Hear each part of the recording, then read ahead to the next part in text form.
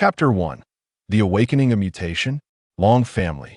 Within a residence, a magnificent azure light beam ascended into the heavens, piercing the clouds. The commotion was immense. Accompanying it was a sound akin to the primordial roar of a dragon, echoing through the air. Above the skies, amidst the clouds, loomed the ethereal silhouette of a colossal azure dragon.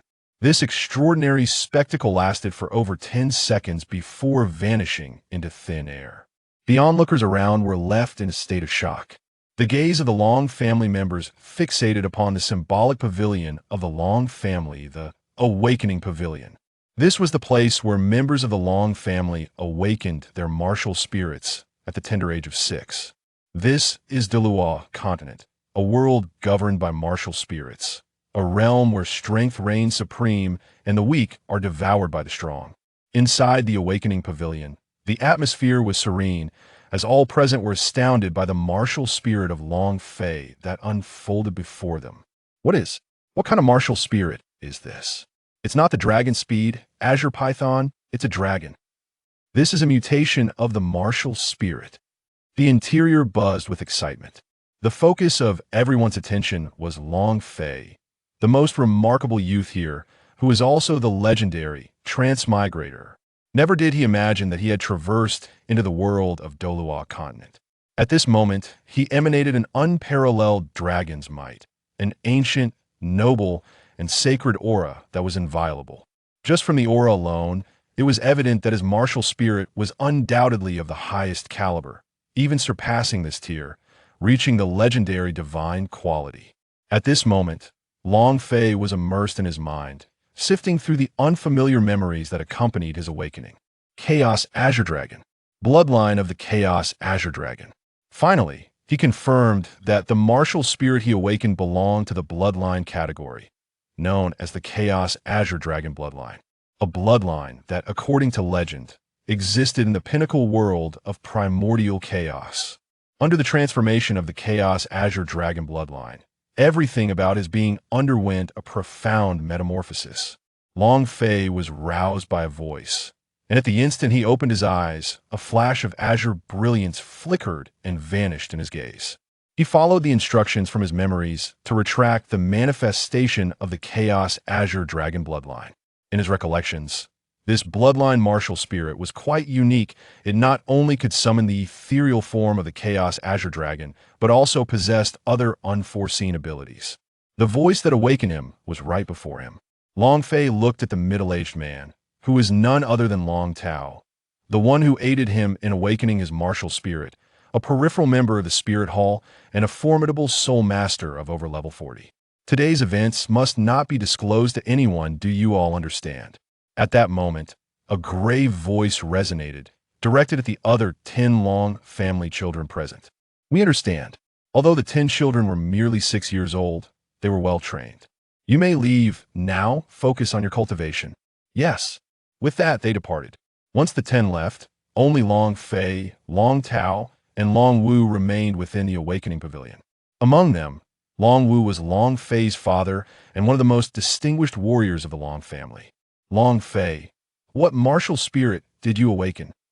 Long Tao inquired, excitement palpable in his voice. Uncle Tao, didn't you already speculate? I awakened a martial spirit of the bloodline category.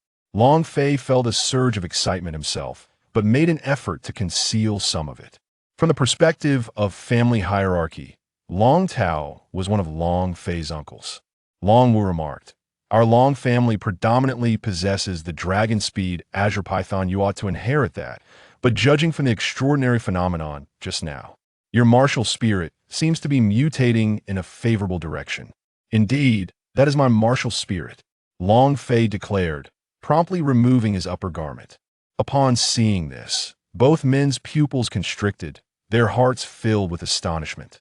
They beheld that Long Fei's upper body was adorned with a massive azure dragon totem tattoo. An indescribable aura emanated from him, the azure dragon tattoo pulsating with a subtle, luminous brilliance. The tattoo radiated an overwhelming dragon's might, a manifestation of the Chaos Azure Dragon Bloodline martial spirit. With the emergence of the tattoo, his strength would instantaneously amplify tenfold. Moreover, it would continue to grow as he became increasingly powerful. Come, let's measure your soul power. An astonished Long Tao quickly brought over a large luminous orb before Long Fei. Long Fei extended his hand to touch it. Instantly, the orb erupted with a brilliant azure light, extraordinarily vibrant. It seemed as if it was on the verge of bursting through the orb. Innate full soul power, Long Ao and Long Wu exclaimed in unison. However, what they did not notice was that Long Fei's brow furrowed slightly as he pondered. Know this detail and the brilliance could it be? My soul power exceeds level 10. With that thought, he swiftly retracted his hand. Some matters were better kept concealed. In his memories, the only individual who surpassed innate full soul power was Qian Daoliu of the Spirit Hall, who possessed innate level 20. Yet that seemed reasonable, as the six-winged angel was a divine, inherited martial spirit. Nevertheless, he was confident that his Chaos Azure Dragon bloodline martial spirit was even more formidable and unparalleled. Long Wu's expression turned grave. Fair, quickly put your clothes back on. We cannot let the Spirit Hall learn of this Long Tao. For the sake of our Long family's rise, you must conceal the true information about Feier's martial spirit. Long Tao's countenance was serious, a martial spirit mutation presenting the Azure Dragon silhouette, innate full soul power. Indeed, it must be kept hidden. Feier, you may return now. Your mother has been waiting long. It is time to share this joyous news with her. Your father and I have matters to discuss. Long Wu reached out and affectionately ruffled Long Fei's hair as he spoke. I understand, father. Farewell, Uncle Tao. With that, Long Fei turned and departed. Following this, a secret conversation ensued between Long Tao and Long Wu. Once outside the awakening pavilion, Long Fei did not leave immediately, but stood still, clenching his fists. At this moment, he felt an unprecedented surge of power. Long Fei's gaze was resolute as he looked up at the heavens, his thoughts echoing. Chaos Azure Dragon bloodline. Splendid. This shall mark the beginning of my rise on Douluo continent. I, Long Fei, shall not squander this fortune. All are beings of past and present. Tang San. I eagerly anticipate our meeting. Long Fei murmured to himself before swiftly heading home. During his journey, he noticed his speed was remarkably swift, his footsteps light, as if an invisible force was lifting him. He felt no fatigue at all previously. He would have certainly felt exhausted and breathless. The Long family estate was quite expansive, with the awakening pavilion situated a kilometer away from his residence. Upon returning home, he was greeted by the enticing aroma of food. As he pushed the door open, the first sight that greeted him was a beautiful woman clad in a chef's attire. Mother, Long Fei called out. Indeed, the enchanting woman before him was none other than his mother, Yi Jing. Feier, you're back. Come in and eat. How did the martial spirit awakening go? Where has your father gone? As Yi Jing spoke, her brow furrowed in sudden concern, realizing that the only one who had returned was Long Fei. Could it be that his father was absent? Mother, father has some matters to attend to and will return later, Long Fei replied, closing the door behind him. Mother, my martial spirit has mutated, and I possess innate full soul power. Long Fei continued. What? A mutated martial spirit? Innate full soul power? Upon hearing this, Yi Jing was instantly taken aback, her expression reflecting a shock that she had never encountered in her lifetime. The bowl in her hands fell to the table. 2. Obtaining the soul ring. Excellent, my Feier. Innate full soul power once we finish eating. I shall have your father accompany you to hunt a soul beast. Yi Jing's eyes sparkled with excitement, her enthusiasm matching that of Long Fei. Yi Jing was not originally a member of the Long family, but had married in from an external clan.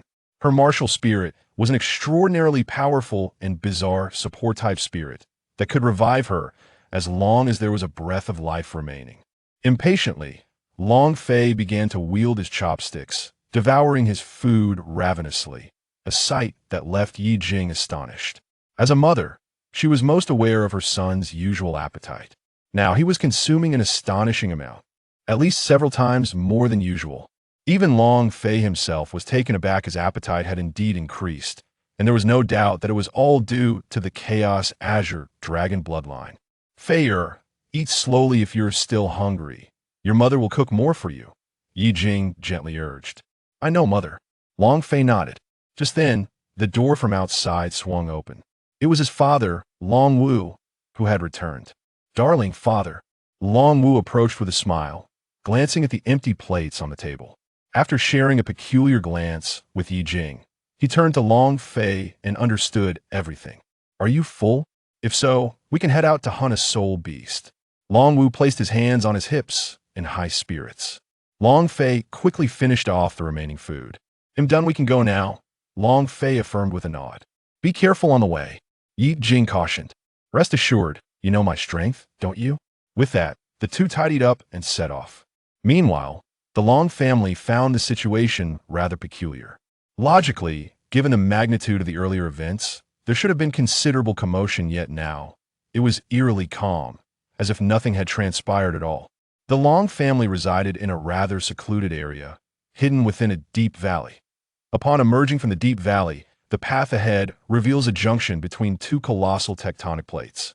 This place is nearly devoid of human presence. At this moment, within the primordial giant forest, two figures, one tall and one short, navigate through the dense foliage. This is the primordial giant forest, teeming with various soul beasts. Your martial soul has indeed mutated, but one aspect remains unchanged. You still follow the path of sheer strength. Much like us, Dragon Wu remarked as he walked. Dragon Fei nodded in agreement. Indeed, he replied, before inquiring, Father, given the commotion surrounding my martial soul awakening, one would expect a stir within the dragon family. Why is it so quiet? According to the narrative, he should have already been summoned to meet the higher-ups of the dragon family and his grandfather by this point. With a sigh, Dragon Wu expressed both concern and excitement.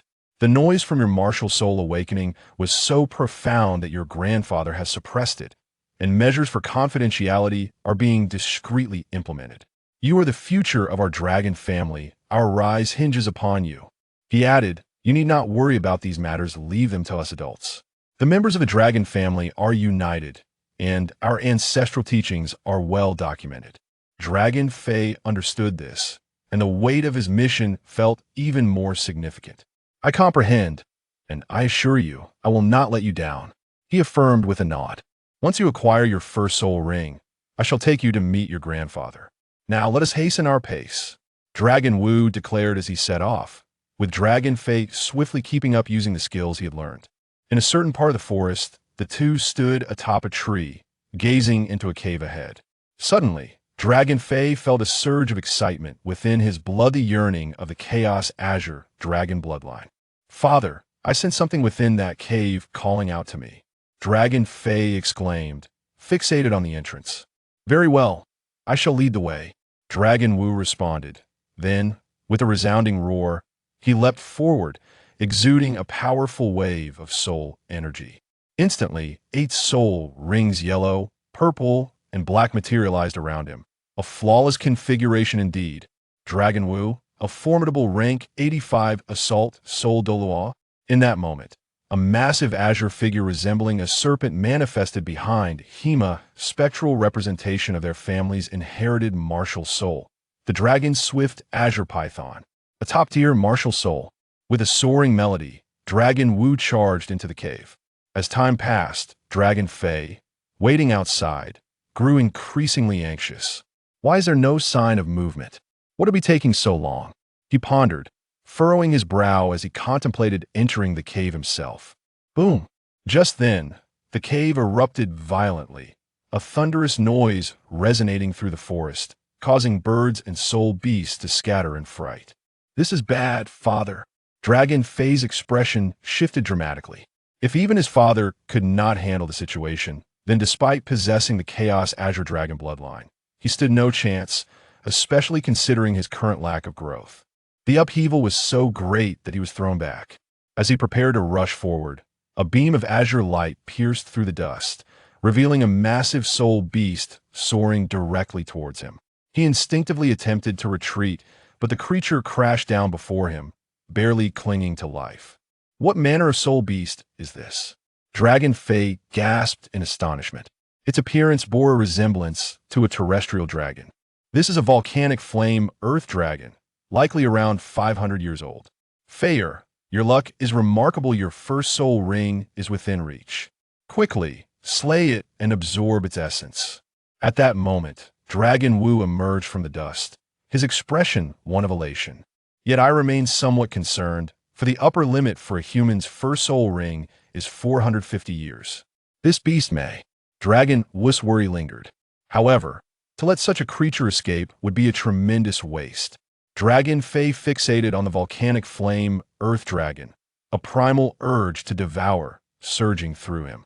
He clutched his chest, feeling an intense heat. He shed his garments, revealing the striking Chaos Azure Dragon tattoo on his body, a sight that astonished Dragon Wu as well. Father, my bloodline has established a subtle connection with this volcanic flame earth dragon. Rest assured, I shall be fine. Under the transformation of the Chaos Azure Dragon bloodline, his physical limits had long surpassed their previous boundaries. Roar!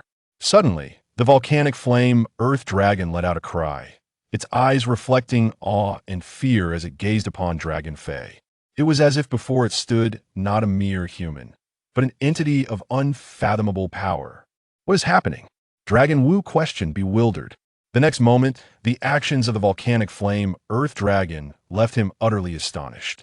The creature struggled to its feet and knelt before Dragon Fei. Then, its body began to glow, transforming into a radiant red light that fused with Dragon Fei, along with its soul essence. Dragon Wu's expression was one of profound amazement. This was a sight he had never witnessed in his life. Truly extraordinary. No, it was Dragon Fei who was extraordinary. It was the manifestation of Dragon Fei's bloodline martial soul. Soul Beast Sacrifice. Dragon Wu observed in awe as the tattoo of the Chaos Azure Dragon on Dragon Fei's body became increasingly prominent and vibrant. The volcanic flame earth dragon willingly offered its essence to Dragon Fei. Even if this method has reached a millennium level of perfection, the souls of the spirit beasts will still be preserved. At this moment, Long Fei has already settled into a meditative posture. Being guided by a certain consciousness, his body feels warm, comfortable, and is brimming with a powerful force that is bubbling within. His body undergoes a transformative sublimation once again. 3. The system has arrived. Thus, Long Fei maintained his meditative position for a full hour. Meanwhile, Long Wu entered his strongest state, releasing his soul power without reservation, fully focused on protecting his dear son from any disturbance. Even from a mere an hour has passed, yet there is still no sign of movement. Long Wu furrowed his brow, completely at a loss on how to respond to this situation. However, it was fortunate that Long Fei's expression did not reflect the pain of absorbing a soul ring. Instead, he appeared to be enjoying a light and pleasant experience. At least for now, there was no need for concern at that moment. The previously motionless Long Fei finally stirred. He cultivated his energy to calm himself. And after exhaling, a circle of purple soul rings appeared around him, only to vanish in an instant. As a Soul Douluo, Long Wu certainly witnessed this scene and exclaimed, "Purple, 1,000-year soul ring," as his excited voice faded. Long Fei had already awakened, clenching his fists and smiling as he felt the changes in his body. Feier, your soul ring is purple and 1,000 years old. Upon seeing Long Fei awaken without any issues, Long Wu breathed a sigh of relief and hurriedly inquired, "Yes, father, my first soul ring is indeed 1,000-year purple," Long Fei replied, and with a thought, a vast surge of soul power emanated from him, accompanied by a large circle of purple soul rings that spiraled upward from his feet. Long Wu's pupils constricted. Even though he had mentally prepared himself, witnessing it again made him swallow hard. At a loss for words, his son truly was extraordinary. In the next moment, he froze. "Wait, isn't your violent mountain blazing dragon only over 500 years old? How can it be 1,000 years? Could I have misjudged?" Realizing this, his expression darkened with regret. If that were the case, and if his son were not so remarkable, then absorbing the soul ring recklessly would surely lead to his demise. His face turned pale. Had he inadvertently condemned his own son? At this moment, he was filled with dread. If that were true, he would become the greatest sinner of the Long family, and he wouldn't know how to explain it later. Fortunately, all was well. His son was a prodigy, and what had happened was in the past, as long as he was safe now. Father, you are correct. That violent mountain blazing dragon indeed only has a lifespan of 520 years. Upon hearing Long Fei's words, the heavy stone in Long Wu's heart vanished. He blinked. So that means I was mistaken. But why is your first soul ring purple instead of yellow? Could it be due to your bloodline? Long Wu was no fool. From the beginning until now, the image of the Azure Dragon tattoo remained vivid in his mind. Long Fei nodded. Exactly, father, when the violent mountain blazing dragon was sacrificed to me. The Azure Dragon bloodline within me directly nourished it, allowing it to instantly increase its age by 680 years, thus reaching 1,200 years. He glanced at the chaotic Azure Dragon tattoo on his body, which appeared so domineering. Moreover, he had grown taller and gained substantial muscle. He caressed the tattoo before donning his clothes. Meanwhile, Long Wu remained lost in thought, absorbing what Long Fei had just said. That it was truly unbelievable. No wonder he was my son. Good. Ha ha ha. After muttering to himself, he burst into laughter. My son, however, your first soul ring being 1,000 years old will certainly attract envious eyes if others see it. Long Wu expressed concern about those with ill intentions. While he had no worries within the Long family, a dragon could not possibly grow up in a small place, as it would ultimately be overshadowed. Long Fei must venture out to hone his skills. Father, there is no need for concern that I possess a passive soul skill known as transformation, which allows me to alter all changes within myself, including the color of my soul rings. Long Fei revealed a proud smile, and in the next moment, the purple 1,000-year soul ring on him transformed into yellow, along with a change in aura. Seeing this astonishing sight again, Long Wu took a deep breath. Then what is your active soul skill? My soul skill? Just as Long Fei was about to speak, a voice suddenly echoed in his mind. Congratulations, host, for using a soul skill for the first time. The multiverse travel system has been activated. Activation successful. Binding host. A cold voice rang out, followed by a series of loading sounds. Character interface host. Long Fei age. 6 martial soul. Chaotic Azure Dragon bloodline package. Bloodline. Tattoo. Phantom manifestation. Note. The tattoo only displays when body temperature rises or falls. It remains hidden at normal temperature. Soul power. 16. One Ring Soul Master bloodline package talents. Attribute amplification. Lifespan extension. Exorcism. Enhanced healing. Immunity to poisons. Super growth. Supreme Dragon Might Soul skill. Passive transformation. Azure Dragon Eye Soul skill. Active Violent Mountain Blazing Azure Dragon Soul System Warehouse. Newbie Gift Package X1 Traveling Worlds. Currently Doa Continent. Upon seeing the unexpected blue data screen before him, Long Fei trembled with excitement, his eyes wide open. System. I've activated the system. Long Fei felt an overwhelming rush of exhilaration, eager to find a place to jump and see if this was all a dream. A system, a golden finger, the essential tool for every transmigrator. Of course, those with poor luck might miss out. Having lost hope initially, he was now invigorated once again, with the chaotic Azure Dragon bloodline as such a powerful golden finger. And now possessing a system as an extraordinary cheat, there was no doubt that he was destined to defy fate. Excitement, unbounded excitement, elation, boundless elation, Feier. Long Wu's shouts snapped the dazed Long Fei back to reality. Father, what is it? Long Fei asked as he regained his composure. His mind was still focused on the multiverse travel system. Seeing Long Fei respond, Long Wu let out a sigh of relief and spoke with a hint of annoyance. What do you mean, what is it? You've been dazed here since just now, and I've been calling you with no response. I thought you were suffering from some adverse effects. You scare me to death. How do you feel? Long Wu's brow furrowed with concern. Long Fei momentarily set aside thoughts of the system. Although Long Wu was his father, the matter of the system must remain a secret, to be kept confidential. He quickly shook his head and waved his hands. It's nothing at all. I was just daydreaming about the wonderful days ahead, not experiencing any adverse effects. Long Wu maintained a serious expression. You indeed have the capital to be proud. But as someone who has been through it, I must caution you not to let pride blind you.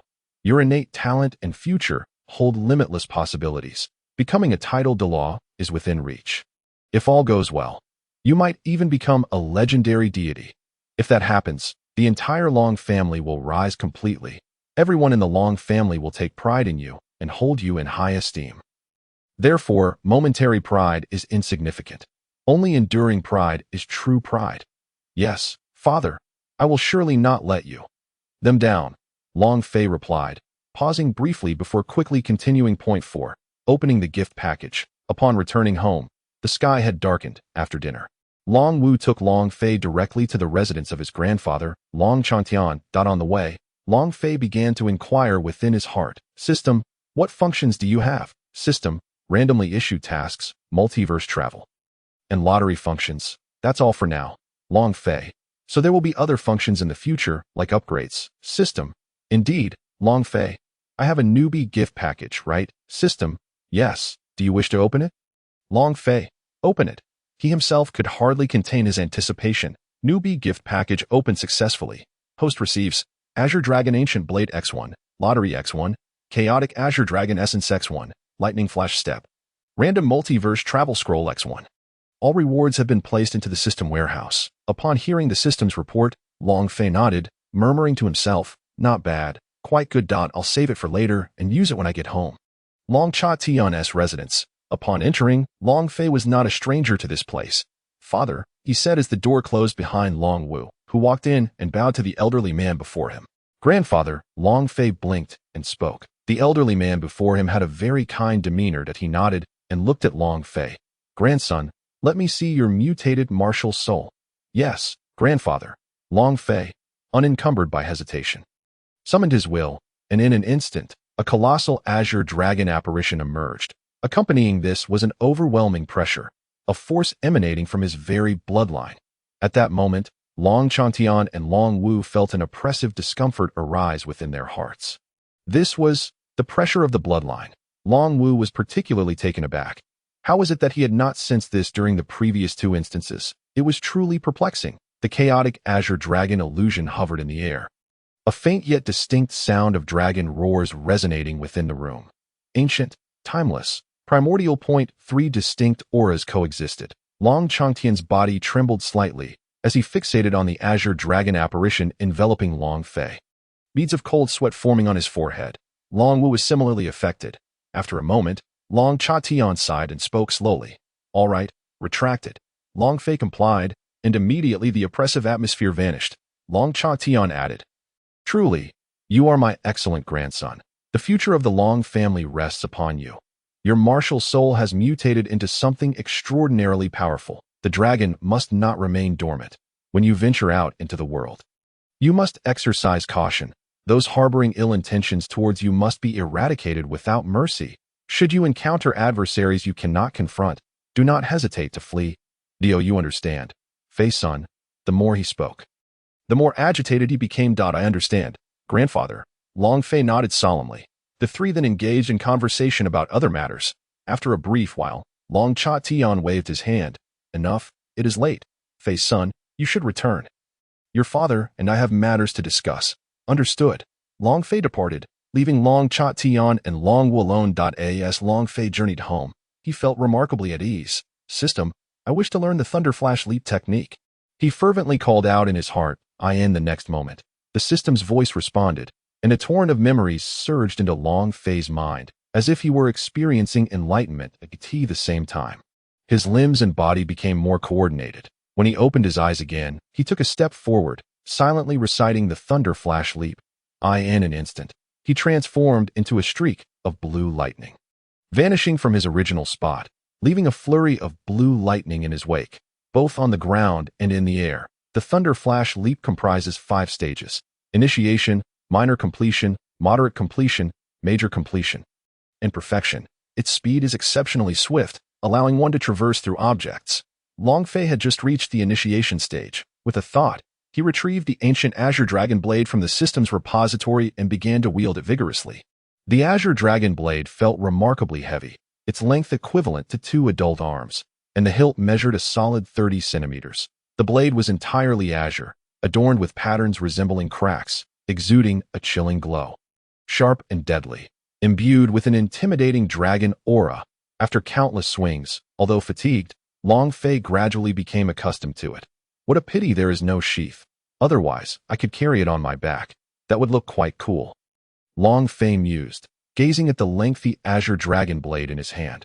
However, this Azure Dragon Blade might serve to mislead outsiders into believing it was his martial soul. that it seemed like a rather clever ruse. Although the chaotic Azure Dragon bloodline did not necessitate the summoning of an apparition for use, even without summoning, it could still be wielded, for he had awakened not the beast martial soul itself but the bloodline itself, which was his true foundation. As long as he remained silent, no one would know what his martial soul truly was. Retract. He returned the Azure Dragon blade. Long Fei then activated the Thunder Flash Leap, hastening towards his home. However, along the way, he was interrupted by the sound of someone practicing martial arts at such a late hour. There are still family members training. Truly diligent, Long Fei thought as he perched atop a large tree, gazing in the direction of the sound. It was the Long family's training grounds. Within the training grounds, a young girl was tightly clenching her fists, panting as she practiced relentlessly. She had long, light blue hair, stood tall, and was quite beautiful. The moonlight cast a soft glow on her flushed cheeks, and her clothes were drenched, clinging to her form. She was enveloped by a dragon's agile azure python martial soul, adorned with 2 yellow 100-year soul rings. This young girl was a 2-ringed great soul master. Suddenly, a crisp sound of breaking branches echoed. The perceptive girl instantly pinpointed the source, turning her head and calling out, "Who?" Before her lay a dark expanse of garden. The darkness obscured her vision, but in the next moment, her pupils dilated, transforming slightly. Those are the eyes of a python. Pythons, being nocturnal creatures, were unaffected by the darkness. This was one of the advantages conferred by her martial soul awakening. The dragon's agile azure python eyes, allowing her to see clearly in the dark. From the shadows emerged a young boy. "Don't be alarmed. I'm one of your own." The figure that emerged was none other than Long Fei, who had been caught spying due to a miscalculation, feeling somewhat embarrassed upon recognizing him as a boy. The girl immediately relaxed, but remained cautious. "Who are you?" Although they were both from the Long family, they were not necessarily acquainted.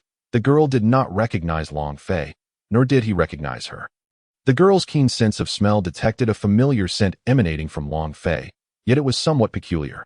Long Fei introduced himself. "I am Long Fei. My father is Long Wu." "Long Wu. You are Long Wu's son, Long Fei?" The girl exclaimed in realization. "What brings you here at this late hour?" she inquired. Long Fei cleared his throat, feeling somewhat awkward. "I happened to pass by and, hearing your sounds, I sneaked over to take a look. That I didn't expect to be discovered. That you're quite straightforward," the girl remarked with a slight huff. "What is your name?" Long Fei scrutinized her, noting that she was still young and had yet to fully develop, but would likely turn out splendidly in the future. The slightly inappropriate thought flickered through Long Fei's mind, but was quickly suppressed. At such a young age, one should focus on cultivation, not indulge in frivolous thoughts. 5. Combat. The girl stated, "My name is Long Tinger." Long Tinger. What a lovely name. Long Fei contemplated. "You must be tired. Here, have some water." Long Fei offered a bottle of liquid from his soul guide device to Long Ting. "This is our first meeting. I brought my own. I won't drink yours," Long Tinger replied, shaking her head as she retrieved water from her own soul guide device. Long Fei was left feeling somewhat awkward. This is not right. The script seems off. Has this girl misread her lines? He thought. "Actually, I didn't truly intend to offer you any. I merely wanted to test your vigilance regarding strangers. This water, I intend to drink myself." Long Fei forced a calm expression as he spoke, subsequently drinking from the bottle himself. Long Tinger remained silent. After finishing the water, Long Fei turned to leave. "Little brother," Long Tinger suddenly called out. Long Fei turned. Irritated, "Don't call me little brother." "Hee." Long Tinger chuckled. "What else would you be, you little thing? What do you want?" Long Fei asked. "Shall we have a spar?" Long Tinger challenged, her eyes glinting with provocation. Long Fei scrutinized her, questioning. "You look exhausted and drenched in sweat. Can you manage?" "A girl cannot say she cannot," Long Tinger replied sternly, fists clenched. "Isn't that a line for boys? Why are you stealing it?" Long Tinger proudly declared. "Besides, you are merely 6 years old, having just awakened today. Competing with me in your current state is hardly unfair. I won't use soul skills. If you dare, come at me. If not, I'll head home. Of course I'll come. Why would I not? I, Long Fei, fear no one, and do not underestimate me.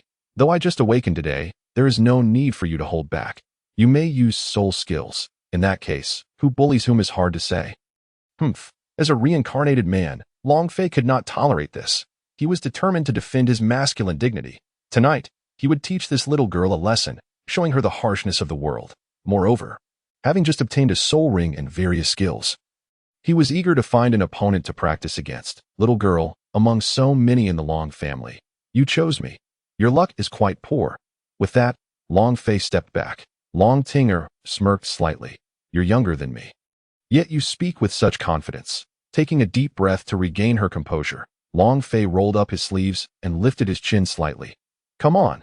Do you not activate your martial spirit? I fear you may not last a single round, Dragon Tinger remarked with a hint of playful sarcasm. Enough chatter, little girl. Come forth quickly, Dragon Fei bellowed. Humph. Then I shall not hold back.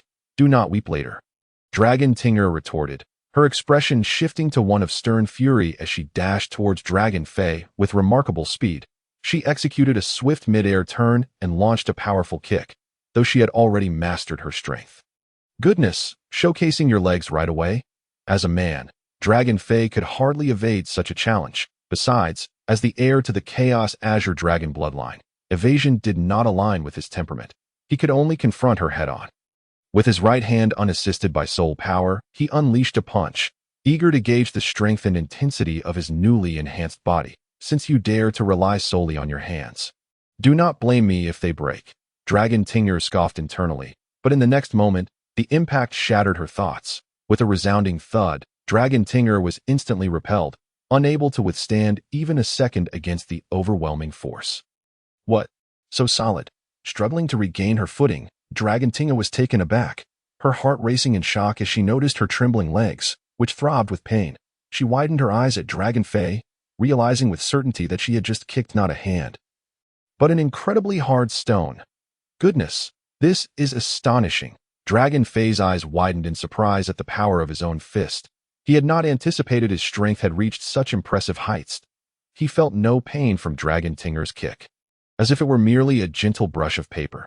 How can you be so hard? Dragon Tinger inquired, her cheeks flushed. Dragon Fei placed his hands on his hips. I am a man. Of course I am hard. Taken aback, Dragon Tinger fumed in embarrassment. You little rascal, why are you thinking of such things at your age? That is not what I meant. How is it that your hand has such strength after just awakening? Humph, now you see my prowess, do you? Dragon Fei declared. Oh, you still dare to underestimate me. In that instant, he regained his confidence as a man. Wiping his nose, Dragon Tinger's expression grew complex. Indeed. I had underestimated you. You are truly a little monster. I shall fight you with all my might from here on. With that, a radiant glow enveloped her, martial spirit activated. As her voice echoed, a massive, four-headed serpent, dark and azure in hue, manifested beside her. In an instant, her soul power surged, her aura sharpening and exuding an oppressive presence. However, as this spectacle unfolded, Dragon Fei remained unfazed. His formidable Chaos Azure Dragon bloodline rendered her display inconsequential. To him, it was merely an additional shadow with a few extra colors, and perhaps she had grown slightly taller. Her eyes transformed into vertical azure serpent pupils, yet they harmonized with her form and aura. Are you not activating your martial spirit? Dragon Tinger frowned, noticing Dragon Fei's lack of movement. This boy was far too arrogant. The difference between her ordinary state and her martial spirit was vast. If I activate my martial spirit, you will have no chance. Hurry and make your move. I intend to go home and sleep. Dragon Fei gestured dismissively. Humph, so presumptuous. Dragon Tinger charged at Dragon Fei again, her two soul rings concealed, as she had no intention of using soul techniques. Inheriting the swiftness of the Azure Python, she closed the distance in a heartbeat and threw a punch. Dragon Fei met her blow with a punch of his own. He indeed felt a slight sting. This time, the force was noticeably stronger than before, yet still insufficient. Dragon Tinger, bewildered and reluctant, thought, impossible. How can this little brat be so resilient? We both possess the Azure Python martial spirit. How could his defense be so formidable? As Dragon Tinger continued her assault, Dragon Fei countered each strike. Her face grew increasingly pale and fierce, beads of sweat forming on her brow. In contrast, Dragon Fei remained unperturbed, seemingly impervious to pressure, inciting her frustration. Regardless of whether it was her punches or kicks, Dragon Fei responded swiftly, either deflecting or dodging her attacks. Suddenly, her first soul ring illuminated brightly, and she vanished from sight. Reappearing behind Dragon Fei, first soul technique. Azure Python's ambush. A massive azure serpent's head emerged from behind Dragon Fei, its enormous jaws gaping wide as it lunged at him.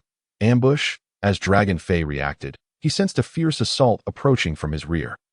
Just as Dragon Tinger believed she had succeeded, a myriad of blue lightning crackled around Dragon Fei, vanishing in an instant, leaving only the charged air and ground behind, her attack having missed completely. Did I say I wouldn't dodge? Dragon Fei quipped. Did I ever say such a thing? Clearly, you have misremembered. I never uttered those words. The sound of her missed strike resonated in the air with a faint rumble. I evaded. Dragon Tinger gasped, her eyes wide as she struggled to comprehend how Dragon Fei had vanished. He reappeared 10 meters ahead, a teasing smile adorning his face. How did you evade? What was that lightning you summoned? Dragon Tingo interrogated. My apologies, but that is a personal trick I shall not disclose, Dragon Fei replied, waving his arm. You have always attacked me, but now it is my turn to take the initiative. Be careful. Speed of Thunder's leap. With his declaration, his figure vanished, leaving behind fleeting afterimages as he surged towards Dragon Tinger. In less than a breath, he appeared before her and struck with an open palm. Realizing the imminent danger, Dragon Tinger swiftly invoked the serpent's agility to evade. Yet, even with her martial spirit speed, she could not match Dragon Fei's Thunder's leap. Dragon Fei pursued her, but rather than attacking, he observed her panting heavily, sweat streaming down her face. You little rascal, since you wish to toy with me. Second soul technique. Azure Python tidal wave. Dragon Tinger, her face flushed, activated her second soul ringed in the next instant. The ground beneath Dragon Fei erupted with a tidal assault, as numerous azure pythons surged from below, ensnaring him in their powerful embrace. While he could have evaded, Dragon Fei chose to confront them head-on. Seizing this opportunity to test his first soul technique, in the face of danger, a surge of warmth coursed through his skin, and azure tattoos glowed upon his arms. The Chaos Azure Dragon tattoos enveloped his upper body. Though his clothing concealed the most crucial part, first soul technique, violent mountain blaze Azure Dragon spirit, his pupils glimmered with a flash of azure light, as a yellow soul ring ascended from him. To an outsider, it would appear to be a century-old ring, yet only Dragon Fei understood its true nature as one of a millennium, albeit with altered colors and aura. Roar.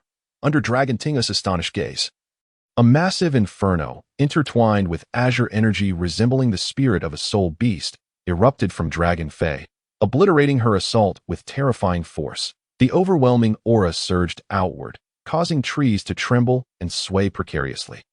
The sheer pressure and impact rendered Dragon Tinger's face ashen, sending her crashing to the ground, her soul rings vanishing and her martial spirit dissipating. Dragon Fei gazed at the formidable entity before him, the spirit of the sacrificed violent mountain blaze Earth Dragon. Yet now, it bore azure markings and flames. The most pronounced transformation was in its head, exuding an unaccustomed majesty. This was a result of the influence of his Chaos Azure Dragon bloodline, leading to its mutated evolution. It was no longer merely the violent mountain blaze Earth Dragon. It had become the violent mountain blaze Azure Dragon spirit, named after Dragon Fei's soul technique. Crucially, as it continued to evolve under his influence, its age would rise, consequently enhancing Dragon Fei's first soul ring alongside it. It was a soul ring capable of perpetual enhancement. Its power and potential were far from what was presently visible. Dragon Fei had much more hidden within. Very well. Return. Long Fei smiled faintly and issued his command. The soul of the chaotic flame blue dragon transformed into a beam of light that entered Long Fei's body. While simultaneously his soul rings vanished, and upon returning to his normal state, his tattoos also concealed themselves. You, since you possess soul rings, did you not awaken today? And is not your martial soul the dragon swift blue python? Who exactly are you? Long Tinger exclaimed in shock as she rose from the ground. Long Fei's lips curled into a slight smirk as he replied, I am the son of Long Wu, and my martial soul has undergone a mutation to AS for the soul rings. Due to my innate full soul power, I obtained my first soul ring earlier this afternoon. Now, I have surpassed the level of a 10-year-old soul master. Martial soul mutation, innate full soul power. Long Tinger was utterly astounded, her expression reflecting her disbelief. Long Fei approached her and asked, How old are you? Long Tinger 11. She instinctively responded, Not much of a difference. Long Fei muttered softly before continuing. You are truly beautiful, and in the future, you will be even more so. Once you grow up, you shall become my lady, for I have taken a liking to you. You are insane. Long Tinger blushed furiously at Long Fei's sudden declaration and swung her hand to strike him. Slap! Surprisingly, she hit her mark, yet Long Fei's expression remained unfazed, calm and earnest as he gazed at her. Grow up well, and I shall come to marry you. When I ascend to divinity, I will take you to explore the divine realms. Long Fei stated, his demeanor unchanged. Seizing an opportune moment while Long Tinger was caught off guard, he gently ruffled her hair before vanishing from the spot with a swift movement. Long Tinger attempted to retaliate, but found herself striking air as Long Fei's figure had already dissipated. Such brazen behavior at such a young age. Long Tinger fumed, her heart aching with indignation as she stomped her feet. It was her first encounter with someone so shameless. However, recalling Long Fei's earlier words, her cheeks flushed even deeper. She quickly departed from the scene. Upon returning home, she exchanged a few subtle remarks with her mother before retreating to her room alone. After taking a shower, she sat on her bed and communicated with the system. System, bring forth the essence of the chaotic blue dragon's blood for me to examine. In the next moment, a radiant light illuminated, revealing a droplet of crimson blood suspended in Long Fei's palm. The bloodline of the chaotic blue dragon resonated within him, causing the chaotic blue dragon totem tattoo on his body to glow brilliantly. Dazzling to behold, within the blood, Long Fei sensed the aura of ancient times, imbued with unparalleled pressure. He eagerly anticipated the potential reactions that might occur upon its absorption and refinement, though he refrained from acting hastily, opting instead to wait for the most opportune moment. Despite the possibility of acquiring more in the future, this was the essence of the chaotic blue dragon, containing its core power, and he did not wish to squander it carelessly. Suppressing his desire to consume it, he returned it to the system's repository. System, is that lottery opportunity available for use now? Long Fei inquired, taking a deep breath. Yes, came the affirmative response. Then I shall use it now. Long Fei declared. A spinning wheel materialized before him, whirling rapidly. Eventually, the wheel vanished, and a beam of light entered his system repository. Following this, the system's voice announced, "Congratulations, host. You have acquired the infinite longevity technique, which has been added to your repository. Please check." 7th, cultivation task. Infinite longevity technique. System, quickly show me the introduction to this technique. Long Fei exclaimed with excitement. The infinite longevity technique is a body tempering method devoid of upper limits or ranks, utilizing all possible amplification factors beyond the current realm to continually refine the body, ultimately achieving immortality. Body tempering comprises two aspects, external and internal. The external includes skin and flesh, muscle tissue, skeletal structure, and spinal cord. The internal encompasses blood, meridians, internal organs, neural tissue, cellular structure, and organ systems. After perusing this concise information, Long Fei inhaled sharply and declared, "What an astonishing technique. At last, I have drawn a monumental treasure." In the next moment, he was too exhilarated to consider sleep. System, I wish to learn this infinite longevity technique. As you wish. As the system's voice resonated, a torrent of data-like light surged into Long Fei's mind, unlike any previous experience. Not only did it flood his consciousness, but it also permeated his entire being. Suddenly, it felt as if enlightenment had struck him, and he gained ancient corporeal memories throughout his body. His physique became more solid and taut, and everything about him underwent a profound transformation. Thus, Long Fei began to cultivate the infinite longevity technique in a meditative posture. As the sun rose and the chirping of birds filled the air, an entire night passed. The next day, as Long Fei awakened from his state of cultivation, he felt revitalized, brimming with energy and a sense of ease. System, open the character panel. Character interface. Host, Long Fei age. 6 technique, infinite longevity technique. Level 1 martial soul. Chaotic blue dragon bloodline package. Bloodline, tattoo, phantom attachment. Note, tattoos are only visible when body temperature rises or falls significantly. At normal temperature, they remain hidden. Soul power, 16. One Ring Soul Master bloodline package attributes.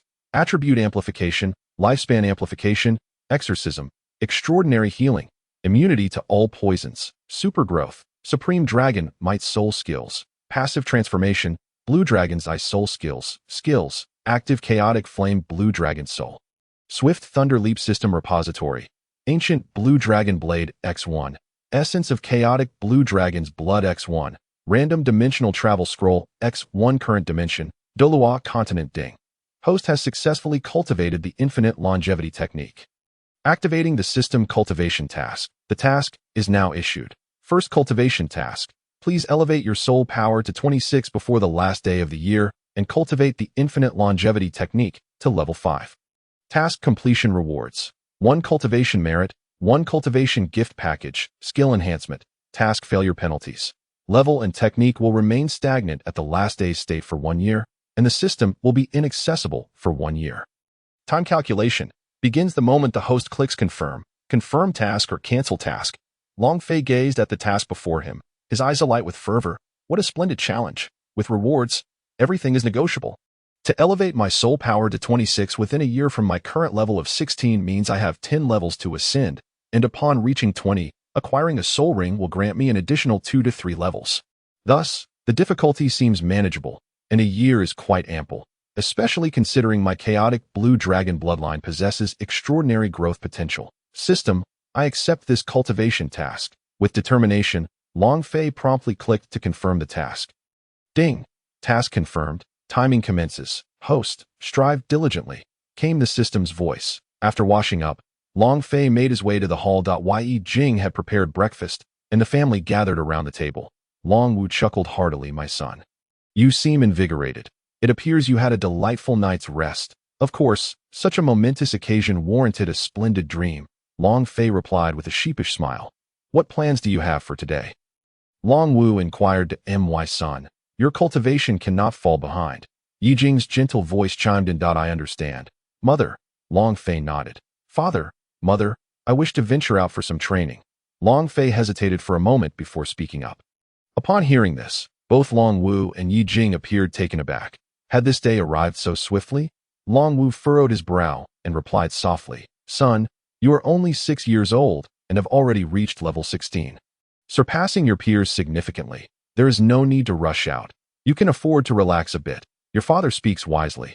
I am concerned for your safety, embarking on training at such a young age. Yi Jing added, her expression shifting. You may afford to wait, but I cannot. Within a year, I must not only elevate 10 levels, but also cultivate the infinite longevity technique to level 5, if it were only the former. I could indeed relax, yet the latter's body tempering is no small feat, and I must ascend 4 more levels. One can only imagine the pain that entails. This suffering, Long Fei would keep to himself, naturally not voicing it aloud. Yet he knew that enduring such trials would yield unparalleled rewards. One's rank is determined by oneself, and the cultivation of one's martial arts is also a personal endeavor. One's strength is solely one's own achievement. Although failure does not diminish one's soul force or techniques, the inability to advance or utilize the system for an entire year is utterly unbearable.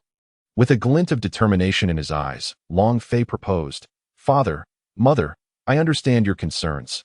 How about this? You assist me in enrolling in a Soul Master Academy, and I will study there. Would that suffice? Once he enters the academy, he could secretly slip away. Upon hearing this, Long Wu and Yi Jing exchanged a knowing glance and smiled gently, saying, We had already planned to send you to a Soul Master Academy. You have reached the age for schooling, and with your martial soul awakened, it is the perfect timing. Thus, we shall send you to the Soul Master Academy. The spark of joy illuminated Long Fei's eyes as he cheerfully inquired. Excellent. I wonder which Soul Master Academy it will be.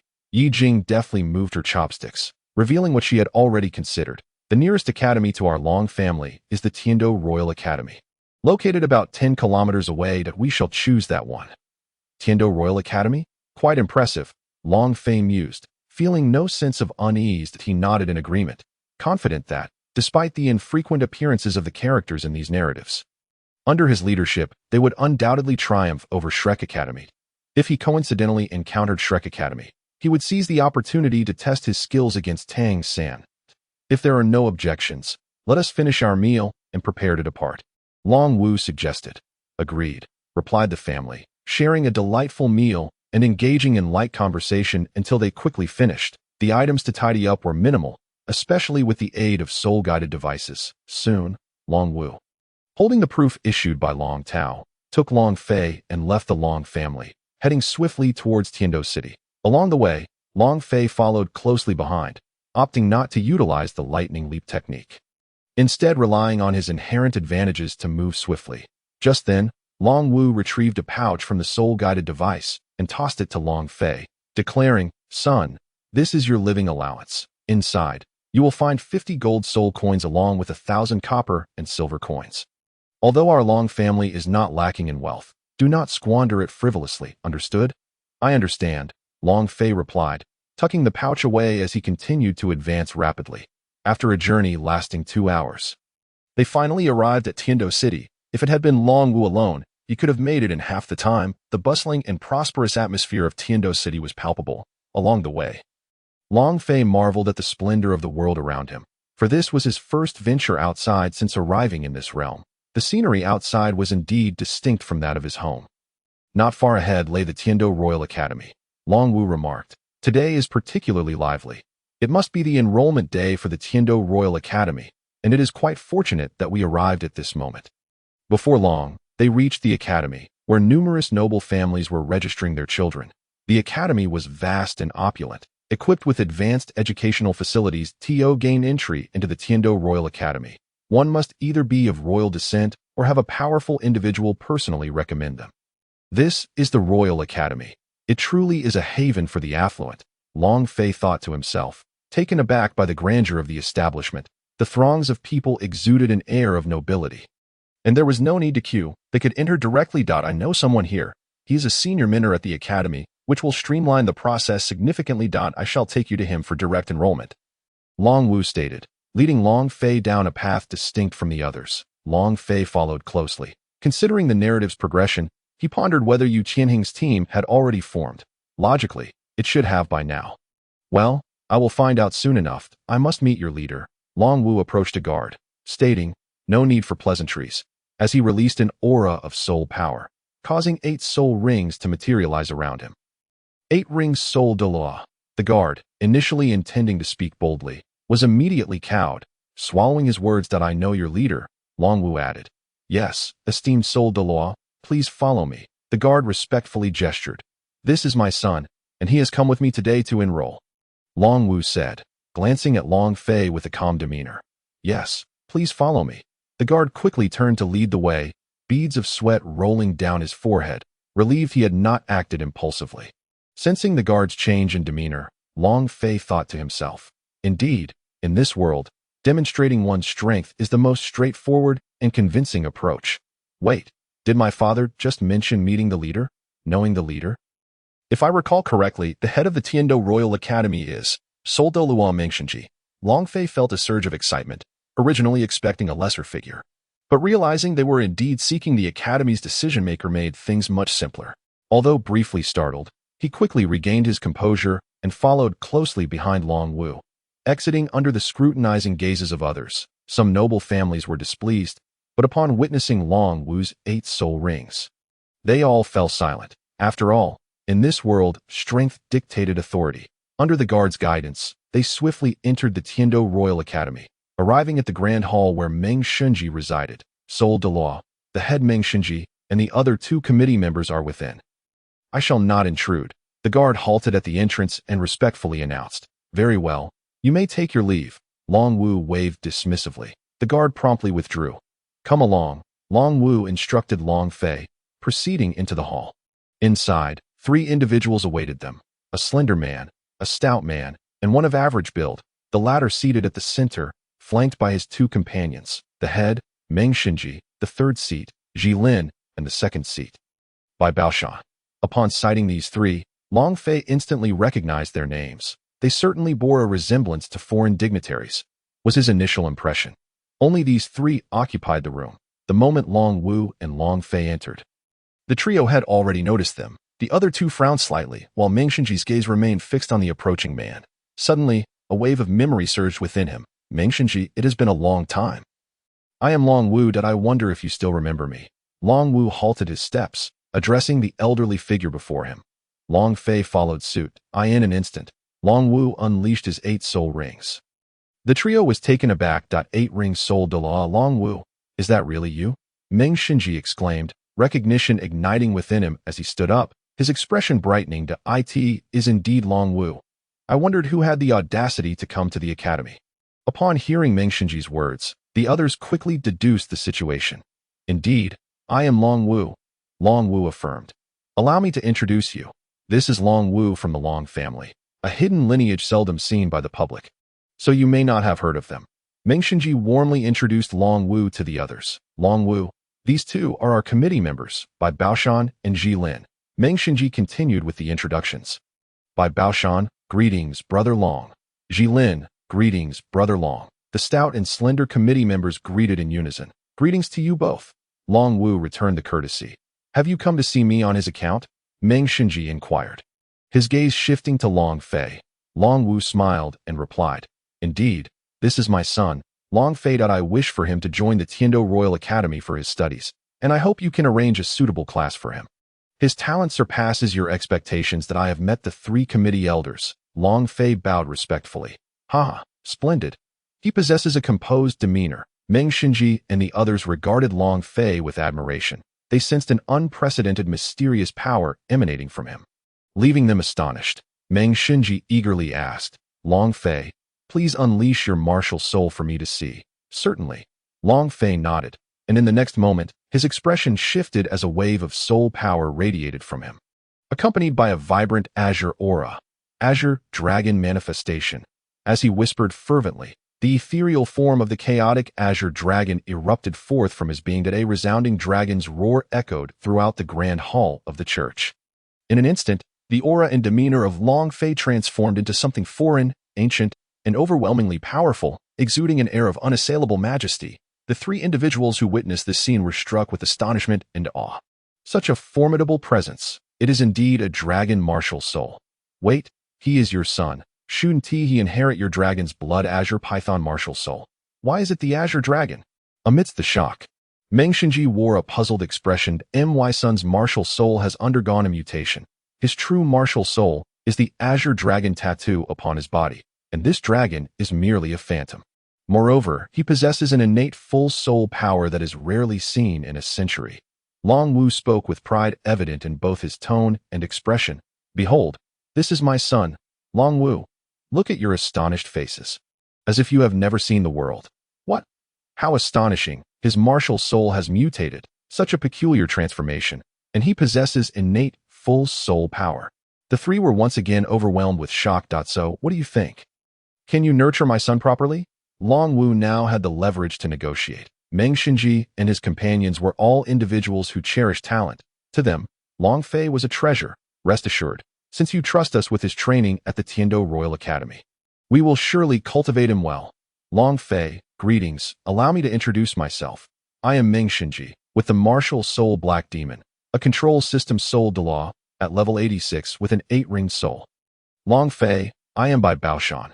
My martial soul is the Heavenly Star Furnace, a defense system Soul Douluo, at level 85 with an 8-ringed soul. Long Fei, I am Ji Lin. My martial soul is the Celestial Green Vine, a control system Soul Douluo, at level 83 with an 8-ringed soul. I am Long Fei, 6 years old, with the martial soul Azure Dragon tattoo, a formidable attack system Soul Master at level 16 with a 1-ringed soul. As the words fell from Long Fei's lips, the 3 committee members, aside from Long Wu and himself, were left in sheer astonishment. Initially, they thought they had misheard. You say you are 6 years old and at level 16? Meng Xinji and the others inquired incredulously. Yes, Long Fei nodded affirmatively. Impossible. Unthinkable. When did you awaken your martial soul?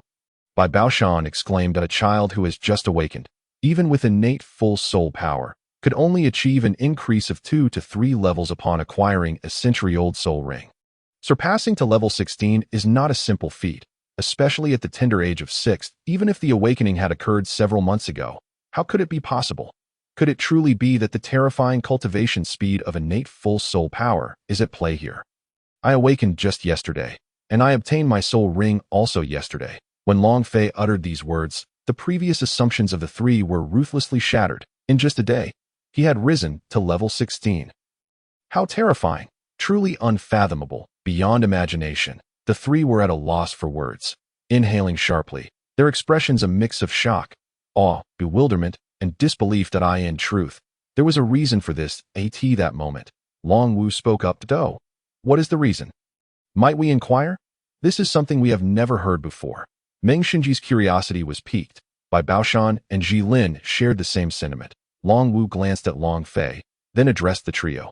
The reason Long Fei has been able to progress so rapidly is due to the age of the soul ring he absorbed. The age of the soul ring? Is it not a century-old soul ring? What makes it so special? The three inquired in unison. The soul ring enveloping Long Fei was unequivocally yellow, signifying its century-long status. They could discern no difference. Could it be the soul beast that was the owner of this ring? Esteemed committee members, my soul ring is not a century-old one, but rather a millennium-old soul ring. Upon Long Fei's declaration, the aura surrounding him underwent a dramatic transformation, becoming even more formidable, and the first soul ring, which had been yellow, now radiated a brilliant purple. Simultaneously, Long Fei's essence fused completely with this newfound power. A thunderous sound erupted. An invisible force detonated within the minds of Meng Xinji and his companions as they were suddenly struck with shock, their expressions shifting dramatically, their pupils contracting. They gasped in disbelief, their faces betraying their fear. A millennium-old soul ring. The first soul ring is indeed a millennium-old. What is happening? It was just a century old. How could it be a millennium old? There is no mistake. This aura can only be emitted by a millennium-old soul ring. A prodigy. No, a monster, a true anomaly. The tremor in their voices was palpable. What they witnessed today was truly a spectacle that would astonish the world. Long Wu briefly relayed the events to the three, omitting any mention of the Bloodline's influence, instead attributing the phenomenon to a mutation that occurred during the absorption process. Though fabricated, the explanation was convincing enough that the three did not sense anything amiss. After a prolonged silence, Meng Xinji sighed, his expression turning grave. Luck is a form of strength as well. Rest assured, this matter will be kept confidential by our committee. It will not be leaked. Long Fei will be entrusted to us, and we will ensure he receives the utmost training. Perhaps one day, a Title Douluo younger than Qian Daoliu may emerge from our Tiando Royal Academy.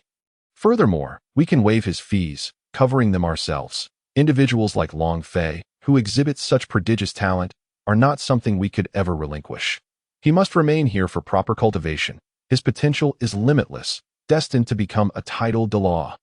Cultivating a Title Douluo is a matter of immense pride.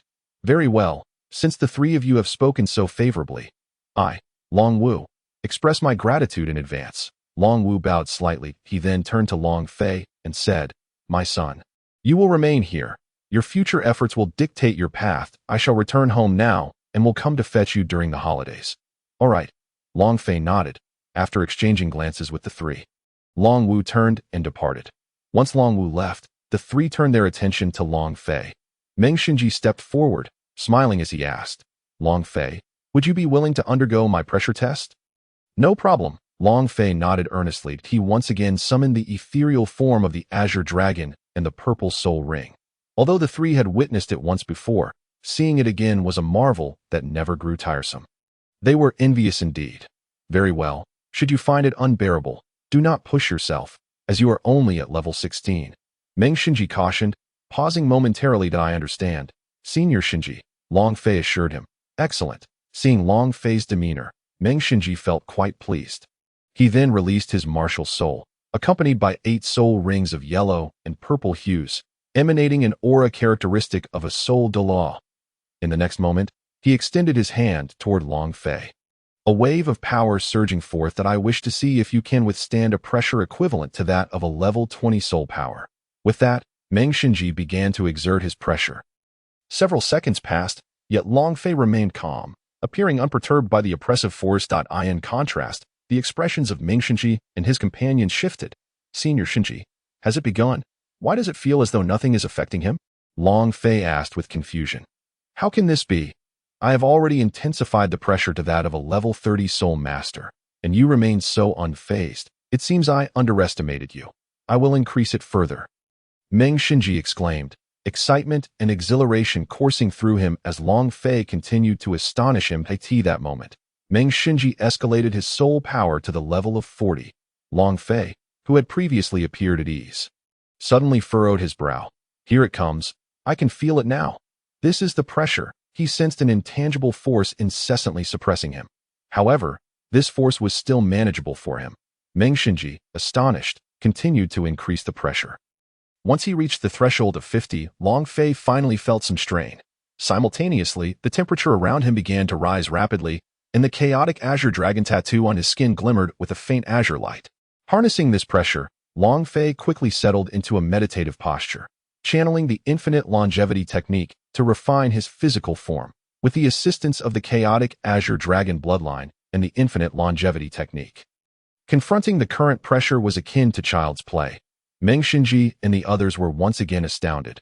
How is this possible? The pressure is now at the level of a Soul Emperor. How could a mere 16-level Soul Master endure it? The two other seniors should also lend their strength to elevate their soul power to the level of Soul Emperor, Long Fei felt. He was on the verge of a breakthrough. The oppressive aura of Dream Machine undoubtedly served as a boon for him to transcend and refine his physical form. Such an opportunity was not one Long Fei could afford to miss, and he naturally intended to make full use of it. 10. Exclaimed Qin Ming. What a remarkable fellow! The three gazed with admiration, and soon after, Bai Baoshan and Jilin also took action as Soul Douluo level powerhouses. They could easily discern that Long Fei was harnessing this moment of pressure to enhance his cultivation. However, they remained unaware that Long Fei aimed not only to elevate his cultivation, but also to temper his body. 3 streams of Soul Emperor level pressure swiftly descended upon Long Fei. Sweat poured from Long Fei's forehead as he gritted his teeth and bellowed, "Stimulate." Within him, the boundless eternal life technique rapidly circulated, transforming this pressure into the strength to forge his flesh. Everything, both inside and out, underwent sublimation under the impetus of the eternal life technique. Remarkably, despite being only at the 16th level, he was managing to endure for such a prolonged period. The trio gasped in astonishment at that moment. The aura of the Azure Dragon became even more pronounced. After expanding once more, in the next instant, a resounding hum echoed. The shackles on Long Fei's body were shattered, and his soul power level surged from 16 to 17. With his successful upgrade, he quickly resumed his meditation to calm his spirit. Upgraded, the three exclaimed with delight, and gradually, they retracted their pressure. Long Fei took a deep breath, opened his eyes, and slowly rose to his feet, wiping away the sweat. Returning to his usual demeanor in his heart, he mused, I still need 9 more levels to reach the soul power rank. Next, I must diligently cultivate the eternal life technique. Otherwise, once my soul power reaches 26, if the eternal life technique hasn't attained the 5th level, that would be unacceptable. Long Fei, may I see the true martial soul? The Azure Dragon tattoo upon your body? Dream Machine and the others were filled with curiosity, almost forgetting after being momentarily affected by that ethereal shadow. Certainly, Long Fei replied, promptly shedding his clothing to reveal a well-toned physique. Perfect muscle definition and an impressive 8-pack. He was indeed a sight to behold. What a remarkably fit body. The trio discerned that Long Fei had engaged in rigorous training. This young man was outstanding in every regard. However, there was nothing visible. Open, Long Fei shouted, actively channeling his soul power to elevate his body's temperature. Soon, the originally pristine white skin exhibited the chaotic Azure Dragon totem tattoo that adorned his entire upper body, including his arms. That supreme aura, the sharpness of the dragon's breath, left Dream Machine and the others utterly astonished once more. How exquisite, they marveled. Moments later, Dream Machine remarked, All right, Long Fei, you may put your clothes back on. Long Fei donned his garments, returning to his normal state. The Azure Dragon's ethereal shadow serves as an excellent concealment for your true martial soul state. It is quite a remarkable mutation. Dream Machine nodded in approval. Long Fei, follow me.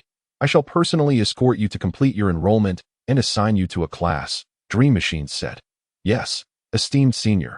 Long Fei responded with respect. Soon, he followed Dream Machine away. Bai Baoshan and Jilin exchanged glances in the church hall, with Bai Baoshan stating, What a prodigy! Truly, heaven has blessed our Tiando Royal Academy that I wish to reserve a spot for this young fellow in the elite competition of soul masters across the continent 6 years from now. That should be acceptable, right? Jilin nodded. With such a prodigious talent, there is no doubt he will succeed. Having just awakened a day ago, he has already reached the 17th level at merely 6 years of age. With our full support over the next 6 years, he will undoubtedly surpass the Soul Master rank. Perhaps even greater surprises await us, Bai Baoshan added. Here we are, the Academic Affairs Office for enrollment. Following Dream Machine, Long Fei arrived at the entrance of a beautifully decorated office, then stepped inside. Inside was a solitary man. Upon seeing Dream Machine enter, the man immediately stood up, respectfully saying, "Chief." "Ah, Hai Long, this is Long Fei. His martial soul is a dragon type, with innate full soul power, 6 years old, and at the 17th level that I'm recommending him directly for accommodation and class assignment. He will be placed in Qin Ming's class." Dream Machine informed. Given that the chief personally brought him, Hai Long realized that this individual must possess an extraordinary background, apart from those with powerful royal connections. Hai Long regarded Long Fei with astonishment and quickly nodded. "What? Innate full soul power. Understood." Their Tiando Royal Academy had struck gold. Never before had an individual with innate full soul power appeared. Remember, this must remain confidential. It cannot be leaked, or there will be severe consequences. Dream Machine's tone shifted. Hai Long nodded solemnly. "I understand, Chief, that I will ensure it is handled properly." After speaking, he cast a deep glance at Long Fei. Such a significant matter could only be addressed with falsified information. Soon, Hai Long completed the necessary arrangements. Following this, Dream Machine took Long Fei on a tour of the Tiando Royal Academy. In the future, should you encounter any issues while studying, you can directly approach us 3 deans at the church hall. Of course, you can also reach out to your homeroom teacher, Qian Ming. He is an exceptional individual, Dream Machine stated before departing. "I understand, Chief." Dream Machine, Long Fei nodded. The school gates will remain open during non-class hours, allowing for free entry and exit, but do not wander too far. Here, take this. Should you find yourself in danger, remember to crush it, and we will know your location to appear promptly, and it contains my strongest strike." Dream Machine said, producing a small jade from his soul guide and handing it to Long Fei. "Thank you, esteemed senior." Long Fei quickly accepted it, storing it in his soul guide. "That I will take you to meet Qin Ming," Dream Machine stated, leading Long Fei away at this moment. Within the office of the Tiando Royal Academy, only a young man remained. He was tall, donned in elegant teacher's attire, with light brown hair, a handsome visage, and a youthful appearance. He was Qin Ming. Qin Ming was engrossed in a book at his solitary office when a knock echoed, and the door swung open. The noise startled Qin Ming from his focused reading. "Qin Ming," a familiar voice called out. Qin Ming looked up and recognized the visitor, quickly standing with respect. "Greetings, Chief." Dream Machine. "Ah, Qin Ming, I've brought you a gifted student you will find very intriguing," Dream Machine said. Glancing at Long Fei beside him, Qin Ming also turned his gaze to Long Fei. Is this the exceptional student the chief mentioned?" "Indeed," Dream Machine affirmed. Long Fei stepped forward and introduced himself. "Hello, Teacher Qin Ming. My name is Long Fei. I am 6 years old, and my martial soul is the Azure Dragon Tattoo, a level 17 assault-type soul master." "What? You are 6 years old? Did you just awaken your martial soul? How is it possible to be at the 17th level?" Qin Ming was taken aback that he possesses innate full soul power. Dream Machine clarified. "Innate full soul power? That can't be right. Even so, even with soul rings, it shouldn't be possible to achieve such a level." Qin Ming's mind raced, searching for knowledge on this phenomenon, but found nothing. Long Fei's situation had far exceeded his understanding. Perhaps this was the essence of being exceptionally gifted. Dream Machine then shared details about Long Fei's Azure Dragon ethereal shadow and tattoo. The more Qin Ming listened, the more astonished he became. Yet his interest in Long Fei grew immensely. His expression radiated joy and excitement. After Dream Machine departed, only Qin Ming and Long Fei remained. With a tone of earnest request, Qin Ming said, "Long Fei, may I see your Azure Dragon tattoo?" "Of course," Long Fei replied reluctantly, shedding his shirt once more. Resuming the previous displayed this moment, the Azure Dragon totem tattoo illuminated, exuding an unparalleled dragon might. Qin Ming inhaled deeply, his eyes widening in disbelief. "Is this the Azure Dragon tattoo martial soul? How astonishing. This is my first encounter with something like this. By the way, Teacher Qin Ming, I possess a blade, which is my weapon. I cannot disclose details about my martial soul, but I can train with this weapon." Long Fei noticed Qin Ming's contemplative expression regarding his training regimen. Indeed, Long Fei was not mistaken. Qin Ming was silently planning in his mind. However, Long Fei's words caught him off guard. "A blade?" Then, Long Fei produced a long azure blade from his hand. "This is the Azure Dragon Ancient Blade, a weapon closely associated with my Azure Dragon tattoo." Are you a twin martial soul? Qin Ming, however, interpreted it this way. No, this blade cannot be embedded with a soul ring. It exists independently, Long Fei replied, shaking his head. It can be considered a type of weaponized soul guide, Long Fei added after a moment of contemplation. Qin Ming was absorbing the information conveyed by Long Fei. Nodding, Qin Ming remarked, I see. Your martial soul is indeed unique. You should utilize this blade during external battles. However, do not neglect the cultivation of your martial soul and the improvement of your rank. I believe it possesses formidable power, does it not? In agreement with Qin Ming's proposal, Long Fei nodded slightly and inquired, Teacher Qin Ming, would you like to experience its might? Very well, I shall give it a try. The office was spacious, and they found an open area. Qin Ming activated his Fire Wolf martial soul, and 6 standard configured soul rings rose before quickly fading from view. Long Fei stood on the ground, his physical form having received tremendous enhancement, with his strength bolstered further by the chaotic Azure Dragon bloodline, that he released his soul power, appearing unchanged as he had not activated his martial soul. In contrast, the Azure Dragon tattoo on his body glimmered with a vibrant azure light. His soul power smoothly enveloped the ancient Azure Dragon blade, and with a powerful swing, he struck at Qin Ming. The Azure Dragon blade radiated a chilling brilliance, fierce and unyielding, emanating an aura as if it sought to suppress all. Sensing the danger exuded by the blade, Qin Ming remained vigilant and met the attack head-on. With a resounding boom, he was propelled backward, the terrifying force unleashed by the Azure Dragon blade continuing to spread. Second soul skill, Wolf's Roar. With no other choice, he activated his soul skill, allowing energy from his Fire Wolf martial soul to radiate outward, effectively neutralizing the residual shockwaves from the Azure Dragon blade. How was that, Teacher Qin Ming?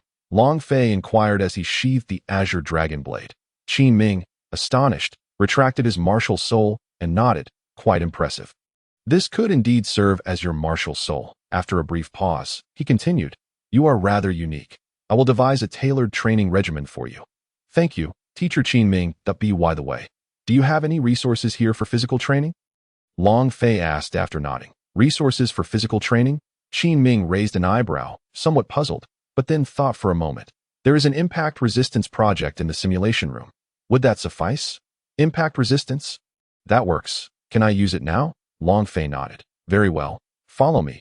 Qin Ming replied, leading the way. The most direct method to cultivate the infinite longevity technique was through continuous physical training. Of course, the technique could be cultivated without external forces. But that method would be considerably slower.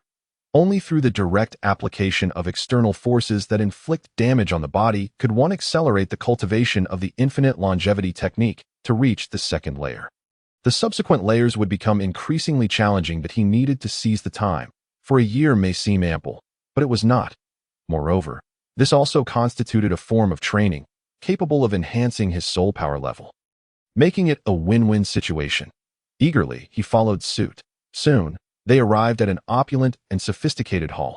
Qin Ming completed the necessary procedures at the front desk and then guided Long Fei into the impact resistance simulation room. This room was rarely used, falling into the category of obscure facilities. Otherwise, they would have had to queue, as other simulation rooms were quite popular. Inside this simulation room, Qin Ming explained, Teacher, the reason I wish to engage in this is that my martial soul, the Azure Dragon tattoo, possesses a remarkable ability. Inflicting continuous damage on my body through external forces will strengthen it. Thus, I require significant external force to injure my physique. Naturally, he could not reveal the infinite longevity technique, choosing instead to reference the Azure Dragon tattoo, as no one else would suspect deception. Qin Ming raised an eyebrow, surprised, and said, such a remarkable effect exists. In that case, why not directly seek me or the chief to use soul skills against you for training? Wouldn't that yield faster results? Long Fei nodded. I have considered that, but I prefer to start from the basics. Once this impact resistance proves ineffective, I will adopt the method you suggested. Very well, I respect your choice. Qin Ming acknowledged. Long Fei scanned the room and asked, Teacher Qin Ming, what is the highest level of impact resistance available? Soul Master, Qin Ming replied. Then let us proceed with Soul Master, Long Fei declared confidently. That is Soul Master's attack. While you are indeed extraordinary, you are only at level 17, and Soul Masters are at level 40. Qin Ming's expression turned concerned, and he immediately cautioned. This kid might not grasp the concept of power. Choosing Soul Master right off the bat seems like a reckless endeavor. Long Fei gazed intensely at Qin Ming. Teacher, please trust me that I would not engage in anything without assurance. The more severe the harm inflicted on my body, the stronger I will become. I can endure it, very well, but I must clarify. I will observe from outside. Should I see you in distress, I will stop it immediately. Qin Ming sighed, seeing Long Fei's determination, and decided not to dissuade him any further. Let him witness the power of a Soul Master. Good. With that, Qin Ming exited the room that I have set it up. Press the button to begin. Are you ready? Qin Ming's voice resonated from outside the room. Ready, Long Fei shouted. Qin Ming pressed the button. Suddenly, the simulation room shifted. Seconds passed. A chilling wail echoed from within the simulation room. Qin Ming. Team 12, Yu Tianheng. The sound of Long Fei's cries reverberated from the impact resistance simulation room. Outside, Qin Ming pondered whether to press the stop button. However, amidst his agonized screams, Long Fei added, Teacher, don't stop. I can endure it. Seeing that there was no imminent danger to his life, Qin Ming reluctantly refrained from stopping the simulation. Is he truly this stubborn? This is the attack of hundreds of Soul Masters, he sighed. Thus, Long Fei endured the relentless impacts for a full hour. His cries gradually subsided. It was not that he had succumbed. Quite the opposite. Long Fei had managed to withstand it. His body swayed within the room. Seemingly impervious to the pain from the Soul Master's attacks, his skin had turned red and swollen. Nevertheless, he gritted his teeth and activated the infinite longevity technique within him, and the results were indeed promising. The extreme pain inflicted upon his body accelerated the repair and enhancement provided by the technique. This scene left Qin Ming outside momentarily stunned.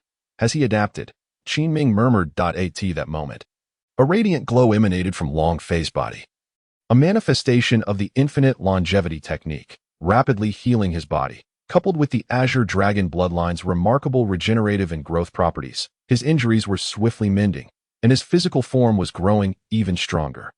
All right, let's end today's session, Qin Ming declared, pressing the stop button.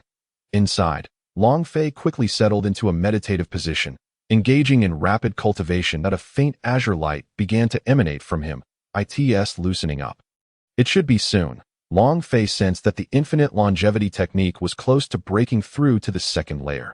Based on his estimation, under such assaults, he would achieve this breakthrough in about a week. Another hour passed. Long Fei's internal and external injuries had completely healed, and the strength of his physique had significantly increased. He felt even more solid and taut. Moreover, his vital energy surged robustly. It's time to exit, Long Fei announced, heading toward the door. Upon reaching it, he overheard voices outside. Many people were present. Long Fei glanced over and noticed 7 individuals beside Qin Ming, 2 women and 5 men. This timeline. Could it be them? Long Fei furrowed his brows, silently pondering to himself. These individuals appeared quite familiar, resembling characters from his previous life's anime.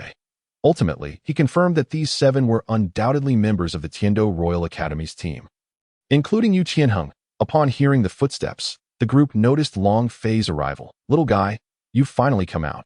One of them approached Long Fei. This person bore a resemblance to Dugu Yin. May I ask who you are? Long Fei inquired. Qin Ming also approached, followed closely by the other members. Qin Ming spoke. Long Fei, allow me to introduce them. These 7 are members of the Tiando Royal Academy's preparatory team and my students. From now on, you will train alongside them, that your training plan will not be impeded. Henceforth, you shall be the 8th reserve member of this team. The one before you is Dugu Yin, and this is the team leader. Yu Tianheng. Qin Ming gestured towards the young man of similar height beside him. Addressing Long Fei. Yu Tianheng stepped forward with a smile. Hello, Long Fei. My name is Yu Tianheng, and I will be your captain from now on. Teacher Qin Ming has already briefed us on your situation. Your martial soul is the ancient green dragon blade. May I see it? Long Fei nodded in agreement, feeling quite pleased with Qin Ming's decision. He then summoned the ancient green dragon blade from his system backpack, the weapon appearing as if conjured from thin air, indistinguishable from his martial soul, especially as Long Fei deliberately released some soul power to enhance the effect. The onlookers gazed in astonishment at the azure long blade in Long Fei's grasp, their expressions a mixture of awe and admiration, except for Qin Ming, who had already witnessed it once before. The ancient green dragon blade was truly magnificent, captivating everyone's attention. Oh, this is your martial soul, the ancient green dragon blade. How impressive! One of the seven, Osro, exclaimed enviously. Very well, you may put it away, Yu Qianheng said. His eyes sparkling with intensity, he regarded Long Fei with a complex expression. Your soul power is at level 17, and you are only 6 years old. Indeed, you are remarkably talented. However, mere levels are insufficient. Strength is paramount. That I hope you won't be a burden to us. Of course, as a reserve, your opportunities may be limited, and we are all quite a bit older than you. Listening to Yu Tianheng's words, Long Fei merely smiled gently and replied, Rest assured, I will soon catch up to you. I won't remain a reserve for long. Humph, how arrogant, Yu Qianheng retorted coldly, then added, I await your progress. Now, let me introduce our team. I am Yu Tianheng, a level 29 Assault System Soul Master, and my martial soul is the Blue Lightning Tyrant Dragon. He spoke with a tone of undeniable pride. Little brother, I am Duge Yan, the vice captain of the team, currently a level 27 Control System Soul Master, and my martial soul is the Emerald Viper. I am Shimo, a level 27 Defense System Soul Master. My martial soul is the Black Tortoise. I am Shimo, a level 26 Defense System Soul Master. My martial soul is also the Black Tortoise. I am Yufeng, a level 26 Agility System Soul Master. My martial soul is the Wind Chime Bird. I am Osro, a level 26 Agility System Soul Master. My martial soul is the Ghost Leopard. I am Yi Lingling, a level 25 Support System Weapon Soul Master. My martial soul is the Nine Heart Begonia. Note, this takes place 6 years prior to Tang San's entry into Shrek Academy. Wow, how impressive. All of you are above level 20, true second ring soul masters. Long Fei feigned astonishment, his expression one of shock. The others, upon hearing this, became even more proud and self-satisfied. Yufeng laughed heartily. Little brother Long Fei, don't worry, just 6 years old. You've already reached level 17. In time, you too will achieve our level. Long Fei said nothing in response, merely curling the corner of his mouth in a subtle smirk. In the future. How long will that take? Forgive me, but I will reach your level within a year. You are nothing to worry about. Since we are teammates henceforth, can we consider ourselves friends starting now? Long Fei asked curiously. In theory, yes. But do you possess the qualifications to be our friend, for some reason? Yu Qianheng seemed particularly antagonistic towards Long Fei. He himself could not understand why he felt a sense of pressure upon first encountering Long Fei, which left him feeling perturbed and uneasy. Yu Tianheng, what's the matter with you? There's no need for such hostility, Osro said, frowning and stepping forward. Besides, he is merely a reserve. This isn't like you. Yu Qianheng. Yes, Captain, what is going on? The others pressed, noticing Yu Tianheng's unusual demeanor. Seemingly fixated on Long Fei. Yu Tianheng frowned. I don't know. I just feel uncomfortable. The group was perplexed. Qin Ming also noticed this and spoke up. Could it be that both of your martial souls are dragon-related, leading to some competitive tension? How about, Tianheng, you suppress your cultivation and have a match with Long Fei to see how it goes? Indeed, teacher, that is precisely the feeling I have, Yu Tianheng remarked, eyeing Long Fei. Long Fei, in turn, regarded Yu Qianheng. The Chaotic Azure Dragon versus the Blue Lightning Tyrant Dragon. Was there even a comparison? Before the bloodline of the Chaotic Azure Dragon, the Blue Lightning Tyrant Dragon was unworthy to carry its shoes. I too wish to see the prowess of the Blue Lightning Tyrant Dragon. Long Fei's voice was calm, yet confident. 13. Borrow the electric essence. If that is the case, then let us compete. Yu Qianheng felt an eagerness rising within him. It was now evident that Long Fei's dragon-type martial soul was making him uncomfortable. This feeling of suppression was not the pride of the Blue Lightning Tyrant Dragon. Since both parties agreed, they promptly made their way to the Soul Fighting platform. On the Soul Fighting platform, Long Fei faced Yu Tianheng, with the others observing from below. I will suppress my soul power to match yours for this fight. If I use my second soul skill, that means I lose, Yu Qianheng declared. Long Fei's lips curled into a smirk as he advised, I believe it would be better for you to fight me with your full strength. The newcomers found this attitude rather arrogant, believing he was disregarding their captain. Instantly, their impression of Long Fei diminished substantially. Qin Ming also frowned, believing Long Fei was being overly boastful. Yu Qianheng was a top-tier beast martial soul master and a level 29 soul master. You are far too arrogant. Since you insist, I will demonstrate the gap in our strengths. Yu Tianheng's expression darkened, his pride as a blue lightning tyrant dragon manifesting. Teacher, the match may begin. Yu Tianheng could hardly contain his eagerness to teach this arrogant young man a lesson. Make it a point to stop, Yu Tianheng instructed. Rest assured, I will not seriously injure him, he added with a furious tone, charging towards Long Fei with a punch. Not utilizing your martial soul? Then allow me to show you the power of my unarmed strike. Long Fei's face was marked by disdain as he met Yu Tianheng's punch head-on. Bang! A cry of pain escaped Yu Tianheng's lips as he was propelled backward. That hurts. How could it be so hard? His strength is formidable. Having merely exchanged a single blow, Yu Tianheng's perception of Long Fei shifted dramatically. His expression changed, brows furrowing in pain. His right hand throbbed. What? The captain was actually pushed back. The spectators below were left in shock. Qin Ming felt the same way. It seems Long Fei is even more formidable than I imagined. He thought to himself. Long Fei withdrew his hand, observing the disheveled Yu Tianheng, and remarked, though I am only at level 17, if you compare your standard form with mine, there is really no need. You are bound to lose. Don't underestimate me. At the moment Long Fei's words echoed, a wave of pressure emanated from him, a commanding presence from the Azure Dragon. Being of dragon lineage, Yu Tianheng immediately sensed Long Fei's aura, his complexion shifting dramatically, martial soul manifestation, as he shouted. He instinctively jumped backward while Yu Tianheng was internally shocked. How is this possible? Just his aura alone is enough to overwhelm me. My blue lightning tyrant dragon is the most elite of dragon-type beast martial souls. How can another dragon be superior to me? What on earth is this person's martial soul? What is happening? The captain seems unwell. Yi Lingling and Du Guyan exchanged worried glances. It must be due to Long Fei. That's the only explanation. I've never seen Tianheng behave like this from the very start. The gazes of those below were fixated upon Long Fei and Yu Tianheng.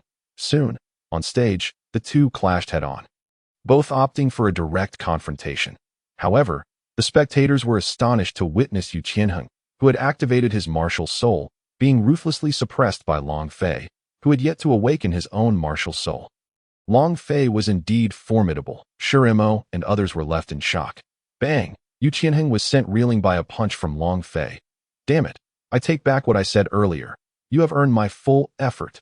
Soul skill. No eyes, be cautious, Yu Tianheng declared furiously. First soul skill. Thunder Dragon Claw. At this moment, sweat streamed down his face, for after their initial skirmish, the immense strength of Long Fei's punches had significantly drained his soul power. He needed to resolve this quickly, otherwise he would surely lose once his soul power was depleted. In contrast, Long Fei remained calm, actually feeling quite pleased to engage in a proper battle to everyone's astonishment. Long Fei had no intention of evading. Instead, he stood firm, absorbing Yu Tianheng's Thunder Dragon Claw with his own body. Bang! Are you insane? Yu Tianheng's expression changed dramatically as he roared in anger. To use his own flesh to counter such a technique was akin to courting death. Yet, the next moment, a shocking scene unfolded. Refreshing, Long Fei was jolted backward, crackling with electricity as he shouted, "So exhilarating. It stings.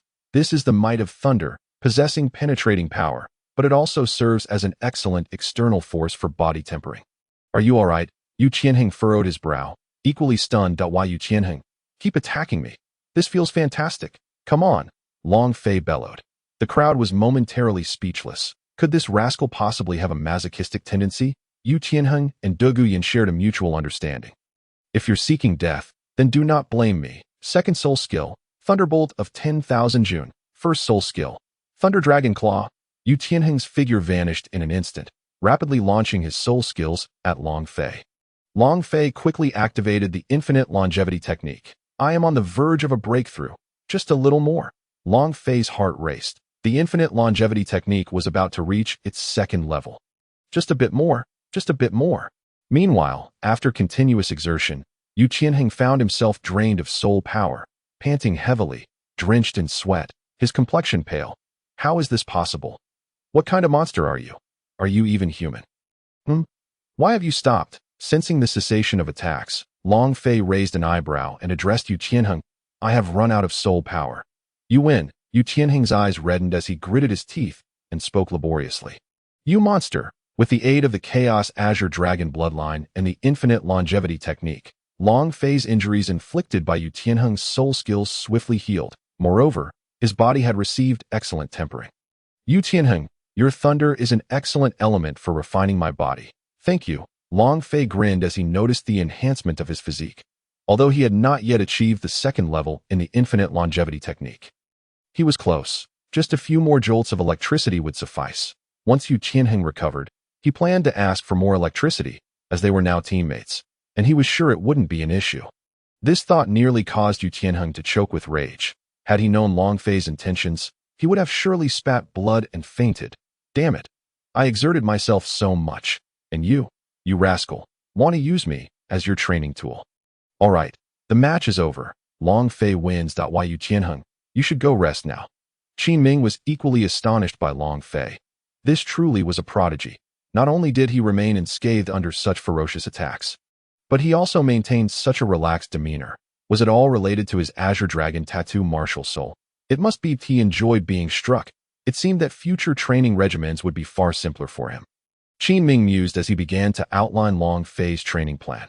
Once Long Fei and Yu Tianheng descended from the stage, Long Fei's prowess was evident. Do you all have any objections now?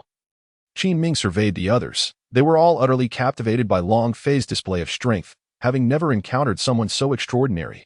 They shook their heads in unison. We have no objections, but Yu Tianheng sighed, bitterness echoing in his voice. Teacher, I have lost. Long Fei, despite being at level 17, has reduced me, a level 29, to this state. Is my position as captain at stake? Tianheng, Du Guyan exclaimed. Captain. The others echoed in surprise. What nonsense are you speaking? Du Guyan stepped forward. Why Yu Tianheng looked at the rest, forcing a bitter smile. The facts are laid bare. Strength is paramount, and no matter how I activate my martial soul and unleash my soul skills, I am unable to defeat him. He is only 17. What will happen when he becomes a level 20 soul master? Just then, Long Fei approached and patted Yu Tianheng's shoulder. Why Yu Tianheng, I have no interest in your captain position. I am content to be a substitute. However, if you grant me an opportunity to participate in a soul fight, I would be more than willing. I merely wish to convey that you should not underestimate me. I am here not to stir trouble, but to learn and grow stronger. You are all older than me. In terms of seniority, I should be addressing you as seniors. I hope we can be amicable teammates moving forward. Lastly, he added, 14. Qin Yu. Upon hearing Long Fei's words, not only did Yu Tianheng freeze, but the rest were also momentarily taken aback. Soon, they were all moved by his sentiments. Even a 6-year-old child understands such principles. How could they not? Indeed, I had my shortcomings. From now on, we are teammates. Yu Tianheng solemnly nodded. The others also subtly agreed. Quickly, the group dispersed. Why Yu Tianheng and the others took Long Fei to the cafeteria, where he generously treated everyone, fostering a warm atmosphere within the team. After the meal, Long Fei returned to his dormitory. Upon entering, he was surprised to find another male occupant in the same room. What is going on? This isn't a luxurious single room. Long Fei felt somewhat dissatisfied. Newcomer, welcome. This dormitory is just you and me. Hurry up and clean it. If you disturb my sleep, you will face the consequences. The other person lay lazily on the bed, speaking arrogantly as if Long Fei were insignificant. Long Fei immediately felt a surge of disdain. What an arrogant brat. Then allow me to teach you a lesson. Long Fei strode towards his bed without a word, seizing the boy's head and tossing him out of bed. Damn it, you bastard. The startled boy, having been ambushed and crashing to the ground, yelled angrily at Long Fei. His fury ignited. Murder glinted in his eyes. He could hardly believe that this person before him dared to act so brazenly. Mind your language, or I won't hesitate to slap you twice, Long Fei coldly warned. I'll kill you. Suddenly, a roar erupted from the boy as he unleashed the power of the fierce mountain dragon sculpture. The dragon's cry resonated from him. Soul power surged, and a yellow soul ring appeared. Launching a punch at Long Fei's head, empowered by the dragon spirit, his strength was formidable. Yet, this individual was full of openings. Long Fei spotted a gap in his abdomen and swiftly raised his foot to deliver a kick. Bang! Before his fist could connect with Long Fei, he was sent flying by Long Fei's powerful kick, crashing back to the ground in pain. In the next instant, the boy felt an invisible pressure weighing down on him, causing discomfort and trembling. What is happening? Why is it so hard to breathe? To him, Long Fei appeared not as a mere person, but as an overwhelming dragon presence. In that moment, Long Fei jumped onto him. "What are you doing? Get off me," the boy shouted in rage. "You talk too much. Let me silence you." Long Fei swiftly raised his hands and began to slap the boy's face. Slap, slap, slap. Ah, the sound of his cries echoed until finally there was silence, as his mouth became swollen. "I was wrong. Big brother, I was wrong. Please stop." Ultimately, the boy submitted. Long Fei finally relented, albeit with a tinge of concern that he might have harmed the brat too severely.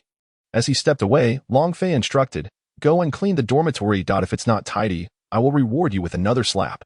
"Yes, yes." The youth trembled as he rose. Long Fei declared, "From now on, you shall address me as boss." "Understand." The boy, frightened by the beating, nodded vigorously.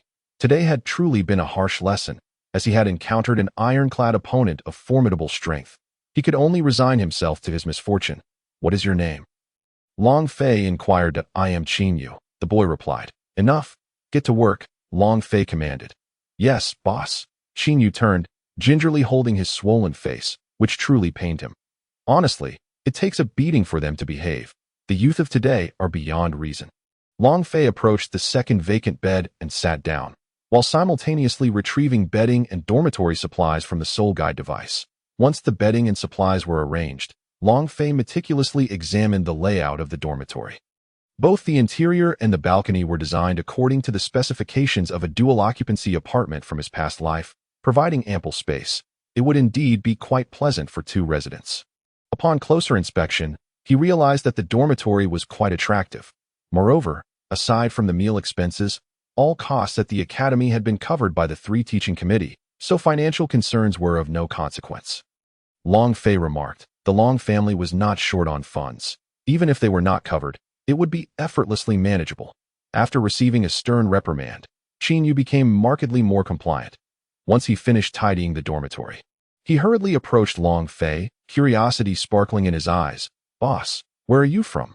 "I am from the Long family." Long Fei hesitated momentarily before responding. "The Long family?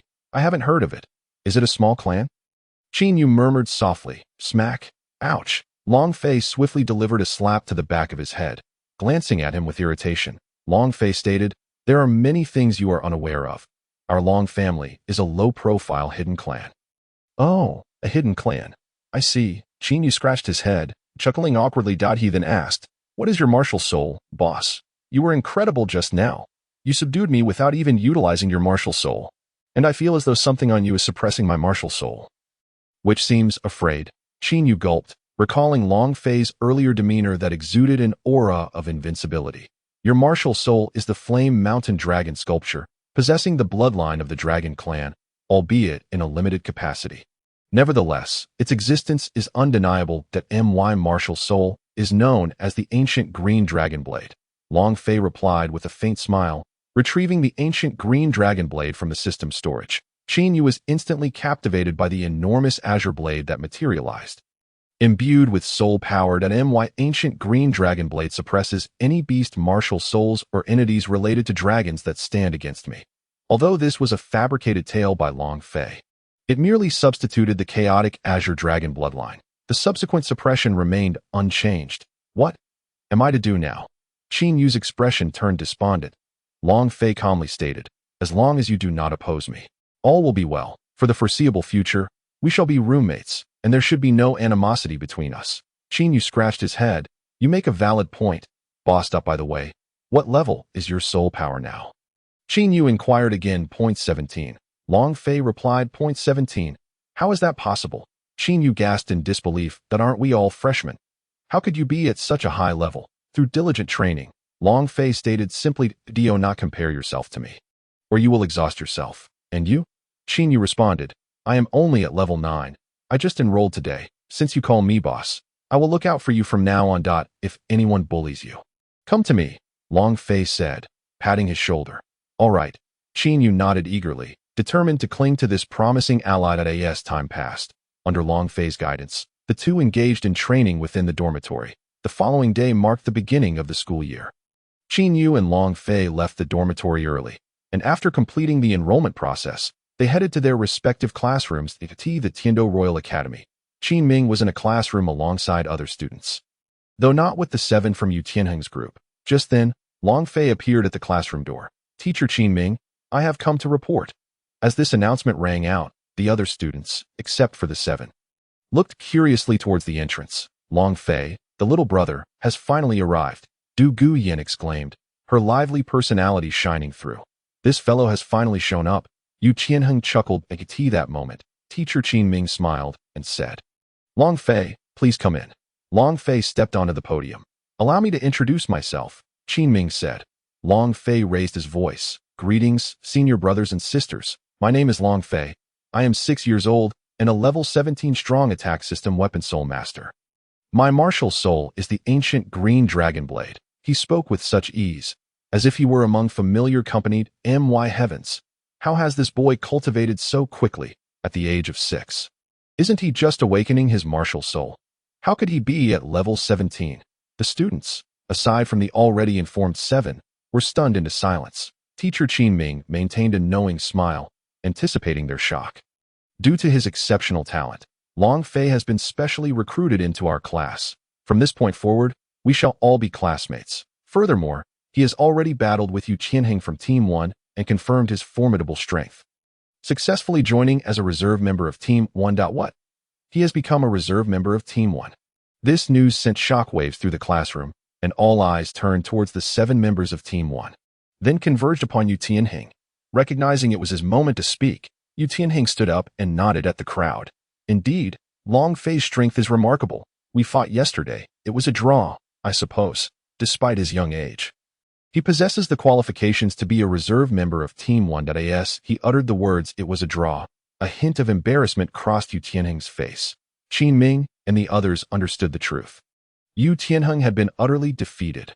However, due to certain reasons, and since Long Fei had no objections, they let it stand as such. The 6 who knew the truth quickly nodded in agreement, attempting to mask their expressions. "Indeed. We were all present, and that battle was overseen by Teacher Qin Ming." Eventually, the focus shifted back to Qin Ming. "That's correct. If you do not believe it, you may send your strongest representative among you to challenge Long Fei, and you will see for yourselves." Having witnessed Long Fei's terrifying strength, these students knew that aside from Team 1, the strongest among them was merely at level 22, unable to inflict any harm on Long Fei, especially given his formidable resilience. Qin Ming recalled Long Fei's performance in the impact resistance simulation room and the scenes of him undergoing Yu Tianheng's thunder refinement. It was beyond the capacity of an ordinary person to endure. "Very well, teacher. I shall give it a try. I shall challenge him. I am the strongest in this class aside from Team 1. A robust young man stood up, declaring he was the aforementioned level 22 youth. "Teacher Qin Ming, I accept his challenge." Long Fei stepped forward, nodding slightly. Teacher Qin Ming agreed. "All right, since that is the case, let us keep it brief. To avoid unnecessary movement, everyone, please rearrange the desks to create a larger space for the duel." The entire class of 20 students eagerly anticipated the upcoming match. The young man approached Long Fei, clasping his hands as he introduced himself. "I am Huang Xian, a level 22 strong attack weapon soul master. My martial soul is the flame staff. I look forward to your guidance." As he spoke, a surge of soul power enveloped him, and a flame-imbued long staff appeared in his hands, accompanied by the manifestation of a century-old soul ring at his feet. Long Fei remained expressionless, stepping forward and returning the gesture. "Long Fei, level 17 weapon soul master. My weapon is the ancient green dragon blade. Please guide me." After speaking, he lowered his hands. Huang Xian frowned. "Aren't you going to summon your martial soul? You can attack without hesitation. My tone is indifferent," Long Fei replied. However, to Huang Xian, it came across as arrogant and presumptuous, causing his expression to sour. "Then be careful." Huang Xian surged forward, his flame staff spinning as the century-old soul ring ignited upon contact. First soul skill, Flame Staff Thunderclap. Suddenly, the flames on the staff erupted wildly, intensifying the aura and causing the staff to swell slightly in size. Its power surged correspondingly, striking directly towards Long Fei's body. Bang! The ensuing scene caused the onlookers to change their expressions, their pupils narrowing in shock. Long Fei did not evade. Instead, he braced himself against the attack with his flesh. Huang Xian's expression shifted dramatically as he exclaimed, "How is this possible? The impact of the external force injured Long Fei. who quickly circulated the Wujicheng Gong to absorb the damage, transforming it into physical strength. Haven't you eaten? Continue attacking me, Long Fei said coldly. How is this possible? Not only can he withstand my lightning, but he can also endure flames. In the back, Yu Qianheng's expression turned grave. Qin Ming was equally astonished. Merely withstanding lightning was already extraordinary. And now he could also resist flames? In the next moment, golden light flickered in his eyes, recognizing the prodigious talent that must be nurtured diligently. How infuriating! Stop underestimating me. Huang Xian was utterly enraged.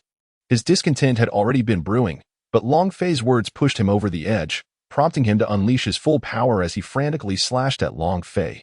Bang, bang, bang, bang, bang. Initially, Qin Ming and the others had contemplated intervening, but the subsequent scene made them abandon that thought entirely. Long Fei stood unmoving, or rather, he was occasionally pushed back a step or two. Yet his body remained upright against Huang Xian's relentless onslaught.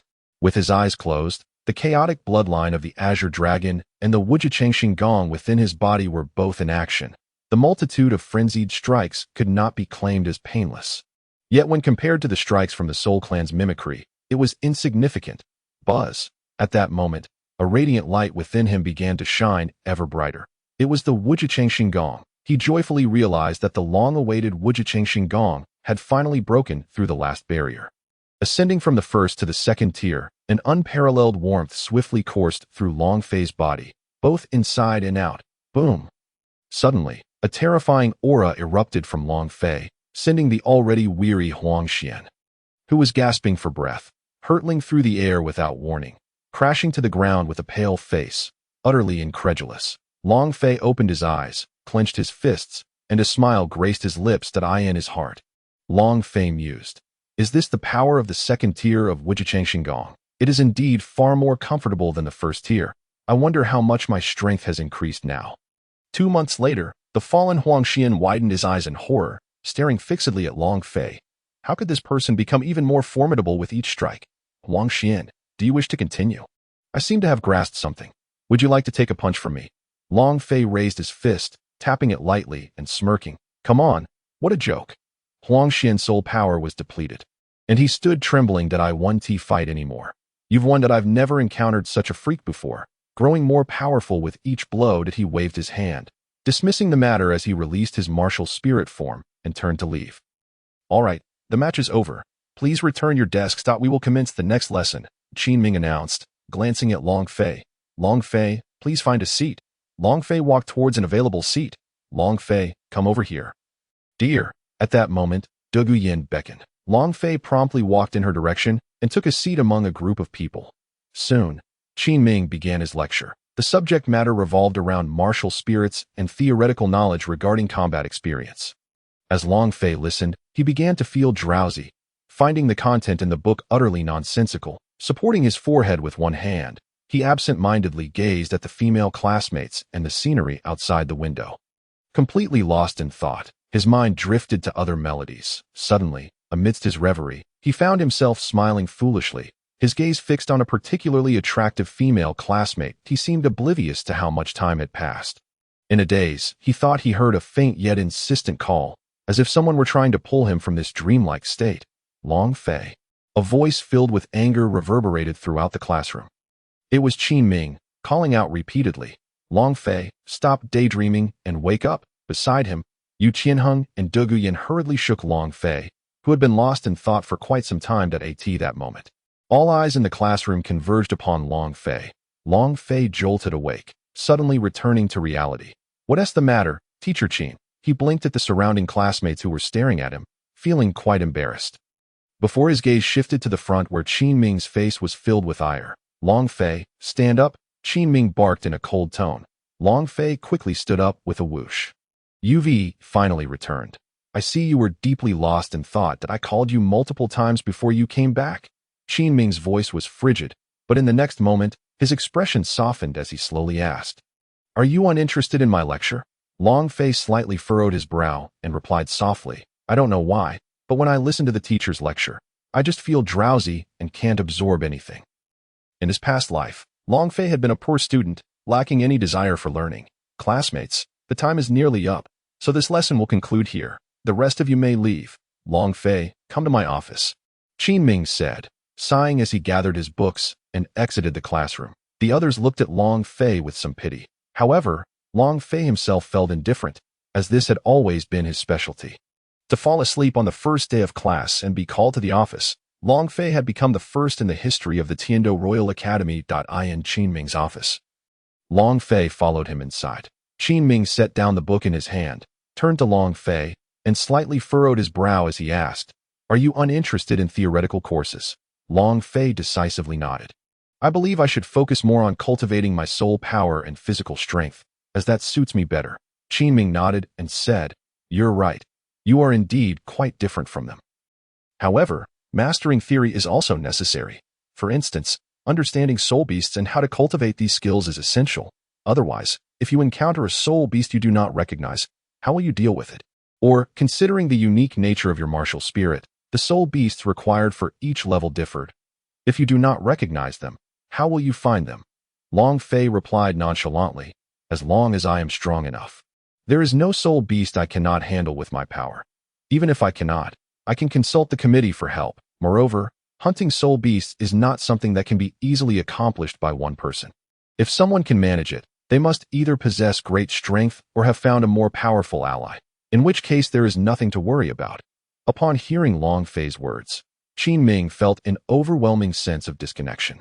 Indeed, everyone understood this. Qin Ming rubbed his temples and said, "You came to the academy to learn. There is no escaping that unless you apply for an exemption from theoretical classes. All right, then I'll go find the 3 committee members. They should be able to handle it, right?" Long Fei nodded, agreeing with Qin Ming's suggestion. Qin Ming was momentarily stunned. "Damn it. You completely misunderstood my true intention that I want you to learn, not to avoid learning. Fine. If you can manage that, then you don't need to study to as long as all 3 of them agree. You can skip the theory classes and only attend the practical ones." Long Fei nodded and asked, "Can I leave now? I want to go train. Go ahead." Qin Ming nodded. By the way, this afternoon's practical lesson will be in the mimicry training environment that I understand," Long Fei replied before turning and leaving. After Long Fei departed, Qin Ming felt a headache coming on. Realizing he had encountered a tough nut to crack, he sighed in resignation, muttering to himself, "Am I the teacher, or are you?" In the blink of an eye, 2 months had passed. During these 2 months, Long Fei lived a rather monotonous life at the academy, alternating between attending classes and practical sessions. While others enjoyed their time, he devoted himself to endurance training, engaging in it for 2 months straight. Moreover, at night, he would often invite Yu Tianheng to join him, solely for the purpose of enduring Yu Tianheng's lightning strikes to temper his body. For a while, Yu Tianheng was at a loss for words, realizing that he, the esteemed second heir of the Blue Lightning Tyrant Dragon clan, had become someone else's body-tempering tool. However, he felt too embarrassed to refuse, especially since Long Fei was his teammate. Moreover, he knew he could not defeat Long Fei, so he had no choice but to comply.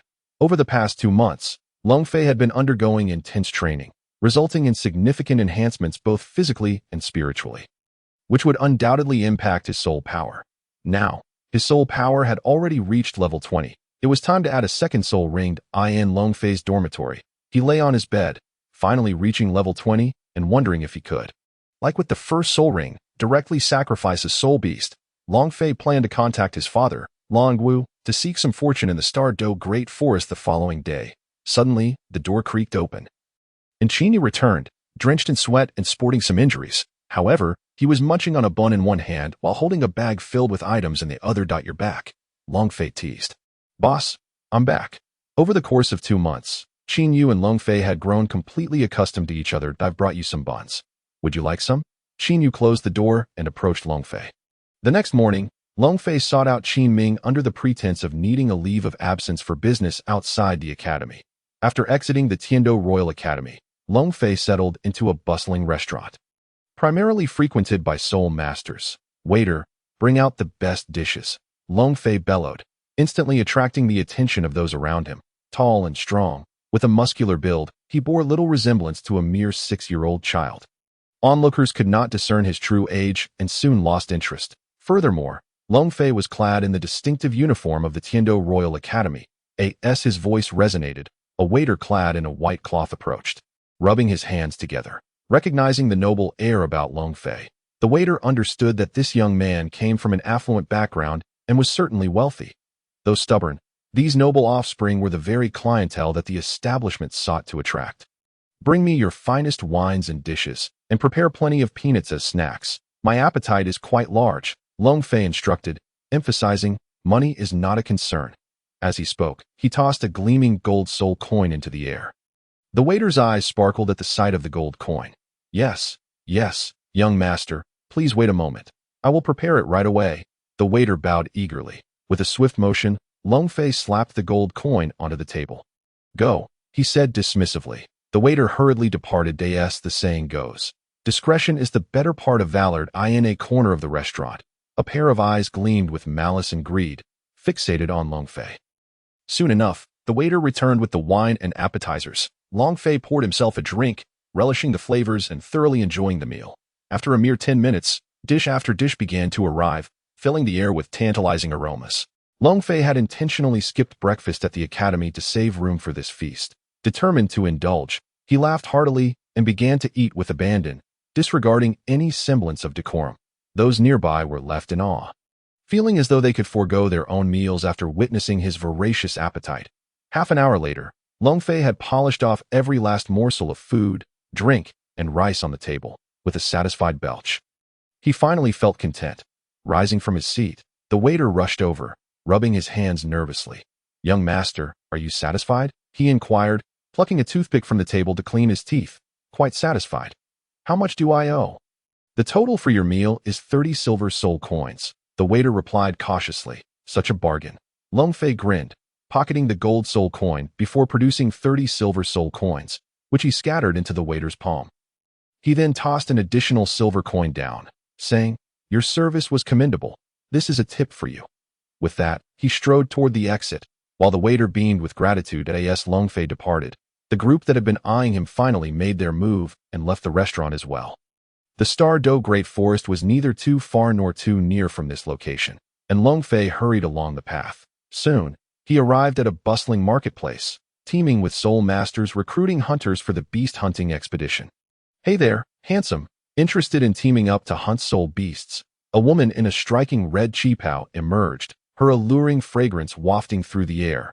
Long Fei paused, captivated momentarily by her beauty and the enchanting scent that surrounded her, almost compelling him to approach her. Taking a deep breath to steady himself, he inquired, what members do you have in your team?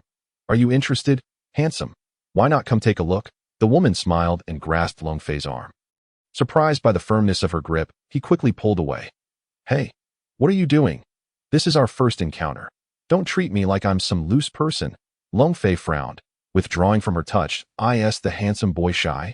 She teased, her eyes narrowing playfully at him. Forget it. I'm leaving, don't bother me, Long Fei declared, attempting to walk away. Wait, let me explain. Our team consists of 6 members, with roles in offense, agility, control, support, range, and defense. Are you lacking a healer? Long Fei raised an eyebrow. We have support with healing capabilities, the woman replied. And what about you? She asked curiously. I'm a melee attacker, and I can also defend. My speed is quite good as well. Interested? Long Fei smirked.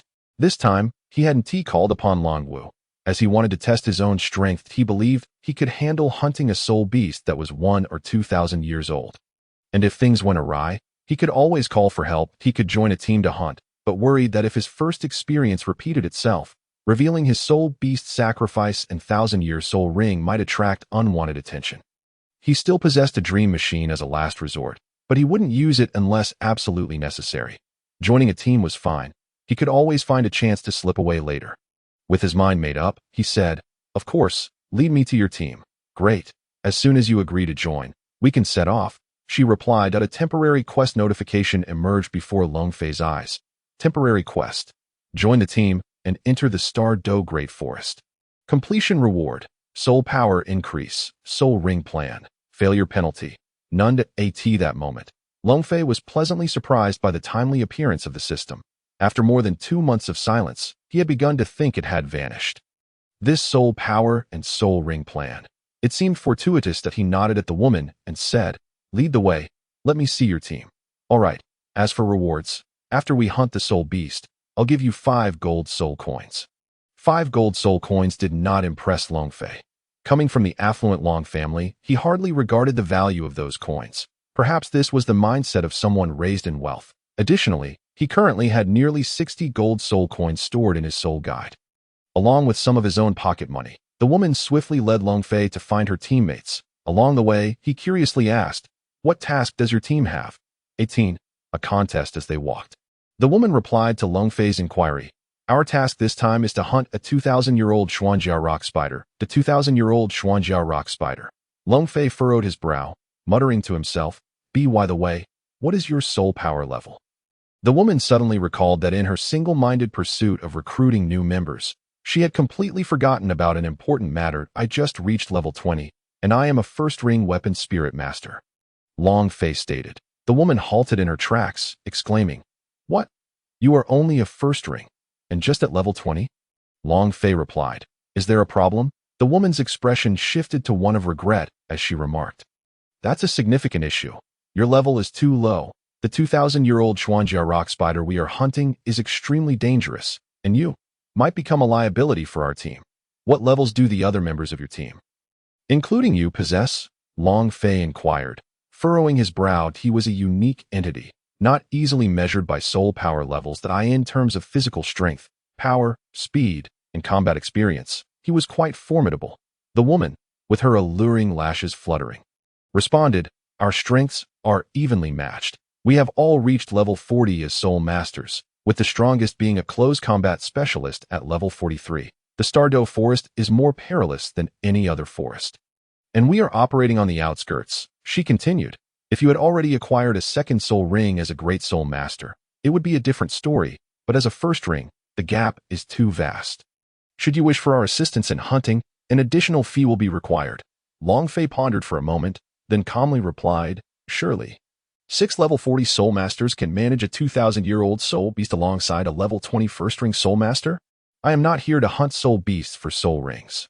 Rather, I seek to gain experience. It is advisable to form a team of 7 to enter the Douluo forest, since fate has brought us together. Why not let me join? What do you think?" His change of heart was prompted by a desire to explore the soul ring options provided by the system, postponing the hunt for soul beasts for the time being. The woman appeared slightly surprised. "You do not intend to hunt soul beasts for soul rings?" Long Fei nodded. The woman hesitated. "You are quite an odd fellow. Well, fortunately, you are a close combat specialist, which is somewhat useful. Our 6 soul masters can accommodate you, but you must follow our commands." "Agreed." Long Fei nodded, feeling a sense of elation in his heart. Joining them to complete the system task was paramount. "Follow me." The woman swayed her curvaceous hips as she led the way, with Long Fei trailing behind. "By the way, my name is Long Dai. You seem rather young. What is your name, little one, and how old are you?" she inquired while weaving through the crowd. "I am 15 years old, and my name is Long Fei," he fibbed, relieved that his robust stature matched this age well enough to avoid suspicion. 15 years old with soul power at level 20? Truly a prodigy. I envy you. Long Dai's voice took on a slightly envious tone. Sister, it's merely the result of hard work. It's nothing remarkable." Long Fei waved dismissively, feigning modesty. "Is that so? If I were to claim I am only 6 years old, having awakened my martial soul just over 2 months ago, I wonder what expression you would have then." Long Fei mused with a hint of amusement. Before long, the two arrived at a stall in front of a wooden house. Long Dai turned to the 3 men and 2 women before her and announced, "Friends, I have brought back our 7th member. Long Dai, you finally returned." 5 voices chimed in unison. The 3 men scrutinized Long Fei, their brows furrowed as one pointedly asked, "Long Dai, this little brat is the 7th member you brought?" Long Dai nodded. One of the men remarked, "Long Dai, are you sure about this? Entering the Douluo forest is perilous, and we will be facing a 2,000-year-old beast. This is no game. Where is this child from? How old is he? Has he even matured enough for this?" A mocking female voice interjected as a tall woman sauntered over to Long Fei. Long Fei frowned and addressed the group. "Enough of the idle chatter. You can ascertain my strength by sending someone to spar with me." The group exchanged glances before bursting into laughter. "Interesting, quite direct. I like it." The muscular man chuckled heartily. "All right, little guy, what is your name? How old are you? What is your soul power level?" the muscular man inquired. Long Fei, somewhat irritated, replied, "I am Long Fei, 15 years old, with soul power at level 20. My martial soul is the ancient blue dragon blade, and I am currently a first-ring weapon spirit master. Please do not ask me about hunting soul beasts. I am here solely for experience and will not trouble you. Were it not for the completion of the system task, he would have little interest in engaging in such trivial banter. The group, upon hearing Long Fei's words, mirrored Lan Dai's astonishment. After regaining his composure, the muscular man declared, "In that case, let us have a match as long as you don't lose instantly and demonstrate decent strength, we will allow you to join us. After all, you are the only newcomer we've had in quite some time. Otherwise, you must leave." Agreed. Long Fei nodded. The muscular man continued, "Since you are also a close combat specialist, let us fight directly. I will use my level 20 strength and only my first soul skill. I won't bully you by using higher levels. If you manage to push me beyond that, it will prove your victory." Long Fei remained silent. In truth, he was unfazed even if the muscular man did exceed his level. For now, he preferred to play it safe. Joining the team and completing the task took precedence. "Very well, let us begin," Long Fei said before stepping back to create distance. The other team members cleared the area to watch the match, their whispers revealing their anticipation for a spectacle. "How many rounds do you think that kid can last against Bang Shan?" One asked. "I think 3 rounds would be generous," came the reply. Meanwhile, Long Fei had assumed a combat stance. Bang Shan, noticing that Long Fei had not unleashed his martial soul, furrowed his brow and questioned, "Kid, aren't you going to summon your martial soul?" "No rush. Let's exchange a few blows first," Long Fei replied with a slight smirk. "Fine, let's see what you can do." Bang Shan, somewhat irritated by Long Fei's arrogance, charged at him. Long Fei moved forward, throwing a punch in response. Bang! Their fists collided, and Bang Shan's expression shifted dramatically that something's off. This kid's punch is incredibly solid, such strength. In the next moment, Bang Shan was sent staggering backward. "How does my strength measure up?" Long Fei inquired, continuing his assault. His speed was impressive, but Bang Shan quickly recovered from his shock, employing his experience to evade, defend, and counterattack. Meanwhile, the onlookers, initially anticipating a farce, were now rendered speechless. Bang Shan could not gain the upper hand against this young man. Instead, he found himself at a disadvantage. How could this be? The 5 onlookers gasped in disbelief. 19. What a terrifying strike. Long Fei executed a spinning kick midair. Bang Shan's pupils constricted as he raised his arm to block. The force of Long Fei's kick struck painfully, causing him to shut his eyes and stagger back. The crowd was now visibly astonished. "Still not summoning your martial soul? In your normal state, you are no match for me," Long Fei stated coolly, firmly grounded. Shaking off the impact, Bang Shan inhaled deeply. "Kid, you're impressive. I take back my earlier disdain. I never expected this. Now that I am warmed up, I will summon my martial soul. You had best not overestimate yourself. I am not the same before and after summoning." Bang Shan's voice resonated. Unbeknownst to them, Lan Dai was equally astonished. Glancing at her companion, "I had no idea you would bring back such an extraordinary young man." Long Fei regarded Bang Shan with a slight lift of his chin. "Come on, senior, Snowstorm Bear, manifest." With a mighty roar, Bang Shan's aura transformed dramatically. His figure took on the appearance of a massive bear covered in white snow, adorned with several red stripes, its head exuding ferocity and its eyes gleaming with menace. With the augmentation from the Snowstorm Bear, Bang Shan's physique appeared more imposing, and his muscles swelled, emanating a fierce aura. Roar! The roar reverberated, disturbing the surrounding flora. Be cautious. With a fierce and menacing roar, the formidable Bang Shan charged directly towards Long Fei. Having activated his martial spirit, even without employing soul ring skills, he was an authentic soul master of considerable strength. His power, speed, defense, and damage were all formidable as he struck forward, propelled by a gust of air. Long Fei raised his hand, eager to test the true might of a soul master. "This kid is insane. He intends to meet Bang Shan's strike head-on in his normal state," Lan Dai exclaimed, her brows furrowing in alarm. No one in attendance dared to confront a soul master in their normal state, for the consequences were too dire to contemplate. Everyone felt that Long Fei was underestimating the output of a soul master. "Well, let him learn a lesson and understand the disparity in strength," Lan Dai muttered to herself. Initially intending to clash directly, Long Fei suddenly sensed that something was amiss. He swiftly employed the lightning flash step, disappearing from his position and reappearing at Bang Shan's side. What? Such incredible speed! Is this his soul skill? Impossible, he hasn't even unleashed his soul ring. Where could a soul skill come from? Both Binshan and the onlookers were left dumbfounded. Meanwhile, Binshan's palm struck nothing but air. However, his extensive battle experience allowed him to adapt quickly. He kicked out, landing a direct blow on Long Fei, who was instantly sent flying. His expression shifted as he was propelled backward. Truth be told, it hurt quite a bit. With a thud, his soul power reinforced his legs and waist, leaving a mark on the ground before he finally came to a halt.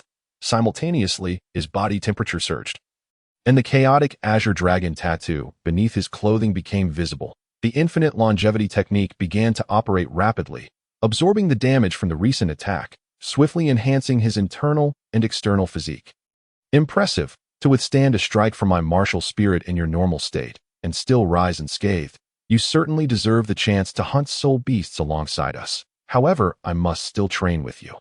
If I can't even draw out your martial spirit, my visit as a soul master would be in vain. Binshan bellowed, and a yellow soul ring rose from his feet. First soul skill, Snowstorm Spirit Palm. A swirling vortex of white soul power emerged from his hand, manifesting as an enlarged phantom of a colossal white palm that a chilling and ferocious aura enveloped the surroundings. With a swift strike, a terrifying force surged towards Long Fei.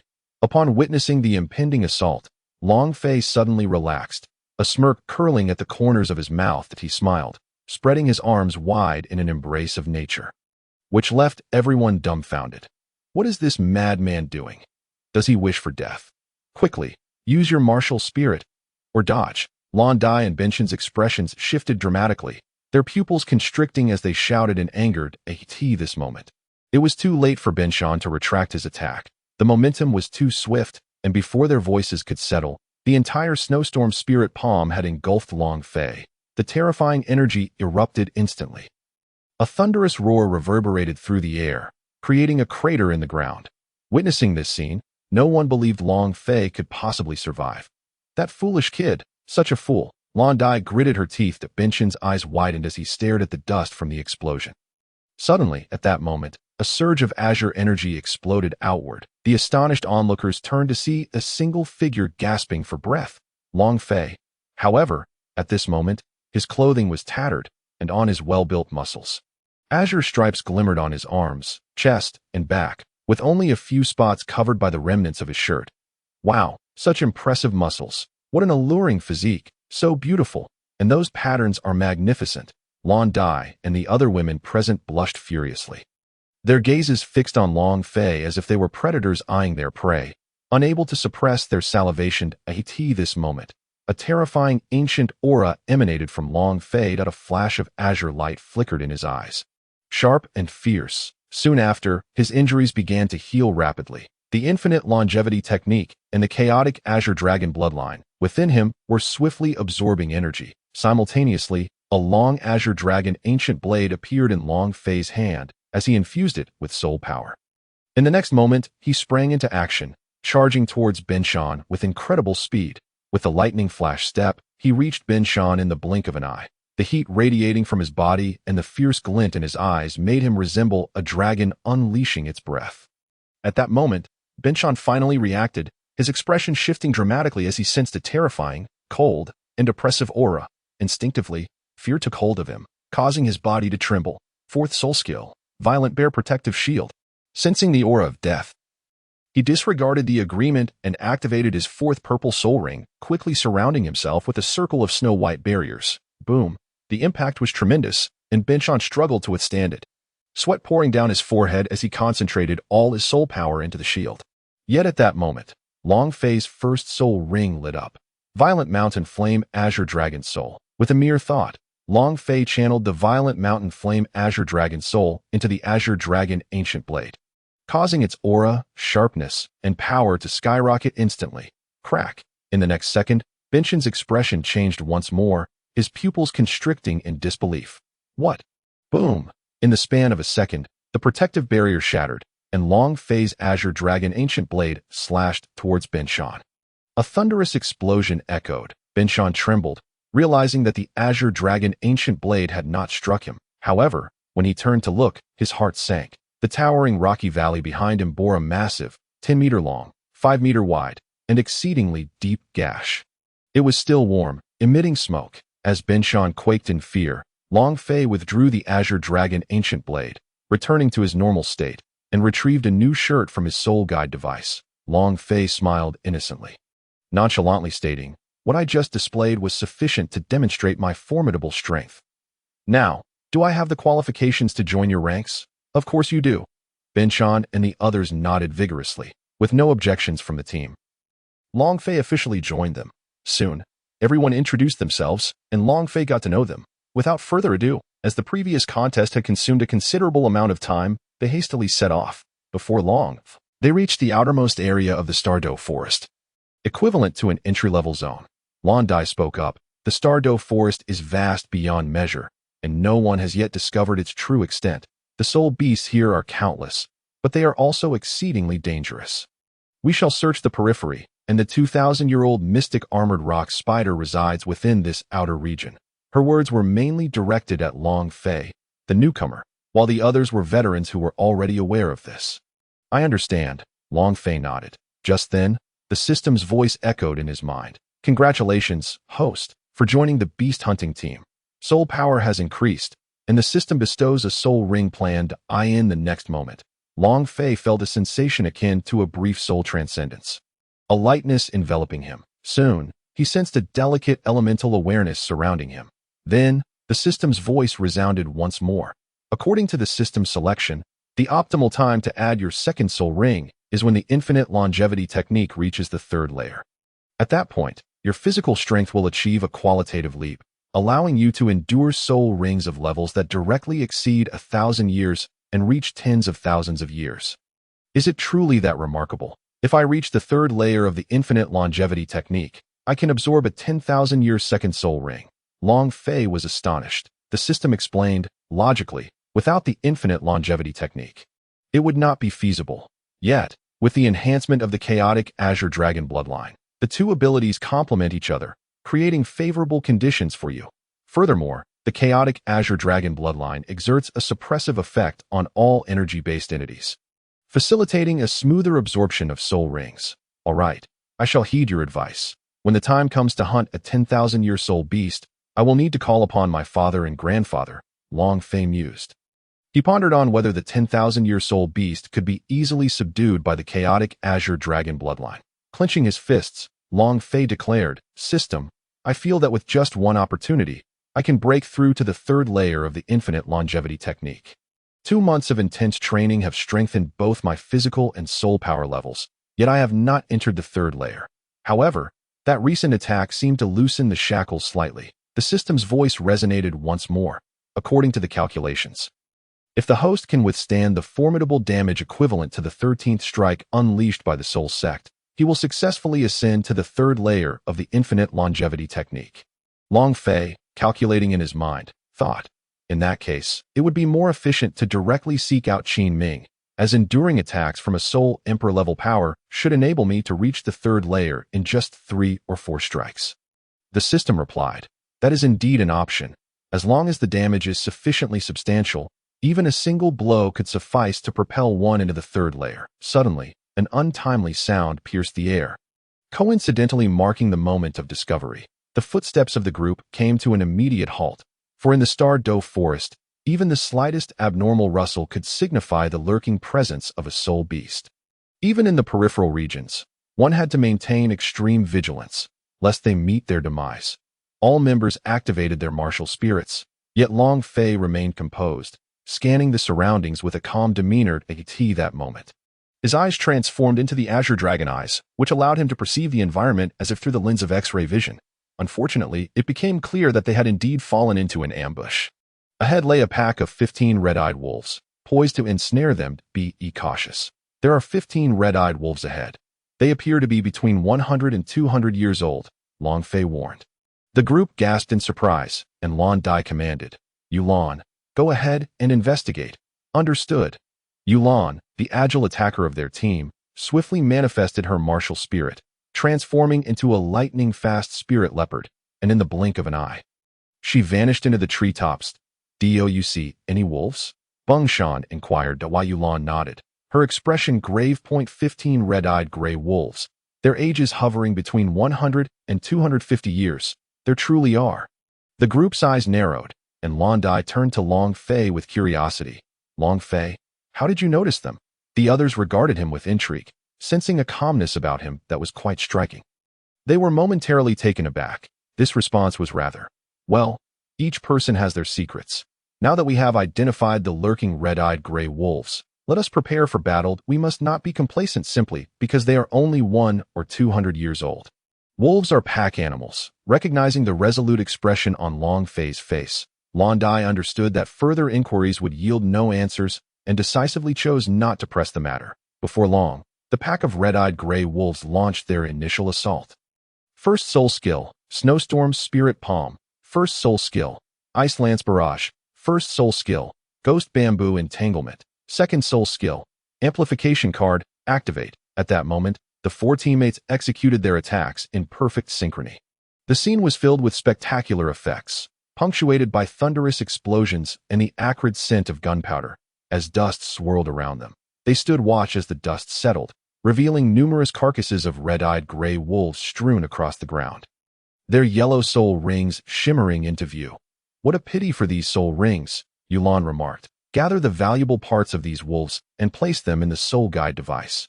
Then we shall proceed. Beng Shan ordered. Yes, the group sprang into action, diligently collecting their spoils. Only Long Fei remained unmoved, sensing a disquieting imbalance in the situation that it was all too effortless. His brow furrowed as he continued to utilize his Azure Dragon eyes to survey the area. Suddenly, the atmosphere shifted ominously. A murky smoke began to envelop them, rapidly expanding. Poisonous mist. This is bad. We must vacate this area. Long Fei shouted, his pupils constricting in alarm in that instant. He recalled his bloodline talent, which granted him immunity to toxins, and he pondered whether this poisonous mist was within that purview. Thus, he resolved to take the risk and test it. The others ceased their collection and hastily retreated. Long Fei followed suit, waiting for a suitable moment to experiment. This poison seems familiar, Long Dai murmured, her brow furrowing as she rifled through her memories. Point 21, Purple Venomous Long Serpent. The poisonous mist did not halt to allow their escape. Instead, it surged forward with increasing speed. While fleeing, Long Dai suddenly halted, exclaiming, I recognize it now. That creature looks so familiar. This is the poison mist of the Purple Venomous Long Serpent. Realizing it was indeed the Purple Venomous Long Serpent, the 5 remaining members of the team gasped in shock at that moment. A pair of ferocious serpent eyes emerged from the mist, soon followed by the massive form of a serpent covered in purple scales. Lunging toward them. Be careful. Dodge quickly. The group broke into a cold sweat, scrambling to evade the attack. But the speed of the Purple Venomous Long Serpent was astonishing. Before they could fully evade, its massive tail swept through the air, sending them flying. The sound of impact was deafening, accompanied by their cries of anguish. Among the 7, only Long Fei reacted swiftly. In the split second before the collision, he executed the lightning flash step, evading the strike and landing atop a sturdy branch. Observing the chaos below, the 6 teammates were scattered, their prior formation utterly disrupted. Rock, hurry and heal us, Long Dai commanded. A blue-haired man promptly summoned his martial spirit and activated his soul skill. First soul skill, Healing Card. Rock served as the team's support. Aside from his amplification abilities, he could also heal, making him a versatile soul master despite lacking offensive means. The healing card enveloped the group, including Long Fei, in a verdant glow. In the next instant, they felt their bodies lighten significantly, and the pain from their injuries swiftly diminished. This healing, truly remarkable, Long Fei murmured, marveling at the transformations he experienced. Wait, where's Long Fei? Beng Shan inquired. Let us not worry about him for now. We must focus on the immediate threat. Rock pointed toward the advancing Purple Venomous Long Serpent. The group steeled themselves. Expressions grave, quick. Activate defenses. The poisonous mist is about to engulf us, Long Dai urged. They initiated their defensive soul skills, launching attacks to disperse the toxic fog. Hiss. The Purple Venomous Long Serpent, however, was no fool. It coiled around a large tree, causing the surrounding vegetation to wither under the toxic influence. This serpent is extraordinarily long. Typically, a Purple Venomous Long Serpent under 10 years measures 2 meters in length. Yet this one, appears to be at least 100 meters long. It must be at least a millennium old, the third female member, Yu Yun, analyzed. Upon hearing this, the group's expressions grew even more solemn, and they became collectively serious. Everyone, utilize your strengths and engage in combat, as we have done before. Lan Dai commanded. What about me? Long Fei interjected at that moment. All eyes turned toward him, as oh, you were here all along. Beng Shan frowned and stated, you possess only one soul ring, yet your strength is formidable. Are you interested in collaborating with me and Yulan to attack this creature? Certainly. My speed is quite rapid. You two can draw its attention while I launch a surprise attack from behind. Long Fei replied nonchalantly.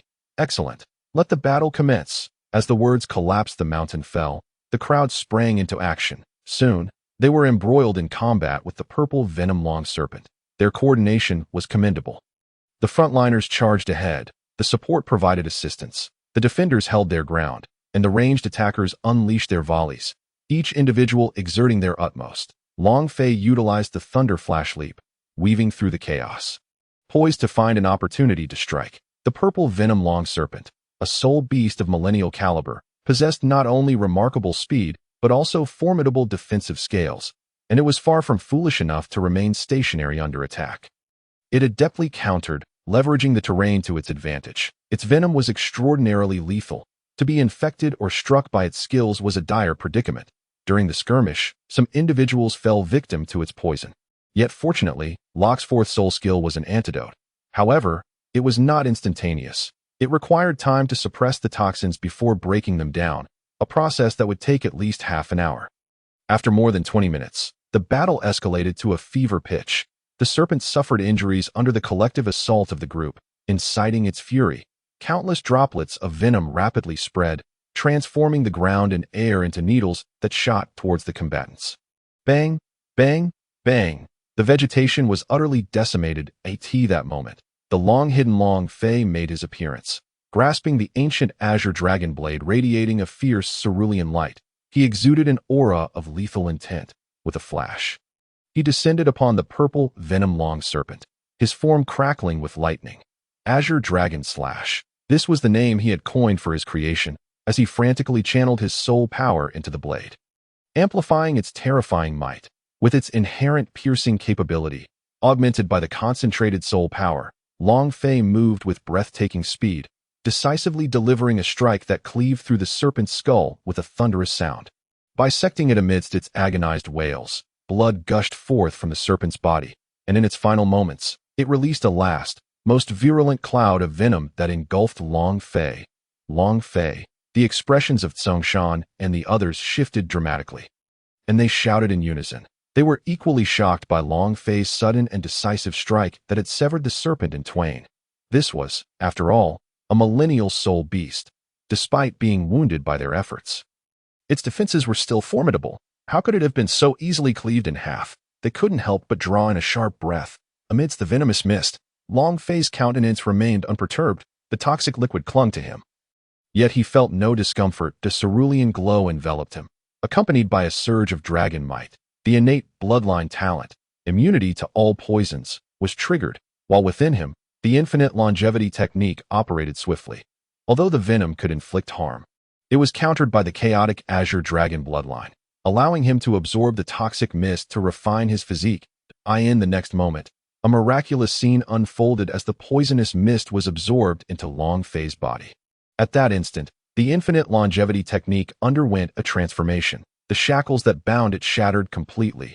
Long Fei's expression brightened with joy, and he immediately immersed himself in cultivation. In an instant, the infinite longevity technique ascended from the second level to the third. A golden radiance emanated from Long Fei's form. Outside, Soshan and the others were left in a state of shock, utterly bewildered. What manner of creature was he? Had he truly absorbed that venomous mist? Song Shan exclaimed in astonishment, his expression peculiar, as did the others. This person harbors a great secret. Locke suddenly remarked, a great secret. In an instant, a sense of greed stirred within the hearts of the crowd. Just then, Londai interjected, do not even think about coveting him. He was brought in by me. Even if he possesses secrets, they are his alone, and moreover, his uniform is from the Tiendo Royal Academy, indicating an extraordinary status. Upon hearing this, the others fell silent, suppressing their burgeoning greed as Lan Dai's voice faded. Long Fei awakened. "How is the person who was poisoned?" he inquired, seeking to divert the topic. "Her condition has stabilized," they replied, glancing at the woman lying under a tree. Long Fei merely cast a fleeting glance, showing no concern for her fate. He had no intention of playing the role of a savior. His gaze then shifted to the now lifeless purple venom-long serpent. "What a pity for this soul ring," Songshan muttered. The others shared his sentiment.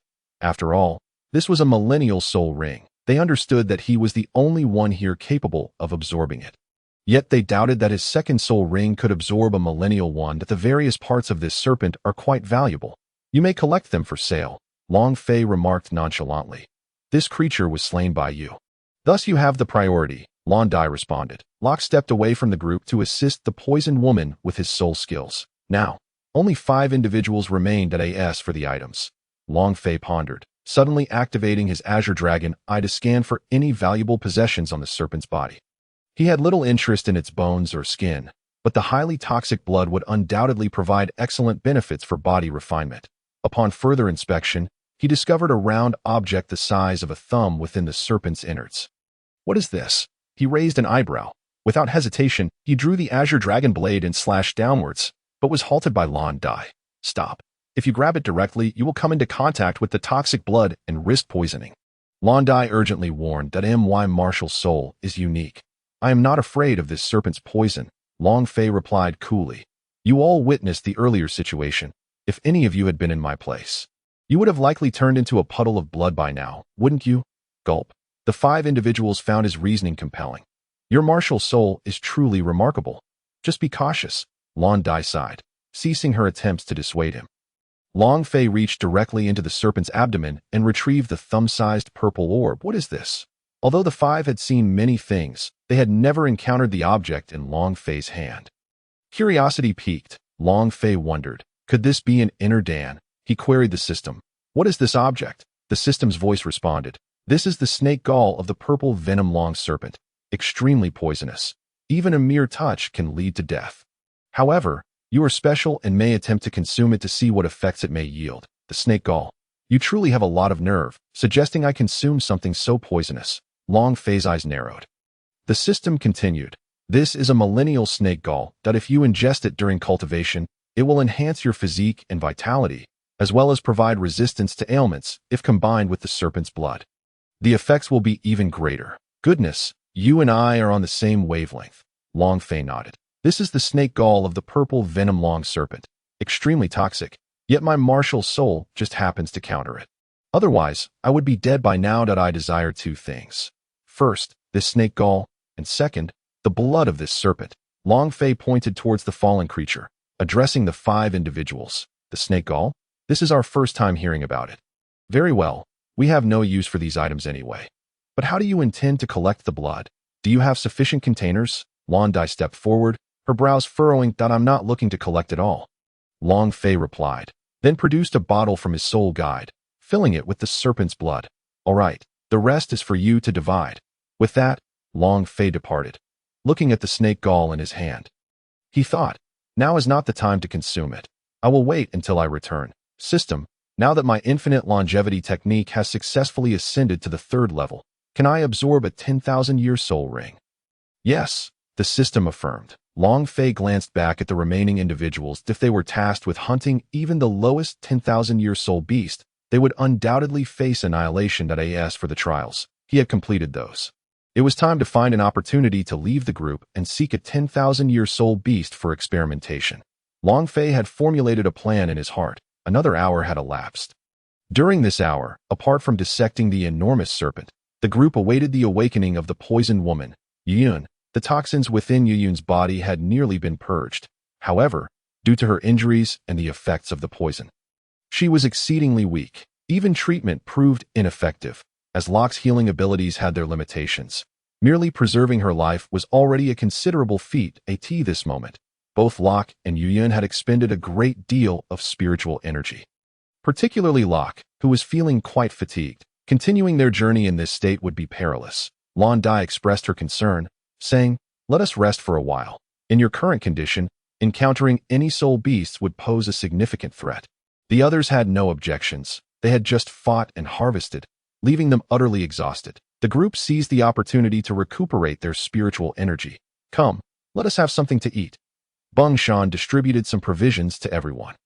Long Fei accepted the rations and retrieved water from his soul guide, consuming it slowly. The atmosphere was indeed harmonious and pleasant. You all rest. I have expended the least energy and am in the best condition. So I will stand guard, Long Fei stated, rising with a calm demeanor. Be cautious. If anything seems amiss, alert us immediately. Long Dai approached him, speaking earnestly. Long Fei was the youngest and possessed the least spiritual power in their group. Yet in terms of explosive power and offensive capability, he was undeniably the most formidable. This was evident from that last strike. Do not worry, Long Fei assured, leaping effortlessly to the top of a large tree. Where the view was splendid. The expansive perspective provided a sense of the bigger picture. The verdant forest was truly a sight to behold. Standing atop the branch, he gazed at the lush greenery, feeling an immense sense of comfort. Green is the color of vitality, and merely looking at it could ease one's eyes. Activating his Qinglong eye, he penetrated the forest with his vision but found nothing unusual. Continuing to observe, he suddenly spotted a large, spider-like creature atop a pile of rocks that was immense, bearing a shell akin to that of a tortoise, with protrusions resembling stones. This creature. Could it be the Xuanjia Yanshizu they spoke of? Long Fei furrowed his brow, muttering to himself, if that were the case, it would indeed be fortuitous, as they had found it. He glanced down at the resting companions, who were finishing their rations. They would need more time to recuperate. So he decided to wait a bit longer. Long Fei continued to track the creature with his gaze. In a moment, time slipped away unnoticed. As Long Fei descended from his elevated perch, new actions commenced. We are prepared to depart, Long Dai announced. Bang Shan and the others had also regained their spiritual energy, and Locke and Yuyan looked significantly improved. Had Yuyan still been in her previous state, they would have had to abandon the mission and leave the Star Douluo forest alone. Fortunately, all was not dire. Bang Shan surveyed the sky, his expression serious as he instructed, our next target is the Xuanjia Yanshizu. We must locate and eliminate it before nightfall. Once darkness falls, my visibility diminishes, and the soul beasts of the forest will emerge to hunt. With countless soul beasts lurking, even in the outskirts, we risk encountering thousand-year soul beasts, leading to certain death. We must strive to exit the Star Douluo forest before nightfall. The others responded affirmatively. If it is indeed the Xuanjia Yanshizu, I spotted one from above, though I cannot be certain. Long Fei interjected. Really? Bang Shan and the others furrowed their brows. Long Fei, describe the general shape of what you saw so we can analyze it. Long Dai prompted. Very well. Long Fei nodded and proceeded to describe the physical characteristics of the creature he had observed. As he spoke, the expressions of the group transformed into one of elation. Indeed, those are the characteristics of the Xuanjia Yanshizu. What you saw earlier was undoubtedly the Xuanjia Yanshizu. Long Fei, why did you not inform us sooner?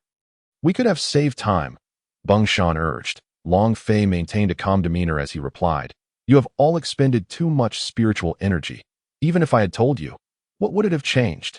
Would it have merely incited your impulsive tendencies, urging you to rush toward danger? He paused before adding, furthermore, Locke and Yuyan were in a dire state. All four of you have also consumed considerable energy. Do you truly believe our chances of success would be great? At that point, our likelihood of demise would only increase. This was all an attempt to soothe Bang Shan's agitated emotions, to remind him of their limited strength. However, Long Fei held immense confidence in his own abilities. Now that he had reached the third layer of the Wujichang Xinggong, both his physique and strength were extraordinarily formidable, and he was not afraid of poison. Should he unleash his full power, combined with the Qinglong ancient blade, he could easily subdue a 2,000-year Xuanjia Yanshizu.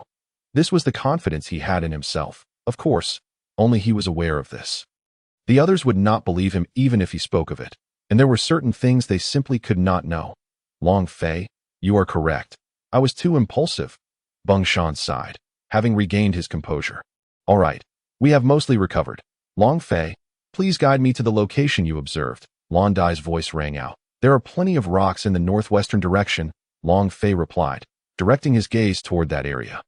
So many rocks. According to our knowledge, there should only be 5 such areas in the vicinity, and the closest one to us is, Long Dai continued, and everyone turned their attention to Long Fei's indicated direction.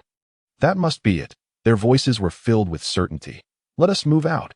Maintain formation, Long Dai commanded, and the group swiftly took their positions before heading toward the rocky area in the northwest. Upon reaching the northwest rocky area, the 7 of them found it precisely as Long Fei had described, covered in pale yellow rocks. Their journey had been relatively fortunate, devoid of significant obstacles that would have otherwise drained their spiritual and physical energy. Suddenly, the sky ahead darkened as if shrouded by an unseen force. The group looked up to see a massive rock hurtling toward them. First soul skill, Snowstorm's Spirit Palm. Bung Shan shouted, rushing forward and activating his first soul skill after summoning his martial spirit. A massive white bear paw surged forth to meet the incoming rock. With a thunderous crash, the enormous rock shattered into countless fragments. Bung Shan's robust form leaped into the air, unleashing energy that sent the splintered rocks scattering. Just then, a menacing aura emanated from the front. The group turned to see a gigantic spider-like soul beast emerging from behind the rocks. The Xuanjia Yanshizu. Their expressions shifted, filled with a mix of trepidation and exhilaration. As the colossal Xuanjia Yanshizu touched down, the ground trembled beneath it the next moment. Its sharp, densely packed mandibles opened wide, unleashing a massive beam of light toward them. The group reacted swiftly, dodging the attack. Long Fei utilized the swift thunder leap to evade safely. He observed that the areas struck by the beam were instantly encased in spiny, vertebra-like rock formations. The fury of the Xuanjia Yanshizu surged, its terrifying presence spreading. The attacking Yulan and others were forcefully repelled. Long Fei stepped forward, soaring into the air, and delivered a punch toward the Xuanjia Yanshizu. Upon impact, his immediate impression was that this creature was indeed exceptionally tough. Second soul skill, Bamboo Ascension. Long Dai stepped forward, activating her second soul ring. A multitude of green bamboo shoots erupted from the ground, swiftly encircling the enormous Xuanjia Yanshizu. Third soul skill, Bamboo Spike Assault. Her third purple 1,000-year soul ring lit up. In the next instant, sharp, potent, and venom-laced spikes erupted from every segment of the encircling bamboo shoots. Yet unfortunately, they all shattered upon striking the Xuanjia Yanshizu's rocky exterior. It was simply too hard. Roar. A thunderous roar echoed, the terrifying force instantaneously shattering all the surrounding bamboo. The group groaned in unison. The Xuanjia Yanshizu suddenly moved with blinding speed. Be careful. The individuals ahead swiftly maneuvered aside, narrowly avoiding a disastrous encounter. However, at that moment, Yuyun's body hesitated, hindered by the lingering effects of the snake venom, which delayed her reactions by a second, consequently affecting her movements as well. Instead of evading, she, bam, the Xuanjia rock spider struck her with tremendous force, causing her to spew blood, her complexion turning ashen. In an instant, she was propelled 100 meters away, crashing through at least 5 large boulders with a resounding boom.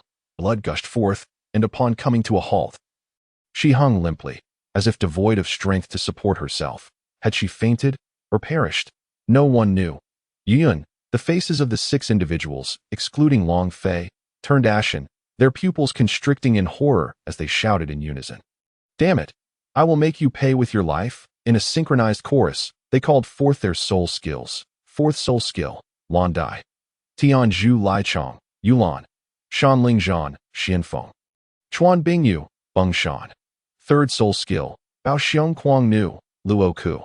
First soul skill, Zhun Fu. Simultaneously, the air resonated with the fierce roars of their respective martial spirits, unleashing their most potent attacks against the Xuanjia rock spider, infused with deadly intent.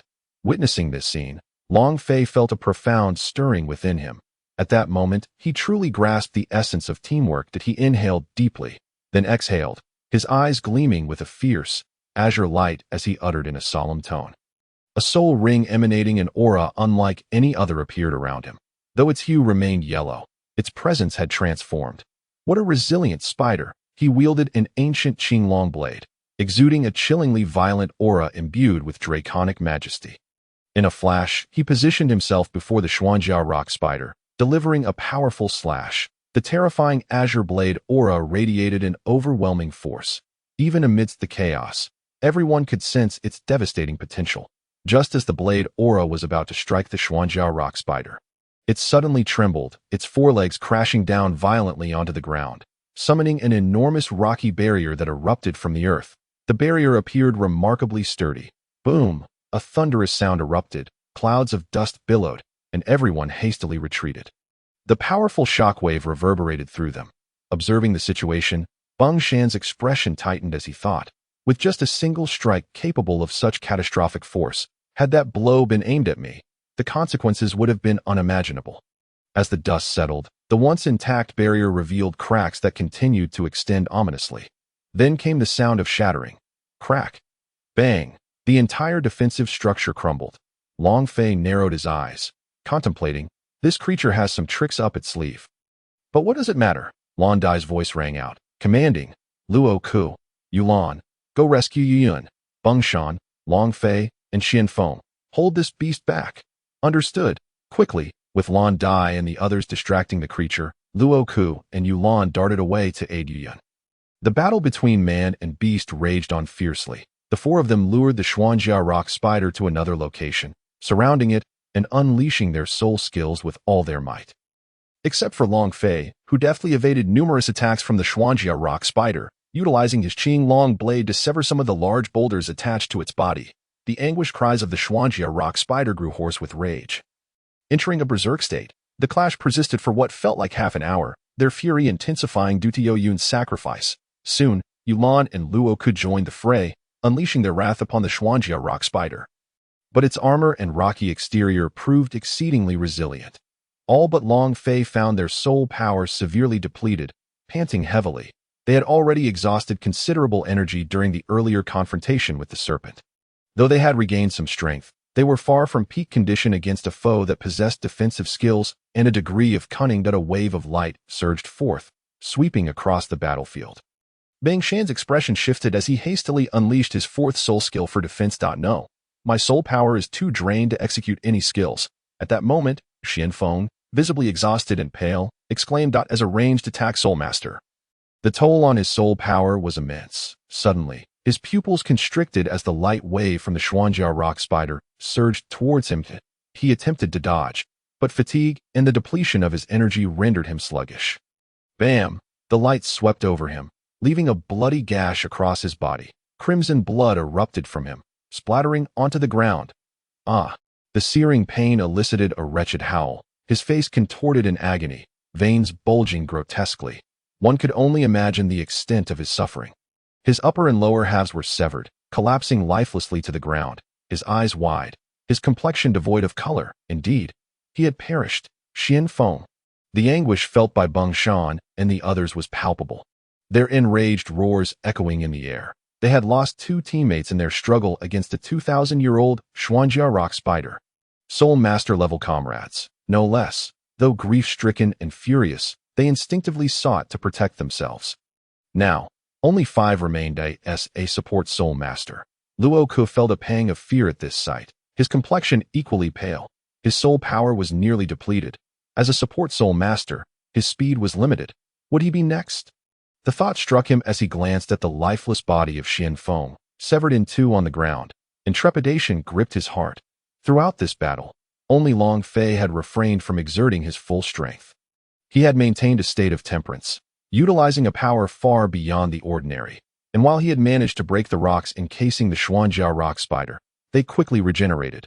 Truly a monstrous adversary. Damn it!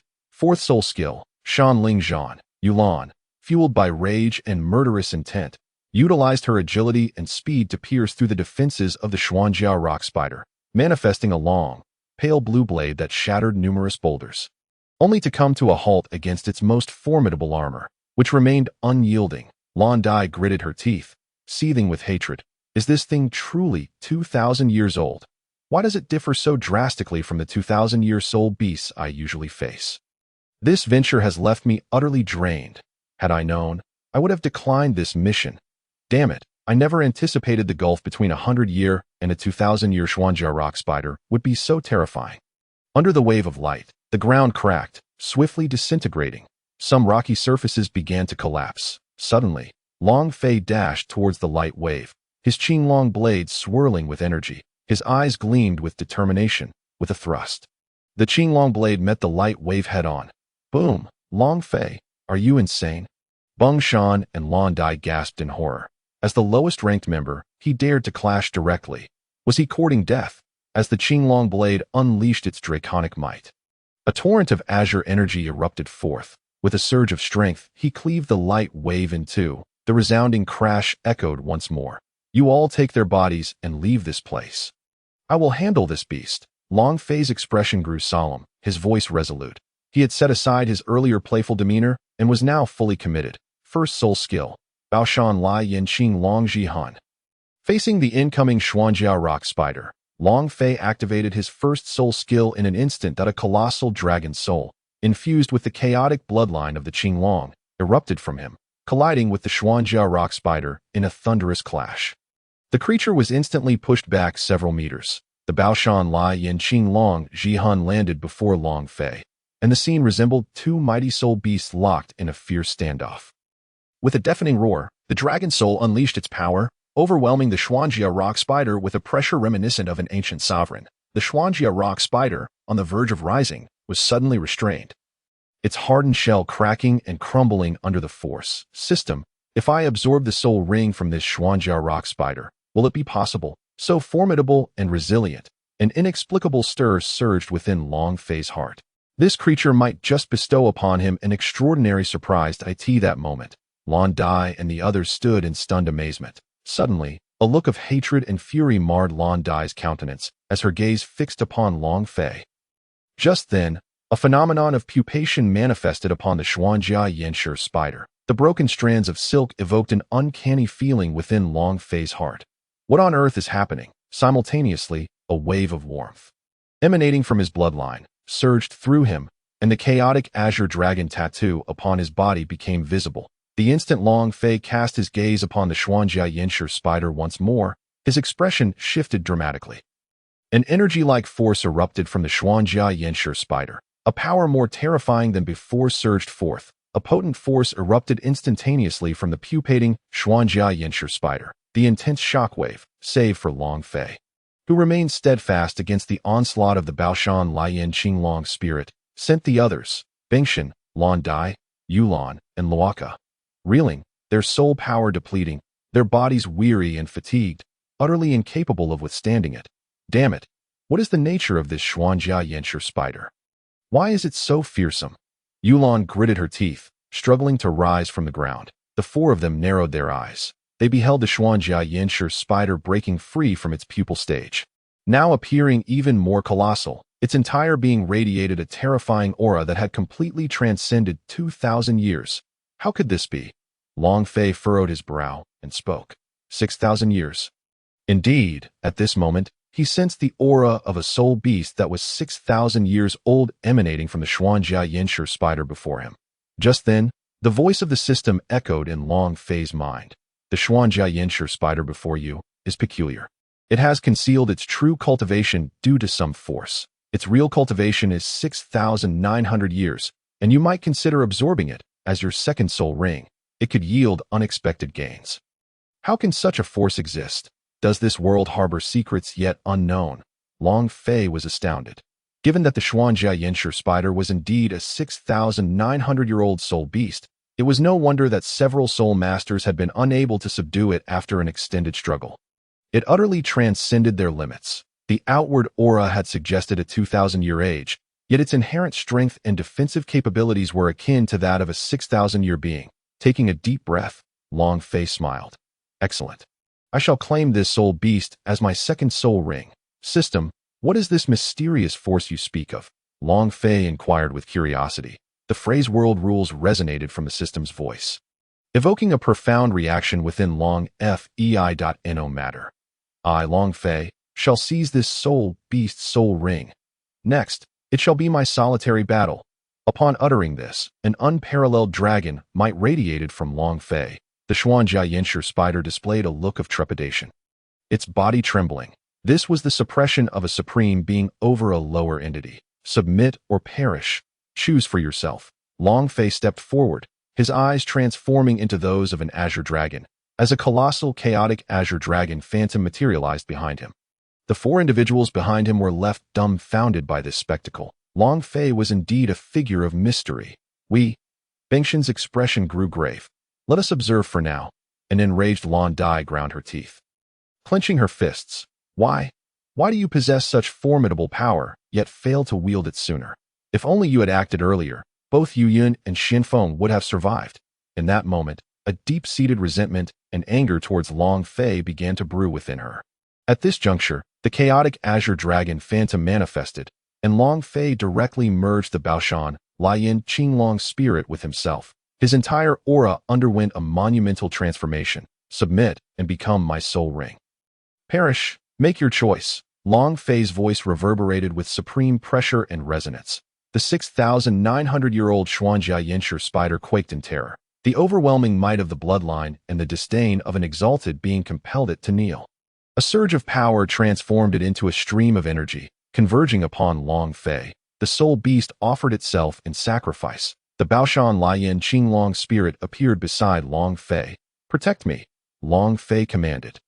Then proceeded to absorb the soul ring. This is his secret. Now that we are aware of it, will he not turn on us? At that moment, Yulan voiced her concerns as her words fell. The remaining three exchanged worried glances. Should we take the initiative? Luaka suggested in a hushed tone. But we cannot contend with that soul beast. Bangshan's face reflected sheer terror at the sight of the formidable guardian. Lan Dai, still seething with hatred, sighed and shook her head. Enough, let us not court death. We shall pretend we have never seen this and never encountered this secret. Keep your mouth sealed. While he absorbs, let us carry Yulan and Yoyun's bodies away. It is merely an outsider I invited as for the Xuanjia Yinshi spider. We will deliberate on it later. If it comes to it, we shall abandon this mission. I do not wish for you to sacrifice any further. The three were moved by Lan Dai's words. Very well, we shall heed your counsel, Sister Lan Dai. They nodded in agreement. Their current soul power and state did not permit them to engage in such perilous endeavors. Let us depart swiftly, Luaka gulped, speaking. Soon, the four, bearing the bodies of Yu Yun and Qian Feng, hastily retreated from the scene. Thus, only Long Fei remained, his fate disregarded by all. Time trickled by, the heavens darkening. Yet, Long Fei remained in a state of unconsciousness. Under the cover of night, a pack of wolves emerged at the periphery of the Star Douluo forest, encroaching upon Long Fei. However, at that moment, the Baoshan Lian Qinglong spirit, ever vigilant, suddenly radiated a chilling light from its eyes. Exuding a palpable intent to kill, with a thunderous roar, its colossal beastly form trembled, unleashing a terrifying ancient dragon might. The wolves, sensing this, turned tail in fright and fled. Deep within the Star Douluo forest, a massive Titan giant ape and a soul beast, the sky blue cattle python, emerged from the depths of a great lake, an entity far larger than the Titan giant ape. Brother, the dragon's aura we sensed during the day has resurfaced, remarked the Titan giant ape to the sky blue cattle python. The python's authoritative voice resonated. This dragon might is not inferior to that of the Emperor Dragon, yet I sense something amiss. Since it has reappeared, Erming, you should investigate. Should we inform them? Inquired the Titan giant ape. The sky blue cattle python replied. Those two are of the dragon lineage. Their sensitivity to dragon auras surpasses ours. They must have already sensed it, and their delay in emergence indicates they have their own intentions. We shall focus on our own matters. Very well, I shall go. With that, the Titan giant ape swiftly departed. At the deepest and most mysterious part of the Star Douluo forest, a tall man radiating an aura of terrifying power approached a colossal stone emanating a prismatic glow, bowing in reverence. My lord, the dragon's aura has reemerged. Could it be that one of our kin has survived since the divine war of our dragon lineage? From that aura, I sense a bloodline pressure greater than my own. Spoke the golden-eyed black dragon king, D. Tian, his tone filled with utmost respect. D. Tian, I have sensed the essence of the dragon god in that aura. It is likely a descendant of our dragon lineage with an even higher bloodline. Now that it has resurfaced, you must hasten to bring it forth. If this is indeed the case, our dragon clan may have an opportunity for revival sooner than anticipated. A composed, yet chilling female voice emanated from within the prismatic stone. Yes, my lord. Above Long Fei, the already darkened sky became even gloomier as a massive entity soared overhead. At that moment, the golden-eyed black dragon king halted in midair, descending gracefully. This is indeed the place. There can be no mistake. D. Tian surveyed the rocky terrain before him. The domain of the Xuanjia Yinshi spider. Before him sat a young human, cross-legged in meditation, beside whom lay, what is this? A beastly spirit of a soul beast. Observing the spirit resembling that of the Baoshan lion dragon, he was perplexed by the additional Azure components. Such creations by humans are remarkably strange. Tian was wholly unfamiliar with human knowledge. Yet, this aura was undeniably that of the dragon god. Tian, filled with fervor, advanced toward Long Fei. That moment, the nearby guardian soul beast instantly transformed, and with a roar, an overwhelming dragon might emanated from it. As a Dragon King soul beast with nearly 500,000 years of cultivation, Tian found himself momentarily suppressed by this released dragon might. His expression of astonishment quickly faded, as the aura of the dragon god exerting pressure upon him felt all too natural. However, it ultimately could not fully subdue him. With a determined effort, he shattered the barrier and forcefully approached Long Fei. Do not shout. I mean him no harm. Otherwise, you alone are insufficient to stop me. Tian's tone was devoid of warmth, his gaze flickering briefly to the soul beast beside him before returning to Long Fei. That instant, a phantom of the chaotic Azure Dragon manifested around Long Fei, exuding an even more terrifying dragon might that caused Tian's complexion to shift dramatically. The Dragon King, with his nearly 500,000 years of cultivation, knelt before this might. In the next moment, cold sweat streamed down his brow. What an awe-inspiring dragon might. This is even more terrifying than the master. It must be the dragon god. Could this young man be the reincarnation of the dragon god? Regardless, the resurgence of the dragon god represents hope for our dragon kin. The master will surely be overjoyed upon hearing this. Tian's initial trepidation swiftly transformed into elation. The rise of the dragon clan was within reach. Bang, bang. Just then, heavy footsteps resonated from within the forest. Tian summoned his strength and laboriously stood up against the dragon might, his gaze fixed in a daze upon the imposing phantom of the chaotic Azure Dragon before him. This is not how the dragon god appeared. Could it be that his form has changed upon reincarnation? Tian was perplexed, concluding that he needed to bring Long Fei back to present to the master. The current manifestation of the dragon seemed even more formidable and oppressive than before, which could very well be a fortuitous development. Turning his gaze to the other side, he beheld a colossal figure emerge. With narrowed eyes, Tian recognized the Titan Great Ape. Its arrival not surprising him, but as the Titan Great Ape approached and beheld both Tian and the imposing dragon phantom before him, it instantly felt a wave of unease. Particularly, the absolute royal pressure emanating from the dragon phantom evoked an instinctual urge to kneel in submission. However, at that moment, the dragon's phantom vanished. Greetings, golden-eyed Dragon King. The Titan Great Ape saluted Tian. Tian replied coolly, now that I am here, your presence is no longer required. Return and inform the Tianqing Neopython to leave matters to me.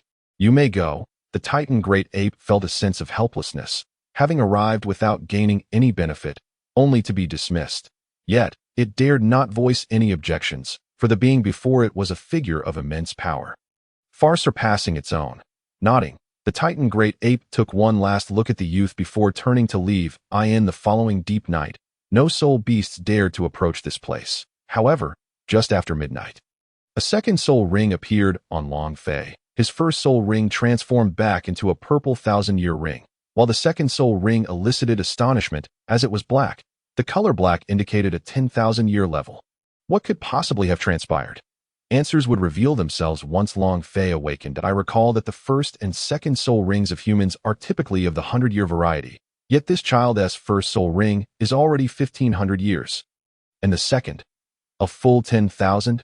Tian marveled, instantly recognizing the ages of the two soul rings on Long Fei. The first soul ring had evidently not yet reached 1,500 years. Now, with its elevation, it indicated that the soul ring's rank had automatically advanced, undoubtedly linked to the mixed Azure Dragon bloodline within Long Fei. The second soul ring, originally a 9,000-year purple ring, had now transformed into a black 10,000-year ring.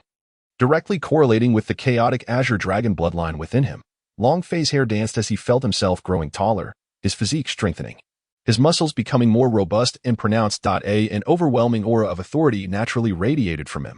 He then opened his eyes, instinctively clenching his fists to feel the qualitative leap in power. As he centered himself, and observed the black soul ring upon him. A flicker of emotion crossed his face. It seemed that the chaotic Azure Dragon bloodline had indeed facilitated a 4,000-year upgrade of his soul beast, Long Fei thought to himself, though he was equally filled with excitement and exhilaration. This is splendid. By absorbing the soul ring of the Xuanjia Yinshi spider, I have gained 2 soul skills. System. Open the character interface. Character interface host. Long Fei age. 6 cultivation method. Wujichang Xingong. Level 3 physical strength comparable to Soul Emperor Peak Martial Soul. Chaotic Azure Dragon Bloodline Package. Bloodline. Tattoo. Phantom Manifestation. Note. Tattoos only manifest when body temperature rises or falls. They remain hidden at normal temperature. Soul Power. 23. 2-Ring Soul Master. Purple Black. Bloodline Package Talents. Attribute Amplification. Lifespan Extension. Exorcism and Protection. Enhanced Healing. Immunity to Poisons. Super Growth. Supreme Dragon Might Soul Skills. Passive Transformation. Azure Dragon Eye Soul Skills. Techniques. Active Violent Mountain Blazing Flame Azure Dragon Soul. Swift Thunder Leap. Azure Armored Rocks Spider Dragon Soul. Azure Armor Defense System Repository. Ancient Azure Dragon Blade X1. Chaotic Azure Dragon Essence X1. Random Dimension Traversal Scroll X1 Current Traversal World. Douluo Continent. First Cultivation Task. Please elevate your soul power to level 26 before the last day of the year. And cultivate Wujichang Xingong to the 5th level. Task Success Reward. 1 Cultivation Merit. 1 Cultivation Gift Package. Skill Enhancement. Task Failure Penalty. Level and cultivation method remain stagnant for 1 year. Unable to utilize the system for 1 year. Status. Claimed. Gazing at the long-awaited system interface, Long Fei felt immense satisfaction at that moment. The system's voice resonated within his mind. Congratulations, host, on reaching level 20, activating the talent abilities of the chaotic Azure Dragon bloodline. Current development at 0.1%. 27, the core area of the Stardow Forest. Congratulations, host, on achieving 0.1% development of the chaotic Azure Dragon bloodline. Cellular abilities have been initially activated, granting a strength of 300,000 kilograms and a physical strength at the Soul Saint level. Wujichang Xingong has entered the mid-stage of level 3. As the system's voice faded, Long Fei felt an unparalleled surge of power coursing through him. His internal cells vibrantly active, the torrent of potent energy surged forth at this moment. He sensed that he could easily slay a 10,000-year soul beast without even activating the capabilities of the chaotic Azure Dragon bloodline. System. What does this bloodline development entail? I already possess the chaotic Azure Dragon bloodline, do I not?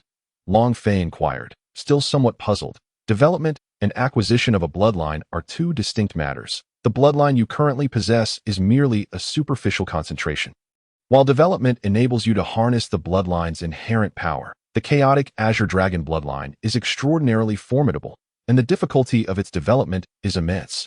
Even a mere activation of 0.1% can yield astonishing enhancements. Each time you activate a full percentage point, you will gain a bloodline ability, essentially a talent skill of the bloodline. After listening to the system's explanation, Long Fei grasped the concept that as a transmigrator. He was not unfamiliar with such matters, but experiencing them firsthand felt entirely novel. What benefits do I gain with each increment of 0.1 in development? Long Fei asked. You will receive significant enhancements to various bodily tissues. Strength and physical strength. The increase in physical strength and power will be 200,000 kilograms. The further you progress in activation, the greater the gains, as each 1% represents a significant leap. Your cellular activation rate is synchronized with the bloodline development rate. Once a certain threshold is reached, your cells will undergo astonishing transformations, and you will understand then. You will not be disappointed. As the system's voice trailed off, Long Fei comprehended. I understand now.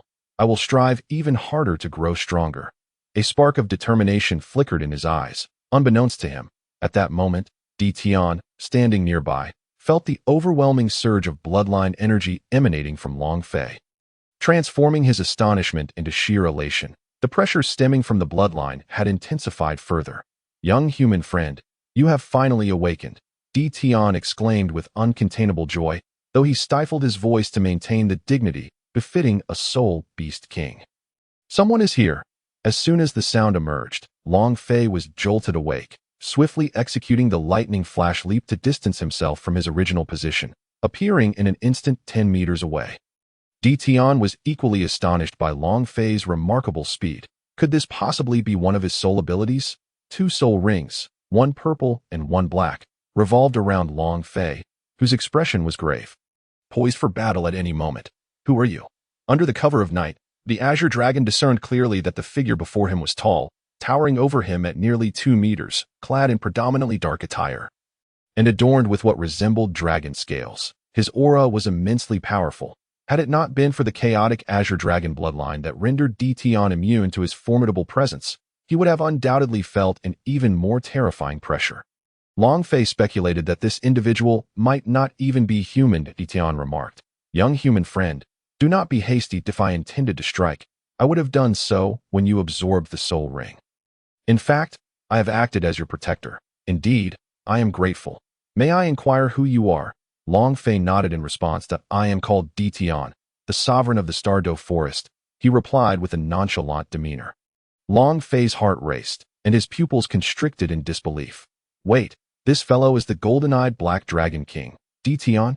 He swallowed hard and asked, "Might I ask what business you have with me, Tian Sr.?" Long Fei recognized that despite his newfound strength, he was still no match for the being before him, especially considering that in the world of Douluo, this creature had nearly 500,000 years of cultivation. Although he posed the question verbally, Long Fei had already surmised the reason for Tian's presence. He must have sensed the aura of the chaotic Azure Dragon bloodline emanating from him. After all, they were deep within the Star Douluo forest, a place where such high-level beings could certainly detect his presence. "How may I address you, young friend?" Tian inquired, his expression calm, though internally he longed to take Long Fei back to meet his master immediately. "Junior is called Long Fei," he responded with a formal bow. "Long Fei, a splendid name, bearing the surname of dragons." Tian smiled. "May I ask, Long Fei, why do you possess a bloodline of the Azure Dragon that is even more potent than mine?" Tian questioned. Long Fei shook his head. "That I awakened it not long ago. As for why it manifests within me, I am uncertain. I recall that humans awaken their martial souls at the age of 6. How old are you this year?" Tian scrutinized Long Fei. "I am 6 years old, having awakened my martial soul just over 2 months ago," Long Fei replied truthfully. Tian was taken aback, and in the blink of an eye, he appeared before Long Fei, startling him. Goodness, what incredible speed! Tian seized Long Fei's right wrist, and the next moment, his expression shifted slightly, his pupils narrowing. This skeletal age. Truly 6 years old. A 23rd rank Great Soul Master at the age of 6, with a purple and black soul ring. You are the first I have encountered among humans. Does Senior Tian have any further matters to discuss? If not, I shall take my leave, Long Fei tentatively inquired, aware that if this formidable figure wished to detain him, escape would be impossible unless he utilized his teleportation scroll to exit the Douluo world. Tian's tone was courteous. "Long Fei, due to the uniqueness of your martial soul, I hope you will accompany me to a certain place. Someone wishes to meet you. Rest assured, we will not harm you." "Someone wishes to meet me. Could it be that Silver Dragon King Guyuna?" "No, it must be her. When can I depart? I need to return to school tomorrow." Long Fei's brow furrowed as he asked. "It will not take long. Tomorrow morning, I shall personally escort you out of the Star Douluo forest." Tian seized the moment, sensing Long Fei's inclination to agree. "Very well, I shall go and see." Long Fei nodded in affirmation. At the deepest part of the Star Douluo forest, a colossal golden-eyed Black Dragon King descended from the heavens, accompanied by Long Fei. Just moments ago, he had been riding atop Tian, an experience that would surely evoke envy if revealed.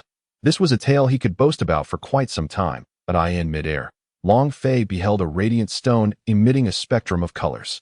Surrounding this heart of the forest were other soul beasts that had taken humanoid forms, including the dark gold terrorclaw bear and other formidable creatures from the original tale, all awaiting Tian's arrival. Tian, is this little brat truly the source of the dragon god's aura? The dark gold terrorclaw bear pointed at Long Fei, curiosity evident in its tone. "That we shall find out soon enough," Tian replied nonchalantly, leading Long Fei to the radiant stone. "Master, I have brought the individual you sought," Tian stated with respect. Long Fei gazed at the stone before him, contemplating, Is this where the Silver Dragon King Guyu now resides? Long Fei, release your martial soul completely, Tian instructed him. Understood, Long Fei nodded, and no longer needing to conceal anything. He unleashed the full potential of his chaotic Azure Dragon bloodline, that a colossal phantom of the chaotic Azure Dragon emerged. Exuding an overwhelming sense of pressure, the ancient and profound totemic markings of the chaotic Azure Dragon adorned his skin, and he radiated a brilliant azure light, his eyes transforming, fully manifesting his bloodline. Supreme, noble, and inviolable, he embodied the essence of the ultimate ruler of the Dragon clan. System, how does the chaotic Azure Dragon compare to the Primordial Dragon? Long Fei inquired internally. The system responded, the path of the Primordial Dragon is the sacred path, while the chaotic Azure Dragon walks the path of chaos. The former peaks at the quasi-saint level, while the latter reaches the pinnacle of Chaos Douluo Jinxian. The Chaos Douluo Jinxian is equivalent to a saint. Yet it is both superior to and inferior to a saint if we consider that all below saints are but ants. The chaotic Azure Dragon surpasses the Primordial Dragon, but I have never heard of a chaotic Azure Dragon existing in the Primordial realm. Long Fei expressed his confusion. The system replied, the chaotic Azure Dragon exists in another world of similar might to the Primordial world. What world? Long Fei pressed. The system stated, your authority is insufficient to disclose that information, but you will learn in due time. Very well, that moment. As the supreme aura of the dragon emanated from Long Fei, the surrounding soul beasts felt as if they were being crushed by a colossal boulder more powerful than themselves, causing them discomfort. Cold sweat trickled down their foreheads, and Long Fei activated the already developed 0.1 of his bloodline, further amplifying his inherent dragon might. What an overwhelming dragon might! All of us here are soul beasts with over 200,000 years of cultivation. Yet we still feel dread and trepidation. Is this the direct suppression of the supreme dragon god bloodline upon us soul beasts? The dark gold terrorclaw bear regarded Long Fei with apprehension. Were it not for the fact that the other party was not an enemy, he would have swiftly resolved this troublesome presence. It was evident that this being was already fearsome, and he would only become more terrifying as he grew. This aura, it truly belongs to the dragon god. At that moment, a voice emerged from within the radiant stone, filled with excitement. Master, our dragon clan's fate may very well rest upon him. Tian knelt on one knee before the stone. Expressing his reverence, the voice of a woman resonated with endless curiosity. Indeed, the aura of the dragon god is unmistakable. But why has the dragon god taken on this form? Could it be that a fragment of the dragon god's consciousness has reincarnated and undergone a transformation after his fall? The woman's voice brimmed with suspicion. System, what is the nature of the dragon god's aura that resides within me? Long Fei pondered, having felt baffled since Tian's initial appearance and mention of the dragon god. The chaotic Azure Dragon is a product of the supreme dimensional world. How could it possibly be connected to the mere dragon god of this Douluo world? To suggest that my chaotic Azure Dragon is the dragon god is an insult. The system clarified, the Douluo world is a low martial world compared to the countless celestial families, and the dragon god is merely one among many dragons. The reason you exude the dragon god's aura is that the dragon god of this realm is a product of a minuscule fragment of the chaotic Azure Dragon's vast bloodline. Hence they perceive the dragon god's essence within you, for in their eyes, the highest ruler of the dragon clan in this world is the dragon god they revere. Long Fei, intrigued, remarked, I see, but, my heavens. In the midst of the chaotic Azure Dragon, the fragment of its bloodline possesses the strength equivalent to that of a deity in this world. If I were to fully realize that fragment, I would inherit the entirety of the chaotic Azure Dragon's bloodline. So, why am I still so weak? I should be able to achieve the status of a primordial golden immortal instantly, shouldn't I? You are not a manifestation of its bloodline. You are merely a successor, and the bloodline remains dormant. Once you develop it to a certain extent, you will come to understand its terrifying potential. The system tantalizingly withholds information. Tian's countenance brightened. My lord, regardless of the circumstances, we have finally located the reincarnation of the supreme ruler of the dragon race if we nurture him well. We will surely reignite the path to divinity for the soul beasts. Tian raised his head, proclaiming, the time for our dragon race and the soul beasts to rise has arrived. Ah, it is indeed good. But why did the dragon god choose to reincarnate as a human? Humans and our soul beasts are sworn enemies. They require the hunting of soul beasts to cultivate their powers. A voice emanating from within the shimmering stone conveyed boundless sorrow, harboring a deep-seated hatred for humanity. Their clan was utterly annihilated by the machinations of the god's human followers. Ding! Side quest activated. Join the army of soul beasts and lead them in a counteroffensive. Rewards. The most comprehensive method for crafting soul spirits, a 20 increase in the affinity of soul beast clans, and 1 chance for a system lottery yielding a random drop of high-grade dragon blood. Failure penalty. None. Will the host accept? At that moment, the system's voice echoed in Long Fei's mind once more, but this time it was a quest. A flicker of joy ignited in Long Fei's eyes. Finally, a side quest has arrived. Now, he had 2 tasks at hand. If all goes well, he should be able to complete the cultivation and upgrade task within 6 months. Joining the ranks of the Soul Beast means I am destined to be at odds with Tang San and the Shrek Academy? Long Fei pondered.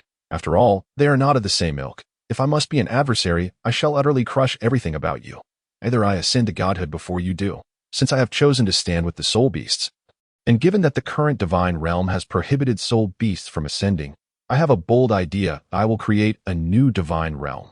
However, this endeavor is undoubtedly fraught with immense difficulty and requires terrifying power. Alas, let us take one step at a time. Long Fei, do you wish to join our ranks of soul beasts? The female voice inquired once more. She continued, you are the reincarnation of a fragment of the supreme dragon god's soul, bearing the mission to lead the soul beast clan in a counterattack against the divine realm. Of course, you may refuse, and we shall act as if we have never met. Long Fei, accept the quest. System, quest accepted. I, Long Fei, willingly stand with the soul beasts and lead them in battle against the divine realm, though I have no recollection of the dragon god's memories, since this is my mission. Once I have grown strong, I shall lead the soul beast clan to greatness, Long Fei solemnly declared. Seeing Long Fei's swift agreement, the others were momentarily taken aback. Very well, since you have consented. We shall henceforth be one family. Welcome aboard. The female voice was imbued with evident joy. Suddenly, a figure emerged from the radiant stone, a tall, stunningly beautiful woman, with silver hair, silver eyes, and a flowing silver gown. She was truly captivating. Are you the master within the stone? Long Fei inquired, feigning ignorance. This must be Gu Yuna. Long Fei thought to himself, convinced. Hello, Long Fei. I am Gu Yuan at that moment. The system's voice resounded. And immediately, Di Tian and the other fierce beasts, along with Gu Yuna, grew even closer to Long Fei. Little brother, now that you have joined our soul beast team, you may call me Big Brother from now on. Allow me to introduce you to everyone here, Di Tian said warmly, proceeding to introduce each member. This is the dark gold fearsome bear, and this one is. Thus, Di Tian introduced each individual, and Long Fei memorized all their names. System, I wish to acquire knowledge on crafting soul spirits. Long Fei silently thought. Soon, with the system's permission, a wealth of unfamiliar, yet extensive knowledge regarding the most comprehensive methods of crafting soul spirits flooded into Long Fei's mind. The experience akin to enlightenment, and now he was merely one experiment away from mastery. Since I have joined your ranks, I shall present my sincerity to you, Long Fei declared, sharing some of his insights on soul spirits. Upon hearing this, everyone was taken aback. Long Fei, can what you just mentioned about soul spirits truly be achieved? Gu Yuna asked, her eyes gleaming with hope. If this method spreads, it could gradually reduce humanity's hunting of soul beasts. It is certainly possible. My dream is for humanity and soul beasts to coexist harmoniously. Long Fei stated earnestly. Di Tian hastily inquired, you mean this knowledge of soul spirits is known only to you at present? Long Fei nodded. Yes, Big Brother Di Tian and Sister Gu Yuna, this method is absolutely feasible, but now is not the time to publicize it. I must first conduct experiments, and once I am successful and have grown stronger, I will seek a suitable opportunity to disseminate it. Di Tian and the others nodded in agreement. Indeed, you have yet to grow strong. If this information were to leak, it would undoubtedly attract unwanted attention from those who do not wish for harmony between humans and soul beasts. What will be your experimental approach? Gu Yuna asked eagerly. Long Fei replied, before conducting the experiment, I hope Big Brother Di Tian and the others can help me collect some soul beast blood. At least 10 different types. This is the first step of the soul spirit experiment. That's simple. I will personally collect them for you. By the way, take this. It is a protective scale containing my strongest attack, capable of injuring even the most formidable Title Douluo among humans. Additionally, it can track your location. In times of danger, simply call out to the scale, and I will appear by your side as swiftly as possible. Tian agreed while also presenting a scale to Long Fei. Long Fei accepted it without hesitation, expressing his gratitude. Thank you, big brother. Long Fei, come with me. I will take you to a special place. Gu Yuna said, leading him toward the depths of the lake of life. After a moment of hesitation, Long Fei followed, enveloped by a protective barrier that allowed him to breathe underwater. Could this be the place that my master took me to? Bear King gazed at the two entering the water in astonishment. That I wonder if my little brother can pass that trial. Tian mused that moment. Underwater, Long Fei found himself in a uniquely created independent space. This is the embryonic world of the Dragon Realm. The shimmering stone tablet before you is the Dragon God Tablet. Within the Dragon God Tablet resides the will of the Dragon God. Yuna explained, guiding Long Fei to the majestic Dragon God Tablet. Stand still and do not move. Just wait a moment, Yuna instructed as she approached the Dragon God Tablet. The Dragon God Tablet, Long Fei murmured, a sense of suspicion brewing in his heart. Could this be the divine test of the Dragon God? At that moment, Yuna called out, Long Fei, come over and place your hand upon the Dragon God Tablet. Long Fei nodded and stepped forward, placing his hand on the tablet. In the next instant, he was enveloped in a brilliant golden light, as if his very essence was being drawn out, swiftly transporting him to another realm. This space was awash in golden radiance, reminiscent of chaotic voids. Where is this? Long Fei furrowed his brow, muttering softly. That moment, a deep, authoritative voice resonated. You are the one chosen by Silver Dragon King Gu Yuna for the trial? But how can you be a human? Since you carry my aura, could it be that you are a fragment of my essence reincarnated after my demise? As the voice echoed, a colossal dragon of shimmering seven-colored light materialized before Long Fei. Predecessor, are you? The Dragon God? Long Fei stepped back, his eyes widening in astonishment. Indeed, I am the Dragon God. Alas, my essence has already perished, yet you bear my aura. Could it be a fragment of my divine consciousness reincarnated? The Dragon God fixed his gaze upon Long Fei. The younger generation was unaware, shaking his head. Indeed, all memories of his past life after reincarnation had vanished. However, your bloodline of the Dragon God is remarkably potent, surpassing even that of the Silver Dragon King by countless magnitudes. Yet, my divine position is designated for soul beasts. You, being human, do not meet the criteria. It is unfortunate that the Dragon God inheritance I designed following my fall had a bloodline concentration that was excessively high, rendering even the Silver Dragon King unable to inherit it. Now that you have appeared, I may consider making an exception to pass it on to you. But your future mission will be to lead the Soul Beast clan in their battles against the deities of the divine realm. If you can shoulder this immense responsibility, I shall bestow upon you my position as the Dragon God. The Dragon God's words continued, while Long Fei listened intently. In his heart, Long Fei mused, I haven't even agreed or disagreed. Yet you ramble on endlessly. What am I supposed to do? Long Fei cupped his hands and said, Esteemed Dragon God, I have already pledged to Gu Yuna to join the Soul Beast squad and lead their resurgence. And I have also devised a method for soul spirits. It is merely a matter of time. Although he had inherited the bloodline of the Chaos Azure Dragon, he was not the Chaos Azure Dragon itself. Thus, he still held respect for the Dragon God before him, especially since he was still on another's territory. Just then, the ethereal figure of the Chaos Azure Dragon manifested from Long Fei, towering over the Dragon God, making the latter appear almost as a younger sibling. Subsequently, the bloodline of the Chaos Azure Dragon within Long Fei surged with fervor. That moment, he felt an overwhelming urge to devour the Dragon God before him.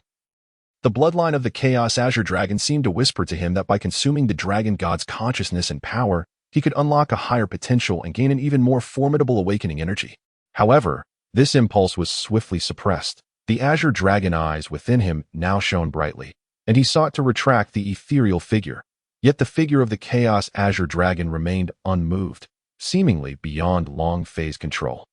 At this juncture, the Dragon God beheld the immense being before him, exuding an aura even more terrifying and supreme than his own. This creature possessed a bloodline of greater nobility. It was a direct, absolute suppression emanating from the dragon clan's bloodline. The dragon god's eyes widened in shock. His expression drastically altered, and he felt cold sweat trickling down. What manner of dragon is this? The voice of the dragon god trembled with fear, a hint of reverence flashing within his pupils, not of his own volition, but driven by instinct. How dare a mere little dragon claim to be the dragon god before me? Today, this azure dragon shall consume you. Suddenly, an astonishing scene unfolded before Long Fei. The ethereal figure of the Chaos Azure Dragon spoke on its own. What? You can talk? Long Fei exclaimed. In the next moment, the void shattered, and an overwhelming dragon might surged forth. The Chaos Azure Dragon's figure opened its massive jaws, lunging towards the dragon god. No, do not consume me. What manner of dragon are you? The dragon god cried out in terror, yet he found himself unable to move. Suppressed by the supreme azure dragon before him, in a moment of sheer panic, he was devoured whole by the Chaos Azure Dragon. In that instant, radiant seven-colored light erupted from Long Fei, consuming the dragon god. The bloodline of the Chaos Azure Dragon was enhanced to 2%, and his body underwent a transformation. Congratulations, you have acquired the dragon god's memories, divine skills, divine power, and divine position. Soul power elevated. 24, 26, 27, 28, 30. A divine soul ring. A dragon god soul ring has increased the age of all your soul rings to 100,000 years. The soul power underwent divine transformation. Long Fei's body trembled violently. Golden light radiated brilliantly. His blood boiling with intensity, like a colossal wave crashing. His physique became extraordinarily strong and resilient. His power surged rapidly. An endless torrent of strength poured forth from his bloodline. From the heavens descended an incredibly dazzling golden soul ring that landed upon Long Fei. Occupying the third position, in an instant, 2 red and 1 golden soul rings surrounded Long Fei, exuding an aura of unparalleled terror. Power, endless power.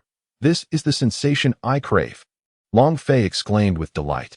Raising his voice to the heavens, bathed in divine light, he felt utterly renewed. With the completion of his soul power's divine transformation, henceforth, all soul power cultivated and absorbed by the host would automatically convert into divine power. Due to the Chaos Azure Dragon's consumption of the dragon god, the host would receive a divine soul ring every 10 levels, with the authority to designate a soul beast to transform into the spirit of that soul ring, which would then attain divinity. While absorbing the system's words, Long Fei continuously processed the dragon god's information within his mind. His height had now reached 1 meter 80. The pupils of his azure dragon eyes were adorned with 7-colored light, enhancing his mental and spiritual prowess. His vision extended far beyond normal limits. From this day forth, the world of Douluo continent would no longer have a dragon god. Only Long Fei, the inheritor of the Chaos Azure Dragon, would remain. At that moment, Long Fei's third soul ring revealed a soul spirit. This the dragon god soul spirit. Long Fei exclaimed in astonishment. In his hands appeared a soul beast identical to the dragon god, albeit smaller in size. From now on, all of Long Fei's future soul rings will be provided by it. Now, with the absorption of the third soul ring, I have reached the level of 34th rank soul master at the age of 6. I dare to ask, is there anyone in this world who can match me? Long Fei laughed heartily. Congratulations, host, for completing the cultivation task. Rewards have been distributed. System, activate the cultivation merit. Long Fei muttered yes soon as the words left his lips. A surge of merit power descended from the heavens and enveloped Long Fei's entire being. Everything within him sprang to life, as if infused with self-awareness, pulsating with vigor. Simultaneously, Long Fei's divine power surged to the next level. At this moment, his divine power level reached 35. Divine power not only surpassed soul power, but was also exceedingly difficult to cultivate. Each level gained brought terrifying enhancements to all attributes. The wealth of gains was overwhelming. Long Fei needed time to properly digest it all. Although he had risen to prominence, he must remain grounded. With a thought, the colors of the soul rings adorning him transformed into the ordinary hues of yellow, purple, and brown, and his aura reflected this change. Once I elevate my divine power level to that of a soul emperor, even the super Douluo of this world shall not be my match. When I ultimately dominate this world, it will be the day I create the divine realm. Long Fei inhaled deeply, filled with insatiable ambition. His physical strength had already reached an unfathomable height within the Douluo continent. Unless one achieved divinity, they could not breach his formidable physique that in terms of physical prowess. He was already invincible within the Douluo continent. Subsequently, with a mere thought, he vanished from this space, which he now controlled. Upon exiting, the Dragon God Steel appeared in Long Fei's grasp. The Dragon God Steel was an artifact of immense power, incredibly formidable. He would store it away for now. This scene left Gu Yuna beside him in utter shock. You have acquired the Dragon God's inheritance? Gu Yuna sensed the overwhelming Dragon God pressure and aura emanating from Long Fei, which was even more terrifying than before, and noticed that his soul power seemed to have undergone some transformation. Bearing similarities to the divine power she was familiar with, Long Fei nodded. Indeed, the Dragon God has thoroughly entrusted the inheritance to me. He has completely passed on. From now on, I shall be the inheritor of the Dragon God. And I will take the Dragon God Steel with me. My soul power has also evolved into divine power. So await my leadership in the resurgence of your clan. He turned to Gu Yuna and added, by the way, the Dragon God has decreed that you are to be betrothed to me. I am destined to become a supreme being. How could I possibly be without a companion by my side? This is the will of the Dragon God. As Long Fei spoke, he extended his hand, and a radiant light infused with the essence of the Dragon God enveloped the astonished Gu Yuna. After a moment, Gu Yuna's face flushed a delicate red. Since the Dragon God has chosen you, I shall naturally support you wholeheartedly. Very well. The wounds you sustained from the war among the gods have yet to heal. Take this that as Long Fei spoke. A drop of blood materialized in his hand. This dragon blood. It feels so harmonious. Gu Yuna exclaimed in surprise. This is the essence blood of the seven-colored dragon. Absorbing it will expedite your recovery that I will need your strength when the time comes. This essence blood was acquired by Long Fei from a side quest involving a random high-level dragon bloodline. Thank you, Gu Yuna replied, resembling a bashful young girl. Long Fei then possessively embraced Gu Yuna, his overwhelming power rendering her momentarily unable to escape. He leaned in and kissed her lips. This is proof of my claim on you. As dawn approached, Long Fei declared, I must return now, but I shall come to see you again. Long Fei remarked. Gu Yuna's face flushed intensely, and she hurriedly shed her essence blood. Subsequently taking Long Fei away from this place, the truth was forever concealed. Apart from Long Fei, no one knew that the true spirit of the Dragon God had become the third spirit ring of Long Fei. Sensing the terrifying pressure of the Dragon God emanating from Long Fei, Tian and the others knelt in reverence that we pay homage to the Dragon Goddess Sun. Soon after, Long Fei mounted Tian and departed from the Star Douluo Great Forest. The remainder of the journey was traversed by Long Fei alone. Just 1 kilometer outside the Star Douluo Great Forest, dusk had already settled. At that moment, Long Fei sensed 3 murderous auras locking onto him. Not far in front of him, 3 male figures emerged, each surrounded by 5 soul rings of yellow and purple hues. Soul Kings. 3 Soul Kings at level 50. One man spoke with an odd tone. Well, young lad, since you've entered the Star Douluo Great Forest, we are fortunate to have caught up with you upon your exit. It has been quite the wait for us 3 brothers. Each of the 3 wielded an axe, their faces contorted with malevolence. These 3 were the villains who had stealthily followed him from that restaurant. Long Fei wore a peculiar smile. Ah, splendid. You 3 have come just in time for me to test the power I recently acquired. Since you are here to deliver your heads, then, at that moment, only the 4 of them remained. 2 red and 1 gold soul rings ascended around him, unleashing a terrifying aura that surged toward the 3 men. Upon witnessing this scene, the expressions of the trio turned to sheer terror. Let me test the might of the Dragon God. Long Fei awakened the spirit of the Dragon God in his hand. Accompanied by the illumination of the golden soul ring, Dragon God strike, roar, boom, the ground caved in, the sky split apart, golden light descended, and an overwhelming, terrifying aura pressed down, causing Long Fei's figure to vanish in an instant, only to reappear before the 3 men in the next moment. His speed was so rapid it defied capture. Ah, help! Don't kill me! Ah, in the next second, blood splattered, and the wails of the 3 echoed into the heavens. P.S. From now on, the Dragon God's powers will primarily manifest through soul rings and aura, while the Chaos Azure Dragon bloodline will reflect aspects of bloodline development and cellular organization. This way, it won't seem chaotic. Consider them as two states, one weaker and one stronger. After all, the Chaos Azure Dragon bloodline is meant to disguise strength. You will understand as you continue reading. I can't elaborate further. 31. Cultivation points. 5-color gem within the Tiando Royal Academy. Long Fei had returned. He directly entered a power testing chamber. Clenching his fist, he delivered a punch that a tremendous crash resounded throughout the room. Fortunately, this chamber had soundproofing capabilities. Otherwise, such a loud noise would surely attract attention from outside. The teacher who accompanied Long Fei to assess the results stared wide-eyed in shock at the sight before him. The power testing device had been shattered by Long Fei's punch.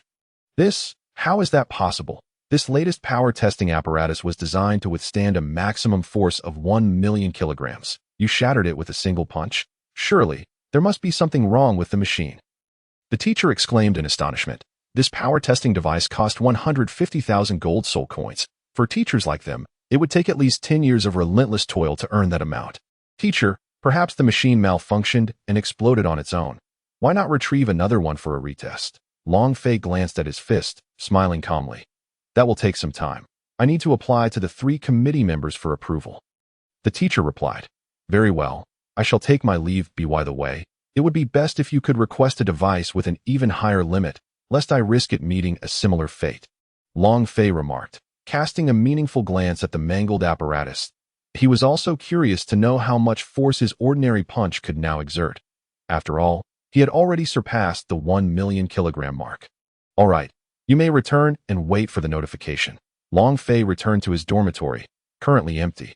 That Qian, you must be attending class, Long Fei murmured, flopping onto his bed to rest. After a day of exertion yesterday, he needed a proper break. Within his consciousness, Long Fei spoke to the system. I wish to use that one-time lottery opportunity. Lottery draw. Congratulations, host. You have obtained the perfect control technique for power.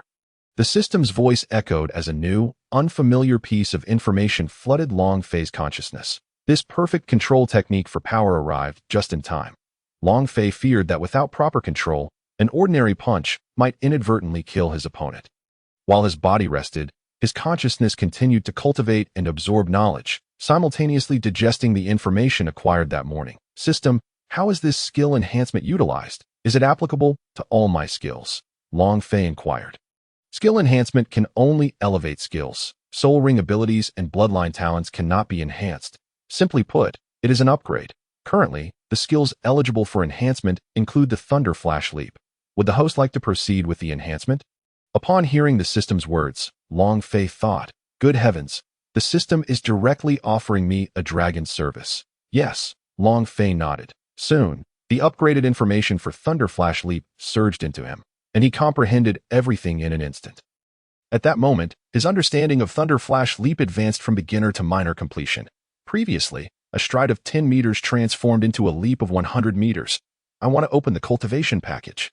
Long Fei commanded. Cultivation package successfully opened. Congratulations, host. You have received 10 cultivation points, 100,000 gold soul coins, and 1 5-color gem. What is the use of these cultivation points? Long Fei asked, puzzled yet curious. System, each cultivation point can be exchanged for 1 year of cultivation power. 10 points can be exchanged for 10 years of cultivation power. However, the cultivation power is not derived from the host but extracted from the myriad realms. Its strength or weakness depends on the host's fortune. I see that I'll use all 10 points. Long Fei declared that in a single transaction of 10 exchanges. Congratulations, host. You have acquired 10 years of cultivation power from the sect master of the Su Mi small world. At the moment the system's voice fell, a radiant light enveloped Long Fei. Subsequently, he experienced an indescribable mystical sensation, and his divine power rose from level 35 to 36. System, how powerful is the Su Mi small world? Long Fei asked curiously. 10 years of cultivation power only elevated your divine power by 1 level. Is it due to the difficulty of cultivating divine power? Long Fei pondered, but 10 years is quite a long time. If it were soul power, I would have certainly ascended to godhood by now. Even with divine power, I should have at least attained the cultivation level of a Soul Douluo or a Title Douluo. The Su Mi small world is a realm inferior to the Douluo world, the system replied. Then, if I draw 1 by 1, wouldn't the effects be better? Long Fei suddenly felt a sense of urgency. fearing he might have missed a tremendous opportunity. System, in theory, that would be the case. A single exchange specifies a random individual, while drawing one by one allows for random selection for each attempt. There is a chance you might land on a martial world. If luck is on your side, it could even be a high martial world. Good heavens, it seems my intuition was correct. Alas, since I've missed it. I shall not make the same mistake next time. Long Fei sighed, feeling as if he had lost out on a fortune. By the way, what on earth is that 5-color gem? Long Fei retrieved a beautifully smooth stone of 5 colors from the system's inventory, resembling exquisite jade. Suddenly, a screen appeared before Long Fei, displaying the introduction of the 5-color gem. 5-color gem. The 5-color gem is a natural product birthed from the elements of the world in a certain realm, containing the powers of the 5 elemental attributes. The possessor can harness the elemental powers of the 5-color gem. Gold represents metal, green signifies wood, blue denotes water, red symbolizes fire, and brown stands for earth. Upon reading the introduction, Long Fei gazed once more at the 5-color gem in his hand, its colors illuminating the essence of the 5 elements. Had I not acquired the Dragon God, this gem would have been a treasure to me. But now that I have devoured the Dragon God, I have already mastered the power of the 7 elements. Long Fei muttered, aware that the 5 elemental powers were encompassed within the 7 elements. Suddenly, the system's voice chimed in. Wearing it can enhance your corresponding elemental powers. System, open the character interface. Character interface host. Long Fei age. 6 years cultivation technique. Wujicheng Xinggong. Level 10 bloodline and cellular development and activation. 2 physical strength comparison. Comparable to a quasi-demigod in the Douluo world, Chaos Douluo. Quasi-demigod, pseudo-demigod, demigod, quasi-god, deity, martial soul, chaos Qinglong bloodline package, bloodline, tattoo, phantom embodiment. Note: tattoos only manifest when body temperature rises or lowers. At normal temperature, they remain hidden. Divine power, level 36, 3-ring divine master, red. Red, gold, bloodline package talent, development attribute amplification, lifespan enhancement, evil dispelling, superior healing, immunity to all poisons, super growth, supreme dragon might, 1 development. Right hand Qinglong transformation, 2 development. Left hand Qinglong transformation. Soul skills, passive metamorphosis, rainbow Qinglong eye skills, swift thunder flash step, small achievement. 100 meters per step, soul skills, active, red, first soul skill. Violent mountain blazing flame Qinglong soul, red, second soul skill. Qing armor rock spider dragon soul, Qing armor defense, gold, third soul skill. Dragon god soul spirit. System repository, Qinglong ancient blade X1. Chaos Qinglong Essence Blood X1, Random Dimension Travel Scroll X1, Dragon God Divine Position X1 Current Dimension, Douluo Continent 32. A punch to obliterate within the Tiando Royal Academy. The teacher has now requested new power testing instruments from the 3 committee members. The 3 men exchanged peculiar glances, and Bai Baoshan spoke up. Xianfeng, you must be joking, right? That testing device was just introduced this month. Valued at 150,000 gold soul coins, with a maximum capacity of 1 million kilograms. Are you saying a student shattered it with a single punch? The trio of committee members were eager to witness the individual capable of such strength. Meng Xinji remarked, how could a student possess 1 million kilograms of strength, let alone exceed it? Xianfeng replied that I believe the machine must be faulty. He added confidently. Jilin quickly shook his head in denial. Absolutely impossible. The machine cannot malfunction. Even if it did, it wouldn't be shattered by a single punch. Have there been any issues during your regular tests? Xianfeng decisively shook his head. None. Then it is clear. The problem lies not with the machine, but with that person, Xianfeng. Who is this individual? Jilin inquired, his curiosity piqued, mirrored by the other 2 men. Here is the information on that student, Xianfeng said, handing a document to Meng Xinji. Meng Xinji quickly accepted it, while Jilin and Bai Baoshan leaned in to examine it. Long Fei, it's him. Upon seeing the name, the 3 men's eyes widened in astonishment. The 3 committee members know this student. Xianfeng, intrigued, asked. Meng Xinji's expression grew solemn as he replied, naturally, we are acquainted. This matter must remain confidential. Should word get out, do not blame us for our lack of leniency. Xianfeng felt the pressure of the 3 Soul Douluo level powerhouses locking onto him, causing him to shudder and break into a cold sweat. He quickly nodded. Yes, rest assured. I, Xianfeng, will not disclose what transpired today. Very well, remember your words. Now, lead us to the room where he shattered the device. Meng Xinji commanded. Please follow me. Esteemed committee members, Qianfeng promptly turned to lead the way. Upon arrival at the room, the four were taken aback to witness the shattered power testing device, collectively gasping in awe. This child is truly formidable. At such a young age, he managed to destroy a device rated for over 1 million kilograms. This will not do. We must witness the moment he shatters it. Bai Baoshan insisted, his eyes gleaming with excitement. Old Bai, have someone prepare another machine. This time, we shall witness the miracle firsthand. The trio spoke in astonishment, and suddenly, Meng Xinji issued orders, his gaze fixed on Bai Baoshan. Understood, I will attend to it immediately. Bai Baoshan nodded and hurried away. Meng Xinji turned to Qianfeng and said, You go inform Qin Ming to bring Long Fei here. Of course, Qianfeng quickly departed, relieved to escape the oppressive aura of the three men. It was unbearable, nearly suffocating, truly daunting. Meanwhile, Qin Ming, training Yu Qianheng and the others, was surprised by the sudden order, wondering what the chief intended. Nevertheless, he proceeded with the task. You all take a break. I have matters to attend to. Qin Ming said to Yu Qianheng and the others, before turning to leave. What's up with Teacher Qin? So sudden. Du Yin murmured, frowning. Teachers have their own affairs. Let us focus on resting and recovering our soul power. Yu Qianheng said, wiping sweat with a towel and drinking water, though he too frowned, yet did not voice many questions. Indeed, let us recover our soul power quickly. We still have training ahead, Osro added earnestly. By the way, what about that Long Fei fellow? Didn't he show up yesterday? Is he absent again today? Du Yin inquired. Who knows about that weirdo? He is on an entirely different level than us. Yu Tianheng sighed, recalling the events of the past 2 months. The 7 of them were thoroughly dominated by Long Fei, a soul master with barely 20 levels and only 1 soul ring, that I just can't comprehend why we are so vastly different. Osro exclaimed, standing up, gripping a level, and raising his voice. Exactly. The Shimo brothers nodded in agreement, but Wei Lingling and Du Yin also nodded in affirmation. Who knows? He's as tough as nails and possesses such overwhelming strength. Yu Tianheng bitterly shook his head in exasperation. Being around Long Fei had utterly stripped him of the superiority he felt as the second son of the Blue Lightning Tyrant Dragon family.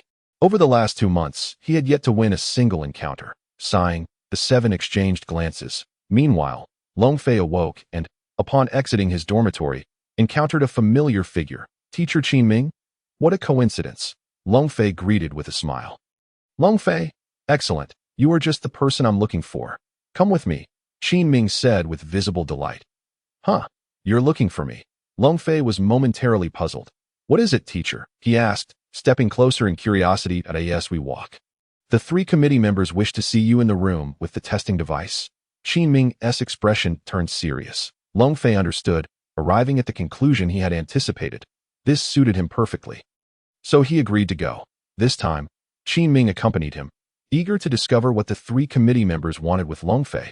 Shortly, they arrived at the designated room where the 3 committee members were already present. Greetings, esteemed committee members. Long Fei addressed them respectfully, with Qin Ming doing the same.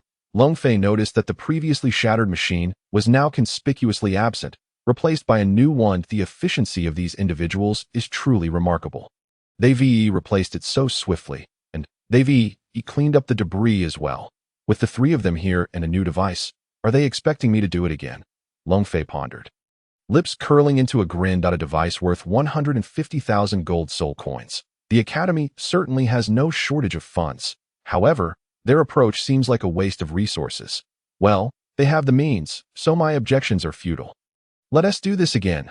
Come, test your strength once more, Meng Xinji urged eagerly. The trio of Meng Xinji and Qin Ming were momentarily taken aback upon seeing Long Fei again, for he had undergone a significant transformation. Having grown taller and more muscular, his vitality radiating strongly, especially for Qin Ming, who had spent the most time with Long Fei, having seen him just yesterday. How could he return in such a changed state? Yet, from his aura and demeanor, it appeared to be for the better. In that case, I can rest easy, Qin Ming thought, his brow furrowed as he observed Long Fei. Senior Ming, what is the capacity of this new machine? Long Fei inquired nonchalantly. The 3 men exchanged glances, momentarily stunned, before responding in unison. 130,000 kilograms. 33. Another explosion. Very well. Then I shall attempt it once more. Long Fei approached, cracking his neck and hands as he regarded the new power testing device. I wonder how much strength I can unleash with a serious punch in my current state. Long Fei pondered silently. He closed his eyes and took a deep breath, clenching his right hand tightly, causing a minuscule vortex of energy to emerge near his fist. This moment, he had mastered the perfect output of his power. His strength was so formidable that even in a normal state, it could manifest such phenomena. As he opened his eyes, a piercing glint flashed through them, followed by a powerful punch aimed at the strength-testing device. Boom. A shockwave, visible to the naked eye, enveloped the entire apparatus. Bang! Before the astonished gazes of the crowd, the machine, capable of withstanding a maximum of 1,300,000 kilograms, exploded instantly. What? The cries of Meng Xinji and the others echoed. Long Fei furrowed his brow and sighed, still unable to ascertain the maximum strength of his punch in a normal state. System, what is the maximum strength I can achieve in my normal state? He subconsciously inquired. 1,500,000 kilograms. The system replied. And what about my full power strike? Long Fei asked, his expression shifting. 10 million kilograms. Hearing the system's response, Long Fei's pupils contracted. Even he had not anticipated surpassing the 1,000 mark. It is crucial to understand that the difference between 1,000 kilograms and 10 million kilograms is akin to the chasm between heaven and earth. With such a punch, what caliber of individual would perish? He inhaled sharply and inquired further. 89th level Soul Douluo, replied the system. That it seemed he had gained another card for survival. Long Fei smiled broadly. At that moment, the dazed Meng Xinji, along with the other two and Qin Ming, suddenly trembled in excitement. The machine, which could withstand 1,300,000 kilograms, had been shattered with a single punch, indicating that the force of his blow exceeded that threshold. Truly a prodigy indeed. At such a young age, with such power, even we feel inadequate. What on earth is this boy's martial soul? The hearts of Meng Xinji and the others surged with tumultuous emotions, unable to calm down. Long Fei had astonished them time and again. So, esteemed mentors, how do you find the current situation? Long Fei turned and asked. Good, exceedingly good, unprecedentedly good. Meng Xinji and the others nodded vigorously. He then addressed Qin Ming, saying, Qin Ming, I command you in my capacity as chief to officially appoint Long Fei as the captain of Team 1 at the Tiando Royal Academy. Let him lead our academy in the upcoming Continental Elite Soul Master Tournament. Meng Xinji's demeanor turned serious. Qin Ming was taken aback. In truth, Long Fei had long possessed the qualifications for this role, being the strongest among them. However, Long Fei seemed uninterested in the captaincy, which is why he had not assumed the position. Qin Ming stepped forward, taking a deep breath to calm himself before speaking. Esteemed mentors, Long Fei's strength has already surpassed everyone in the Tiando Royal Academy. However, he appears disinterested in the captaincy. Otherwise, he would have already replaced Yu Tianheng. The power of Long Fei's punch at this moment would pose a challenge even for him. Generally, upon reaching the 60th level Soul Emperor rank, one's foundational strength begins at 500,000 kilograms. Yet Long Fei had transcended this limit. Moreover, each subsequent level would correspondingly enhance one's strength. It seemed Long Fei had yet to unleash his martial soul in a normal state. Should he amplify it and deliver another punch, Qin Ming could not guarantee he would withstand it, regardless of how the original work delineated power. My fanfiction will adhere to my own interpretations without excessive scrutiny. The three of Meng Xinji regarded Long Fei with curious, peculiar expressions, asking, Long Fei, why do you not assume the role of captain?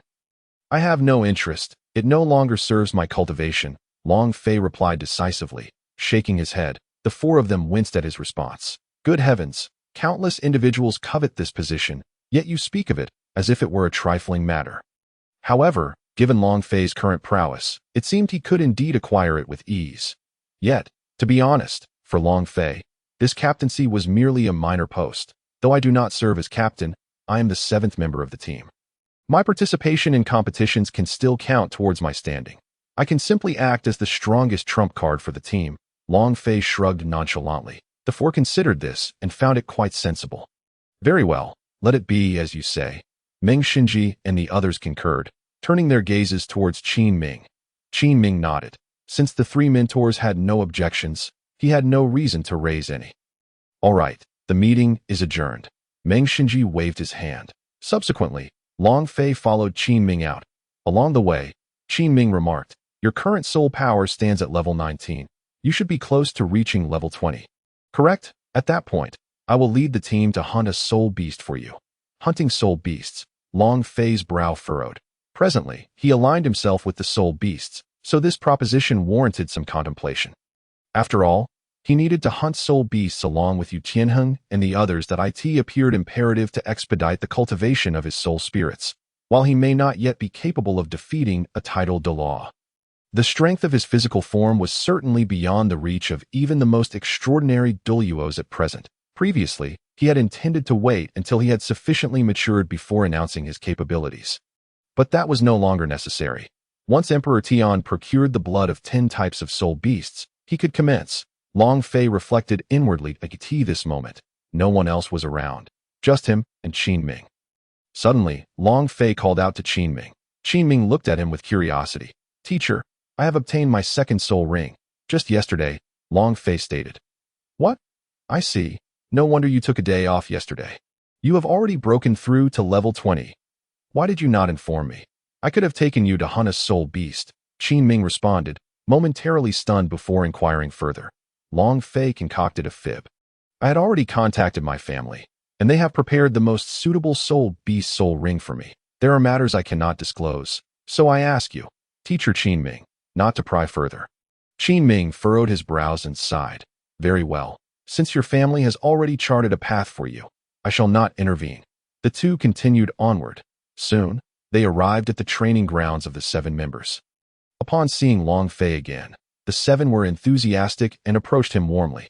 Qin Ming stated, "Everyone, to enhance your strength, starting tonight, in addition to your regular foundational training, we will be introducing a new primary training course."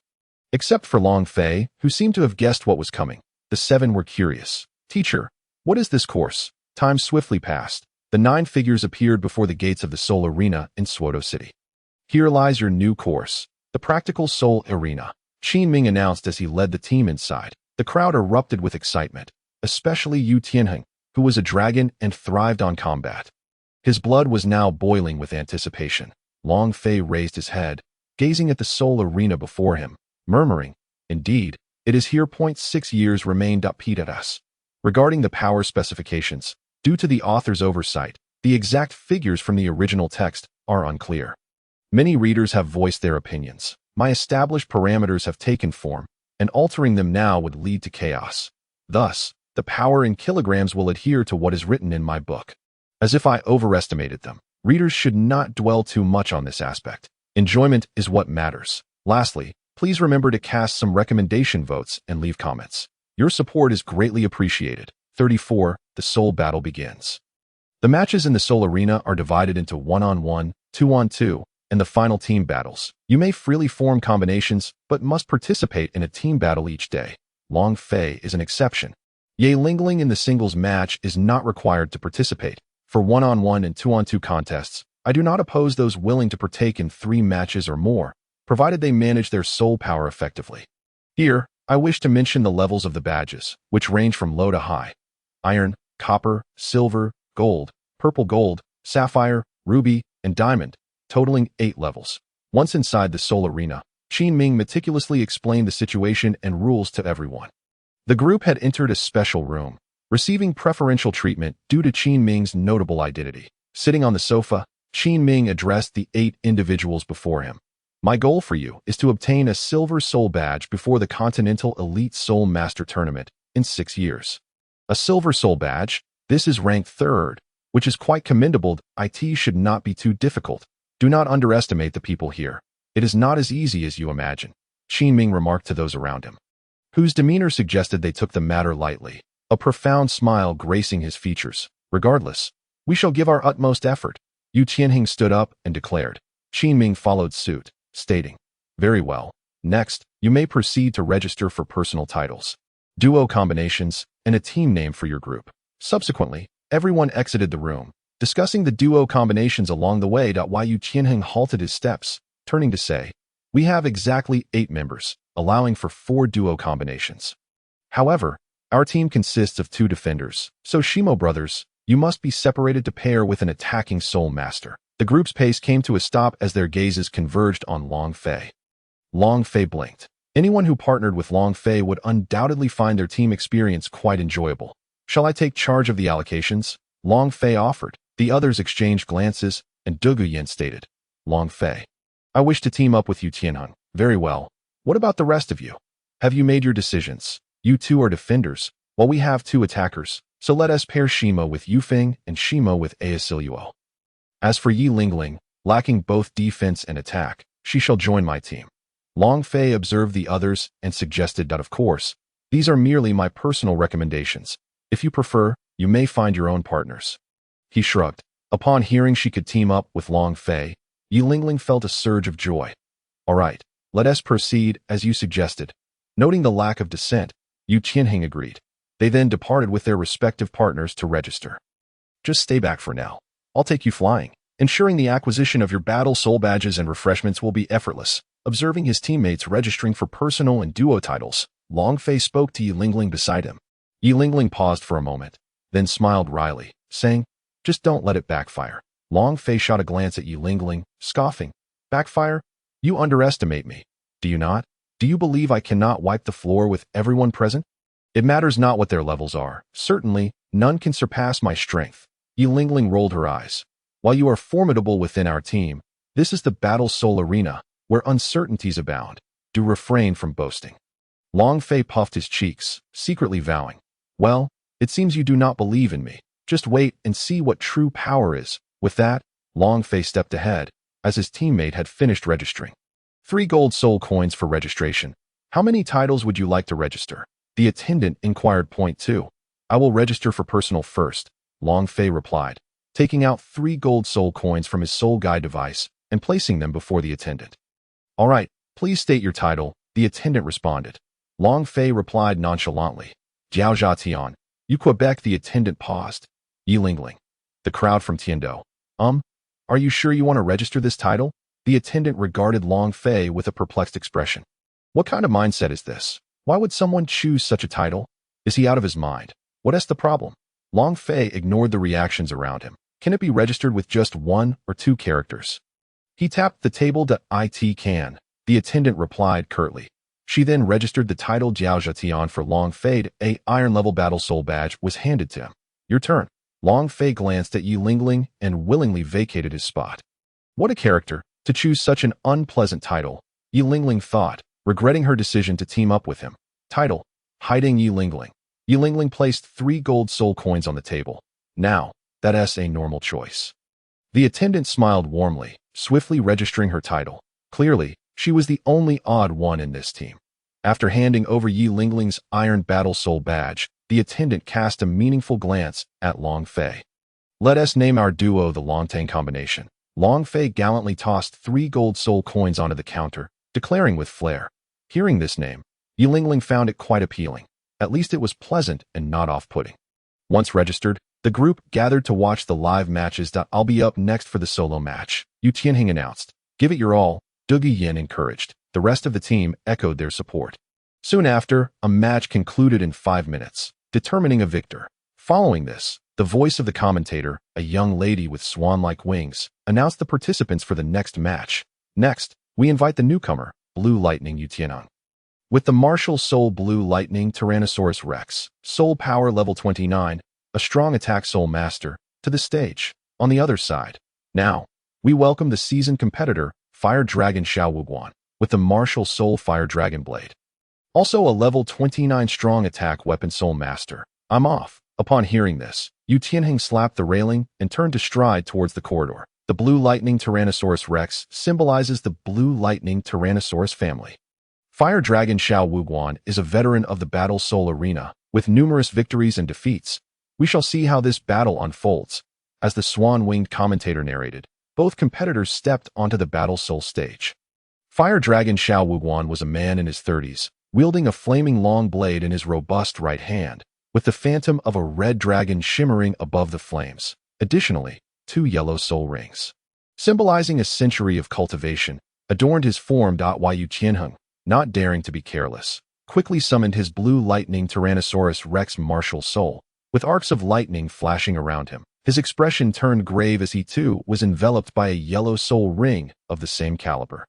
Before the match even began, the two formidable energies collided fiercely. P.S.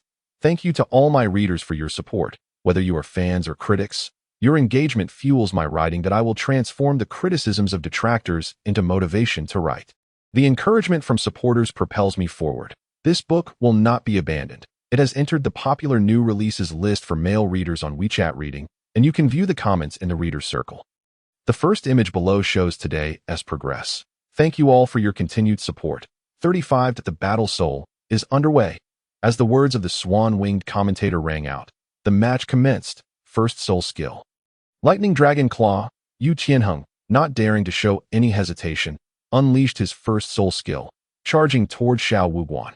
A blue dragon claw shimmered, crackling with electric energy. First soul skill, Fire Dragon Tornado. Despite his extensive combat experience, Fire Dragon Xiao Wuguan did not underestimate this young challenger. As they both stood at the same soul power level of 29, the battle began with both parties employing their first soul skills, their energies clashing with immense force. What would unfold next? Just then, the commentator's voice resonated again as she soared high above. Below, Fire Dragon Xiao Wuguan unleashed a terrifying onslaught of a Fire Dragon Tornado from his Fire Dragon Blade, launching it directly at Yu Qianheng. The searing flames, imbued with the might of the Fire Dragon, increased its potency. The clash of lightning and fire drew the eager gazes of the audience, while the spectators from the Tiando Royal Academy watched intently. Boom! At that moment, the two forces collided, yet Yu Qianheng's complexion shifted as Xiao Wuguan showed no mercy, closing the distance with incredible speed. He lunged forward, swinging his Fire Dragon Blade with ferocity. The fiery assault was terrifying, with no quarter given. This is bad. Yu Qianheng's pupils contracted as he abandoned the Dragon Claw attempt, once again summoning the Lightning Dragon Claw to counter. Caught in the explosion of the Fire Dragon Tornado, his body was sent flying. His expression darkened momentarily, yet he harnessed the explosive force to reposition himself. Bang! Once again, a voice resounded while Yu Qianheng swiftly steadied himself, and his second soul ring glimmered to life. Thunderous might!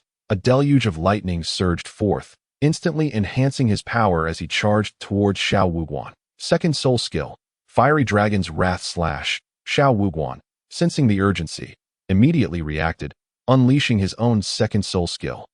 Scorching flames ignited, and with a swift series of slashes, the blade transformed into a razor-sharp edge. Even as Yu Qianheng attempted to defend with his attack, he was soon engulfed by the explosive sounds. Qianheng, Captain! The members of the Tiando team, aside from Long Fei, exclaimed in alarm, their faces shifting dramatically. Below, on the soul fighting platform, the smoke dissipated while Yu Qianheng's form, adopting a defensive posture, was thrust backward. At this moment, the battle had reached a fever pitch, with both sides depleting a significant amount of soul power. The blue lightning Tyrannosaurus Rex within Yu Qianheng provided him with a crucial defense at this critical juncture. The crackling of lightning around him intensified. Ha! Yu Qianheng gasped for breath, his expression grave as he faced his opponent. This was his first battle, and he was determined not to lose it. Kid, concede, though we are both ranked 29 soul masters. Your practical experience pales in comparison to mine. If we were to measure explosive power, your dragon is formidable, but alas, you are still too inexperienced. The Fire Dragon Blade in my hand is more than sufficient to take you down.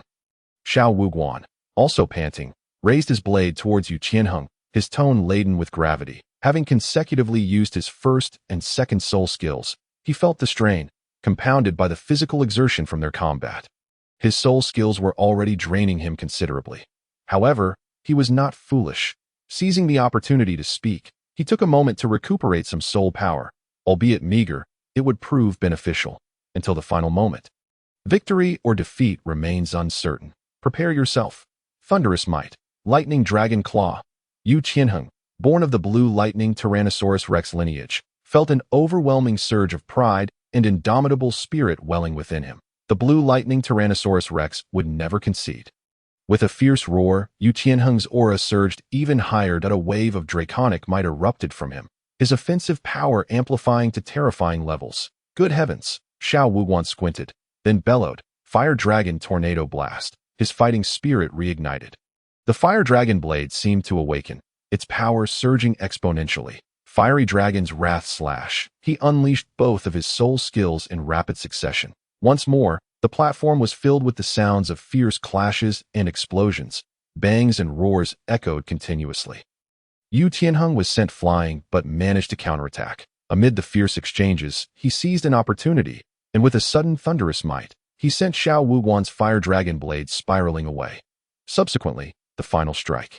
Lightning Dragon Claw struck his abdomen, sending him crashing out of the soul fighting platform and onto the ground. Already exhausted and unable to sustain his soul power, Xiao Wuguan dispelled his martial spirit. Panting heavily, incredible, he sighed deeply, his expression a mix of reluctance and resignation. How could he, with such extensive combat experience, lose to a novice in his first soul fight?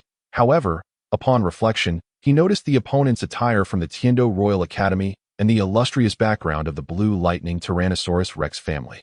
Suddenly, the realization washed over him with an air of acceptance. On the platform, Yu Qianheng's face was pale, sweat pouring from his forehead and body.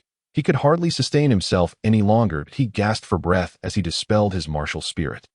Half kneeling and supporting himself on the ground, he hadn't expected his first opponent to be so formidable. It seemed that one could not underestimate anyone within this arena. Yu Tianheng glanced up at the woman above. At that moment, her voice echoed, "Congratulations to you, Long Yu Tianheng, for winning this round of the soul fighting competition." Instantly, the arena erupted into a cacophony of excitement. Yu Tianheng quickly exited the stage. "Tianheng, are you all right?" As he emerged, Gu Yin rushed forward, supporting him as they moved to a nearby sofa. Yu Tianheng retrieved the iron badge, and to his astonishment, it displayed a record of 1 victory and 0 losses. He had not anticipated that the participants here would be so extraordinary. Oslo and the others wore solemn expressions. "We had previously underestimated this place. The next matches will be personal competitions for you all. So be cautious," Yu Tianheng commented, taking a sip of water and wiping the sweat from his brow. "We understand." Oslo and the others nodded, fully aware of the gravity of the situation at that moment. Long Fei returned to the enclosure and observed the ongoing battles below. Qin Ming approached the group, declaring, "Today, you must complete 1 individual match, 1 doubles match, and 1 team match. Regardless of the outcomes, you will return to the academy afterward. Our learning sessions will take place here." "Yes, Teacher Qin Ming." Yu Tianheng and the others responded affirmatively. This was merely the beginning. The days ahead were long, and these matches would serve as their training. Soon, the announcer's voice resonated, and 1 individual soul fight after another commenced. 2 hours swiftly passed, during which everyone in the Tiando team, save for Long Fei and Yi Lingling, had completed their matches with a serious expression. Qin Ming advised them, "Yi Lingling will assist. There is no need for her to compete individually. Among you, some will experience defeat while others triumph. Do not fear loss, and do not become complacent in victory. Remember, your victories did not come easily. Learn from your experiences and continue to strive. Understood?" Just then, a voice rang out. "Next up, the formidable Suke versus the lethal sword." Yu Ming. Hearing this long-awaited announcement, Long Fei smirked. "Finally, it's my turn to take the stage." "Give me a mask," Long Fei said as he stepped forward. "Mysterious aura, 1 gold soul coin. Random selection," the front desk attendant murmured, then spoke up. Long Fei generously tossed a gold soul coin, receiving a haunting blue mask that covered the upper half of his face. "Not bad," he thought, donning the mask and striding confidently toward the corridor under the watchful eyes of the crowd. "What do you think? How many rounds will it take Long Fei to secure victory?" Oslo inquired curiously. "His opponent is no pushover. He is a rank 29 assault weapon soul master." Shurimo replied. 3 rounds. "I wager," Yufeng chimed in, "the outcome will be decided swiftly." In the corridor, Long Fei had changed into different attire. Not bearing the insignia of the Tiando Royal Academy, he tidied his hair and stepped into the spotlight, greeted by an uproarious cheer from the crowd. Opposite him stood a tall young man radiating a fierce, lethal sword intent. This was none other than Su Quebec. Quite an odd name, but he appears formidable, Long Fei mused, sensing that the young man's aura was not inferior to that of Yu Ming, the announcer. Flying gracefully with a microphone, began, "Suke, a name of peculiar nature, Yet how capable is he? The audience erupted with laughter and derision. What a ridiculous name. Undeterred, Long Fei maintained his composure as he approached the stage. Yu Ming, rank 29 Assault System Weapon Soul Master, Martial Spirit. Lethal Sword, Su Ke, rank Unknown, Martial Spirit Unknown. The announcer hesitated. Since it is unknown, we shall soon discover. Ready? Let the match begin. Yu Ming's cold gaze fixated on Long Fei. Long Fei smirked. Let us get started. As both sides took their positions, the match officially commenced. The announcer's words had scarcely faded when a long silver sword materialized before Yu Ming, emanating a piercing aura of lethal intent. Without hesitation, he advanced with astonishing speed, launching an attack with the lethal sword aimed directly at Long Fei. The sharpness of the sword's aura created a piercing sound through the air. Long Fei moved, his figure vanishing from sight. The speed left Yu Ming astounded. Before he could react, Long Fei's swift silhouette appeared beside him, evading the lethal sword strike. What speed? The spectators gasped in disbelief. That you've lost. Long Fei's calm voice resonated as he raised his fist, unleashing a terrifying vortex of fist energy that surged toward Yu Ming's abdomen. Damn it! Second soul skill, Storm of Swords. The eerie eyes of Yu Ming narrowed. A look of panic etched upon his face. Instinctively sensing the terrifying power emanating from Long Fei, he realized that without proper defense, he would either meet a grim end or suffer severe injury. In that fleeting moment, his second soul ring ignited, unleashing a tempest of sword energy that erupted around him. Boom! Bang! The two sounds resonated almost simultaneously. Even though Yu Ming hastily activated his defensive skill to withstand the assault, he was still sent reeling backward, akin to a kite severed from its string, spiraling away uncontrollably. The menacing sword energy that struck Long Fei's palm failed to inflict even the slightest harm. Pooh! After finally stabilizing himself with his sword, Yu Ming's countenance darkened, and a searing pain surged through his throat as he coughed up a mouthful of blood. Fear flickered in his eyes, his pupils trembling. What a formidable strike! How could it be that a single blow leaves me in such a state? Wiping away the saliva, he caressed his abdomen, aware that although he had managed to block the attack, the lingering force still gnawed at him with a dull ache. How powerful! This kid Long Fei is truly extraordinary. With just a single palm, he has forced a level 29 opponent to retreat, and even while under defense, he has drawn blood. The onlookers from Tiando collectively gasped in astonishment.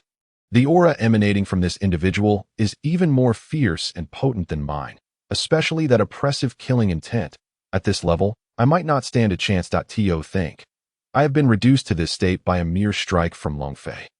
Despite being well aware of Long Fei's terrifying strength, Yu Shenheng still found it hard to fathom the scene unfolding before him. Indeed, in this condition, Tianheng, you are not his match. Just then, Qin Ming, who had been observing from the sidelines, nodded in agreement. Let us continue to watch, he remarked. The gazes of the crowd were fixated on Long Fei. Among them, Yilingling felt fortunate to be teamed up with such a monstrous talent as Long Fei. Her prospects in the upcoming matches appeared to be soaring. On the stage below, Long Fei stated, "Not bad, you managed to withstand my punch." The earlier blow had been controlled. Otherwise, even with Yu Ming's defense, he would be lying down rather than standing. And in a more serious scenario, he could have perished. It is important to note that his ordinary punch, when fully exerted, could reach a staggering force of 1.5 million kilograms. That measure, even without using his full strength.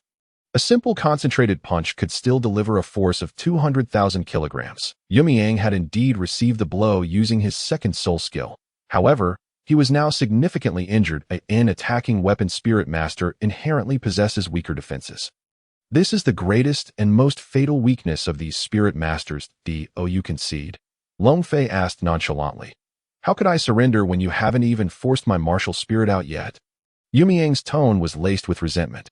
His expression was grim, having never anticipated encountering such a fearsome opponent in his first match of the day. Grasping the Jusha sword, he emanated an even more intense killing aura than before. Showcasing his indomitable will, first soul skill, sword break, Yu Ming wielded his sword, enduring the pain, and lashed out toward Long Fei. Under the fierce blade, the entire stage underwent a peculiar transformation as waves of sword energy manifested around him. A futile struggle. Let me show you the true gap in our strengths. As for compelling me to use my martial spirit, you shall never achieve that, Long Fei declared, shaking his head. He then executed a swift movement, vanishing from his original position. Damn it, just like before. Yumiang scarcely managed to activate his second soul skill for defense. Point 2 yellow 100-year soul rings swirled around him. Taste my self-created technique. One punch to shatter all. Just then, as Long Fei's voice echoed, his figure appeared in midair above Yumiang, raising his hand to deliver a punch. The terrifying power instantly dispelled Yumiang's sword energy. Yumiang's expression shifted yet again as he quickly transformed his downward thrust with the Jusha sword into an upward jab to counter the impending attack. Though it was a counter, it was more a desperate defense. Bang, boom, apu. However, it was all in vain, as he was instantaneously overwhelmed by Long Fei's formidable punch. The sheer force produced an oppressive shockwave, fracturing the stage into a spiderweb of cracks centered around Yumiang. How terrifying! The onlookers collectively gasped in horror. From start to finish, Long Fei had not even employed his martial spirit or soul skills. He simply overpowered a level 29 Grand Soul Master with his raw physicality. At that moment, Yumiang, propelled by the impact, spewed blood, his complexion pale and haggard, as his martial spirit dissipated, and he flew off the battle stage. This round was nothing short of a comprehensive and utter domination. As time progressed, many matches moved into the latter half. Following the conclusion of the singles competition, the pairs matches began. Except for Long Fei and Yi Lingling, who had yet to compete, the other Tiando students had completed their matches. The expressions of the crowd varied dramatically. The strength of their opponents had surpassed their expectations. Fortunately, those who won did so convincingly, while those who lost did not suffer excessively humiliating defeats. It's our turn now. Yi Lingling gazed at the screen, which displayed the Dragon Tang duo. Let us go. I'll take you to new heights. Long Fei had changed back into the Tiando school uniform, donning a new mask that still covered the upper half of his face. Yi Lingling wore one as well. With Long Fei setting the pace for the masked attire, Qin Ming encouraged the remaining students to don masks as well. As for the clothing, they were free to choose whatever they desired, provided it was not too much of a hassle. On stage, the Dragon Tang duo faced off against the Double Axe duo. Opposite Long Fei stood two burly men, their muscular frames imposing, wielding large short axes that gleamed with a sharp glint. Both combatants were adorned with two yellow 100-year soul rings. Positioned behind them, Long Fei declared, "I shall personally test these two brothers." With the announcer's voice signaling the start of the match, the two brothers adjusted their stances. One of them leveraged the other's strength to launch himself forward, simultaneously activating his first soul ring. First soul skill, Iron Axe Slash. Observing the impending attack, a smirk curled at the corner of Long Fei's mouth. He then clenched his right fist, opened his palm, and raised his hand. Bang! He seized the end of the axe head. The opponent's expression shifted as he struggled, but found himself unable to move. What immense strength! His countenance darkened as he realized the situation. One palm to shatter 10,000 techniques. With a mere flick of his hand, Long Fei sent the axe flying from the opponent's grasp. He then delivered a powerful palm strike to the man's torso. The impact forced a gasp from the man, who doubled over, foaming at the mouth as he was sent hurtling back. His brother, unable to intervene in time, was likewise knocked away by the force. Watching from behind, Yi Lingling's eyes widened in astonishment. What incredible strength! She marveled inwardly. It's over. Long Fei advanced with purpose. The terrifying force of his fist coalesced into a vortex. The two brothers sensed impending doom and hurriedly unleashed their second soul skill, Iron Axe Blitz. The two axes, charged with a fierce and oppressive aura, hurtled toward Long Fei, doubling in size as they flew. Long Fei took a half step back, spun around, and unleashed his fist. The sheer power generated a shockwave that sent both axes spiraling away. In the next instant, he vanished, reappearing in front of the two bewildered men in the blink of an eye. Before they could react, a resounding thud echoed as they were struck, and with a cry, they were launched off the stage. Once again, the astonished crowd witnessed a familiar scene that left them exhilarated. As the announcer's voice called out the victory, the duo turned and exited the stage. A complete obliteration. If we faced Long Fei, we would surely be doomed. Osro and the others gasped in disbelief. All right. Next, you will participate in the team battle. I have already named your team, the Tiando Squad. This time, Long Fei will not participate, as there are only 7 slots available. Long Fei will be your strongest trump card, Qin Ming advised as he approached the group. Long Fei sat nearby, sipping a drink with an air of indifference. He clenched his fist, contemplating that with his current cultivation of divine power, even a single level increase required an immense accumulation of soul power. Such matches would not yield significant benefits for him, it seems. I need to make an early trip to the ice and fire Yin Yang I. The whisper of Long Fei's voice was a sound only he could perceive. His mind was preoccupied with thoughts of the celestial herbs within it this moment. He had relinquished all expectations of Tang San. After all, his current strength was far too formidable. Even if Tang San were favored by the heavens and possessed skills like the Shantian Gong, they would merely appear as trifles before him. Indeed, we understand. Yushinheng and the others nodded in agreement. Qin Ming said, "You should return to the guest quarters and discuss your tactics. There are still at least 5 team battles before it will be your turn. Here is the information regarding your opponents. Study it thoroughly." Yushinheng and the others glanced at the documents Qin Ming had presented, quickly taking them and heading towards the guest room. Teacher Qin Ming approached Long Fei. Qin Ming was taken aback, for he had not anticipated that Long Fei would grow so terrifyingly strong in just 2 months. "What is it?" Qin Ming asked, curious and perplexed. Long Fei replied, "Battling within the same level no longer allows me to grow. I must challenge the Soul Respect, Soul Sect, Soul King, and Soul Emperor." Qin Ming was momentarily stunned, for he was completely unaware that Long Fei had already reached level 36. Although your power is indeed formidable, it is merely one aspect. Those who are higher in level, particularly here, possess not only superior battle experience, but also exceptional talent. Strength alone is insufficient. Qin Ming cautioned that I understand. Long Fei replied, letting the words flow in one ear and out the other. I will challenge those at the soul respect level, regardless of their rank. Beneath that, I have no adversaries. Long Fei stepped forward, gazing down at the Team Soul battle arena. Very well, begin with the soul respect level. Should you perform admirably, I shall permit you to challenge the soul sect. Qin Ming nodded in agreement, recognizing Long Fei's unwavering determination. Thank you. Long Fei turned and made his way to the front desk to register. In truth, he had no need for Qin Ming's consent. Even if Qin Ming disapproved of his level, he would not heed his advice. The Soul Battle Arena comprised 3 areas: a solo competition, a duo contest, and a team battle. Previously, due to various reasons, they had all taken place in a single arena. Now, Long Fei held his registration ticket and headed towards the solo competition. Challenging beyond one's rank could yield ample points if victorious. Long Fei's opponent was a woman known as Li Hu Wtin, wielding the martial soul fiery tyrant dragon. Her entire being was engulfed in flames, yet she remained unscathed, embodying the fierce image of a warrior woman. Upon seeing Long Fei, who wore a mask as he entered, Li Hu Wtin scoffed, hiding behind a mask. "Boy, is this how you dare to challenge beyond your rank? What level are you?" Long Fei casually inquired. "I am a level 36 assault soul respect." Li Hu Wtin's ample bosom heaved, a wave of energy radiating from her. "As for my martial soul, I believe you won't even have the chance to witness it, so I shall refrain from revealing it." Long Fei's tone was flat, yet beneath the surface lay a hint of indifference. "How dare you underestimate me?" Li Hu Wtin's eyes blazed with fury, her anger palpable. Wishing to crush Long Fei, 2 yellow and 1 purple soul rings ascended from her. With the referee's command, the battle commenced. Enraged, Li Hu Wtin unleashed her full power, charging at Long Fei. "Martial soul possessed, you will regret underestimating me. I will show you the extent of my strength." Second soul skill, Raging Dragon's Fury. As her voice boomed, the ground around Long Fei shattered, and terrifying flames erupted forth.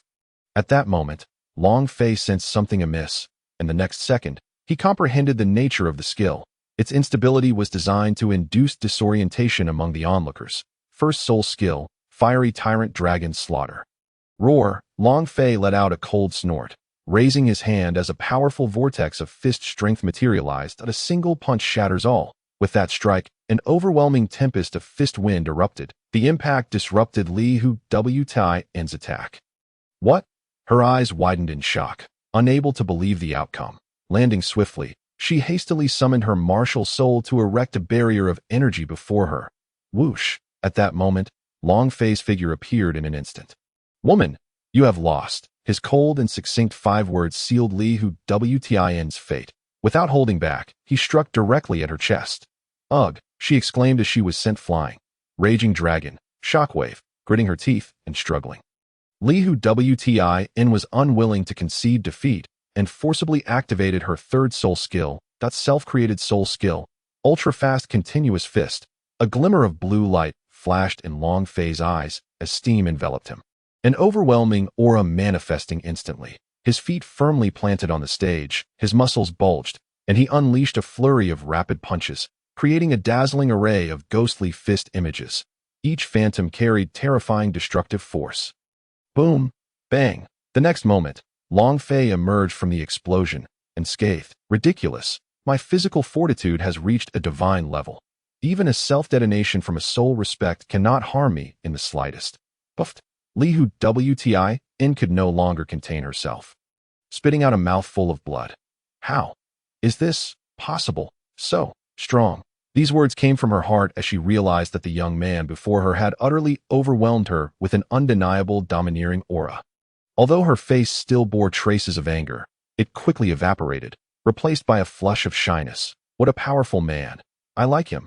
Just then, Long Fei vanished from sight, reappearing right before her. So fast, she gasped.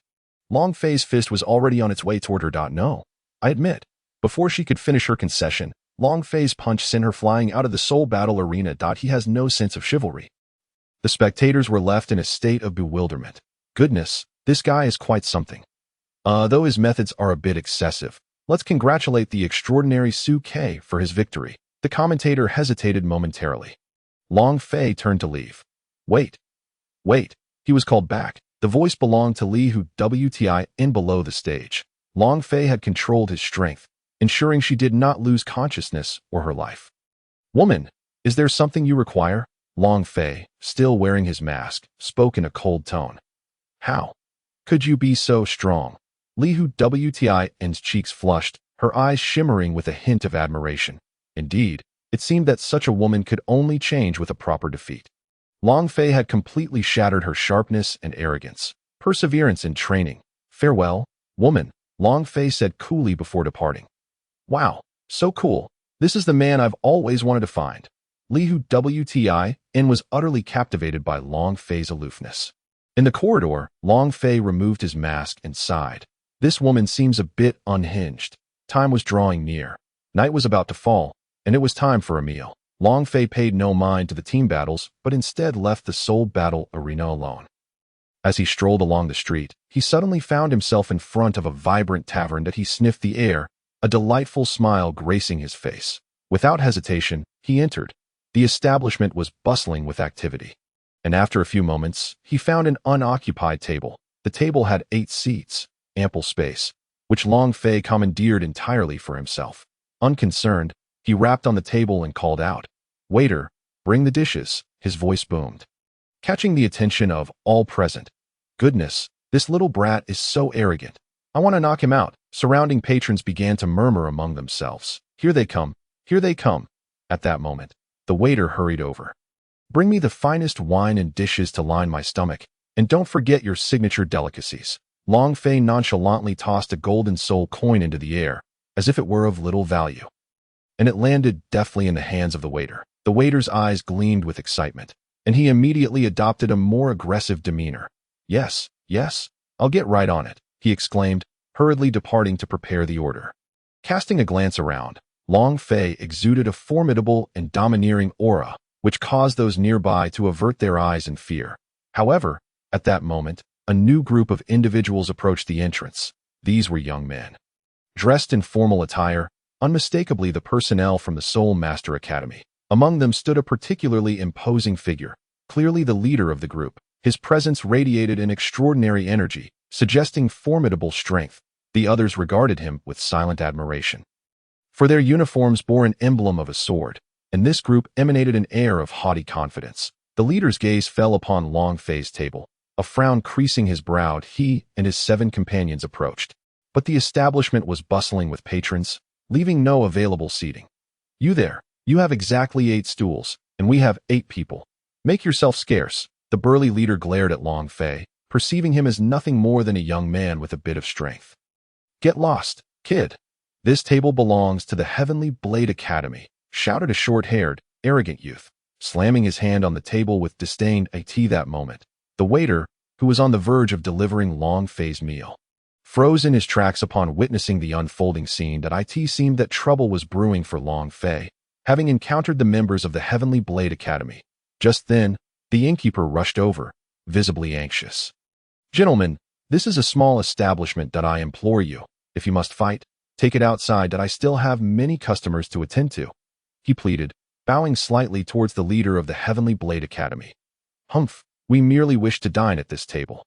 Surely, it is unreasonable for one person to occupy such a large space," the leader retorted coldly, casting a disdainful glance at both the innkeeper and Long Fei. "Fool, with such ample space, why not arrange a few more stools?" Long Fei scoffed, contempt dripping from his words. "However, I have no desire to share this space with you. I suggest you find another establishment." "How dare you speak to us like that?" the young man from earlier seethed, his fury palpable. "You're courting death."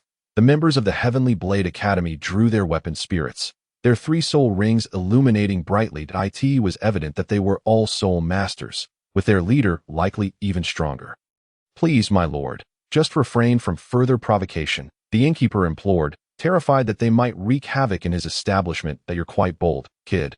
Care to step outside and face my students?" The leader grinned maliciously. "Compete with you?" Long Fei lifted a teacup to his lips, sipping leisurely before displaying a look of utter disdain.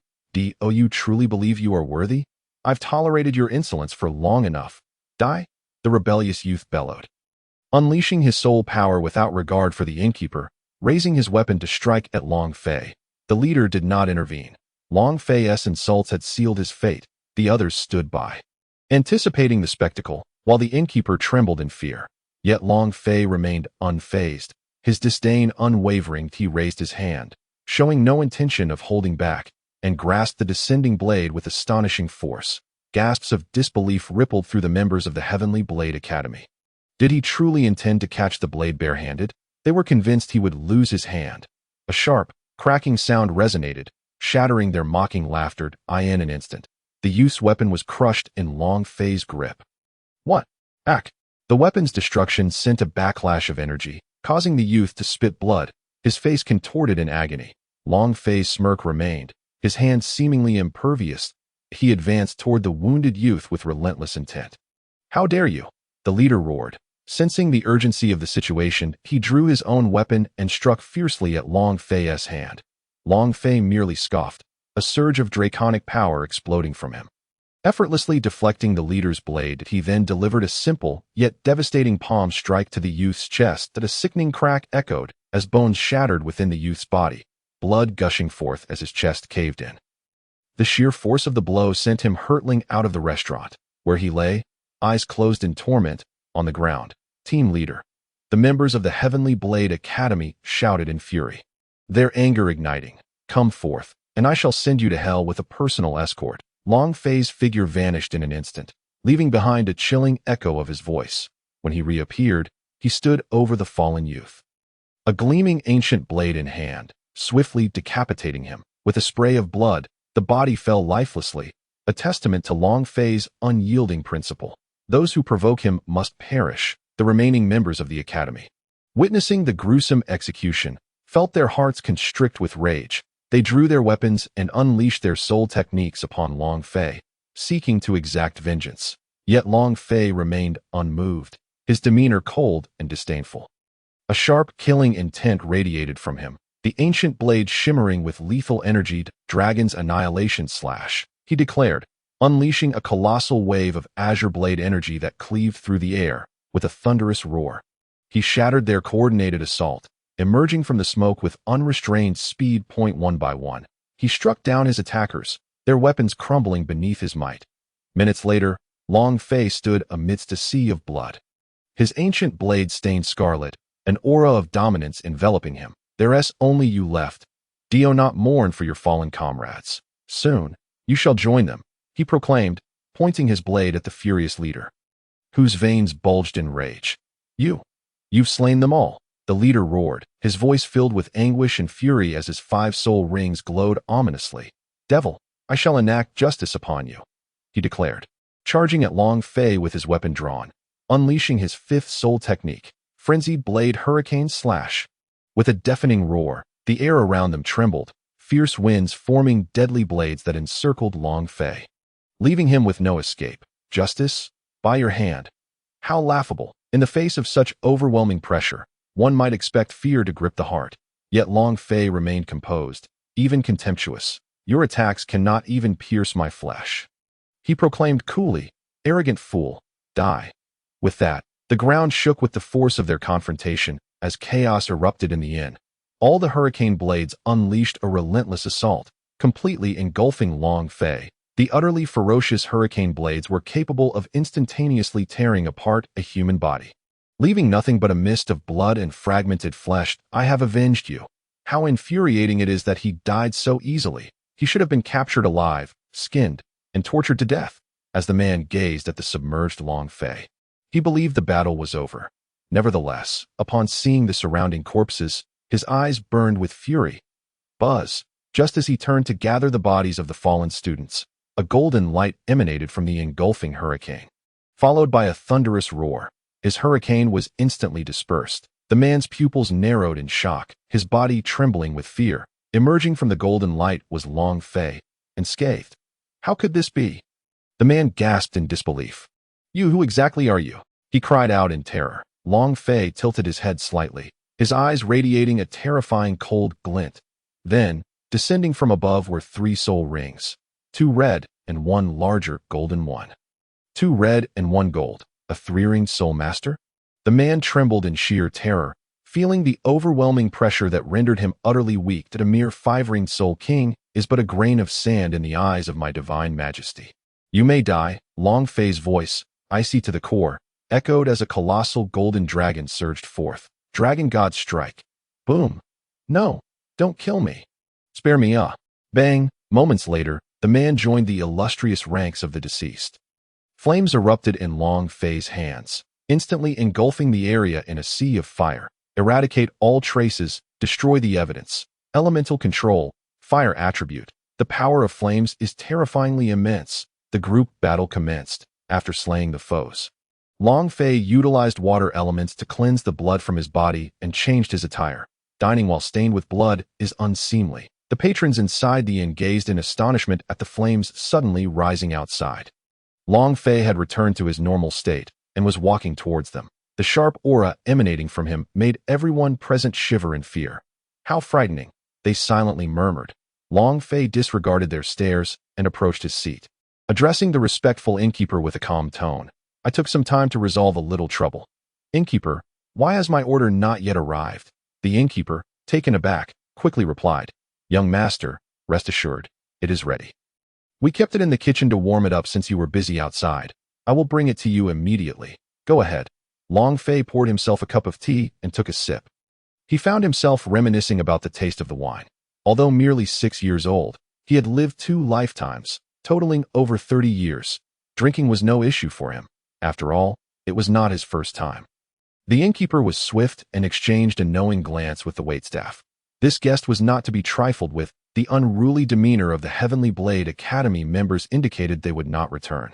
And with the fire blazing outside, accompanied by a strong scent of blood, it was clear that this man had dealt with them. But it seems the Heavenly Blade Academy members encountered an insurmountable obstacle.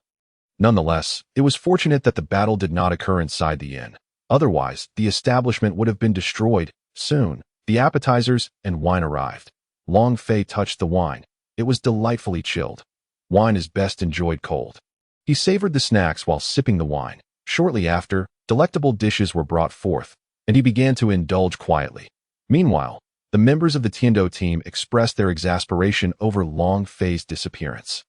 Inside the room, Yi Lingling lamented, This guy just vanishes when he pleases. It's our turn to compete next. Qin Ming replied, His absence does not affect your performance. After all, you 7 are the ones competing. If he were here, it might make things too easy for you, which would defeat the purpose of your training and development. Let him go wherever he wishes. We should focus on strategizing. Those opponents seem to favor powerful, close-range martial souls. As long as we protect Yi Lingling, I will be the primary attacker, and we will move according to our formation. Yu Tianhing stepped forward, producing a layout of the battle arena, attempting to predict the positions of both the Tiando team and the Yaobao team. Time passed gradually. Soon, it was their turn to compete. All right, it's time for you to take the stage. Do not bear too heavy a psychological burden. This is not your end, but merely the beginning. Do your best. I will be watching from above, Qin Ming said as he turned away. Yes, Battle Soul platform. 7 individuals from each side. As the announcer's voice echoed, the match between the Tiando Royal team and the Yao Bao Assault team officially commenced. The audience greeted them with eager anticipation. They began to introduce themselves, starting with Yu Qianheng from the Tiando side. Team leader of Tiando, Yu Qianheng, level 29, strong attack type, second ring battle soul master, martial soul. Blue Lightning, Tyrannosaurus Rex, Tiando vice captain, Duguyan, level 27. Control type, second ring battle soul master, martial soul, Emerald Phosphor Snake. Tiando member, Shi Mo, level 27.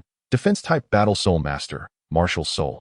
Black Tortoise. Tiando member, Shi Mo, level 27. Defense type battle soul master, martial soul. Black Tortoise. Tiando member.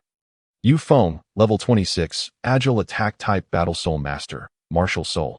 Wind Chime Bird. Tiando member, AOC Luo, level 26. Agile attack type battle soul master, martial soul. Ghost Leopard. Tiando member, Yi Lingling, level 26. Support type weapon soul master, martial soul. 9 Hearts Begonia. As their introductions concluded, their standard 2 soul rings rose, and simultaneously, their martial souls activated. Among them, Yi Lingling and Shi Mo both advanced a leveled in an instant. Their auras surged. Yao Bao team leader, Qian Mo, level 29, strong attack type, second ring battle soul master, martial soul. Fiery Yao Leopard. Yao Bao vice captain, Tang Zi, level 28, strong attack type, second ring battle soul master, martial soul. Roaring Leopard. Yao Bao, Yao Bao, Yao Bao. Yao Bao, Yao Bao.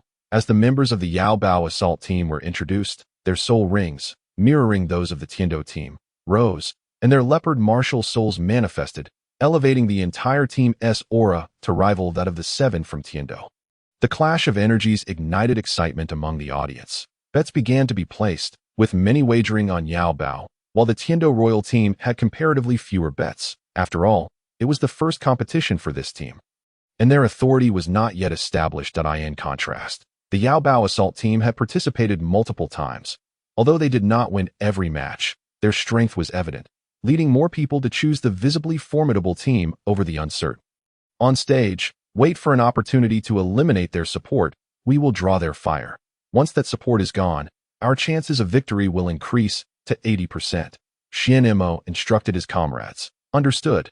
Meanwhile, Yu Qianheng took the lead, leaping into action with a powerful roar, directly unleashing his first soul skill, Thunder Dragon Claw. Here they come. First soul skill, Radiant Wave. Qian Mo's face broke into a wide grin, and in the next moment, he charged forward, employing his first soul skill. Instantly, a scorching wave of light erupted from his martial soul. Bang! Boom! In the first round, both sides retreated to their respective teams. How did it go? Tang Zi quickly inquired. Qian Mo frowned. Very strong. The members of Yao Bao were all gravely serious. Tianheng, are you all right? On the Tiando Royal Team's side, Duguyan hurried to Yu Tianheng's side from the earlier clash. It was evident that their explosive power and attack strength were evenly matched. Impressive, however. Among those of the same level, my Blue Lightning Tyrannosaurus Rex is the pinnacle of beast martial souls. His leopard cannot match me. Yu Tianheng's brow furrowed slightly, revealing a hint of the innate pride of a dragon. Soon, the opponents launched another assault while Yu Tianheng readied himself to counter. They began to execute their previous strategy. Advancing towards Yi Lingling, the attacks they unleashed were swiftly intercepted by Shi Mo and Shi Mo's Black Tortoise defense. Wow, what an incredibly tough shell. After being thwarted in their attack, 2 members of the Yao Leopard team wore displeased expressions. They pressed on with their assault. Duguyan also resorted to venomous attacks, while Osro, being a leopard himself, boldly engaged the opponent head-on. Meanwhile, Yufeng took to the skies to distract their adversaries, buying time for Yushinheng and the others. Yi Lingling commenced using the 9-heart Tang to restore her teammates' vitality. One must admit, this 9-heart Tang is indeed extraordinary. Boom! Bang! 6 years slipped by in the blink of an eye.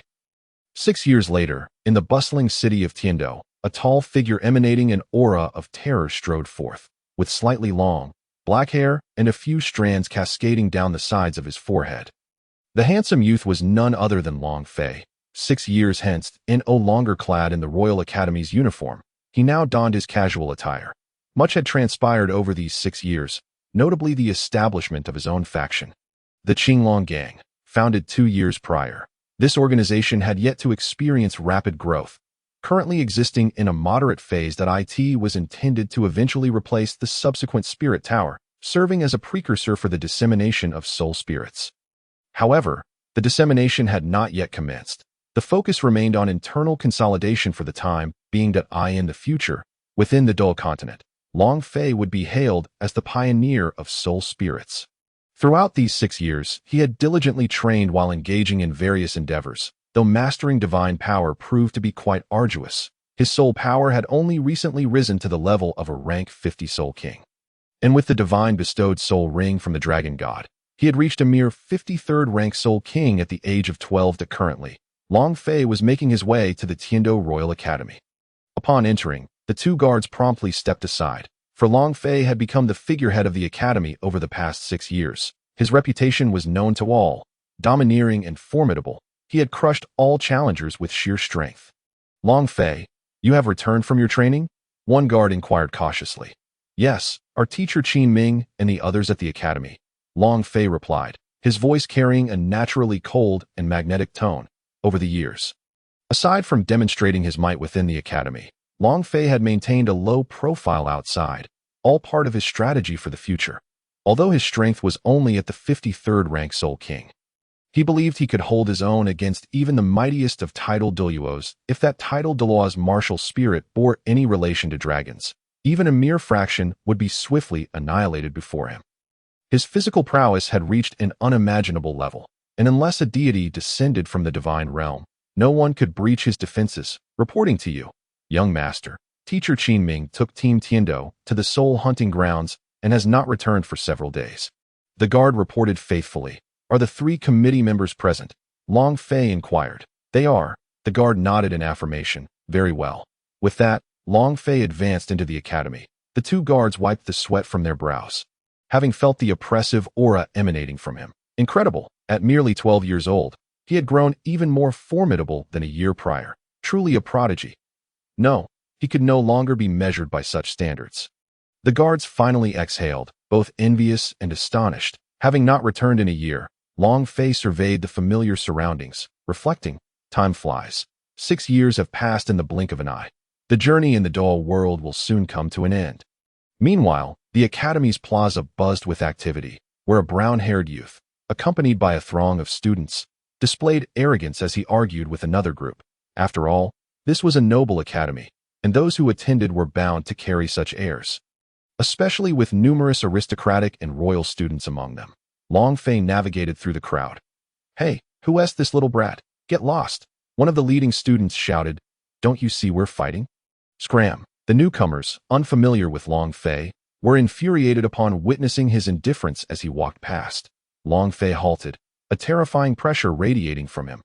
Buzz. In an instant, the atmosphere enveloped everyone present, as if time itself had frozen. Gulp. Both sides struggled to swallow. You. Who are you, kid? Don't act tough here, the ringleader stammered, pointing defiantly at Long Fei. With a slight narrowing of his eyes, a glint of coldness flashed within. The next moment, he appeared before the ringleader, gripping his hand, and with a sharp crack, he shattered the bones within that outstretched finger. The ringleader screamed, trembling under the overwhelming aura radiating from Long Fei. His face contorted in agony, cold sweat pouring down. Long Fei coldly remarked, Did your family not teach you that pointing fingers at others is impolite? Consider this a minor punishment. Next time, I shall take your life. With that, he released the ringleader, who clutched his hand in pain. The others were left speechless, paralyzed by fear. Get back to class. Long Fei barked. Yes, yes, yes. They scurried away in haste, the ringleader being swiftly escorted off by his companions, still nursing his injured hand. You wait. No matter who you are, I will make you pay. He seethed, his face pale and twisted with malice. Entering the academy, Long Fei approached the familiar trio of committee members, who were momentarily taken aback by his presence before quickly rising to greet him. Ah, Long Fei, you've returned from your training? Long Fei acknowledged them with a respectful nod. It is important to maintain proper etiquette. Please, sit down. Don't stand on ceremony, the three urged warmly. Long Fei, however, remained standing. Esteemed committee members, I have come today to discuss a matter with you. The three exchanged glances, intrigued. What is it? Speak freely. We shall assist in any way we can. Given your willingness to help, I shall not be shy. I am here to request my graduation, Long Fei stated. The trio exchanged nervous glances, their expressions shifting. Meng Xinji sighed. As expected, the time has come. Your talents have outgrown what this academy can offer. And according to the graduation criteria, you indeed qualify. However, we hope, Meng Xinji hesitated, that you could represent the Tiando Royal Academy in the Continental Soul Master Elite competition that we wish for you to defeat. The Spirit Hall team, I presume, Long Fei interjected. Preemptively voicing the conclusion, the Spirit Hall team was renowned as the strongest and most formidable seed team, having secured championship titles for numerous years. Many were dissatisfied, yet their strength was undeniable. The Tiando Royal Academy, representing the Empire's young soul masters, naturally wished to overcome the Spirit Hall. Indeed, the three members' expressions turned serious, laced with a hint of pleading. Long Fei pressed his lips together, a knowing smile gracing his features. Over these past 6 years, I have greatly benefited from the guidance of the three committee members in the Tiando Royal Academy. As a member of this institution, I shall gladly accept. Upon hearing Long Fei's words, the three committee members felt as if a heavy weight had been lifted from their hearts, their faces lighting up with excitement. With Long Fei's formidable strength, they believed he had surpassed even the Spirit Hall team, ensuring victory in the upcoming competition. Esteemed committee members, if Long Fei can lead the Tiando Royal Academy team to victory in the elite competition, there is one more matter I would like to ask of you, Long Fei added. Long Fei once again clasped his hands in a gesture of profound respect. Upon hearing his words, the three individuals exchanged glances, their expressions a mixture of curiosity and bewilderment. They then stifled their excitement and inquired, Long Fei, if there is anything you require assistance with from our Triad Committee, please do not hesitate to ask. If you have truly defeated the undefeated Spirit Master team and claimed victory in the grand competition, we would be overjoyed. Not just one request, but 10 would pose no issue. Bai Baoshan and Jilin nodded in agreement. Indeed, your bond with us is exceptional as long as it does not jeopardize the reputation of the Tiando Royal Academy. We shall acquiesce to your requests. Bai Baoshan's corpulent figure trembled slightly. Long Fei, feeling no need for formality, stated, in the past, I established my own faction known as the Qinglong Gang, of which I am the leader. Should I lead the Tiando Royal Academy to victory in the Elite Spirit Master Tournament, I hope the three of you will consider joining my Qinglong Gang. Here, Long Fei merely suggested joining the Qinglong Gang, leaving the specifics of their status within the organization for another discussion. Qinglong Gang? The three were taken aback, their faces reflecting a mix of shock and hesitation. Their unique statuses made them wary. Long Fei had contemplated this invitation carefully, recognizing that these individuals were all formidable Spirit Douluo-level beings. Although he could currently outmatch them, their presence would undoubtedly confer significant prestige externally, with Long Fei's support.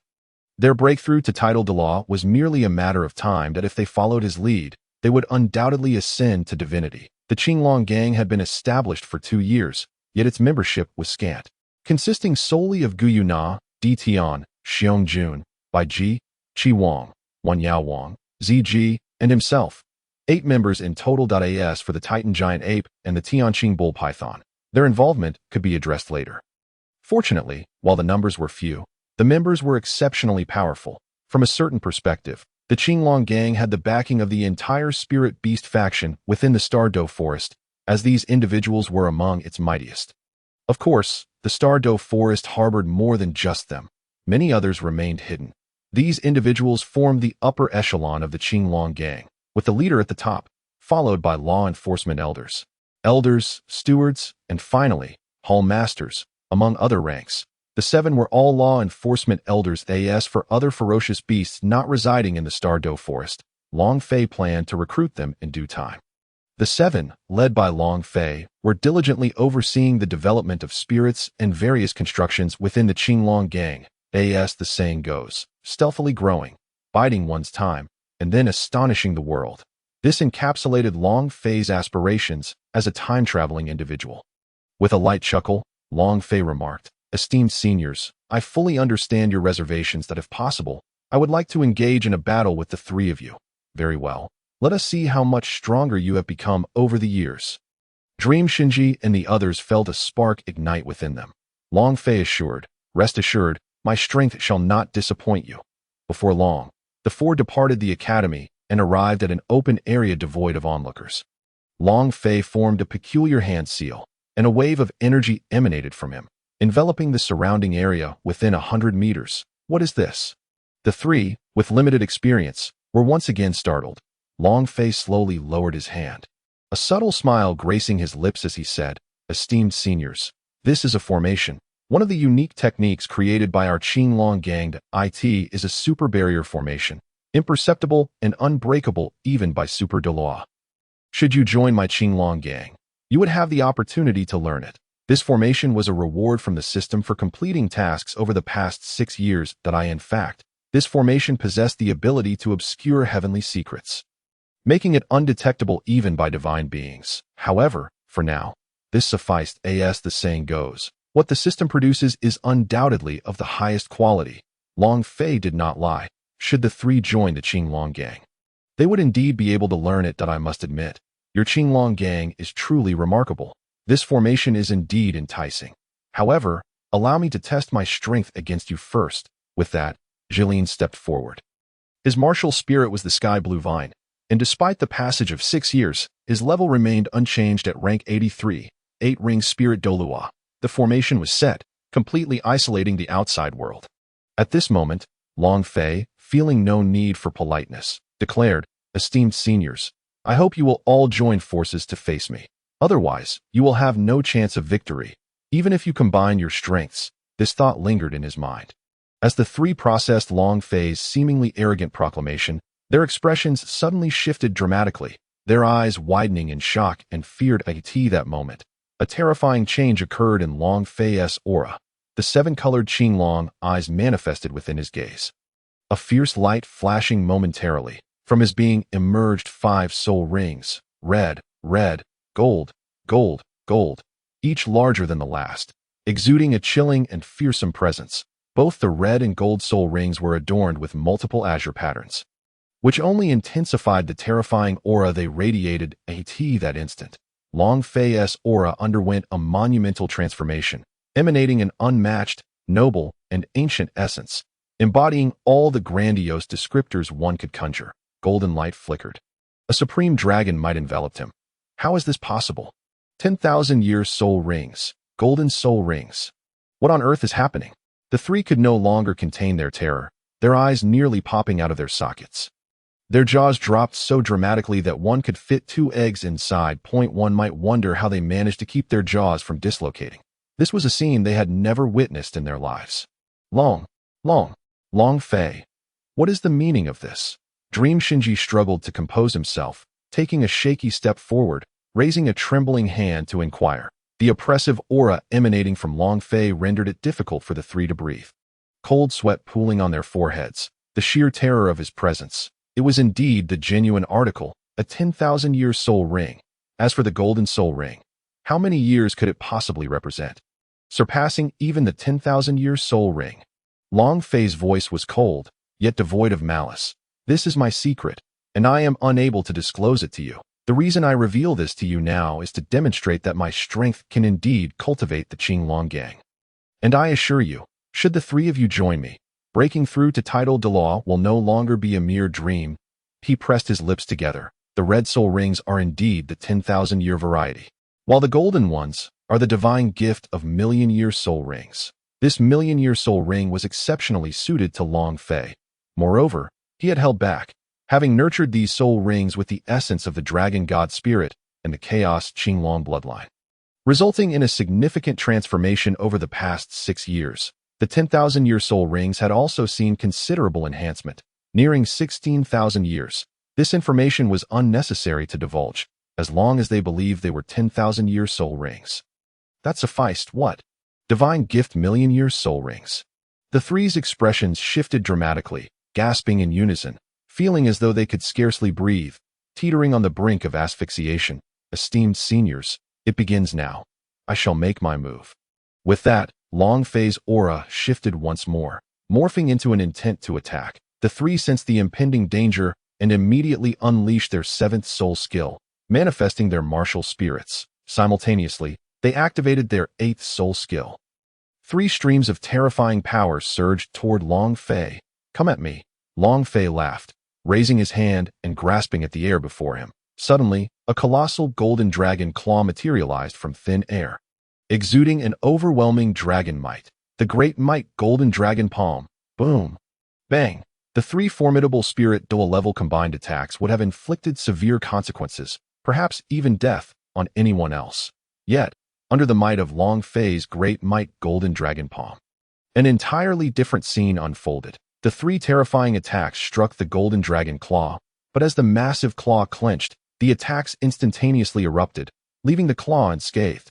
With a gentle wave, the explosive dust dissipated. What an astonishing spectacle! What? The three were taken aback, unable to comprehend how easily their attacks had been neutralized. Subsequently, it was Long Fei's turn to launch an attack.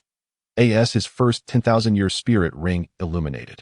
An enormous beastly shadow materialized instantaneously from his form, surging forth to crush Meng Xinji and his two companions. The trio swiftly unleashed their spirit abilities for defense, yet they were utterly overwhelmed by the terrifying aura emanating from the beastly shadow, which shattered their combined defense with unparalleled destructive force. That a resounding crash echoed through the air.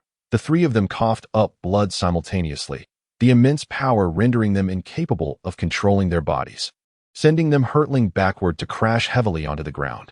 Long Fei's eyes narrowed slightly, a sense of foreboding creeping in. He quickly retracted the beast spirit, dispelling the spirit ring's form to return to his normal state, and hurried towards the three. He felt quite helpless. Despite having controlled his strength, they still could not withstand it could only be said.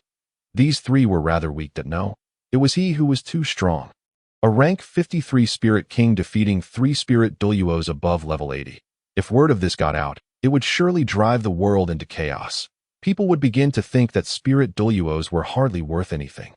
Reaching the trio, he paused, feeling somewhat bashful, and inquired, "Esteemed educators, I sincerely apologize for my excessive force. Are you all right?" The three appeared haggard and pale, feeling quite embarrassed. They were Spirit Douluos, yet they had been unable to withstand a single Spirit King's attack, and had even sustained injuries. They sighed, clutching their chests, hastily wiping away the blood, their expressions bitter as they lamented, "Truly, the younger generation is formidable, truly formidable." Their voices trembled slightly. In truth, this outcome was difficult for them to accept. Yet the reality was undeniable. However, considering such formidable strength, the personnel of the Wuhuan battle teams were surely destined to lose. This time, the Tiando Royal Academy could finally secure a victory. With this thought, their spirits lifted considerably. The three quickly rose, then sat down to meditate and recover their spirit power. "Senior mentors, you should consume these 3 pills," Long Fei said, producing 3 brown, round pills from his soul guide.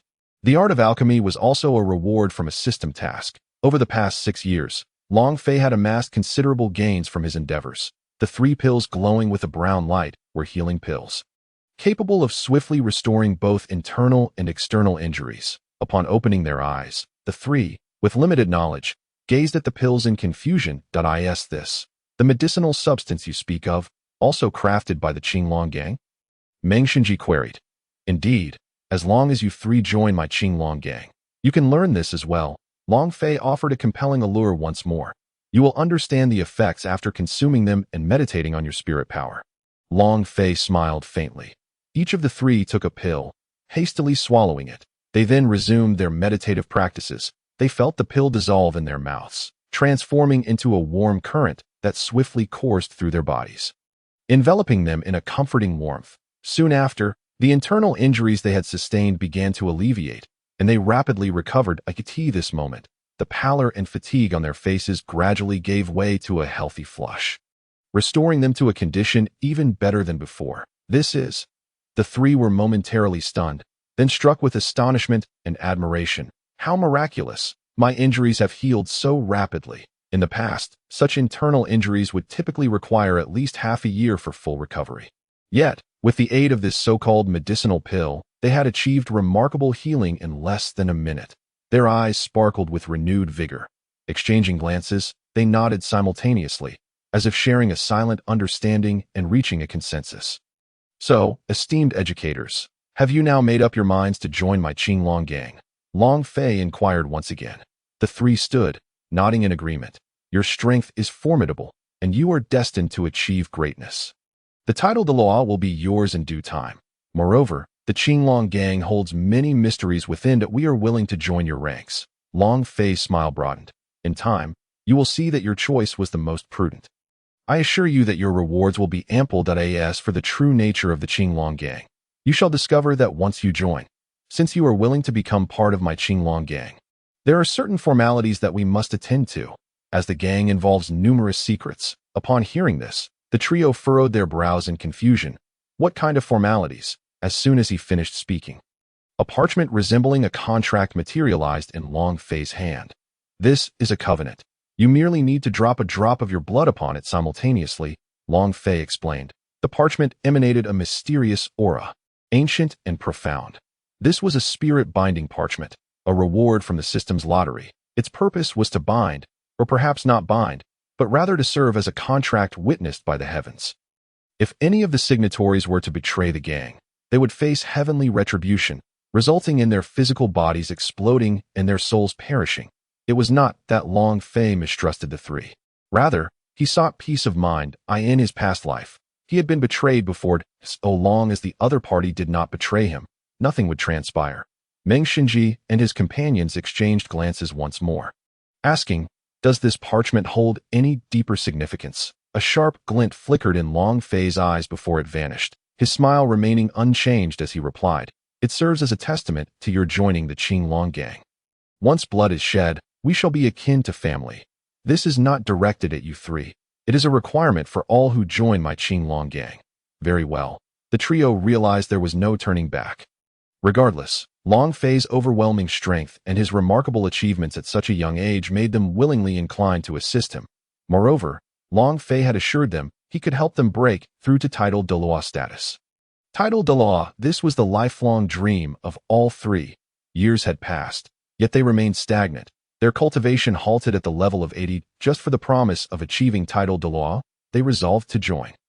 Resolutely, they each drew a drop of blood and let it fall onto the parchment. The spirit-binding parchment sensed their blood and absorbed it instantly. At that moment, a peculiarly eerie scene unfolded in the sky above.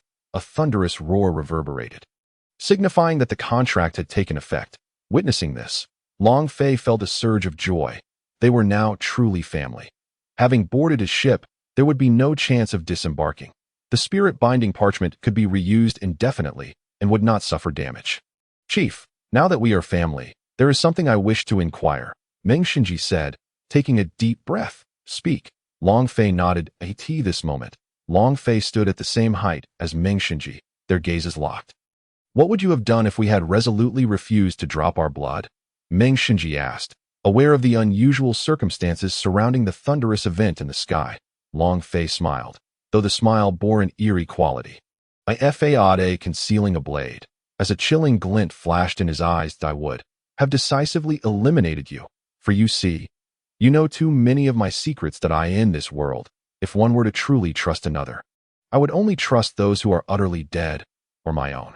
The three of them were taken aback, chills running down their spines at Long Fei's aura, which filled them with an overwhelming sense of dread and rendered them powerless to resist. It was a fear rooted deep within their instincts and souls. Long Fei's eyes seemed like an endless abyss, ready to swallow them whole. They all shared a singular realization. It would be far too easy for Long Fei to kill them. However, they also breathed a sigh of relief, grateful they had chosen to shed their blood. This seemed to ensure their safety. Suddenly, Long Fei's expression shifted dramatically, erupting into laughter. But now that you have shed your blood, we are family. As long as you three do not betray the Qinglong gang, we shall be the best of kin. I, Long Fei, am generous towards family. After a few days, I shall present you with a grand gift to help you ascend to Title Douluo. Chief, what should we do next? Meng Xinji and his companions asked, their faces alight with excitement. Continue managing the academy, maintaining your usual demeanor. After the competition, I shall take you to the headquarters of the Qinglong gang. Long Fei instructed. Very well. By the way, Chief, you mentioned that we could become Title Douluos in a few days. How many days might that be? Meng Shinji asked, mustering his courage. In just a few days. Though I cannot say for certain, Long Fei replied, his brow furrowing in thought. All right then, we shall await your good news here. The Dream God Machine and others ceased their inquiries. Subsequently, Long Fei continued to stroll around the academy. He then made his way towards the Soul Hunting Grounds. Along the journey, Long Fei summoned the system to access his character interface. Character interface. Host. Long Fei age. 12 cultivation technique. Wujicheng Xinggong. Level 20 bloodline and cell development and activation. 5% physical strength comparison. Level 3 deity, maximum explosive power. 800 million kilograms soul power and mental strength. Divine origin realm martial soul. Chaos Azure Dragon bloodline package. Bloodline. Tattoo. Phantom affinity. Note. Tattoos only manifest when body temperature rises or falls. They remain hidden at normal temperature. Divine power. Level 53. 5-ring divine master. Red. Gold. Gold. Gold. Bloodline package talents. Development attribute enhancement. Lifespan enhancement. Exorcism, super healing, immunity to poisons, super growth, supreme dragon might, 1% development, right hand Azure Dragon transformation, 2% development, left hand Azure Dragon transformation, 3%, Azure Dragon torso transformation, 4%, Azure Dragon forebody transformation, 5%, Azure Dragon armament soul skills, passive transformation, multicolored Azure Dragon eye skill, swift thunder leap, 1 step 10,000 meters, soul skills, active, red, first soul skill, golden Azure explosive dragon soul, mutated through the influence of the dragon god soul and chaos Azure Dragon bloodline. Red, second soul skill, golden Azure berserk spider dragon soul. Berserk defense, mutated through the influence of the dragon god soul and chaos Azure Dragon bloodline. Gold, third soul skill, dragon god soul, gold, fourth soul skill, dragon god soul, gold, fifth soul skill, Dragon God Soul.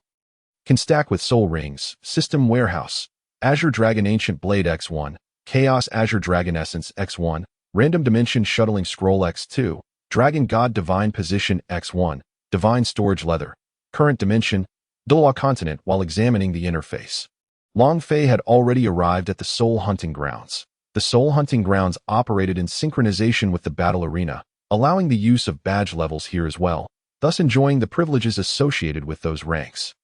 Naturally, one could also register for a new badge title without issue. Long Fei donned a half-prepared black and white mask. The bloodiness in the air was somewhat intense, yet it did not affect him in the slightest. Over the years, he had taken many lives and had grown accustomed to it. The complexity and intricacies here surpassed those of the battle arena. Was Qin Ming bringing those 7 individuals here to kill? Long Fei glanced around the Soul Hunting Grounds, but found no trace of them, which raised his suspicions. The Soul Hunting Grounds was indeed more than 3 times larger than the battle arena, making it reasonable to not find anyone. However, Long Fei's mental strength had already reached the divine origin realm. By merely sensing the area, no matter how vast, it could not escape his powerful mental scrutiny. In his perception, countless elemental light points floated. This was the elemental structure of the world, visible only to those who reached the spirit abyss realm. The classification of mental strength in Douluo is as follows: Spirit Origin, Spirit Communication, Spirit Sea, Spirit Abyss, Spirit Domain, Divine Origin. Long Fei's Divine Origin was currently the highest tier. He penetrated the throngs of people with his mental prowess. He soon spotted the familiar figures of 8 individuals in a rather luxurious room. It was none other than Qin Ming and his companions. Suddenly, his mental probing detected a familiar presence. Found you. Yet, since there was an unexpected gain, this was fortuitous. Long Fei smiled and turned towards another direction leading to an exclusive super luxurious VIP room. A chill emanated from within. What a familiar scent. Long Fei lowered his head, inhaling deeply. Revealing a look of enjoyment, he then produced his badge, which shimmered in brilliant purple gold. This was the coveted 5th-ranked purple gold badge. The purple gold badge was extraordinarily difficult to advance, let alone the subsequent sapphire ones. However, With Long Fei's current strength, he could soar into the sapphire ranks or beyond like a rocket. Long Fei licked his lips, an evil grin spreading across his face. It has been over 2 years since my last fight. I wonder if the people here remember the rivers of blood from before. Today, I have returned to let you all feel it once more. TSK, he pressed the purple gold badge into the central recess of the room's door, activating a purple gold line, which promptly opened the door upon Long Fei's entrance. The higher-ups within the Soul Hunting Grounds immediately received the news. The activation of a purple gold badge would inevitably transmit information back to the headquarters, as these were super VIPs that no one wished to offend. At that moment, the internal crowd displayed expressions of terror. No, this is bad. That Reaper, the demon, has returned. In a daze, the high-ranking officials within the internal area gasped in horror. Quickly, summon everyone for a meeting. On the large screen, the enormous characters boldly displayed. Purple, gold, Qian. Long Fei possessed 2 title badges. One was registered in the battle arena as the Magnificent Su Ke, and the other was registered in the Soul Hunting Grounds as Qian. At headquarters, all high-ranking officials of the Soul Hunting Grounds were alarmed. The atmosphere was heavy. Sir, what could be so urgent as to summon us all here? There were a total of 12 individuals present. Aside from a few informed members, some new high-ranking officials were entirely unaware of what had transpired. That person has returned. The bloodstained Qian. The middle-aged man at the forefront revealed a fearful yet grim expression. This was the individual who had brought shame upon their Soul Hunting Grounds. What? Bloodstained Qian? Is he not the one you refer to as the harbinger of rivers of blood in the Soul Hunting Grounds years ago? The remaining newly promoted high-ranking officials stood up in shock, exclaiming, "Damn, I truly do not believe in evil. I am a Soul Emperor. Let me go kill him." The newly promoted official, oblivious to despair, uttered these bold words. He genuinely did not believe such evil existed. After all, he was a peak level 69 Soul Emperor. How could he fear a mere Soul Master? In their minds, Long Fei was still at the level he was years ago. The leading man's expression darkened ominously. If it were that simple, he would have died here back then. I dispatched 5 Soul Emperors and 1 Soul Saint to eliminate him. And guess what? They couldn't even move before he killed them. Seeing the man's demeanor shift, the 6 new high-ranking officials' expressions changed dramatically. Indeed, we witnessed with our own eyes how he, with mere Soul Master cultivation, not only killed Soul Emperors and a Soul Saint, but also grievously injured us, leading to the loss of 6 high-ranking officials from our Soul Hunting Grounds. Now, years have passed. With his monstrous talent, he has certainly advanced to Soul King level 50. If a Soul Master is already this terrifying, then what of a Soul King? Sending mere Soul Emperors to face him would only lead to their demise. Such folly. A senior high-ranking official beside the leader spoke through gritted teeth, his face a mask of rage. And as he spoke, he slammed his fist onto the table. Anger and murderous intent surged forth, unrestrained. The 6 newly promoted high-ranking officials' expressions shifted even further. At this moment, no one dared to interject. What shall we do then? Questioned the man who had boasted of killing Long Fei.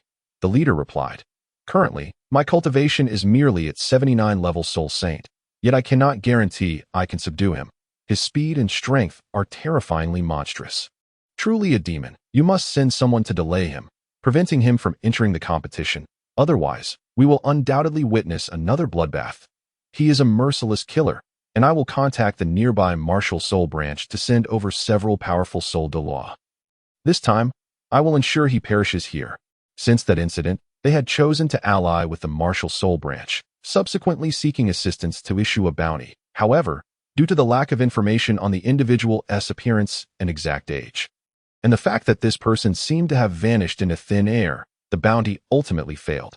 Now that he has reappeared, they certainly would not let him escape. Yes, Book Friend Fan Group QQ 5773555146. Interested readers may join. Thank you for your recommendation votes, comments, and support. In the Pope's Hall, Bibi Dong sat alone on the sofa in her room, watching the life-and-death battle on the LCD screen before her. This was a contest where only one could survive. The outcome meant that either one or both would perish. The service attitude at the Soul Hunting Grounds has truly deteriorated. I have been sitting here for so long without anyone coming to attend to me. Long Fei lounged with his legs crossed. exhaling heavily as he spoke in a subdued tone. Just then, the sound of footsteps approached from outside the entrance stood a beautiful attendant. Lord Li, I have been sent to serve you. The young woman's face bore a slight hint of fear, and her voice was barely above a whisper. She was also new to this place, but had heard from the old employees that this Li Qiyi was a ruthless devil, capable of killing without a second thought, and she had been warned to tread carefully, lest she incite his wrath and meet a grim fate. Before her arrival, the superior had instructed her to do whatever it took to keep Li Qiyi in his room, to delay him for at least half an hour. Finally, someone had arrived. Otherwise, her temper would have shattered the surroundings. Long Fei stretched his arms, leaning back against the sofa, and lazily beckoned. Come in. The girl hurriedly stepped inside and closed the door, then produced an array of food platters and drinks from her soul guide device. She sat beside Long Fei, exuding a sultry allure. Who permitted you to sit? Long Fei's voice rang out. The girl's expression shifted in alarm, and she quickly stood up, apologizing. I'm sorry. I was wrong. Please don't kill me. Are you that afraid of me? Long Fei teased, a playful glint in his eyes as he regarded her. What is your name? The girl hesitated before replying. My name is Aishi. Aishi, the ice archer. Long Fei casually remarked. Oh, not at all. My martial soul is a staff, not an arrow. Aishi stammered, clearly frightened. Sit down. Obeying, Aishi took her seat and found herself enveloped in Long Fei's embrace with one arm. Her cheeks flushed crimson, yet she did not resist.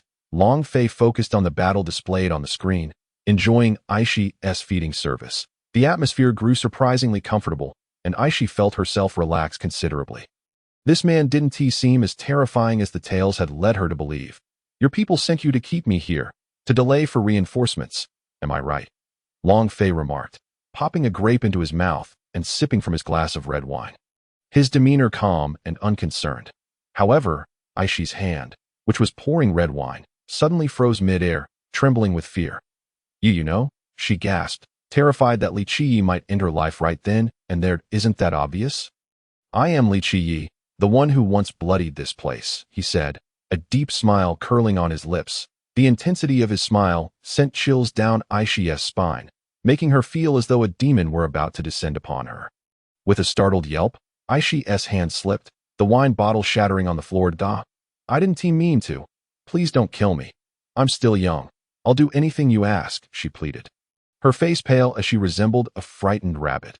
Long Fei regarded her without a hint of concern for her trepidation, merely turning his gaze back to the screen. That moment, the team entering the arena was Yu Tianheng's squad. According to the timeline, they would soon return to the Soul Arena, where their opponents would likely be the Shrek 7. However, he had lost interest in Tang San, no matter how strong he was. Even with the Xiantian's skill, it was all rather underwhelming. Long Fei mused as he continued to sip from his half-filled glass. If you don't want to die, leave the soul hunting ground, for it will soon transform into a hell on earth. After finishing his drink, he set the glass down, leaving behind a final piece of advice before exiting the room. Aishi, her heart racing as she looked at the shattered wine bottle, recalled Long Fei's ominous words, plunging her back into fear. Hell on earth. I can't stay. I'm only 26. Aishi scrambled to her feet and hurriedly left the room. Meanwhile, the leader of the soul hunting ground raced towards a martial soul branch within the Tiando Empire. After reporting, he quickly received permission, followed by 2 men and a woman. These 3 were formidable figures stationed at the branch, each a Soul Douluo of level 87. The commotion from years past had garnered the Pope's interest, and they needed to capture this individual alive. On their way, the leading Soul Douluo woman spoke, eager to witness the one who had, a few years prior, leveled the soul hunting ground and killed both a soul emperor and a soul sage. Upon hearing her words, the hunter's leader's expression darkened, but he quickly masked it. Soul Douluo, this individual has killed many of our high-ranking members and gravely injured us that we have only just recovered. Can we not execute him? The leader clenched his fists, his teeth gritted in resentment. I understand your feelings, but this is the Pope's command, and we cannot defy it. Once we capture him, you may have the opportunity to teach him a lesson. But he must remain alive and unscathed. Otherwise, it will be your soul hunting ground that faces the consequences, the Soul Douluo woman suggested, her tone icy, a clear warning. Taking a deep breath, the leader of the soul hunting ground sighed. I accept your proposal. I will exercise discretion. There was no other choice. The mere mention of the Pope sent a chill through him. Those who recognize the situation are wise. Another male Soul Douluo nodded.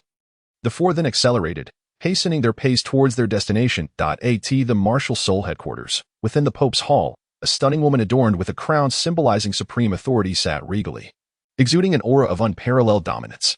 This woman was the primary antagonist, the Pope of the martial soul hall, known as the most beautiful woman, Bibi Dong. Flanking her were two individuals, one on each side, both titled Soul Douluos of level 95, Yu Guan and Gue Mei. At that moment, an elderly man hurriedly entered, presenting my respects to the Pope and the two Soul Douluos. The elder bowed, clearly apprehensive. "What is it, Ma Gu?" Yu Guan inquired, admiring his own hands, his voice laced with an effeminate tone. 2 years ago, the one who bloodied the soul hunting ground and defeated both the Soul Emperor and the Soul Sage, Li Qiyi, has resurfaced. Furthermore, the Soul Hunting Ground has dispatched their Soul Douluo branch leader from the Tiendo branch to capture him. Ma Gu reported urgently. Yu Guan and Gue Mei exchanged glances, recalling the man who had been sought after but had evaded capture for various reasons. Bibi Dong's expression shifted slightly, her voice turning cold as she commanded. "I want him alive. Bring him to me. I wish to see him. I have already made prior arrangements. Rest assured, Your Holiness," Ma Gu replied, relieved that he had prepared in advance. Dismissed, Bibi Dong ordered that as he left. Yu Guan and Gue Mei approached Bibi Dong. "Your Holiness, do you require our assistance in bringing him back? He appears quite young, and with such strength, he would undoubtedly be an asset to the martial soul hall.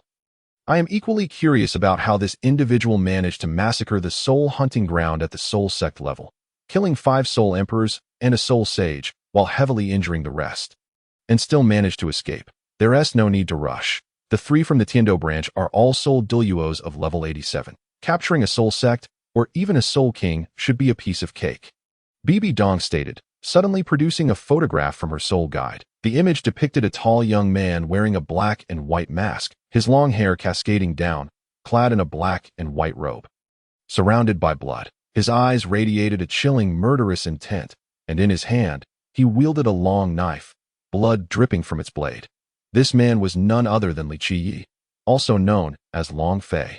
This was the only clue captured by a soul guide during the bloodbath at the soul hunting ground 2 years prior.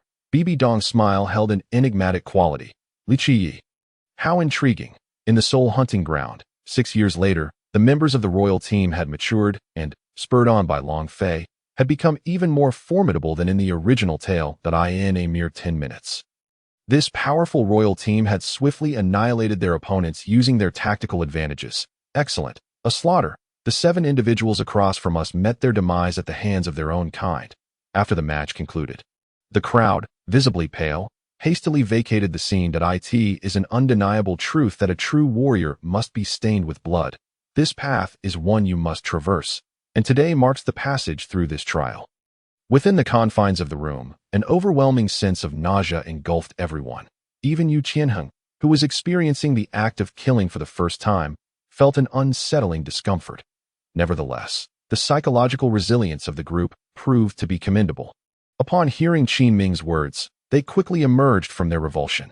"All right, it is time for us to return to the academy. You all may take a break for now, and when we reconvene, we will engage in several more battles in the Soul Arena before the commencement of the Continental Elite Soul Master Tournament." Qin Ming announced that we understand. The group nodded in unison. "Teacher, is there still no news of Long Fei?" At that moment, Yi Lingling inquired. Her question caused a momentary pause among the attendees. Indeed, their team still had a member named Long Fei, whom they had not seen for over a year. How they missed him.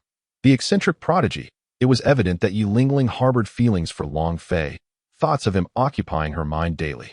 Long Fei, Qin Ming reflected, then sighed. That fellow possesses an extraordinarily fearsome talent.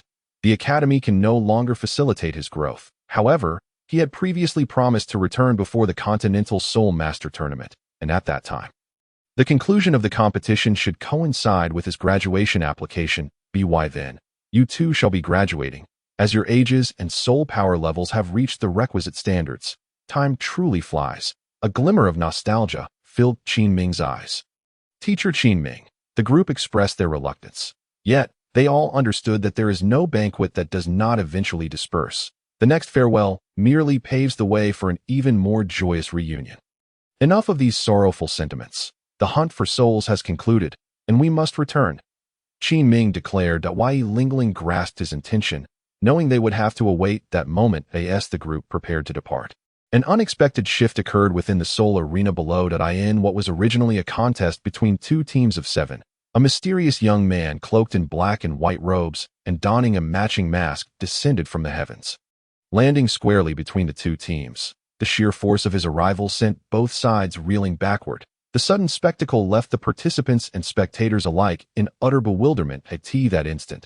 The officiating referee's expression morphed dramatically, as if he had encountered a demon, his body trembling with palpable fear that it is him. The demon, Li Jie. The referee's quivering voice barely escaped his lips, and amidst the audience, there were those who seemed to recognize the name, eliciting terrified gasps, the embodiment of their nightmares. That day, a hell on earth, this merciless demon, who kills without a second thought. Who are you? The two teams, unfamiliar with the name Li Jie, only sensed the aura of this enigmatic figure, which was terrifyingly potent. Sin shall be judged by me, Li Jie. At that moment, Long Fei summoned the ancient Azure Dragon blade. The once azure cracks along its blade now transformed into a deep crimson hue. And in the next instant, an overwhelming aura of slaughter enveloped the surroundings. Foolish specter, attack, kill him. The opposing teams, far from being meek, erupted in fury, manifesting their 4 soul rings and charging towards Long Fei. Yet, with a graceful flick of his wrist, Long Fei swept his Azure Dragon blade, unleashing a terrifying blade wind that cleaved through the air, sending shockwaves of dread through the crowd. In an instant. Puff, puff, bang, screams mingled with blood, as the bodies of 14 individuals disintegrated into a crimson mist. Run! Someone in the crowd shouted, igniting chaos as the audience fled in terror. The referee had long since abandoned his post. Long Fei surveyed the carnage before him, a strange smile curling at the corners of his mouth as he remained anchored in place, observing the unfolding scene. Flee, flee. Then, with a swift motion, he sheathed his blade and plunged into the fray. Blood gushed forth, corpses littered the ground, despair and screams echoed everywhere. Every life he claimed was tainted with guilt, the sins of countless heinous deeds. The Soul Arena had descended into utter chaos, bearing witness to Long Fei's terrifying prowess. However, not all were passive spectators. A faction of Soul Kings and Soul Emperors united to confront this demon, who had brazenly committed murder. Within the inner sanctum of the Soul Arena, the audience gasped in horror at the sight of the slain bodies displayed on the grand screen. At that moment, 5 men descended from the sky, launching themselves towards Long Fei. 3 were Soul Kings, and 2 were Soul Emperors, their malevolence palpable, their intent to kill unwavering. Long Fei regarded them with calm indifference. Dare to cause trouble in the Soul Arena? You shall perish. The 5 unleashed their combined might upon Long Fei, yet he remained unfazed. Their expressions shifted dramatically. In the next heartbeat, an overwhelming force erupted from Long Fei, sending the 5 flying. Then, with astonishing speed, Long Fei vanished from sight, reappearing before the 2 Soul Emperors, who found themselves paralyzed, helplessly watching as Long Fei's blade descended upon them. Their defense was futile. Puff! 2 sprays of blood erupted, and they collapsed to the ground. Now it is your turn, you who harbor sin. Long Fei's gaze shifted to the remaining 3 Soul Kings, their malevolent auras indicative of their nefarious deeds, no less culpable than the 2 Soul Emperors. It was time for judgment. Run! This is a demon. Upon witnessing the swift execution of the 2 Soul Emperors, the 3 Soul Kings faltered, their resolve crumbling. They turned to flee, but within a breath, Long Fei's figure reappeared before them. Without further ado, he unleashed a powerful sweep of his blade. 3 more screams pierced the air, and 3 more bodies crumpled to the ground. At this juncture, most of the onlookers had fled, yet the personnel within the Soul Arena remained. Transfixed by the unfolding carnage, the arena, once a vibrant battleground, was now saturated with blood. The ground transformed into a river of crimson. The familiar scene had returned, yet something was amiss. Long Fei stood undeterred, gripping the Azure Dragon blade, his mind piercing through the walls of the arena, sensing the approach of 4 individuals. Have you arrived? This insignia? It belongs to the Spirit Hall. The spirit Douluo underestimating me shall be your lifelong regret. Long Fei's lips moved, his tone icy as the chilling events unfolded below. Meanwhile, Yu Qianheng and the others, poised to leave, were drawn by the commotion below. They stood frozen, aghast at the sight of blood flowing like a river. Bodies strewn across the ground, and the once thronged audience had vanished entirely. Witnessing the black and white robed youth unleash his fury sent shivers down their spines. The horror of such a being was unimaginable. Do you not think that the blade he wields seems oddly familiar? Yi Lingling's voice trembled as her eyes narrowed. While the others were entranced by the carnage, only she fixated on the weapon in his grasp. It felt all too familiar. The meticulous nature of women, combined with Yi Lingling's deeper feelings for Long Fei, led her to a swift realization. This is the Azure Dragon blade. But why has it turned red? Could it be from killing? How could it be? In Yi Lingling's memory, Long Fei was not the sort to kill without hesitation. Perhaps it was merely a coincidence. After all, there were countless weapons in this vast world.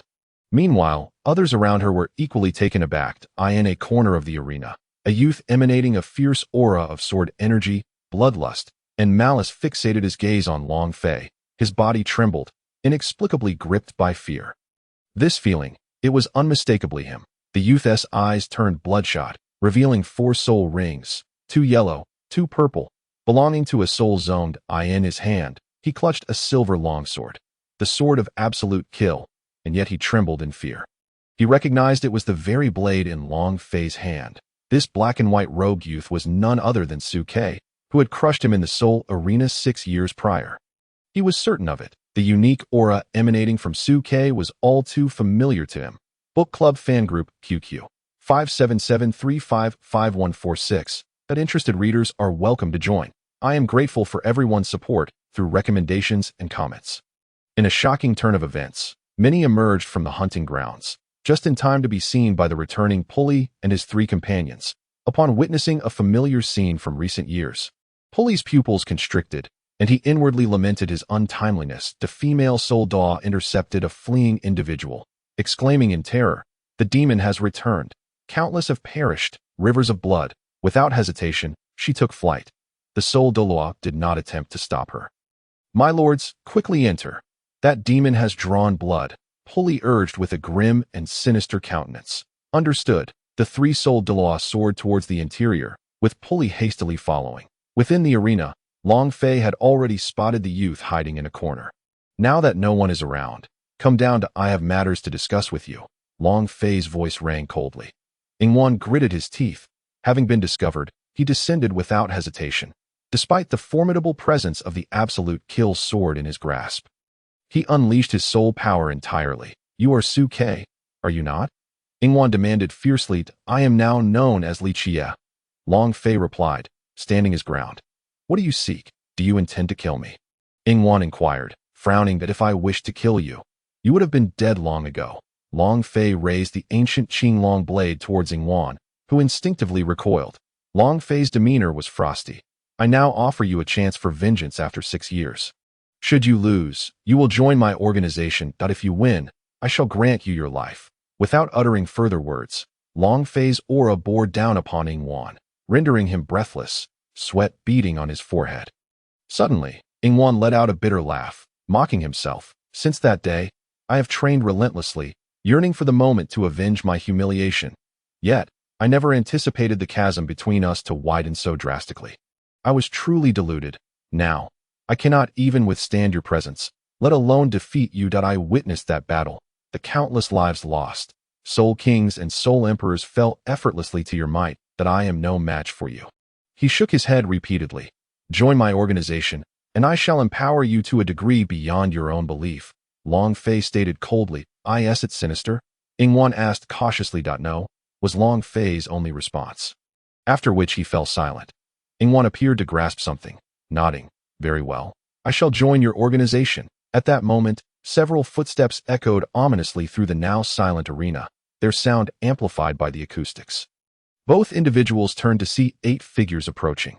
Although Ingwan recognized them, he did not know them well. In contrast, Long Fei remained composed. "Greetings, everyone. It's been a while." Long Fei's lips moved, his voice resonating. "It truly is you." Long Fei, exclaimed Yu Qianheng and others, particularly Yi Lingling, their expressions filled with astonishment. After more than a year, Long Fei had transformed into an entity of terror, capable of effortlessly slaying soul kings and soul emperors. Gasps filled the air as they absorbed the gravity of the situation. Is this your true name? Yingwan inquired, his gaze fixed on Long Fei. Indeed, but here, I am known as Li Chia, Long Fei declared. Addressing both Yingwan and the 8 individuals from the Tiando Royal Academy, do not question my motives. They are the wicked, and I am merely here to execute judgment. Long Fei preemptively silenced any inquiries from the Tiando group. You should return. There are matters to discuss back at the academy. A greater battle looms here. However, it seemed escape was no longer an option. Long Fei's gaze shifted forward. Escape? Today, none among you shall leave. Puli's furious voice rang out as he and his companions arrived. The expressions of the other 9 shifted dramatically. The terrifying aura emanating from Puli was palpable. 7 soul rings adorned him, soul sage. Accompanying him were 2 men and a woman, boasting a total of 8 soul rings, Soul Douluos. The eyes of Yu Qianheng and others widened in alarm. Damn it, this is bad. Qin Ming's expression darkened. They would never allow Long Fei to escape unscathed. It seems we are in for a fierce battle. Qin Ming activated his martial soul, 6 soul rings rising around him. Wait, I will try to hold them off. You all seized the chance to flee, he urged, his expression grave. Everyone understood the dire predicament they faced. Yingwan's countenance shifted as he turned to confront the 4 figures looming 10 meters behind him. In that moment, Long Fei raised his hand, a powerful force seizing Yingwan, pulling him closer. Yingwan gasped in surprise as he was thrust beside Long Fei. Watch closely, Long Fei said, his tone now devoid of ice. He hurled Yingwan towards the group from Tiando.ina days. Yingwan found himself forcibly placed among them. Next, Long Fei clasped his hands, and a radiant barrier enveloped the 9 individuals. This is a shield. The onlookers marveled at the manifestation of energy. Truly an extraordinary young man. The Pope would undoubtedly hold you in high regard. The female Soul Douluo stepped forward, positioning herself before the 3 and facing Long Fei. You speak correctly. Not a single one shall escape today, but it shall be you who remains trapped. Long Fei's gaze bore down on Pulley Point 2 years ago. You survived. Today, you shall meet your end. Long Fei's icy voice echoed. And an aura of impending doom thickened in the air. This barrier is formidable. We cannot breach it. Let us observe how Li Chia handles this. Qin Ming conceded, abandoning his attempts to strike the barrier. At that moment, all attention shifted to Long Fei. Today, this ground shall become your burial site, he declared, his voice heavy with menace. As his blood-stained black and white robe exploded apart, the true warrior ought to burst forth. His magnificent physique was revealed, muscles honed to perfection. A radiant azure light erupted from him, and the Chaos Qinglong tattoo manifested, exuding an unparalleled dragon might. His pupils transformed into iridescent Qinglong orbs, hair standing on end as an overwhelming aura descended. Soul rings, each signifying the pinnacle of their era, cascaded from him. Each ring eclipsed the last in magnitude. 2 crimson 10,000-year rings and 3 resplendent golden million-year rings, a total of 5 soul rings dominating the arena. A cataclysmic energy surged forth, and a colossal phantom of the Chaos Qinglong emerged from his being. The opposing forces were instantly suppressed beneath his might, rendering them mere grains of sand beneath his feet. 10,000-year martial soul, golden soul rings. What era does this signify? Surely, anything beyond 10,000 is formidable. 5-ring soul king. Impossible. The crowd gasped in terror, their astonishment reverberating throughout the hunting grounds. The 4 individuals, who had intended to speak, now wore frozen expressions of disbelief. How is this possible? The 3 Soul Douluos gasped in shock. Suddenly, a chill enveloped them, an instinctual dread surging from within. Before them stood not a mere man, but a colossal entity that rendered them breathless. A Qinglong of ancient supremacy, scornful of their existence. How insignificantly small they appeared. Was this a mere illusion? Or, Book Club Fan Group, QQ, 5773-55146, that interested readers are welcome to join. I am grateful for everyone's support through recommendations and comments. Such a terrifying punch. Damn it. Don't think that just because you conjured a great dragon and some glittering trinkets, I am afraid of you. Let me tell you, I am not easily intimidated. In a surge of courage, Huang Tian, the male Soul Douluo, suddenly shouted in anger. We have 3 level 87 Soul Douluos and 1 level 79 Soul Saint on our side. What if he possesses a 100,000-year spirit ring? Even in a 4-on-1 scenario, we shall not fear a mere 5-ring Soul King adorned in golden finery. With that, Huang Tian was determined to demonstrate the prowess of the Soul Douluos, asserting that no mere 100,000-year spirit ring could rival them. He was fueled by an inexplicable bravery, resolutely refusing to show fear. How could a Soul Douluo cower before a Soul King? If word of this spread, how would he live it down? Yet, the daunting fact remained that their opponent bore 200,000-year spirit rings. Enough of that, Pu Li interjected. Huang Tian shot him a cold glance and swiftly brought his hand down in a resounding slap. Huang Tian scoffed, "Fool, disrupting morale before the battle has even begun?" Stung, Pu Li dared not retort.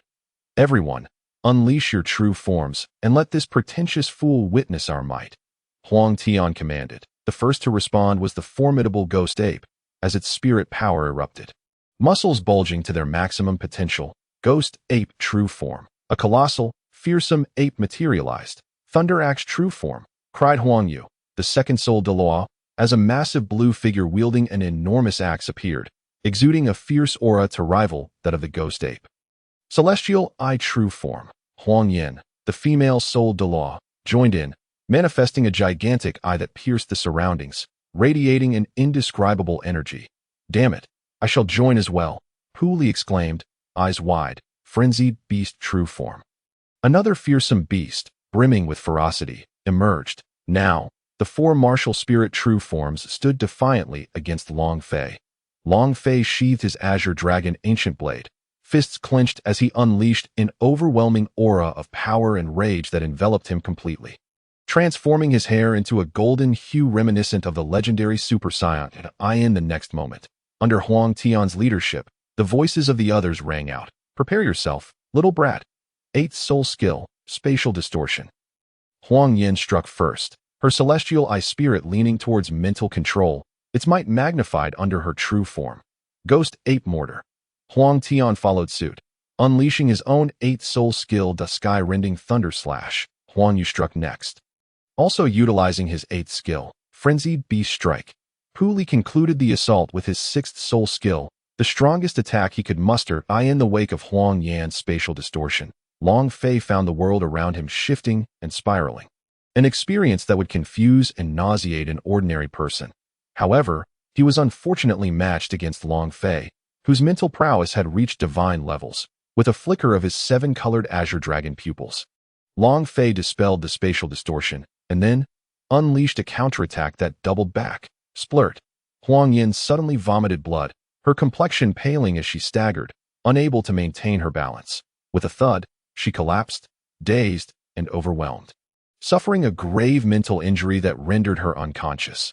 This shocking turn left the others dumbfounded. They never anticipated that their control would falter first. By the heavens, don't just stand there. Quickly, save her. Huang Tian roared at Pu Li. "You are the weakest here. Hurry and assist. Huang Yu and I can handle this. If anything happens to her, I swear I'll crush you. Why am I being blamed for this?" "It's not my fault," Pu Li retorted in frustration. Huang Tian's temper flared. "How dare you? You insignificant Soul Saint. You think you can defy me? Just wait. Once we deal with this pretentious fool, I will make you regret it."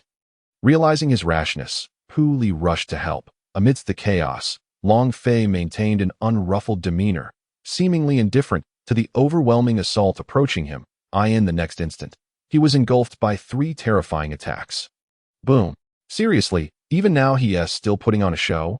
Look at this. This is the consequence of arrogance. You think he can survive? Is he going to demonstrate how resilient his flesh is against 3 combined attacks powerful enough to rival a Title Douluo? Ha! This is hilarious. Huang Tian laughed heartily, hands on his hips, pointing at the engulfed Li Qiyi, reveling in his apparent demise. Li Qiyi. The onlookers above were struck pale at this terrifying spectacle. Surviving such an onslaught was impossible. "Your laughter is unbearable." A frigid, disdainful voice emerged from the engulfing smoke. The sound. Huang Tian's triumphant expression abruptly froze, his eyes wide in disbelief. Huang Yu mirrored his shock. While Pu Li's face turned ashen with fear, this scene felt hauntingly familiar. 2 years prior, they had all faced a similar situation, yet that prodigy remained unscathed. Is that scene from back then returning? Pu Li nearly wet himself in terror. In the next moment, he placed his hand on Huang Yan's nose. Realizing she was breathless, panic surged through him as he felt her pulse, discovering it was absent. Dead. Pu Li screamed in horror. Esteemed ones, she has perished. He reported in a panic. Huang Yan, Li Qiyi, I swear on my life, I will end you today. I shall not take her back alive. Huang Tian was consumed by fury. Joining forces with Huang Yu to unleash a torrent of killing intent, they unleashed every soul skill they possessed, convinced that they could not fail to eliminate Li Qiyi. Meanwhile, Long Fei's 3 golden spirit rings fused together, detaching from his form and rotating before him, grand and imposing. With a powerful step back, the ground shattered beneath him as he drew back his right hand, mimicking the motion of pulling a bowstring. Taking a deep breath, in an instant, a terrifying force surged forth, a colossal vortex of power erupting. Then, within the whole of the massive golden spirit ring, a radiant golden aura emerged, resembling a golden wormhole. Drawn by Long Fei's fist, in the next moment, boom, Long Fei unleashed a devastating punch. The force exploded forth. With a cold shout, the immense power of obliteration transformed into a gigantic fist, magnified 100-fold. Erupting from the golden spirit ring's radiant center, surging forth like a shockwave, the range was immense. The sound of thunder echoed as the space fractured, the explosive noise deafening. Those in front had no hope of evasion.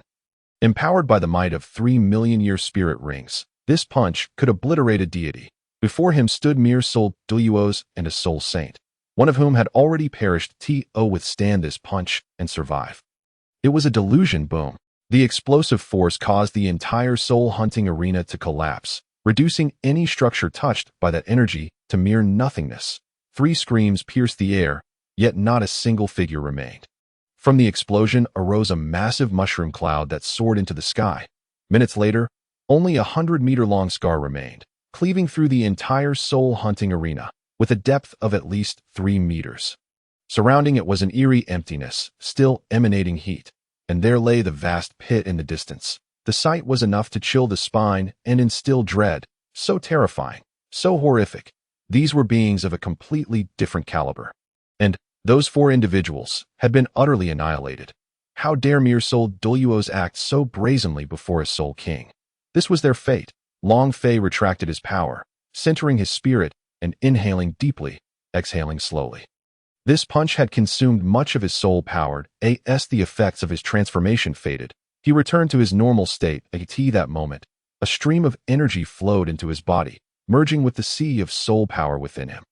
His martial spirit could absorb the power of those who perished, converting it into soul power, and upon reaching a certain threshold, it would become divine power, enabling Long Fei to level up. He rubbed the tattoos on his body, then donned new garments. Explosive transformations certainly waste clothing, Long Fei mused. Meanwhile, the onlookers above, shielded by barriers and unaware of the hidden machinations of Long Fei, remained completely stunned.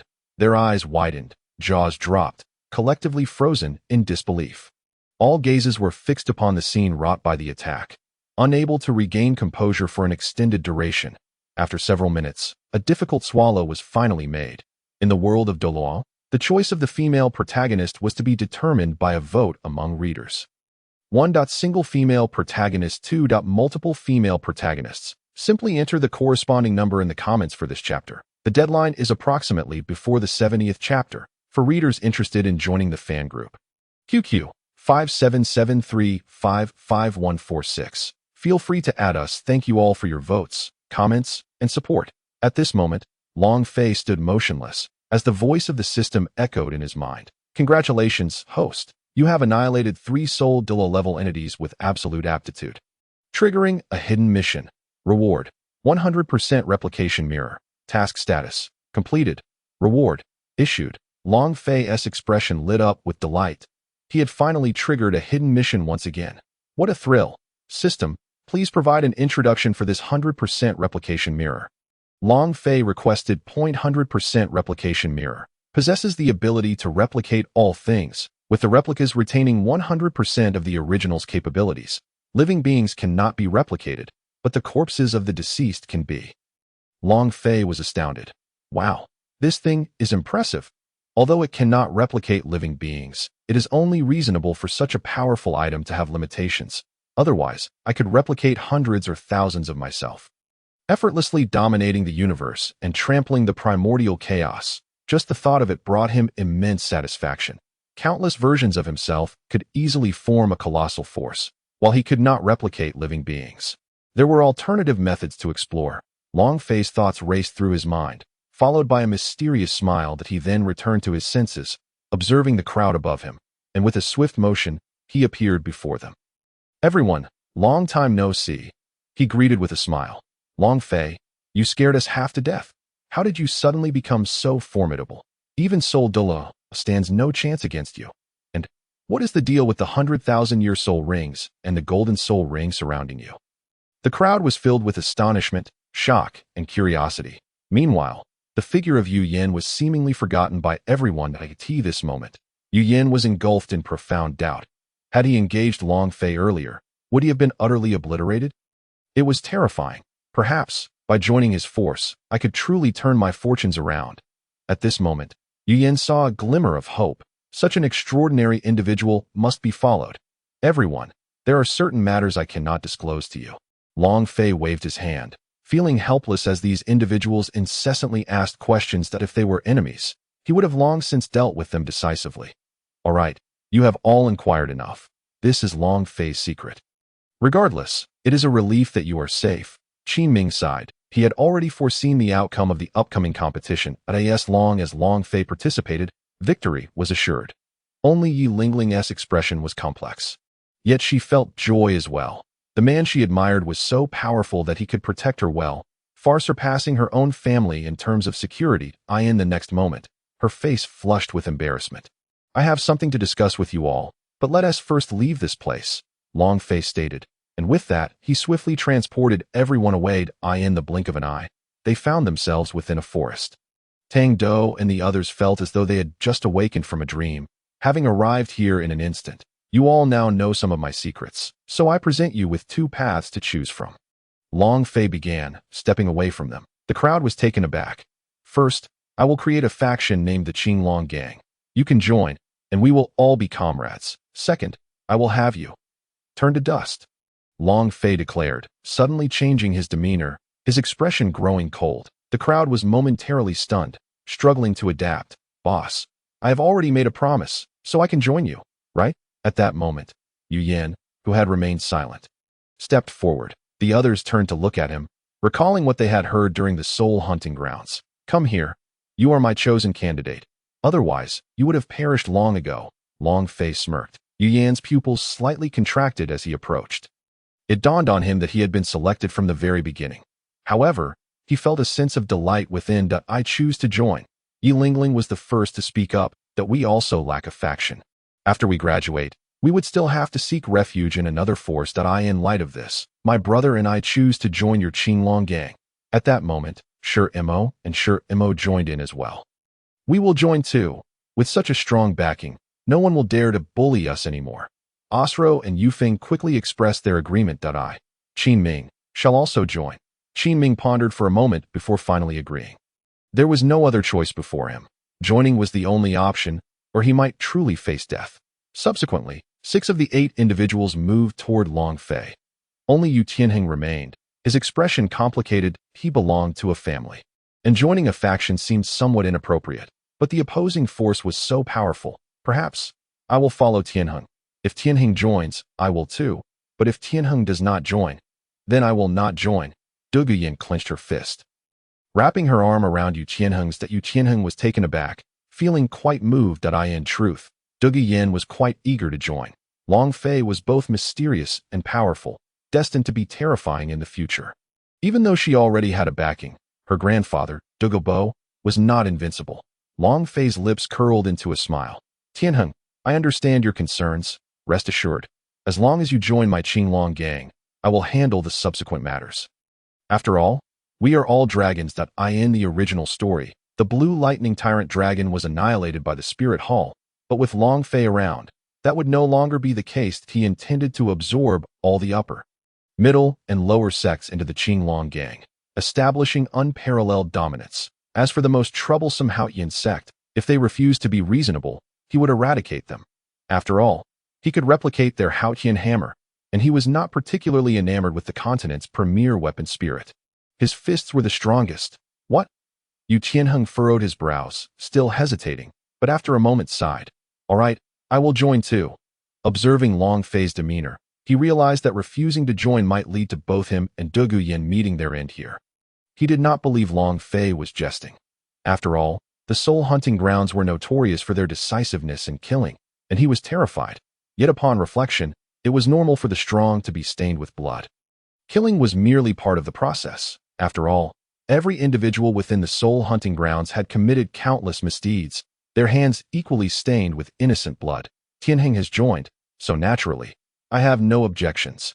Du Guyan's expression brightened, and she quickly replied, Welcome to the fold. Long Fei raised his hands high, filled with joy that he gazed at the individuals before him, reflecting on the fact that he was essentially saving them. After all, in the original narrative, they were no different from ordinary passers-by, fading into obscurity as the story progressed. Their talents were quite commendable, yet they had not been able to realize their potential. As a family moving forward, he would ensure they surpassed the so-called Shrek's 7 monsters. Joining my Qinglong gang requires following a proper procedure, Long Fei declared, producing the divine hiding skin. The crowd gazed at it with curiosity and confusion. This is the divine hiding skin.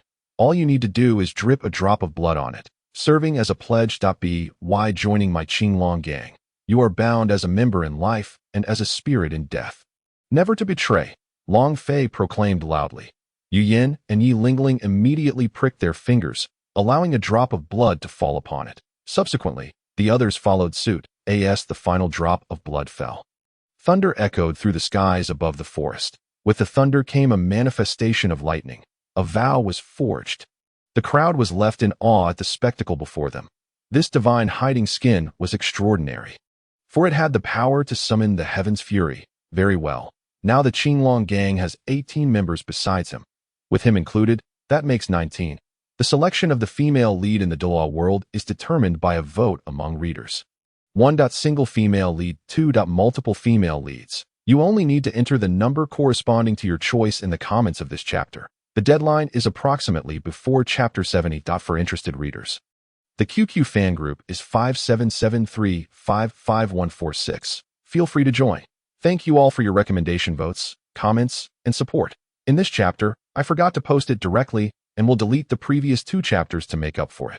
50. Yi Lingling has become bolder. Long Fei briefly introduced the Qinglong gang to a few people, discussing similar content to what Meng Xinji and the others had said. Now he brought these individuals back to the academy and directly sought out Meng Xinji and the others. Subsequently, he elaborated on the matter of the soul spirits of the Qinglong gang. After half an hour of explanation, everyone took over half an hour to digest the information. Each person's expression was one of immense shock. It seems that a new system is about to emerge in this world. After more than half an hour of silence, Long Fei spoke again. In short, the task of our Qinglong gang is to create soul spirits, allowing humans and soul beasts to coexist. Of course, I cannot guarantee 100% coexistence. After all, we cannot control everything. But, at that time, we can set an example. Boss, when can we use those soul spirits? Meng Xinji inquired. Long Fei looked at everyone and had already planned it out. Yu Tianheng, you will start using them once you reach the 40-level soul sect. Yuan, will begin at the 50-level soul king. And Qin Ming, you will be at 70. As for the 3 of you who are a bit older, there is only 1 level left for you, which is 90. Of course, our goal in the Qinglong gang is divinity. Long Fei said solemnly.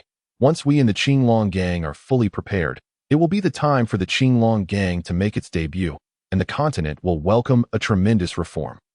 Boss, how will the pricing of the soul spirits be calculated? Some families may not be able to afford them if they are too expensive. Yuan asked. It was difficult to say previously.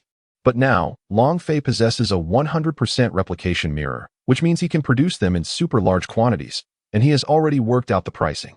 Long Fei smiled and said, The price for a 10-year soul spirit will be 10 gold soul coins. A 100-year soul spirit will be 100 gold soul coins. A 1,000-year soul spirit will be 10,000 gold soul coins. A 10,000-year soul spirit will be 100,000 gold soul coins. And for a 100,000-year soul spirit, it will be 1,000,000 gold soul coins. This will be the initial pricing, and moreover, the soul spirits produced by the Qinglong gang will possess infinite growth. Even a 10-year soul spirit could one day become a 100,000-year soul spirit, at present. Creating a 100,000-year soul spirit is difficult, but it should not be a problem later on, upon hearing this.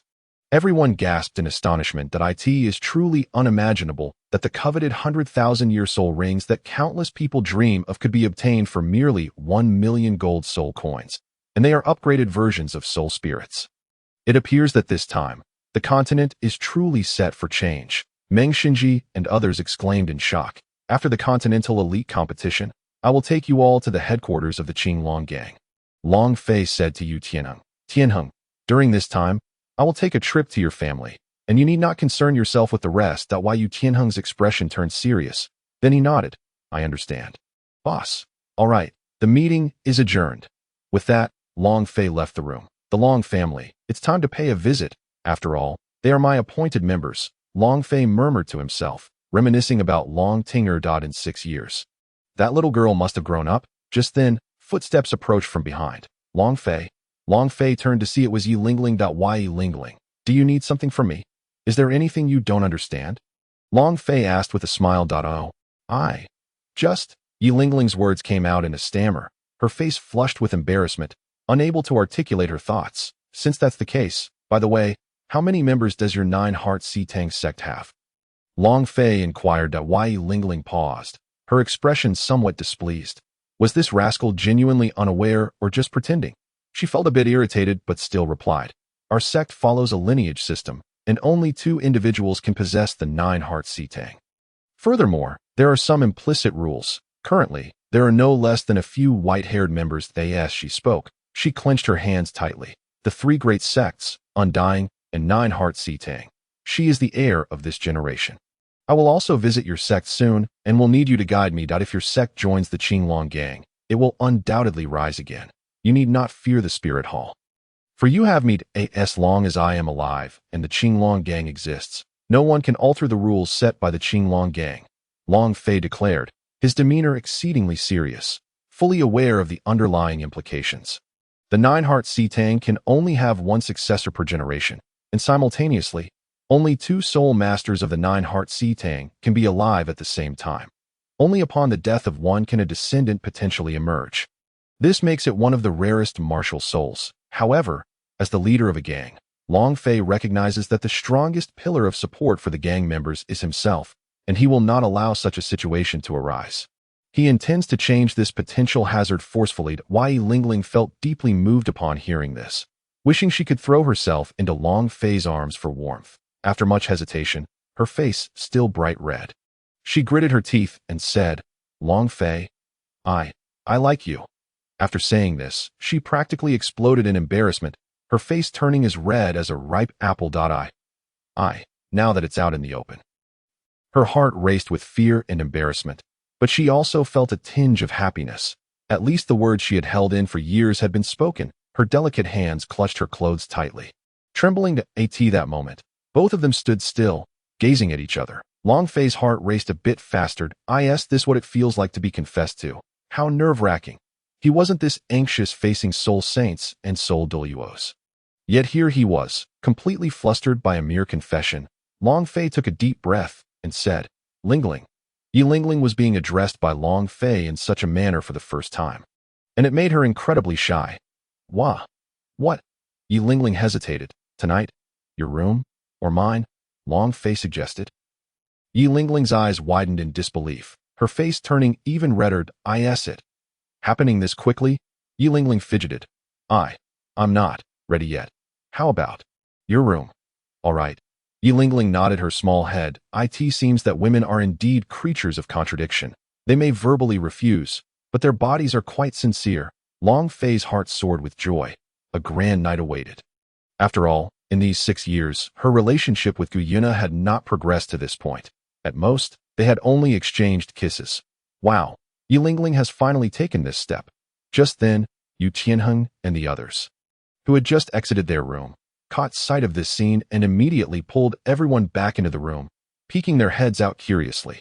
They then exclaimed, "When will I ever find love?" Sure, Mo and the others murmured, filled with envy.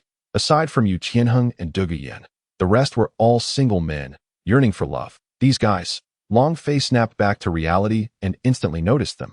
"What are you looking at? Get out of here. Do you want to taste the wrath of the gang leader's fist?" Long Fei shouted, emanating a fierce and domineering aura. "Darn it, we've been spotted. Run!" Sure, Mo exclaimed. The others quickly scurried away. They certainly did not want to receive a fist to the face. The terrifying image of that massive golden fist from the Soul Hunting Grounds filled their minds. They are all. Yi Lingling wished she could find a place to hide. "Lingling, remember to wash up and wait for me tonight," Long Fei teased with a wink. The selection of the female lead in the Douluo world is determined by a vote among readers. 1. Single female lead. 2. Multiple female leads. You only need to enter the number corresponding to your choice in the comments of this chapter. The deadline is approximately before Chapter 70. For interested readers, the QQ fan group is 577355146. Feel free to join. Thank you all for your recommendation votes, comments, and support.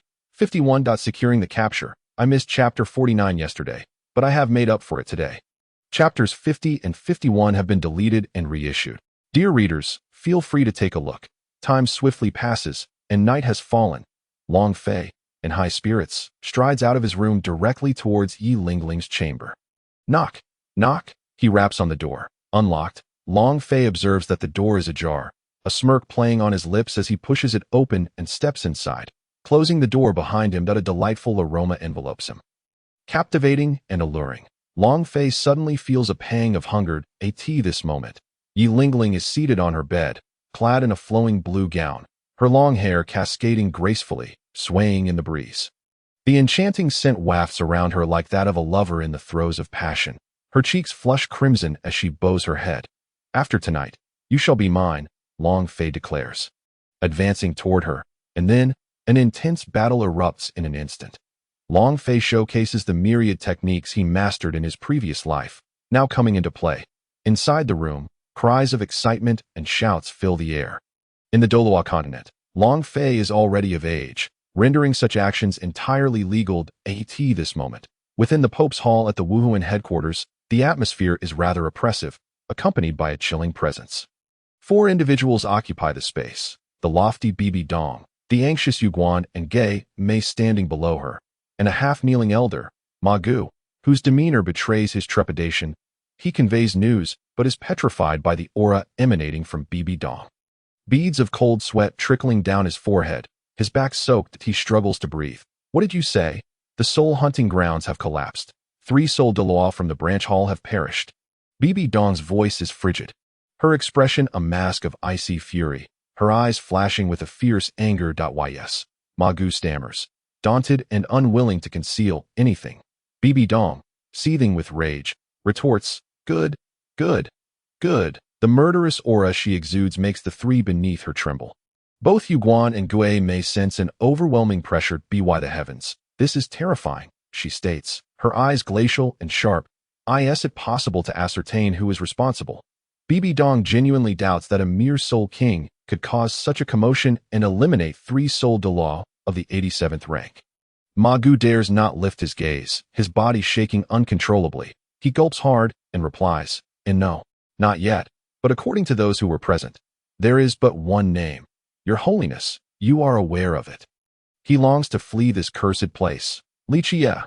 Bibi Dong's voice rings out, cold and high. Ma Gu gathers his courage. "Yes, Your Holiness, it is indeed this Li Qie. However, I find it hard to believe he could wreak such extensive havoc." Bibi Dong commands, "Send someone to investigate who is responsible. And this youth named Li Qie? I do not believe that is his true name. Otherwise, we would have discovered it long ago." "Yes, Your Holiness, but what shall we do about the Soul Hunting Grounds? After all, it has already been incorporated into the Wuhuan Palace." Ma Gu cautiously inquires, eager to discern Bibi Dong's decision, "That I shall personally go and assess the situation before making a determination." With that, Bibi Dong waves her hand and turns away. "You may leave." "Yes, I take my leave." Ma Gu hurries from the hall, breathing a sigh of relief as the heavy pressure dissipates. Yu Guan bows respectfully. Your Holiness, it seems this matter is more complicated than I initially thought. Old ghost, and I can investigate personally. This is undoubtedly connected to Li Chia. Tomorrow morning, I shall accompany you to Tiando City, and we will discuss it further then. Bibi Dong takes a seat, her expression grim. Although the Wuhuan Palace is not lacking in Soul Douluo, the unexplained deaths of 387th rank Soul Douluo could tarnish the reputation of the Wuhuan Palace. Necessitating an investigation, transmit my orders. Reissue a manhunt for this Li Chia, mobilize the members of the Wuhuan Palace, and ensure they memorize his physique, as well as the lower half of his masked face. Capture anyone who bears a resemblance for interrogation. This time, Bibi Dong is resolute in her actions. Yes, Your Holiness. The two accept the orders and swiftly set to work. That on the other side, the passage of time during combat is often the swiftest. As the morning sun filters through the window and onto the bed, a new day dawns. Long Fei awakens, gazing at the peacefully slumbering Yi Lingling beside him. She exudes an even greater femininity at this moment. Reflecting on the events of the previous night, Long Fei softly murmurs, exhausted, sleep well. With that, he quietly slips out of bed, dresses, and heads to wash up, stretching and straightening his posture. Long Fei relishes the delightful sensation. Suddenly, he feels a comforting affinity rising within him. The bloodline of the chaotic Azure Dragon seems to have experienced a minor enhancement. That he pauses. Could it be that this activity benefits my chaotic Azure Dragon bloodline? Typically, if my bloodline is enhanced, I wonder if her body or martial soul might undergo any changes. Long Fei contemplates, stroking his chin thoughtfully. Once she awakens, he will inquire to find out. Upon exiting, he notices that the academy is abuzz with excitement today. Seeking out Qin Ming for answers, he learns that the Crown Prince has descended upon the academy and is currently in the church hall. Crown Prince? Xue Qinghe? No, it should be Qian Rinxue. Long Fei mutters to himself. Proceeding toward the church, eager to witness the commotion that as he arrives at the entrance, he spots the royal knights not far away. He steps forward, but is promptly halted by the knights guarding the entrance. The Crown Prince is engaged. Unauthorized personnel are prohibited from entering. The knight's tone is distinctly frosty. Long Fei halts, narrowing his eyes, displeasure evident on his face. His gaze pierces inside. Expanding his spiritual awareness, he envelopes the area. In the next moment, he perceives the scene within. Currently, there are 4 individuals present. Among them, 3 are from the Dream Machine, while the remaining youth is Xue Qinghe. They appear to be engaged in discussion. So, that is Xue Qinghe. Long Fei muses. How dare you? You audacious fool, to utter the Crown Prince's name so freely. Clang. The knight swiftly draws his sword, preparing to strike Long Fei. Long Fei coldly commands, step aside. Bang! Bang! The 2 swords clash against Long Fei's body, yet they come to an abrupt halt. What? The guard's eyes widen, their expressions shifting in shock. The swords failed to pierce Long Fei's form, despite their considerable effort. Such an unyielding physique. In the next moment, Long Fei unleashes an aura that shatters both swords. Seeking death, sensing the imminent danger, the 2 guards release their soul power, 7 soul rings erupting around them. And they wield golden giant axes, swinging down toward Long Fei. Halt. Just then, a sharp voice resounds, halting their assault. Emerging from the church is none other than the elegantly poised and refined Crown Prince. Xue Qinghe. The guards immediately cease their attack. What is the meaning of this? Why are you attacking students of the academy? Xue Qinghe inquires, furrowing his brow. Your Highness, this individual has spoken disrespectfully, daring to call your name directly. He deserves the harshest punishment. The guard half turns to report, his gaze laden with murderous intent toward Long Fei. Ha! Suddenly, Long Fei bursts into laughter. What a splendid imperial family. Is it customary for you to execute those who dare utter your name? Truly impressive. Inside, the Dream Machine observes this scene, their expressions shifting in alarm. Not good. The leader has arrived. These 2 fools have inadvertently provoked him. Simultaneously, a sense of foreboding arises within the hearts of the Dream Machine members. In the world of Douluo, the choices for the female lead have been put to a vote by the readers. 1. Single female lead. 2. Multiple female leads. Simply enter the corresponding number in the comments for this chapter. The deadline is approximately before Chapter 70. Readers interested in joining the fan group can add QQ 5773555146.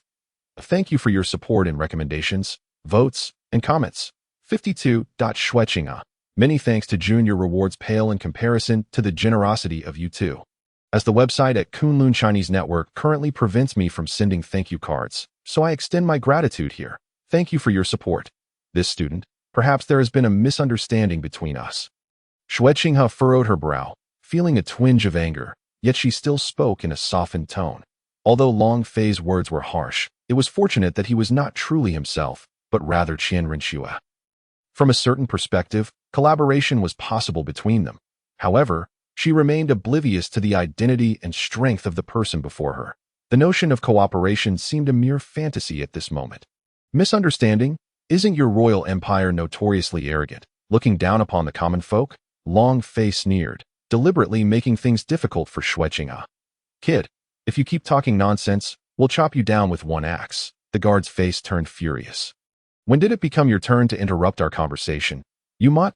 Long Fei retorted coldly. You seek death. The guard, humiliated, exploded with rage. Initially enduring the discomfort, he now swung his axe down fiercely. Stop. Shuechinga's expression changed, and she shouted in anger. Get out of the way. She called urgently to Long Fei. Yet it was too late. The axe struck directly at Long Fei. His expression remained calm as he raised his hand, delivering a powerful blow. Bang! A scene that left onlookers dumbfounded unfolded. The axe shattered. Subsequently, Long Fei's palm struck the guard's chest, causing it to cave in, blood spraying violently as he was hurled back. Crashing to the ground, blood spewed from his mouth, his face twisted in a pale, ghastly countenance, his eyes clouded with terror. In the next moment, he struggled to breathe, his head turned, and he perished, eyes wide open. Shortly thereafter, a power invisible to anyone but Long Fei was drawn from the guard's body and absorbed into his sea of soul power. Witnessing this, the other guard, a soul saint, trembled, while Shuechinga gasped in shock. Shaking uncontrollably, her face a mask of disbelief that it was still too late, the three behind her, Meng Xinji and his companions, covered their foreheads with their hands, filled with trepidation. Just one palm, he shattered a soul saint's martial soul and claimed a life with ease. Come here, I'll smite you with a single palm. Long Fei's gaze locked onto the other guard, unfazed by the recent death, as if it were a mere everyday occurrence. Long Fei snorted coldly. Continuing, in the future, do not flaunt your royal arrogance before me. Should I see you act so overbearing again, your fate will be the same as your fallen comrade. The guard, witnessing the earlier scene, dared not strike again. He certainly did not wish to meet the same end. He trembled in fear, terror gripping him. Get lost. Under Long Fei's glare, the guard retreated, not daring to obstruct him. Long Fei approached Shuechinga above. Wiping the blood from his hands in disgust, he remarked, "What a way to start the day, seeing blood." Afterward, he patted her shoulder, saying, "Your Highness, you seem quite decent. Perhaps we could engage in a deeper exchange, provided you refrain from displaying that royal disdain." Shuechinga had initially intended to step back, but after a moment's hesitation, she chose not to. Forcing a smile, she sensed a dangerous aura emanating from the person before her. However, she could not reveal her identity now, lest she truly experience the might of this youth firsthand. One palm to defeat a soul saint. Truly unprecedented. Shuechinga smiled. You are indeed a hidden talent. May I inquire your name? It is my honor to know someone as formidable as you. Long Fei's eyes flickered as he replied, I am called Lindong. Today, upon hearing that the Crown Prince was visiting the academy, I was curious to witness the legendary prowess of Crown Prince Shuechinga. That I apologize for any offense caused earlier. Please do not take it to heart. Lindong, a surname of Lin. Is he related to that Lin family? Shuechinga pondered, though she quickly regained her composure. Their disrespect towards you serves as a fitting punishment. To meet such a powerful young man as yourself is an honor. Thus, I shall not hold today's events against you. She turned her gaze to Meng Xinji and his companions, the depths of her eyes revealing profound insight. Indeed, Lin Dong is a student of our Tiando Royal Academy, currently 12 years old, a rare talent. Meng Xinji remarked, swallowing the term leader back down, subsequently showering Long Fei with praise. What? 12 years old? Shuechinga stared at Long Fei, who towered over her, his muscular physique rendering her wide-eyed. That you're merely 12? Xueqing gawked, scanning Long Fei's form in disbelief. Long Fei nodded. Indeed, you killed a soul saint with a single palm. What level of soul power do you possess? It was inconceivable to Xueqing that a 12-year-old could surpass the soul sect, let alone a soul saint, or even a Soul Douluo. She had initially believed Long Fei to be in his 20s, only to discover he was merely 12. Guess, Long Fei said, smiling. Xueqing's expression froze. Cursing inwardly. I can't even begin to guess. She shook her head. That I want to tell you. Just know that no 10 princes could match me. Long Fei grinned. This demeanor nearly drove Xueqing to reveal her true form in a fit of rage. Fine, since fate has brought us together today, and I am not much older than you, why not acknowledge me as your elder brother? I can certainly provide you with superior resources and a position one step below the emperor. Xueqing unabashedly made her enticing offer point one step below the emperor. Long Fei chuckled derisively, his laughter dripping with scorn. That sounds delightful. Others might agree, but unfortunately, your highness has encountered me. Long Fei shook his head. Utterly unconcerned, their exchange was laden with palpable tension. You do not wish to accept my offer. Xueqing narrowed her eyes, being one step below the emperor. What's the point? If one is to aspire, one should aim to be the best. Long Fei leaned closer to Xueqing's ear, speaking in a deep, magnetic tone. In that instant, an overwhelming air of confidence and dominance radiated from him. Xueqing's heart raced, her body trembling involuntarily, her eyes widening as her expression darkened. In a low voice, she said, your ambition, Lin Dong, is indeed grand, but it will not be so easily realized. Haha, I have no intention of achieving that so swiftly. Long Fei replied, walking towards Meng Xinji and his companions. Lin Dong, are you truly not considering my proposal? After all, to fulfill your ambitions, you must grow. It would be a pity if you were to falter along the way. Xueqing's eyes narrowed, her expression darkening, her tone laced with a palpable threat. That is of no concern to your highness. Focus on your own duties as a prince. Oh, by the way, your highness, you carry quite a delightful scent, Long Fei teased. Xueqing froze, internally exclaiming, he couldn't have discovered my identity, could he? Impossible. Absolutely impossible. If that were the case, he cannot be allowed to live. Either he must ally with me, or he must be eliminated. In that moment, a chilling intent to kill blossomed within Xueqing. Long Fei's repeated provocations had her on the verge of striking, yet she could not expose herself. And even if she did, she was merely a soul emperor at this time. Even with her six-winged angel, she could not guarantee she could defeat Long Fei. It seemed necessary to summon a Title Douluo from the spirit hall. No, better yet, it would be safer to directly mobilize a Title Douluo. Of course, if he were to ally with me, I would spare his life. Humph. With a cold snort, Xueqing addressed the 3 committee members. I have matters to attend to at the palace. I shall take my leave. With that, she turned and departed. Glancing at the fallen guard, she instructed the other guard, clean this up, and return to the city. Yes, your highness. In the world of Douluo, the choice for the female lead is up to the reader's votes. Point 1. A single female lead. 2. Multiple female leads. Simply respond with the number corresponding to your choice in the comments of this chapter. The deadline is approximately before Chapter 70. Reader Fan Group QQ 577355146 that interested readers may join. Thank you all for your recommendation votes, comments, and support. 53. The mutation of 9 hearts CPNE. Meng Xinji observed the departing figure of Xueqing. Narrowing his eyes, leader, Xueqing is after all the crown prince of the Tiando Empire. Her animosity and hostility towards you are quite considerable. You must exercise caution. Jilin and Bai Baoshan nodded. After all, she is not as benevolent as she appears. Long Fei remained indifferent, his tone flat. I am well aware. But what of the crown prince? What of the empire?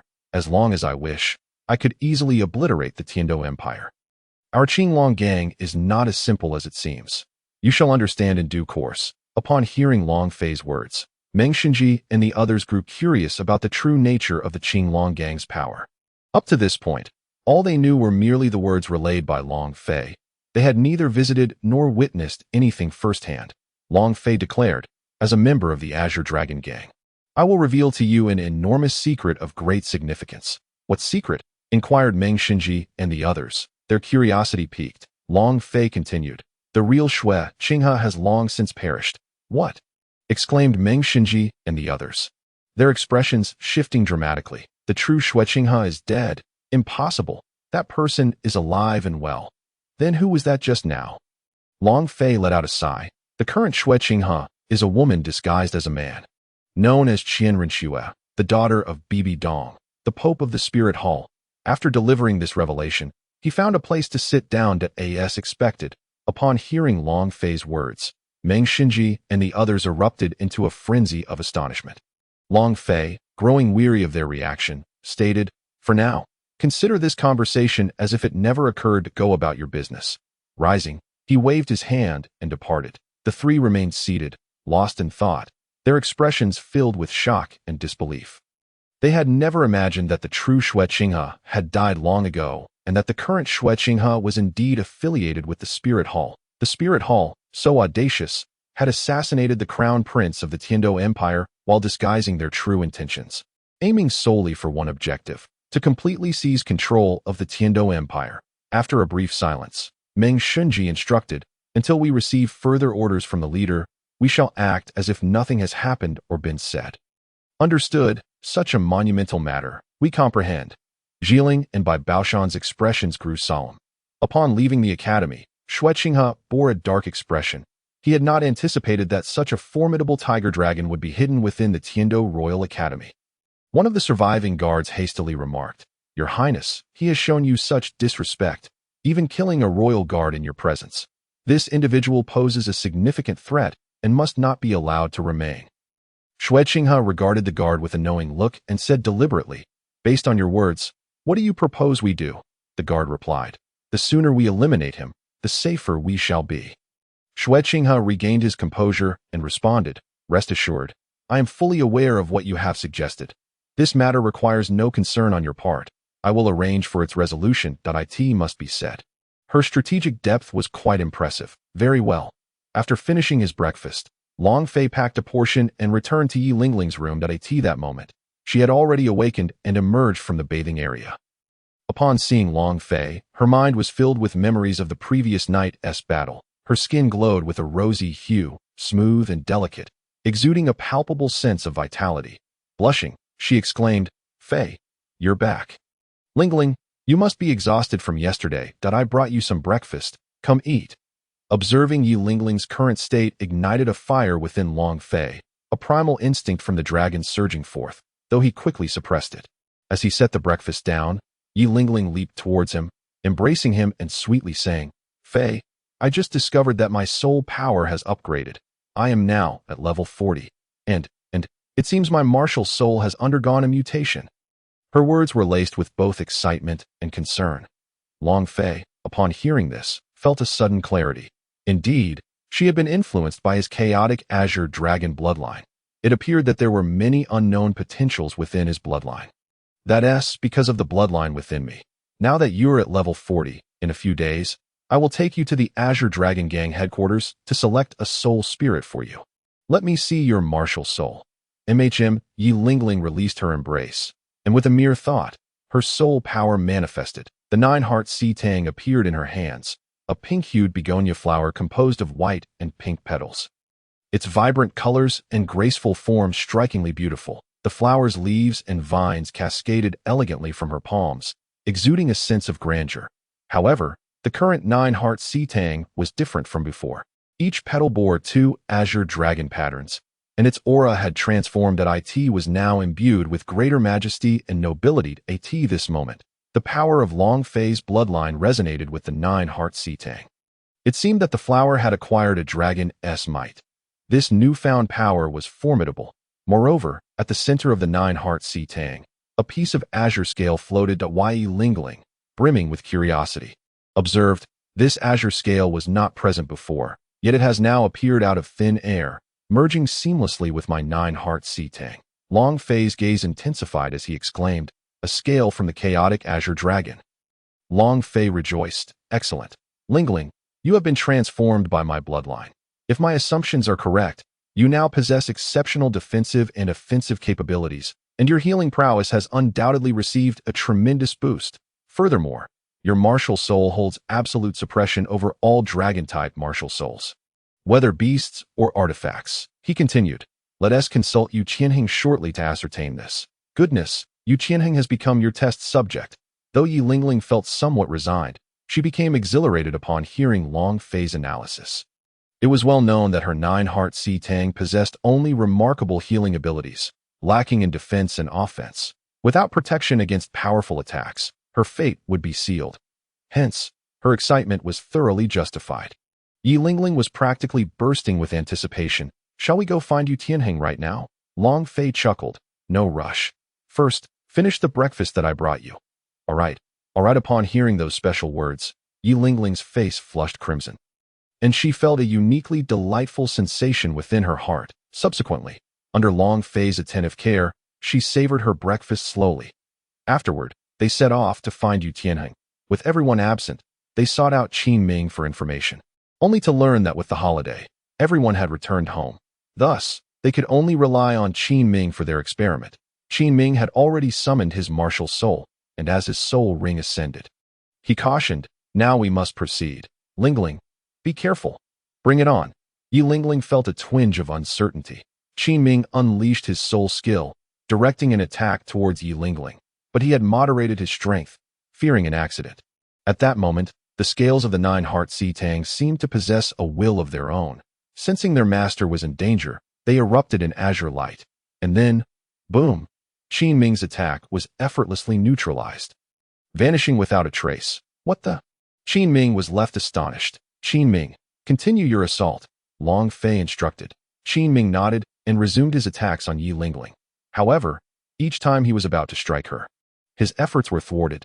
The defense was solid, but how would they manage to execute an attack? Long Fei gestured for Qin Ming to halt, then switched places with him, concerned that Qin Ming might not withstand the next attack. Yi Lingling gazed at the dragon scales before her, suddenly realizing they began to rise, transforming into a sharp form. She murmured, I think I understand how to control it. Long Fei encouraged, concentrate your soul power onto the dragon scales and direct your attack at me. Be careful. Yi Lingling understood Long Fei's prowess, yet still felt a twinge of concern. Come on, it's fine, Long Fei reassured. In the next moment, Yi Lingling commanded the sharp scales toward Long Fei. Boom! The scales shot forth at incredible speed, creating a sonic boom. Behind them trailed a long azure beam, akin to a spear made of dragon scales, sharp and exuding a dangerous aura, radiating a profound dragon might. The speed was so swift that anyone else would have surely been unable to evade, likely resulting in their demise. Yi Lingling's expression shifted dramatically, her pupils dilating. She had not anticipated such velocity, which surely indicated immense destructive power. In the next moment, she shouted, Fei, quickly dodge. It was too late. Even if Long Fei could evade, he chose not to. Whoosh! Boom! In the next instant, Long Fei was struck, sent flying backward. Crash! Colliding with a wall, he finally came to a halt. This scene left Yi Lingling and Qin Ming utterly astonished. The sheer power was nothing short of terrifying. Qin Ming felt cold sweat trickling down his back, unsure if he could withstand such force. Not good. Fly. Help. Master. But in the next moment, their expressions shifted dramatically as clarity returned. They remembered Long Fei. Without delay, they sprinted in that direction. On this side of the wall, they arrived just in time to see Long Fei buried beneath the rubble. Once the stones were cleared away, his figure emerged. He sat on the ground, fully conscious and unharmed, yet his right hand clutched tightly to his chest, grasping a scale that emitted an ethereal blue glow. Fei, master, are you all right? Yi Lingling and Qin Ming inquired. Long Fei shook his head.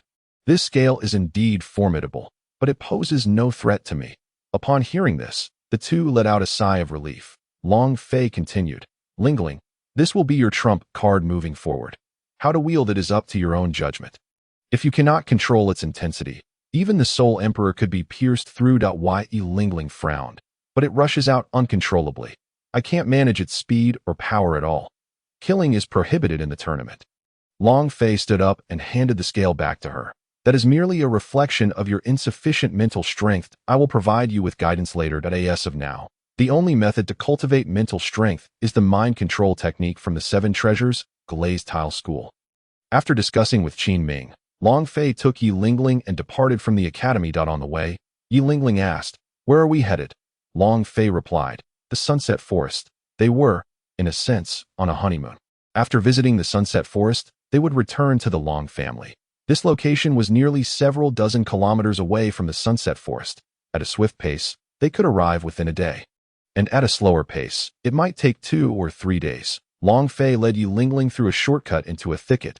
These areas were what one might call a shortcut. Subsequently, holding her close, he activated the Thunder Flash Leap, and at this point, he could cover 10,000 meters in a single bound. The speed was astonishing, causing Yi Lingling to cling tightly to Long Fei's collar, pressing herself close to him. After spending most of the day traveling, they finally reached the outskirts of the Sunset Forest. Long Fei halted, as they had arrived at their destination and no longer needed to rush. "It's dark now.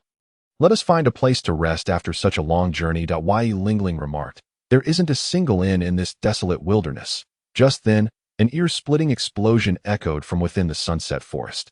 This sound captured the attention of both Long Fei and Yi Lingling, continuously reverberating. "It seems there's a battle occurring over there," Yi Lingling observed. Long Fei extended his mental prowess and soon located the source of the explosions. There were individuals engaged in combat with soul beasts, and the surrounding trees were collapsing. "Let us go take a look," Long Fei said, already leading Yi Lingling toward the commotion, perched atop a tree. Their figures became visible as they observed the battle below. A group of 5, all soul kings of the 5th rank, faced off against a 10,000-year-old fire phoenix illusion monkey. The 5 were in a dire state, their soul powers severely depleted. Such a commotion had undoubtedly attracted other soul beasts. The fire phoenix illusion monkey was a rare creature, possessing a trace of ancient phoenix bloodline, a mutated descendant of the side lineage. It wore a fiery crown upon its head, its entire body ablaze, with blood-red eyes radiating ferocity and a palpable aura of slaughter. The humans before it had thoroughly enraged it. However, thanks to the teamwork of the 5, the already injured beast was now in an even worse condition. Otherwise, a mere 5 human soul kings would be no match for it. This was not the time to linger in battle. They had to retreat cautiously. "Damn humans, the next time we meet will be your demise," one of the control-type soul kings bellowed. 5th soul skill, Dream Binding. At that moment, the retreating fire phoenix illusion monkey was ensnared by a force, suddenly feeling dizzy and disoriented.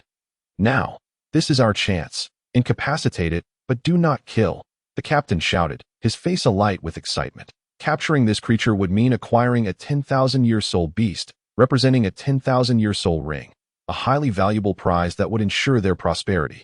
The remaining 4 joined forces, using their 5th soul skill to strike at the limbs of the fire phoenix illusion monkey, intending to cripple it so they could bind it with chains, rendering it unable to escape. Even as a 10,000-year soul beast, the fire phoenix illusion monkey let out a furious roar. Just as the 5 thought victory was assured, a beam of azure light descended from the heavens.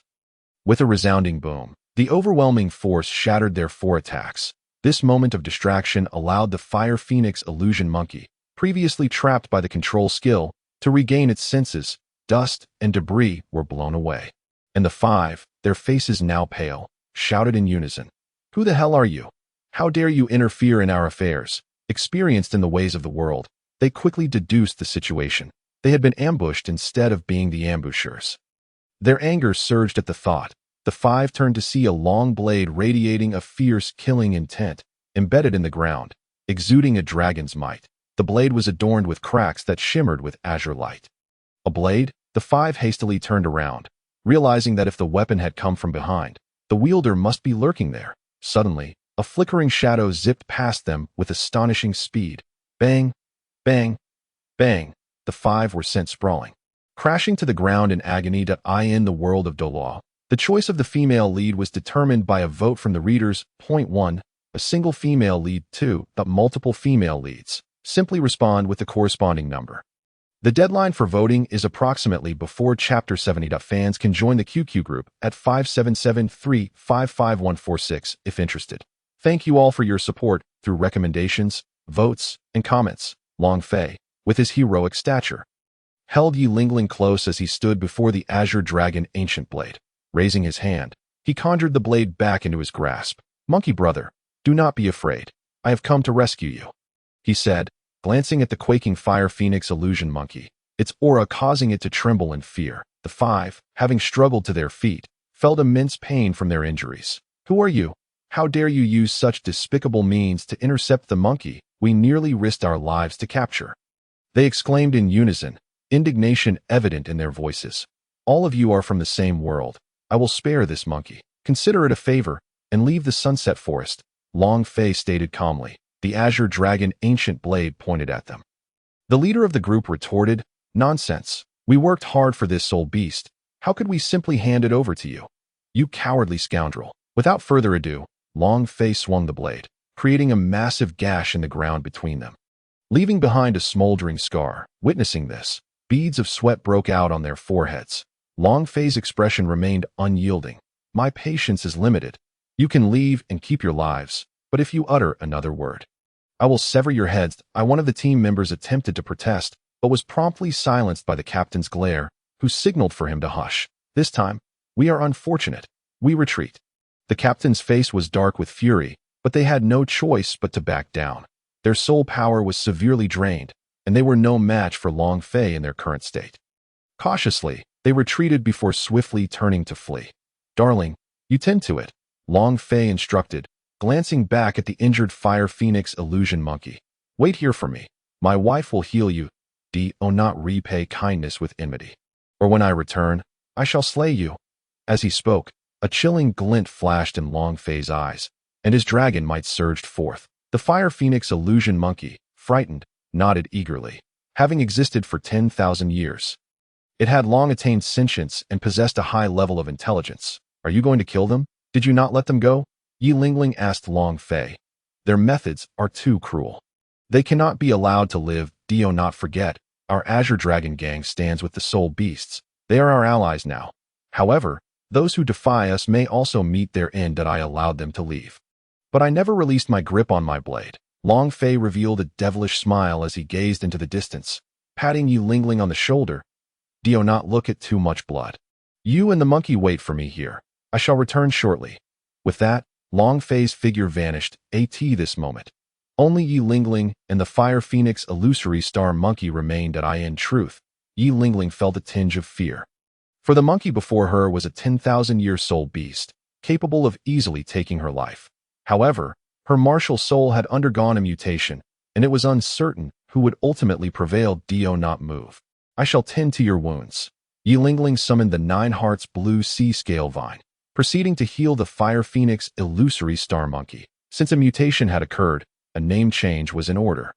This name, bestowed upon her by Long Fei during their journey, 9 Hearts Blue Sea Scale Vine, was quite splendid and melodious. The Fire Phoenix illusory star monkey relished the treatment, its injuries gradually mending, and it felt an overwhelming sense of comfort. On the other side, Long Fei had arrived before the 5 individuals, the murderous aura radiating from him instilling dread in their hearts. They immediately halted. "What else do you desire?" one of them inquired. "Indeed, did you not spare us? Are you having second thoughts?" The expressions of the group darkened. 5 distinct soul rings rose once more from their bodies, their martial souls summoned in a state of alertness. "That I may have spared you, but my blade has not," Long Fei declared, pointing it at them. "Fight!" With the captain's furious shout, the others launched their attacks. Long Fei's form shifted and flickered. Although their assaults enveloped him, they failed to land a blow. The moment Long Fei emerged from the explosion, he raised his blade and began a ruthless slaughter. The sounds of screams and pleas for mercy erupted, yet they fell on deaf ears. 5 streams of experience coursed into Long Fei's soul power domain. The domain had grown significantly. It seemed he was nearing level 54. Long Fei mused, recalling the numerous souls he had harvested in the hunting grounds. Their experiences had contributed to the expansion of his soul power domain. Once it absorbed enough, a qualitative transformation would occur, ultimately culminating in divine power. Time to wrap up. Long Fei sheathed the Azure Dragon ancient blade, departing from the scene with an indifferent expression. Although divine power could be cultivated, the journey was exceedingly long. The combination of both would expedite the process. Otherwise, it would not have been so effortless for him to reach level 53 in just 6 years. Upon returning to Yi Lingling's side, he found that the Fire Phoenix illusory star monkey had fully recovered, exuding vitality and joy as it leaped about. The Fire Phoenix Illusory Star Monkey, a rare breed of soul beast. Currently, the number of soul beast types is exceedingly limited, Long Fei mused to himself. He then addressed the monkey. I now present you with two choices. First, submit to me, and I shall facilitate your complete growth. Second, depart on your own, that if you encounter danger again, do not expect us to always come to your aid. The Fire Phoenix Illusory Star Monkey scratched its head, looking at Long Fei. Being a 10,000-year soul beast, it was certainly capable of understanding his words. That it then approached Long Fei, indicating its willingness to ally with him. Long Fei fondly patted its head, nodding. Excellent. Since you will follow me, we are now family. I shall name you Sun Wukong. Good name. I like it. The Fire Phoenix Illusory Star Monkey suddenly spoke. Both Yi Lingling and Long Fei were taken aback. You can talk? The monkey nodded. I just entered 10,000 years not long ago. Only just heard your conversation and learned, still not very familiar. Long Fei was astonished by the monkey's capacity to learn. Very impressive. Your learning ability is remarkable. Indeed, the offspring of such a unique and advanced bloodline cannot be lacking. However, you have yet to fully develop. Once you do, you shall surely be able to punch the Titan giant ape and kick the celestial blue bull python. Host has subdued a descendant of an ancient mutated species. Reward. Boundless Body Refinement Technique has entered the system repository. Boundless Body Refinement Technique. How does it differ from my Boundless Longevity Technique? Long Fei pondered. System. The Boundless Body Refinement Technique is a truncated version of the Boundless Longevity Technique. The former consists of only 100 levels, while the latter has no limit to its enhancement. Although it is a truncated version, its other effects remain largely unchanged. Cultivation will significantly enhance both internal and external strength and greatly extend lifespan. Long Fei chuckled to himself. A truncated version. Indeed. However, it arrives at a most opportune time. This Boundless Body Refinement Technique is perfectly suited as a legacy technique for my gang. How fortuitous. System. What level of physical strength can this truncated version achieve at 100 levels? Long Fei inquired curiously. The voice of the Doa Divine Realm Supreme God System responded. Wow, this is extraordinary. A pinnacle technique. Long Fei exclaimed inwardly. If my current complete version is at level 20, how many more levels must I reach to attain the strength of a supreme god? Long Fei asked again. System. If the host solely cultivates the Boundless Longevity Technique, 70 levels are required. However, given the host's unique circumstances, it is estimated that reaching 45 levels will suffice. Long Fei was not overly surprised. After all, he currently possessed the physical strength of a level 3 deity at just level 20. His situation was exceptional, compounded by the fact that the Doa world was a low martial world. Despite seemingly formidable combat power, it was merely constrained within this realm that a divine realm could be swallowed by chaotic space-time. How formidable could it truly be? Wouldn't you agree, comrades? Book Fan Group QQ 5773555146. Interested readers are welcome to join. Thank you all for your recommendation votes, comments, and support. 56. The Mad Dragon Qian Shui Beast. Come, drop a drop of blood, and you shall become a member of my Azure Dragon gang. A piece of divine hide appeared in Long Fei's hand. Sun Wukong did not hesitate and complied immediately. As the blood fell, the skies rumbled ominously. Long Fei pointed at Yi Lingling, saying, Excellent. You are now officially family. From now on, address me as gang leader. She is my wife, your gang leader's lady. Sun Wukong, somewhat daft, responded, Yes, gang leader's lady. Subsequently, a beam of light emanated from Long Fei's hand, entering the minds of Yi Lingling and Sun Wukong. Long Fei stated, This is the legacy technique of our Azure Dragon gang. The Boundless Body Refinement Technique that IT primarily focuses on enhancing physical strength. Each level is quite formidable. Cultivate diligently. As you progress, it will exceed your wildest expectations. The two, one person and one monkey, absorbed Long Fei's words while digesting the knowledge of the technique in their minds. Sun Wukong possessed a high level of comprehension. He quickly awakened, exclaiming joyfully, Gang leader. This technique is fantastic. It suits me perfectly. Long Fei nodded. This is just the beginning. More techniques will follow. The next moment, Yi Lingling awakened, her eyes sparkling with excitement. What a marvelous body refinement technique. It is exceptionally suitable for my auxiliary martial soul. Despite her martial soul's mutation, Her exhilaration was undeniable. "Let us find a cave to rest," Long Fei suggested, allowing Sun Wukong to lead the way, as the monkey had lived in this area for many years and knew the terrain well. "Do you have any companions?" Long Fei inquired during their journey. Sun Wukong shook his head. "None." Long Fei raised an eyebrow. "As a 10,000-year soul beast, even if you have just arrived, you should not be unable to defeat 5 mere soul kings." "What happened?" Sun Wukong scratched his head, his expression turning furious. "My dwelling was destroyed by a 5,000-year mad dragon Qian Shui beast. In a fit of rage, I fought it, but the level disparity was too great. So I fled. However, I managed to injure that beast, and it did not pursue me. Otherwise, the outcome would have been dire." Wai Lingling and Long Fei exchanged astonished glances. "Impressive. You are speaking with such clarity now."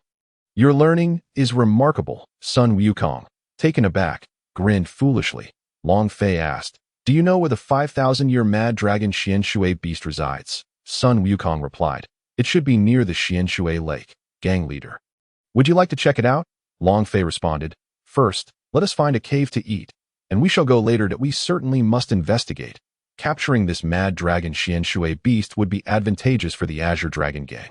The more, the merrier." Before long, Sun Wukong located a rocky mountain by a river with a favorable geographic layout. Nestled against the mountain and beside the water, surrounded by forests, it was an ideal location, though a double-edged sword. As soul beasts favored such environments, Fei Yilingling remarked, "This terrain is also a favorite haunt for soul beasts, and with nightfall, 10,000-year beasts may emerge at any moment. We must exercise caution. Rest assured, whatever you can conceive, I have already contemplated. My prowess can effortlessly contend with a millennia-old soul beast." Long Fei gently brushed her hair, then set off to locate a vast cavern. He instructed Sun Wukong to gather a substantial amount of firewood and ignite a bonfire. Long Fei called out to Sun Wukong, "Wukong, go to the river and catch a few aquatic creatures. Soon, this leader shall prepare a delectable feast for you, and perhaps procure some game as well." Sun Wukong, who had been engrossed in cultivating the Wajidian body forging technique, opened his eyes and nodded repeatedly. "Understood, leader. I shall go at once." He then departed. "Come, my lady, now that it is just the two of us in this cavernous setting, might we engage in some intimate activities?" Long Fei leaped to Yilingling's side, embracing her with a playful grin. Wai Yilingling, startled by Long Fei's sudden advance, flushed crimson. "No, you rascal. It would be inappropriate if Wukong returns and sees us." "Just one kiss," Long Fei declared, leaning in for a kiss. It was utterly delightful. Indeed, traversing to this alternate world allows for such indulgences. Truly splendid.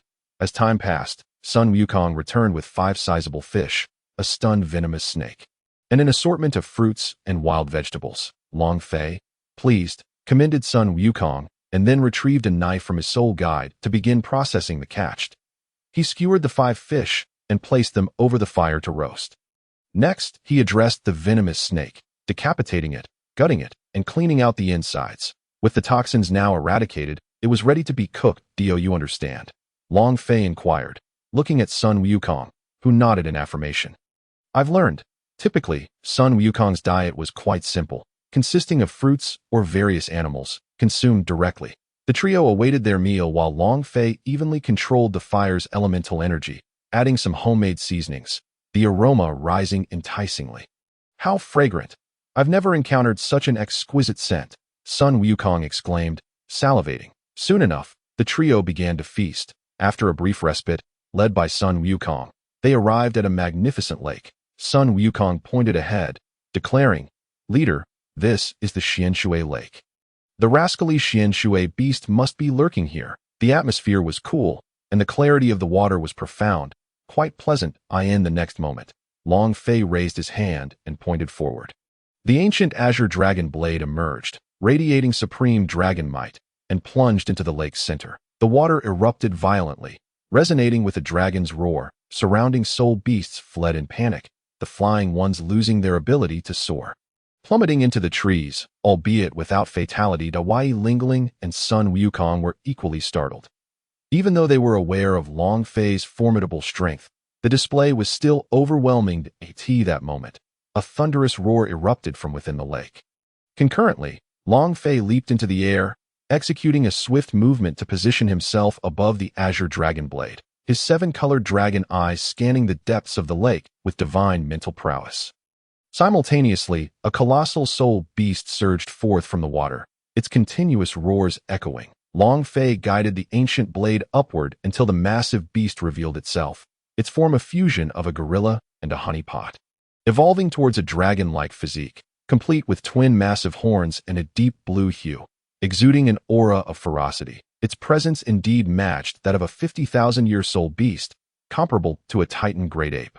Long Fei smirked. He had set his sights on capturing this creature. Sun Wukong, wide-eyed, pointed at the enormous Qian Shui beast, exclaiming, "Leader, that's the beast that destroyed my home and injured me.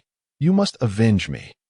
Meanwhile, Yi Lingling, witnessing the towering soul beast, turned pale with feared, "Is this the Qian Shui beast? How can it be so enormous?" Comparing the size of the beast to Sun Wukong, she quickly grasped why he had been overpowered. Taking a deep breath, she found the oppressive atmosphere quite distressing to that moment. Her martial soul, the nine-heart blue sea scale, activated, emanating a dragon-like aura that dispelled the overwhelming pressure. Instantly, Yi Lingling felt a wave of relief wash over her. "Is this wild monkey your summoned ally?" came the cold, disdainful voice of the Qian Shui beast. Sun Wukong retorted with a sneer, "Humph, you brutish beast, don't waste your breath. You bully me, a mere monkey of just over 10,000 years. With your 5,000 years of cultivation? How shameless. Moreover, the leader I brought is immensely powerful. Dealing with you will be a piece of cake. Do not presume your size grants you superiority. Our leader shall still vanquish you." Standing atop the ancient blade, Long Fei crossed his arms, his expression calm yet tinged with an icy aura. "Indeed, Qian Shui beast, you are substantial. Sun Wukong is now a member of my Azure Dragon gang. Thus, I must teach you a lesson for daring to bully him. However, should you wish to join my Azure Dragon gang and become one of us, I may spare your life, allowing my monkey to teach you a lesson instead." Upon hearing this, Sun Wukong grew anxious. "Leader, do not waste words with this creature. Just subdue it, you unruly monkey. I am speaking. You shall remain silent." Long Fei shot a cold glare at Sun Wukong, reprimanding him. "This is my intention. Leader, as you wish." Sun Wukong, intimidated by Long Fei's draconic presence, nodded repeatedly. The aura was terrifying. Even this 10,000-year monkey felt an overwhelming fear at that moment. The Qian Shui beast sensed the dreadful energy emanating from Long Fei. Its enormous eyes narrowed, and its expression shifted dramatically. "Do not think that just because you possess a hint of dragon aura, I shall submit to you. Foolish human." With a furious roar, the Qian Shui beast charged at Long Fei, unleashing a torrent of chaotic whirlpools from the depths of the Qian Shui lake. In an instant, a colossal whirlwind surged toward Long Fei, intent on obliterating this peculiar young man, followed by the girl and the monkey. Despite the impending onslaught, Long Fei remained unperturbed, his demeanor calm, even disdainful that a green glow enveloped him. Suddenly, with a resounding boom, he was engulfed by the collective attacks. "Leader!" Sun Wukong exclaimed, sensing impending doom. Simultaneously, the scales of the nine-heart blue sea scale in Yi Lingling's grasp illuminated. She felt an uncanny connection to Long Fei, as if their spirits were intertwined. This connection brought her a sense of calm. Should harm befall Long Fei, her scale would alert her. However, in this moment, the scale merely shone with a verdant light, indicating Long Fei's well-being, as the life force emanating from it was vibrant. Just then, a powerful energy wave radiated from the center of the engulfed attacks, instantly extinguishing the surrounding violent forces. A mere 50,000-year soul beast dares to be audacious before me. With a chilling, deep voice, another explosion resonated, sending the massive Qian Shui beast staggering backward in shock. The sky transformed as an immense azure dragon silhouette soared above, exuding an overwhelming and supreme presence. The terrifying dragon aura filled the air with an ancient power, instantly subduing everything around it. In that moment, time seemed to freeze, and all surrounding objects stood still. Beneath this imposing azure dragon silhouette, Long Fei wielded the ancient blade, his eyes cold as ice, raising his hand to deliver a decisive strike. A colossal azure blade, reminiscent of 100 feet in height, cleaved through the sky, parting the air and shattering stars as it descended upon the Qian Shui beast, the overwhelming dragon, might causing hearts to tremble with dread. No, do not kill me. The Qian Shui beast trembled in terror, its body shaking uncontrollably. This was an outcome it could never have anticipated. What manner of being was this human to possess such divine might? Instilling fear into the very essence of the beast? However, the colossal blade did not cease its motion. On the contrary, it accelerated with even greater swiftness. High above, Long Fei observed with a cold and tranquil gaze. Watching this once mighty beast that had arrogantly disregarded him, now reduced to kneeling in a plea for mercy, the frenzied dragon Qian Shui beast hastily braced itself for defense, employing both direct attacks and self-protection. Yet, all its efforts were rendered futile the moment they met the blade, annihilated without a trace of threat. Even in defense, the overwhelming bloodline suppression from Long Wei rendered it exceedingly feeble. Its defenses crumbled like soft tofu, offering neither resistance nor hindrance as it was effortlessly cleaved apart. Boom! Roar! As the blade descended, the massive figure of the frenzied dragon Qian Shui beast was engulfed by the surging waves and the enormous blade. Its cries of despair echoing, revealing its profound hopelessness and feared at that moment. Long Fei, wielding the ancient sword, waved it, and the blade's brilliance dimmed instantaneously, vanishing from sight, leaving only the tumultuous waves and the submerged, frenzied dragon Qian Shui beast. Witnessing this spectacle, Sun Wukong stared wide-eyed, trembling with astonishment and fear. How terrifying! How terrifying! If that blade had come down upon me, I would have been utterly obliterated. It seems this colossal creature is doomed. Instantly, a surge of joy filled his heart. Ha ha! Now you shall pay for bullying me, flaunting your arrogance before the leader, and now you shall perish, and in such a swift manner. How unfortunate that you are a soul beast of over 50,000 years. Ha ha! Sun Wukong felt a surge of excitement, believing that by following such a powerful leader, he would surely rise to greatness and become the supreme Monkey King. How formidable! Yi Lingling also widened her eyes, witnessing a scene unparalleled since the second layer of the soul hunting grounds. In a daze, her face flushed with joy. Such a powerful man had now become her ally, providing her with an unassailable support, ensuring that no one would dare to bully her. A mere auxiliary, looking down at the 9-heart Qinghai scale Tang in her hands, her bright eyes fixated on the Azure Dragon scale floating in the center. Revealing a knowing smile, her heart brimming with happiness and fulfillment, the surface of the water gradually returned to calmness, save for the area where the frenzied dragon Qian Shui beast lay, isolated by an unseen force, causing the surrounding water to flow downward, unable to rise and engulf it. The frenzied dragon Qian Shui beast appeared haggard, yet its eyes remained open, trembling in its grievous state, utterly powerless to resist. Blood continuously gushing forth, its gaze shrouded in boundless terror. Above it loomed the fearsome Azure Dragon shadow, and the human. Strangely, the dragon's eyes were closed, not yet opened. Submit or perish. Choose one. With a flicker of thought, Long Fei retracted the phantom, gazing impassively at the frenzied dragon Qian Shui beast as his cold and calm voice resonated once more. The frenzied dragon Qian Shui beast trembled, its voice weak, struggling to articulate its response. I submit. Long Fei descended upon the frenzied dragon Qian Shui beast, extracting a drop of blood to smear upon the divine hide, and with a thunderous sound, it became a member of the Qinglong gang. Subsequently, he retrieved 3 healing pills from the soul guidance device and tossed them into its mouth. Then, together with Yi Lingling, approached to administer treatment. He also transmitted the Wuji body refinement technique into its mind. Time passed, and after their departure, the isolated water resumed its flow. The next day, early in the morning, the 2 beasts and the 2 humans traversed the sunset forest. Sun Wukong and Sun Quanglong led the way, their massive forms effortlessly clearing the path ahead. It must be said that having 2 10,000-year soul beasts as bodyguards made for a significantly more comfortable journey. Sun Quanglong was the name Long Fei had bestowed upon the frenzied dragon Qian Shui beast the previous night. Do you know if there are areas within this forest shrouded in toxic mists, particularly lethal ones, or places that soul beasts dare not approach?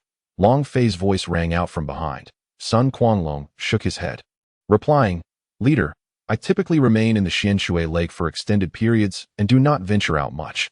That time I went to its home was merely coincidental. As he spoke, his gaze shifted to Sun Wukong. Wukong, being a monkey, you must have explored many places. Have you made any discoveries? Long Fei's attention was now fixed on Sun Wukong. Leader, the Sunset Forest is vast. I am not well acquainted with it. Sun Wukong replied, shaking his head. Forget it. I shall handle it myself. Long Fei's footsteps halted. He leaped on his son Quanglong's back, and with the emergence of his multicolored azure dragon eyes, his spiritual power at the divine origin realm instantly spread out. Sweeping across the entire Sunset Forest, before long, he pinpointed the location of the immense toxic mists, penetrating through to reveal a starkly contrasting inner region filled with luminescent flora, celestial herbs, ice-fire duality. I have found you. Long Fei retracted his spiritual power. Half an hour later, they finally arrived at the site. Before them lay a sea of vivid green poison, devoid of any other life. Sun Wukong and the frenzied dragon Qian Shui beast exchanged wary glances. Both filled with trepidation, they were not resistant to toxins. Should they come in contact, their fates would be sealed. Leader, we sense that this poison poses a threat to our lives. They conveyed that Yi Lingling was equally startled by the toxic sight.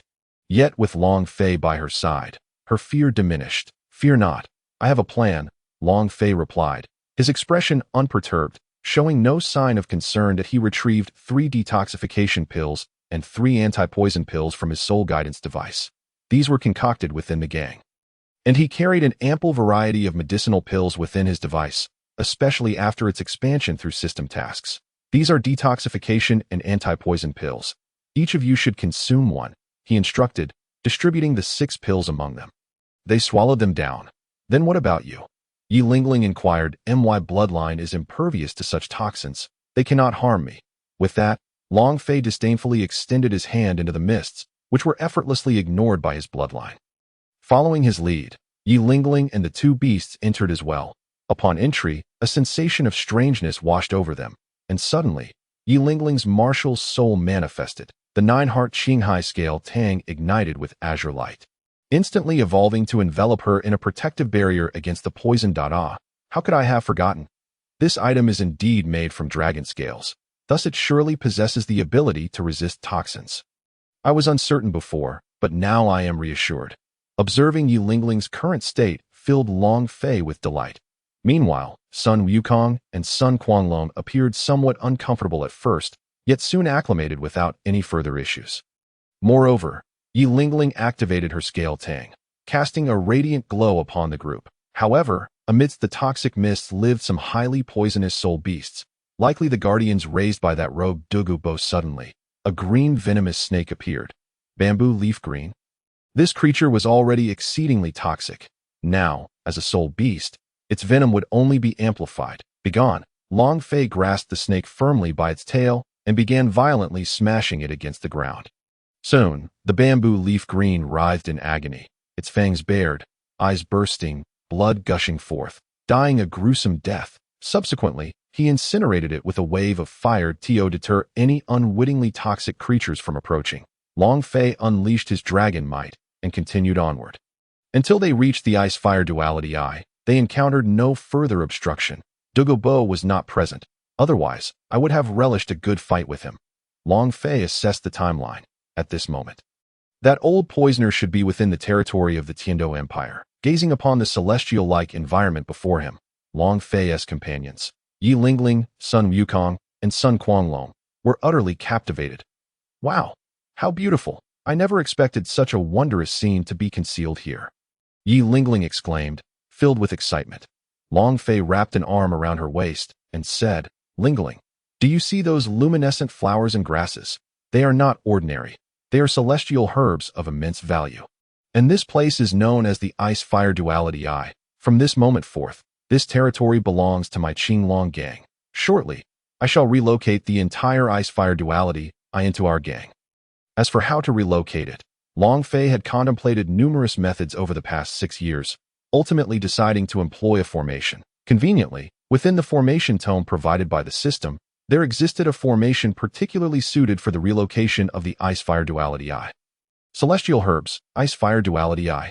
Yi Lingling exclaimed in astonishment, these terms being entirely foreign to her. Wukong, Quanglong, These 2 pills are called transformation pills. Consume them here and refine them, and you will be able to switch freely between your soul beast forms and human forms.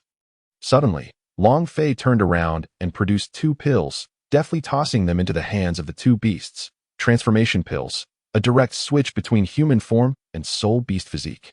Upon hearing this, both creatures' eyes sparkled with excitement and anticipation.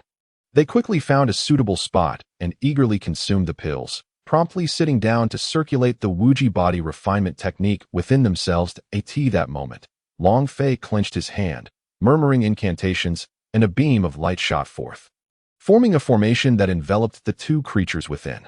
This formation was so formidable that even the likes of Dugu Bo would be unable to destroy it. Even with self-detonation, to prevent any unforeseen occurrences. Long Fei swiftly positioned himself at the 4 corners of the ice-fire 2-element eye, leaving a trail of light behind him. He then formed hand seals, and 4 beams of light shot skyward, coalescing into a square barrier that encompassed the entire ice-fire 2-element eye, marked by his chaotic Azure Dragon's divine might.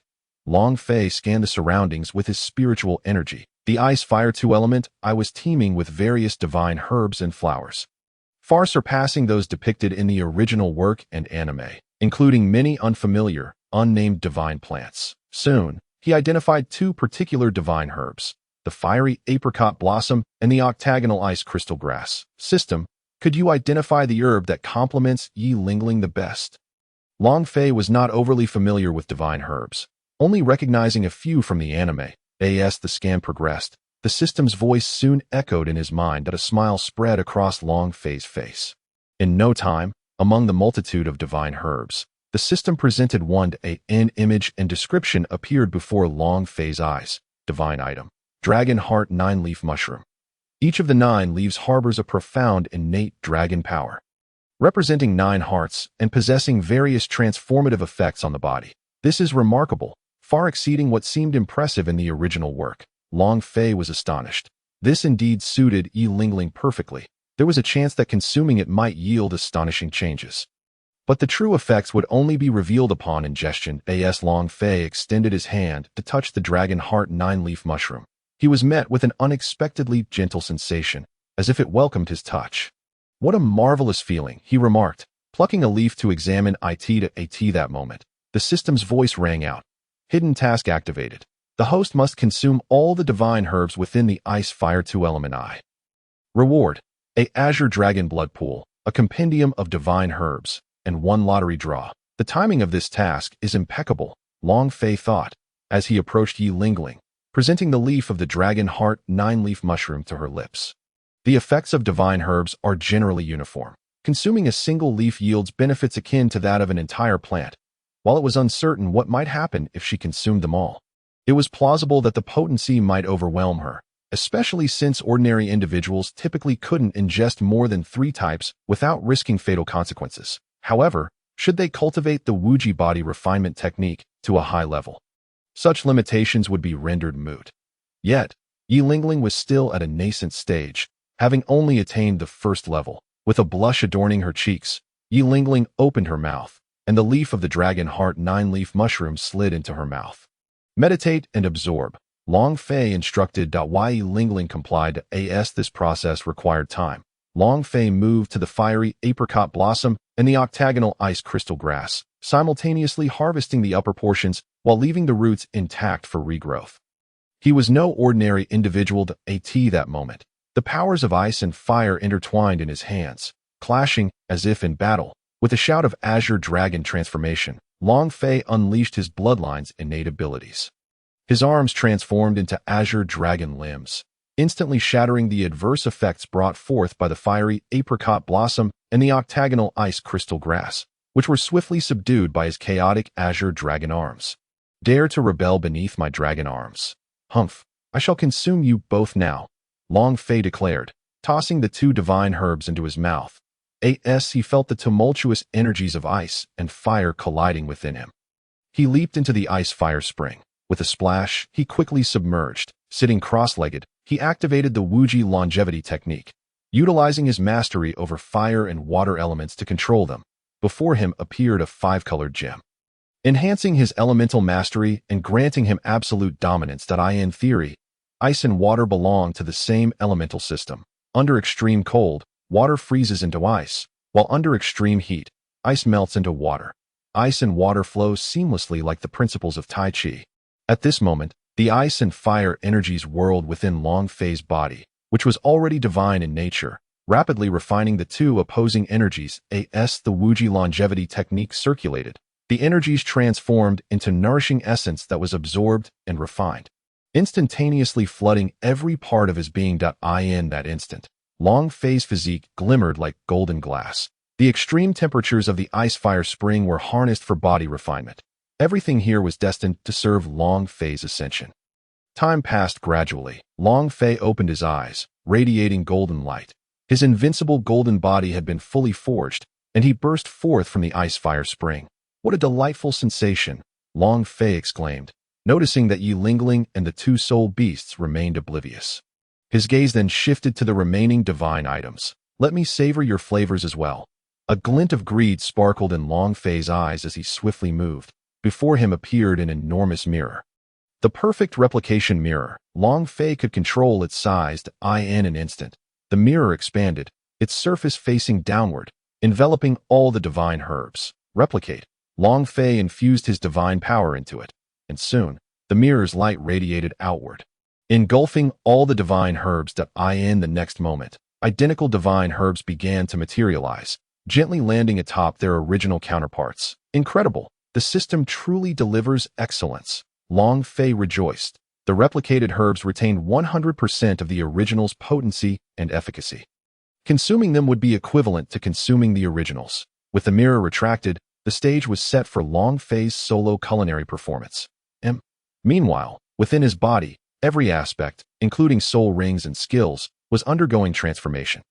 Long Fei stuffed divine herbs into his mouth, while rapidly circulating the Wuji longevity technique to absorb and refine their essence throughout his body. Simultaneously, the chaotic Azure Dragon bloodline surged with intense vigor, azure and golden light radiating, only to be replaced by a multitude of elemental hues. In an instant, Long Fei transformed into a being of pure light.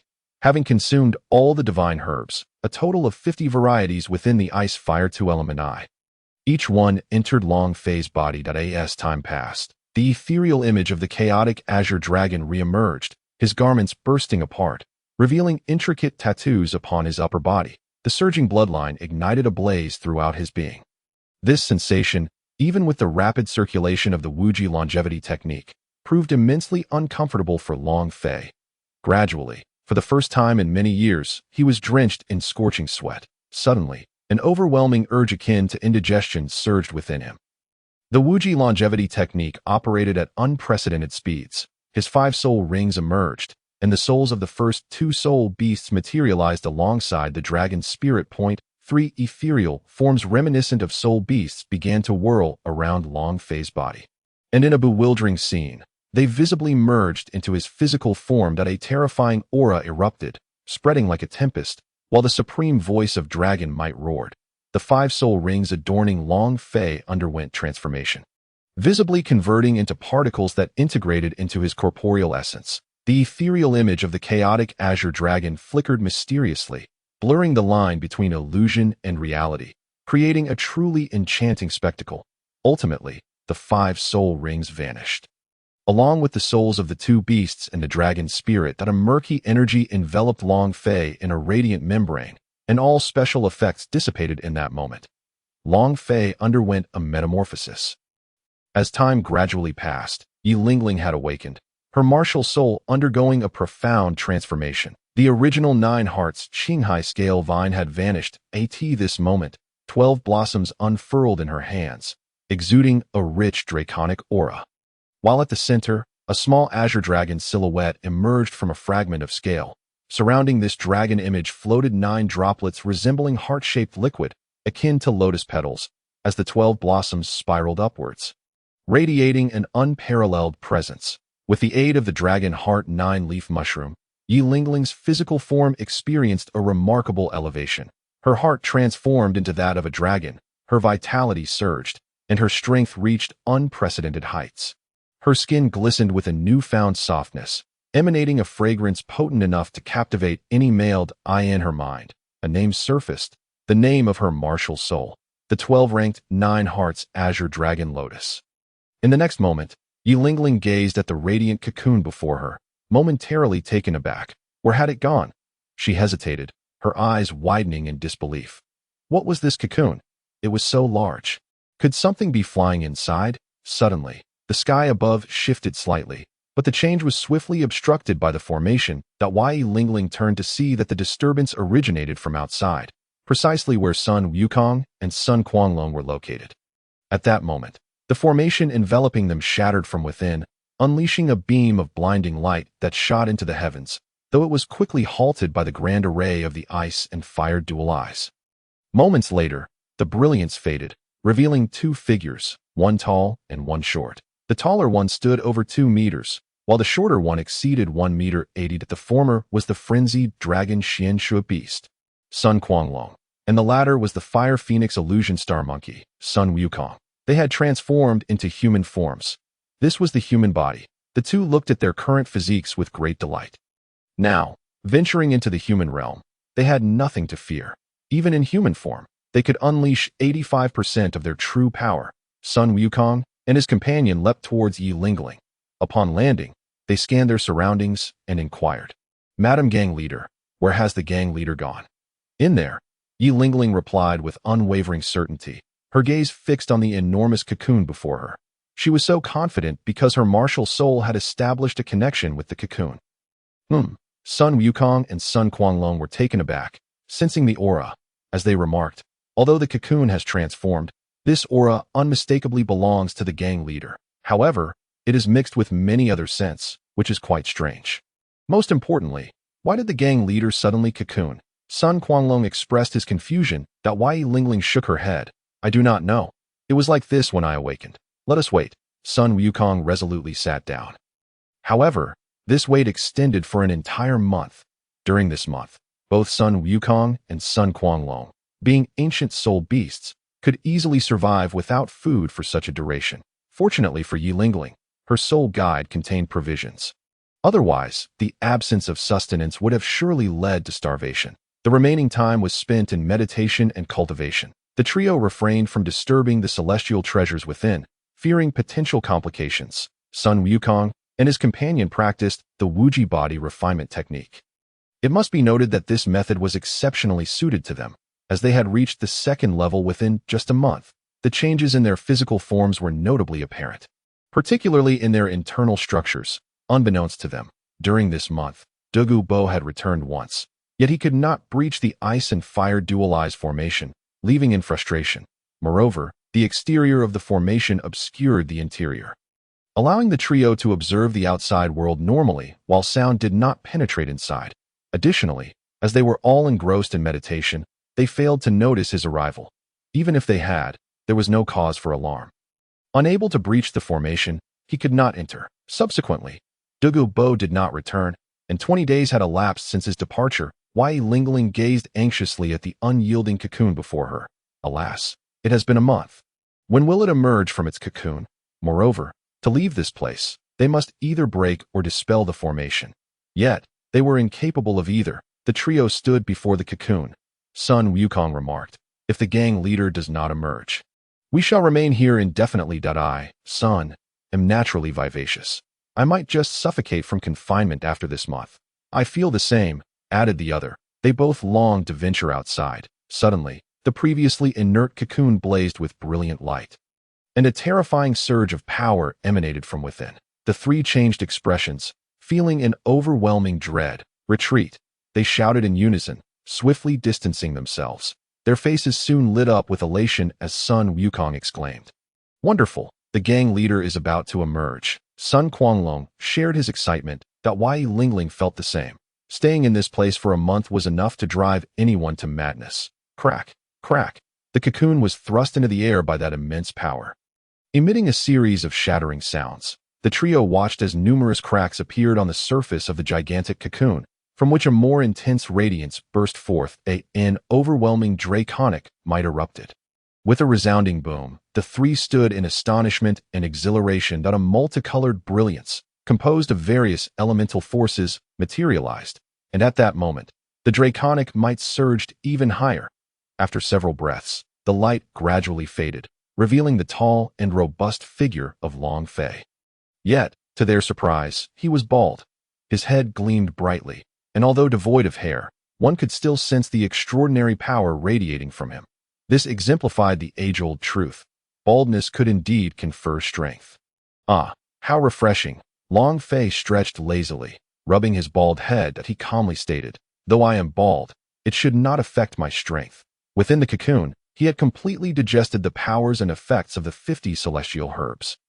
And now he was devoid of spirit rings and spirit abilities. What remained were numerous domains and innate skills. His spirit rings, spirit beast souls, and the dragon god's essence had all been fully absorbed into his physical form.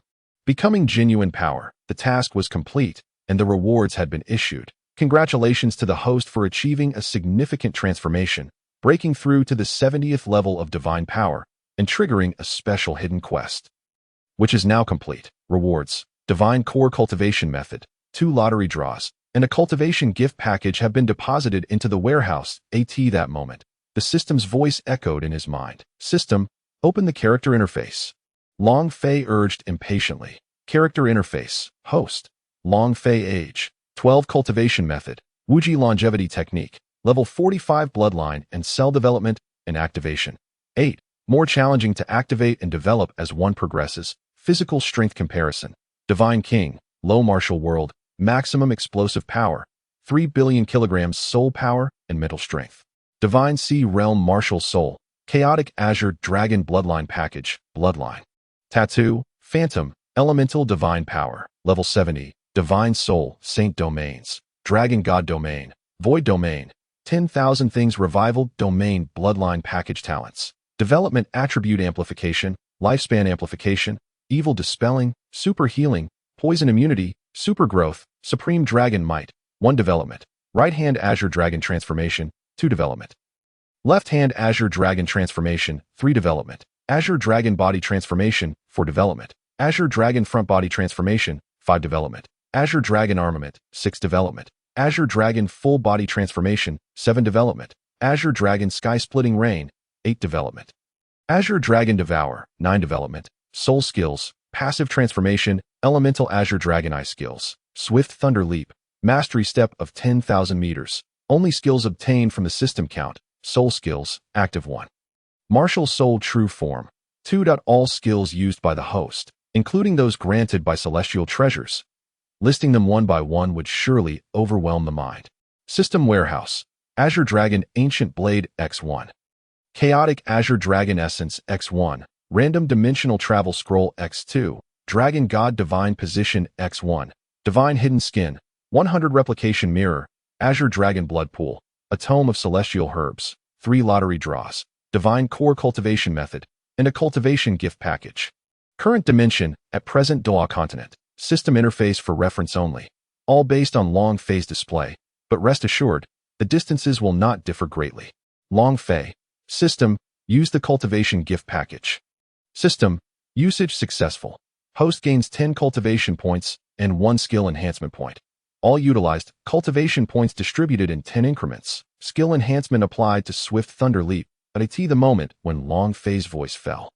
A surge of experience surged into his mind, akin to a sudden enlightenment. Every cell and muscle in his body felt intricately connected, as if awakening to a profound truth.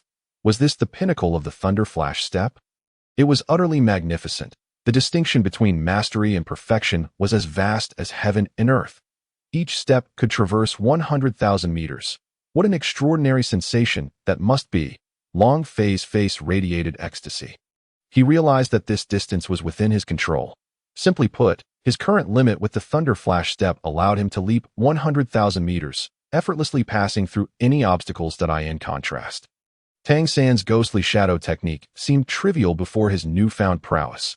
Long Fei contemplated incorporating this technique into the Qinglong Gang's legacy. He planned to teach it collectively upon returning, but for now, there was no rush. Now, devoid of soul rings and the spirit of the dragon god, he could no longer add soul rings. Yet this did not impede his ascension in power in fact, without the constraints of soul rings. The strength he wielded was even more formidable than before. Shortly thereafter, the system reported the 10 cultivation points he had drawn, all of which combined still allowed Long Fei to ascend a level, at most. Half a level. He paid it no mind, fully aware that he was extraordinary, possessing immense experience points, especially now that he had reached the level of a soul sage at level 70. However, even if a peerless Da stood before him now, he could obliterate them with a single punch. His physical form was invincible, and his attacking power was unparalleled. Next came a wild surge of exhilaration. He felt unrestrained, ready to embrace the thrill of the moment. No need for concealment. He could boldly revel in his power. What meaningless titles like the Spirit Hall, Imperial Royalty, or Peerless Daulaw meant nothing to him. He desired them all to kneel and submit. For those who did not join his Qinglong gang would meet their demise. Long Fei turned to gaze at Yi Lingling below, then descended with open arms, exclaiming, "Come here, darling. Let us embrace," regardless of whether Yi Lingling nodded or shook her head. She leapt into his embrace. After undergoing the transformation brought about by the Longshin 9-leaf mushroom, her figure had become more voluptuous, her skin smoother and more fragrant, sensations that Long Fei could fully appreciate. "Are you truly soaring?" Yi Lingling was momentarily stunned, her expression one of astonishment. "That of course, my hair is gone, but it does not diminish my strength or beauty," Long Fei proudly remarked, stroking his bald head. Yi Lingling gazed at his shiny, bald crown, suppressing a laugh. "My dear, how long has it been?" "Several days, I presume," Long Fei inquired. "A month has already passed," Yi Lingling replied with a hint of grievance. Long Fei was taken aback, exclaiming, "What? A month?" He inhaled sharply, his eyes wide with disbelief. He then turned his gaze to the two figures he had previously misled, asking, "Lingling, who are these two?" "Sun Wukong." "Sun Quanglong." Yi Lingling, gang leader. "I am Sun Wukong." "Gang leader, I am Sun Quanglong. We have waited a month for you after consuming your transformation elixir," they both exclaimed, anxious not to be forgotten or overlooked. "Do, it's you two little rascals." "Well, a month has passed. It's time to return," Long Fei stated as he observed the celestial herbs around him, which no longer held any value for him. However, once the Qinglong gang members grew stronger, they could distribute these resources. "Finally, we can leave this wretched place." Sun Wukong and Sun Quanglong cheered with excitement, their spirits soaring. Yi Lingling shared in their enthusiasm, having felt quite stifled during the past month. With a thought, Long Fei lifted off the ground. "Wow, our gang leader can fly." Sun Wukong and Sun Quanglong marveled in astonishment.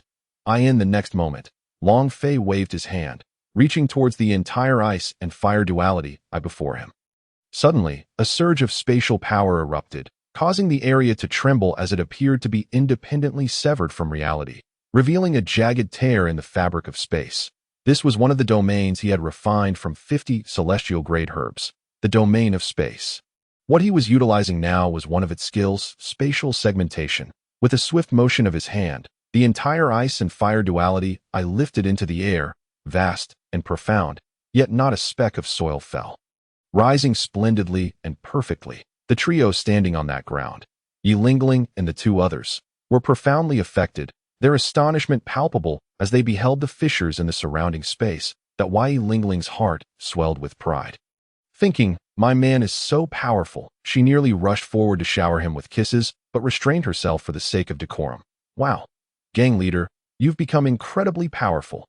You can even manipulate space like this," Sun Quanglong exclaimed. "And this is just the beginning," Long Fei replied with a mysterious smile, his hand grasping the air as a void appeared. This was yet another of his domains, the void domain. "What is this?" The trio gaped in astonishment, having never witnessed such a scene before. It was utterly remarkable. Breathless with excitement, they nearly felt as though they might faint. The stronger the gang leader became, the more formidable the Qinglong gang would grow, and as members of the gang, they were thrilled and exuberant. "This is the void.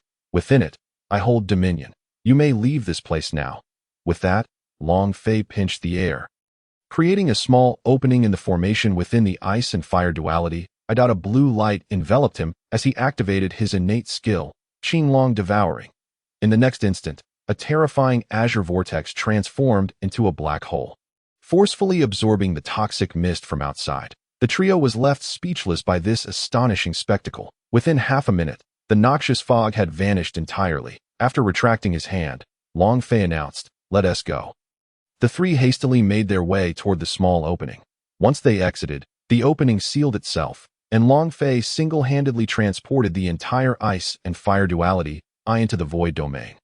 Looking down, he observed that the area had become a vast, hollow chasm, resembling a gaping abyss. "I can leave now," Long Fei declared, moving to rejoin the others. However, at that moment, he sensed an approaching presence.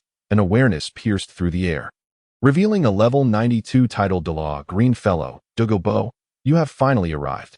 Let us return together," Long Fei thought as his elemental Qinglong eye locked onto the old man, flying swiftly in his direction. At that moment, Douluo felt an inexplicable sensation of being targeted, a foreboding intuition rising within him. He halted abruptly, his face darkening with fear and astonishment. "What is happening? Is this an illusion? You take your wife and leave the Sunset Forest for the Tiando Royal Academy. I will handle some matters and will join you shortly." Long Fei communicated telepathically to Sun Wukong and Sun Quanglong, and then exchanged a brief farewell with Yi Lingling, instructing her to follow the two out of the forest and to the Tiando Royal Academy. Yi Lingling complied without mischief, obediently leaving the Sunset Forest under the guidance of the two. But meanwhile, Long Fei remained, patiently awaiting him. After recovering from his previous shock, Douluo resumed his approach toward the ice and fire duality eye. Upon his arrival, he was met with a scene that left him utterly astounded. His backyard had vanished, replaced by a vast chasm. "Who did this?" he roared, his fury erupting into the sky. "Come out, you old fool." The aura of a Title Douluo resonated throughout the Sunset Forest. "You are Douluo." A calm voice suddenly reached Douluo's ears. His expression shifted dramatically as he turned toward the source of the sound, where a tall, robust youth stood suspended in the air, his demeanor tranquil, unfazed by Douluo's rage, as if it were of little consequence. What struck Douluo with dread was the realization that this youth had appeared without his notice. As a level 92 Title Douluo, he had failed to detect this person's presence. Could it be a soul beast? Absolutely impossible. This person bore no trace of a soul beast's aura, nor did he resemble a reincarnated soul beast. Otherwise he, a distinguished Title Douluo, would have seen through it at a glance. It was inconceivable. He could not discern this individual's cultivation, floating in midair. Could he also be a Title Douluo? However, how can one appear so youthful? "Who are you? Is this your doing?" In the next moment, Douluo, not daring to be careless, erupted in a furious rage, and 9 standard soul rings immediately illuminated around him. As he demanded answers, the colossal Bloodline snake martial spirit coiled around him, exuding an immense aura of intimidation. Yet, upon locking eyes with Long Fei, the Bloodline snake suddenly became agitated, revealing an expression of profound terror. The martial spirit was intrinsically linked to Douluo, and the former's unusual reaction was certainly perceived by the latter. Douluo, perplexed yet astonished, pondered, "What is happening? Why does my Bloodline snake tremble in fear before this young man? Such a situation has never occurred before. Even if he were a Title Douluo, he would be utterly baffled. I am Long Fei, the leader of the Azure Dragon gang. This garden of yours is now under my dominion. It is a pity that one with such a splendid garden does not recognize its value and utility. It is a tremendous waste." Long Fei spoke nonchalantly, his gaze fixed upon the hollowed ground, unable to suppress a sneer. However, Douluo was incensed. Hearing Long Fei's brazen admission, he bellowed, "I care not for your so-called Azure Dragon gang leader. You dare to ruin my garden, and I shall see you dead." In the next instant, he unleashed his soul skill, launching a direct assault towards Long Fei. Even though the Bloodline snake displayed an unusual reaction, it charged forth undeterred. The Bloodline snake opened its cavernous maw, its dual rows of venomous fangs glistening ominously, exuding a fierce aura in a heartbeat. It struck Long Fei, the impact resounding with a thunderous crash as the Bloodline snake's form collided directly with him. Douluo, unable to restrain himself, clenched his fist, narrowing his eyes with a cold demeanor. So this was merely a ruse. Huh? What? Suddenly, the scene before him caused his eyes to widen and his expression to shift dramatically. Followed by a startled exclamation that a tremendous force erupted from ahead, obliterating the Bloodline snake. while Long Fei remained unscathed, his form unmoved from its prior position in the air that he stood tall and steady, as if his very being were bound to the ether. How is this possible? It cannot be. My Bailing snake venom is among the deadliest of serpentine poisons. How could you possibly remain unharmed?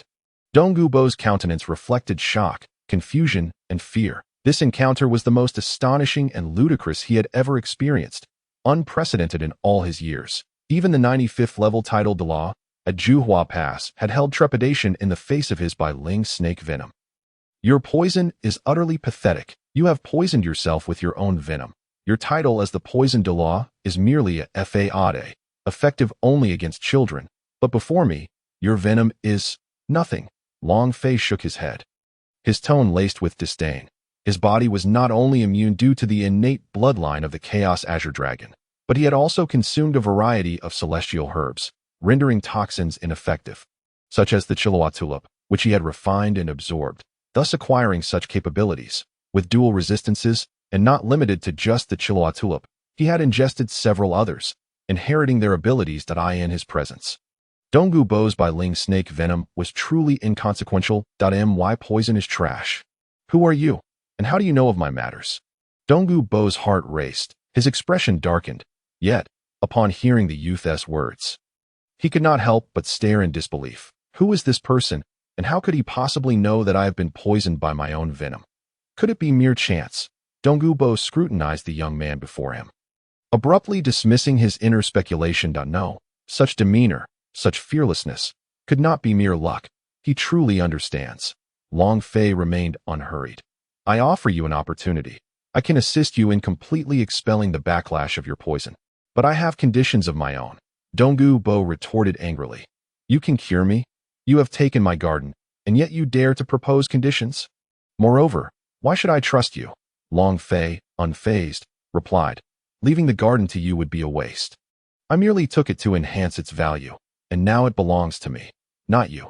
Dong Gubo was incensed by Long Fei's words, gasping for breath in his fury.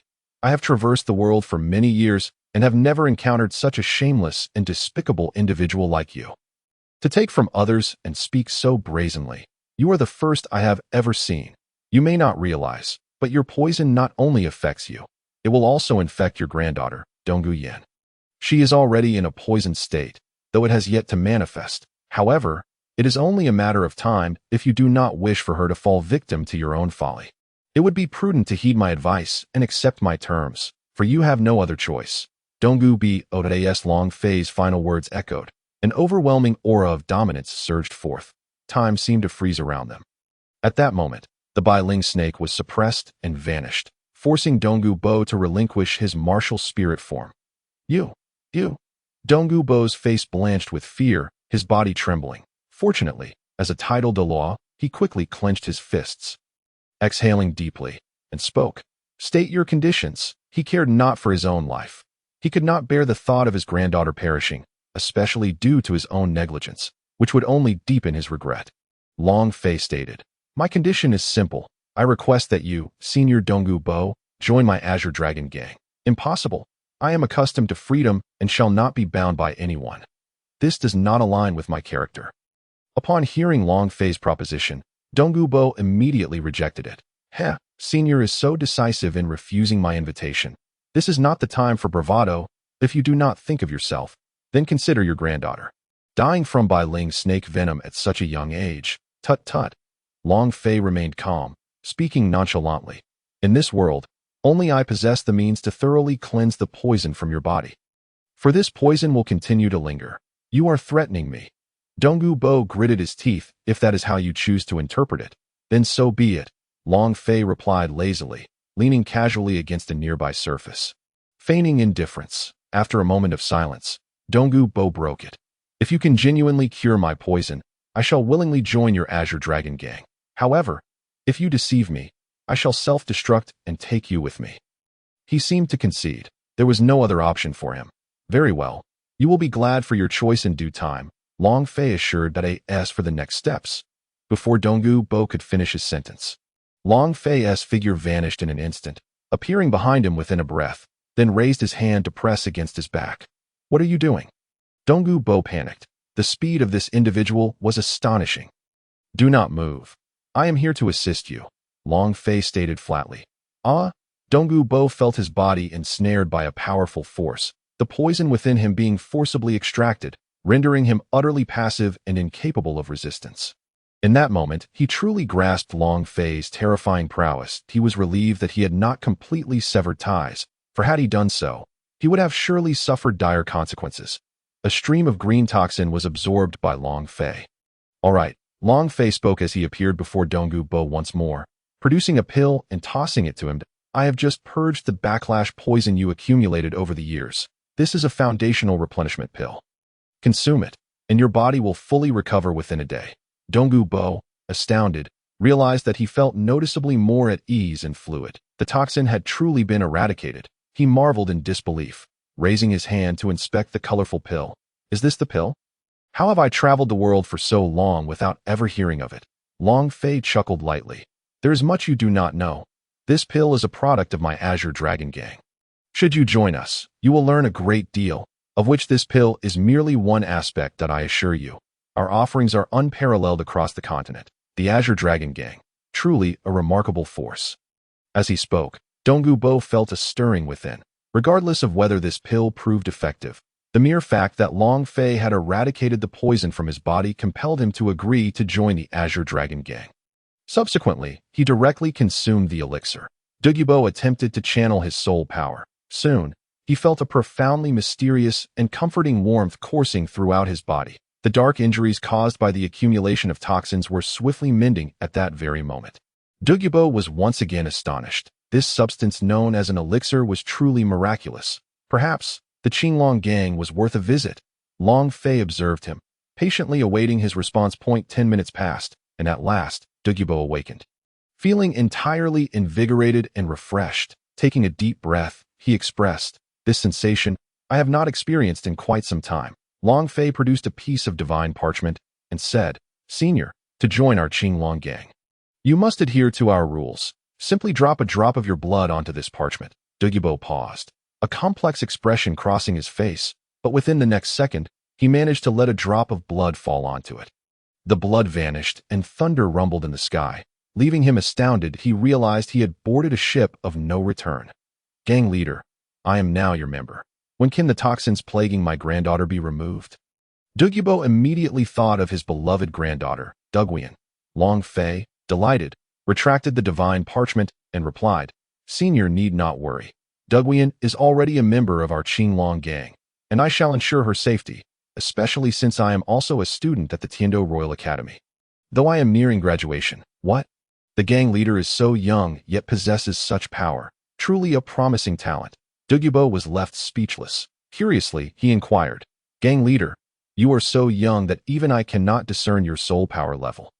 What is the reason for this? What level do you possess?" "As of now, I am merely a humble soul sage. As for why you cannot see through it, it is because I cultivate not soul power, but divine power," Long Fei proclaimed, clenching his hand, a surge of elemental divine power erupting forth. "What? A soul sage?" Donggu Bo's eyes widened. He was still a student, and yet he was already a soul sage? Moreover, what was divine power? Could it be God? Donggu Bo immediately gazed up at the heavens. That moment, he was rendered speechless by the shock of Long Fei's revelation. This is the body refining technique passed down within our Qinglong gang. It will be immensely beneficial to you. Only those of the Qinglong gang are qualified to learn it, and now I, the gang leader, shall impart it to you," Long Fei declared, as he concentrated a radiant light that shot directly into Donggu Bo's mind. Donggu Bo was compelled to absorb this memory technique. Wuji body refining method. Donggu Bo's expression was one of astonishment. This technique was indeed perfectly suited for him.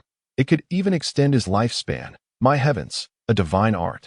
Joining the Qinglong gang is truly my fortune. He resolved to cultivate diligently. By the way, the 7 members of the Royal First Team and 3 members of the teaching committee from the Tiando Royal Academy are also members of our Qinglong gang. Once this Soul Master competition concludes, I will lead you all to the headquarters of the Qinglong gang. Now, I must take my leave. No need to see me off. And one more thing, let me explain the relationship between the Qinglong gang and Soul Beasts to you," Long Fei informed Donggu Bo. Unfortunately, he had already reached the pinnacle of the 9 rings. Unless he broke through to the divine level, he could not obtain a soul spirit. After finishing, Long Fei vanished from the spot.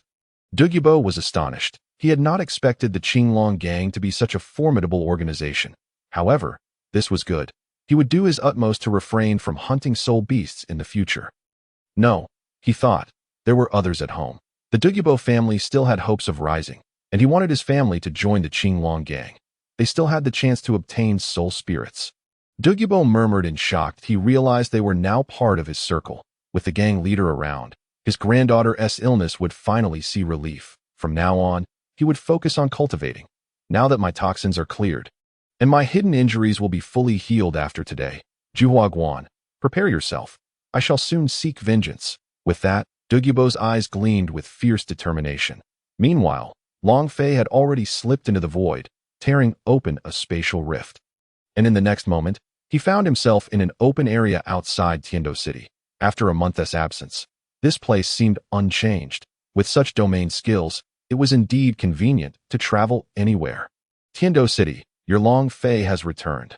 Long Fei laughed heartily. Upon entering Tiando City, Long Fei encountered a group of armed forces from the Spirit Hall. He soon noticed that the nearby walls were plastered with posters.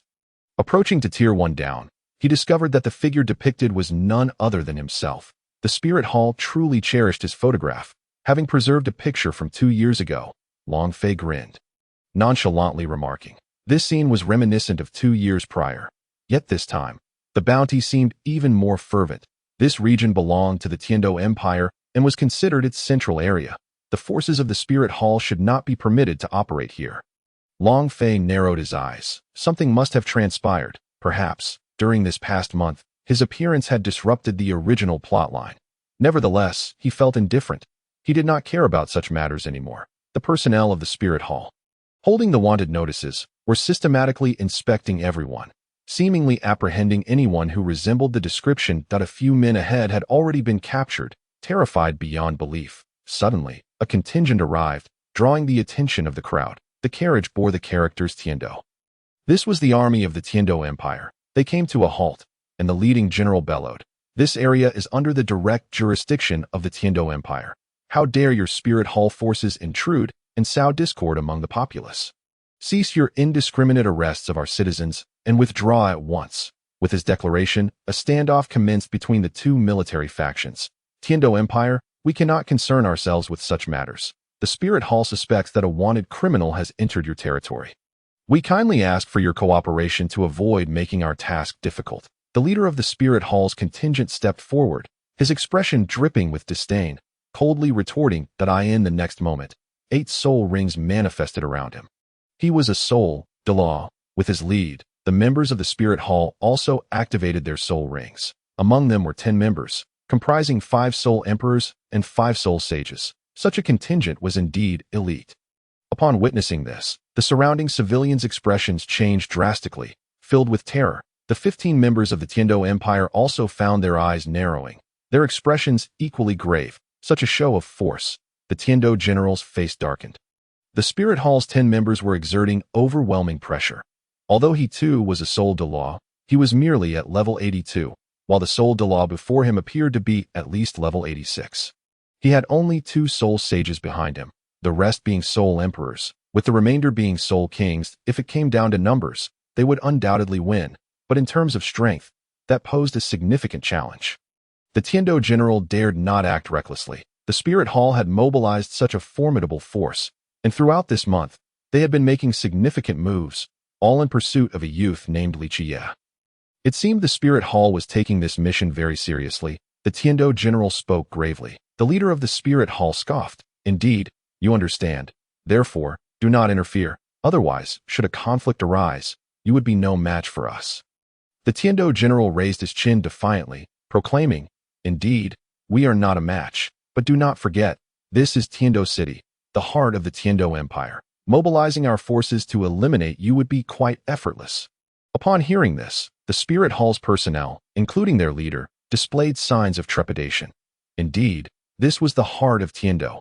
Although they held rank and had the Spirit Hall as their backing, they could not act recklessly.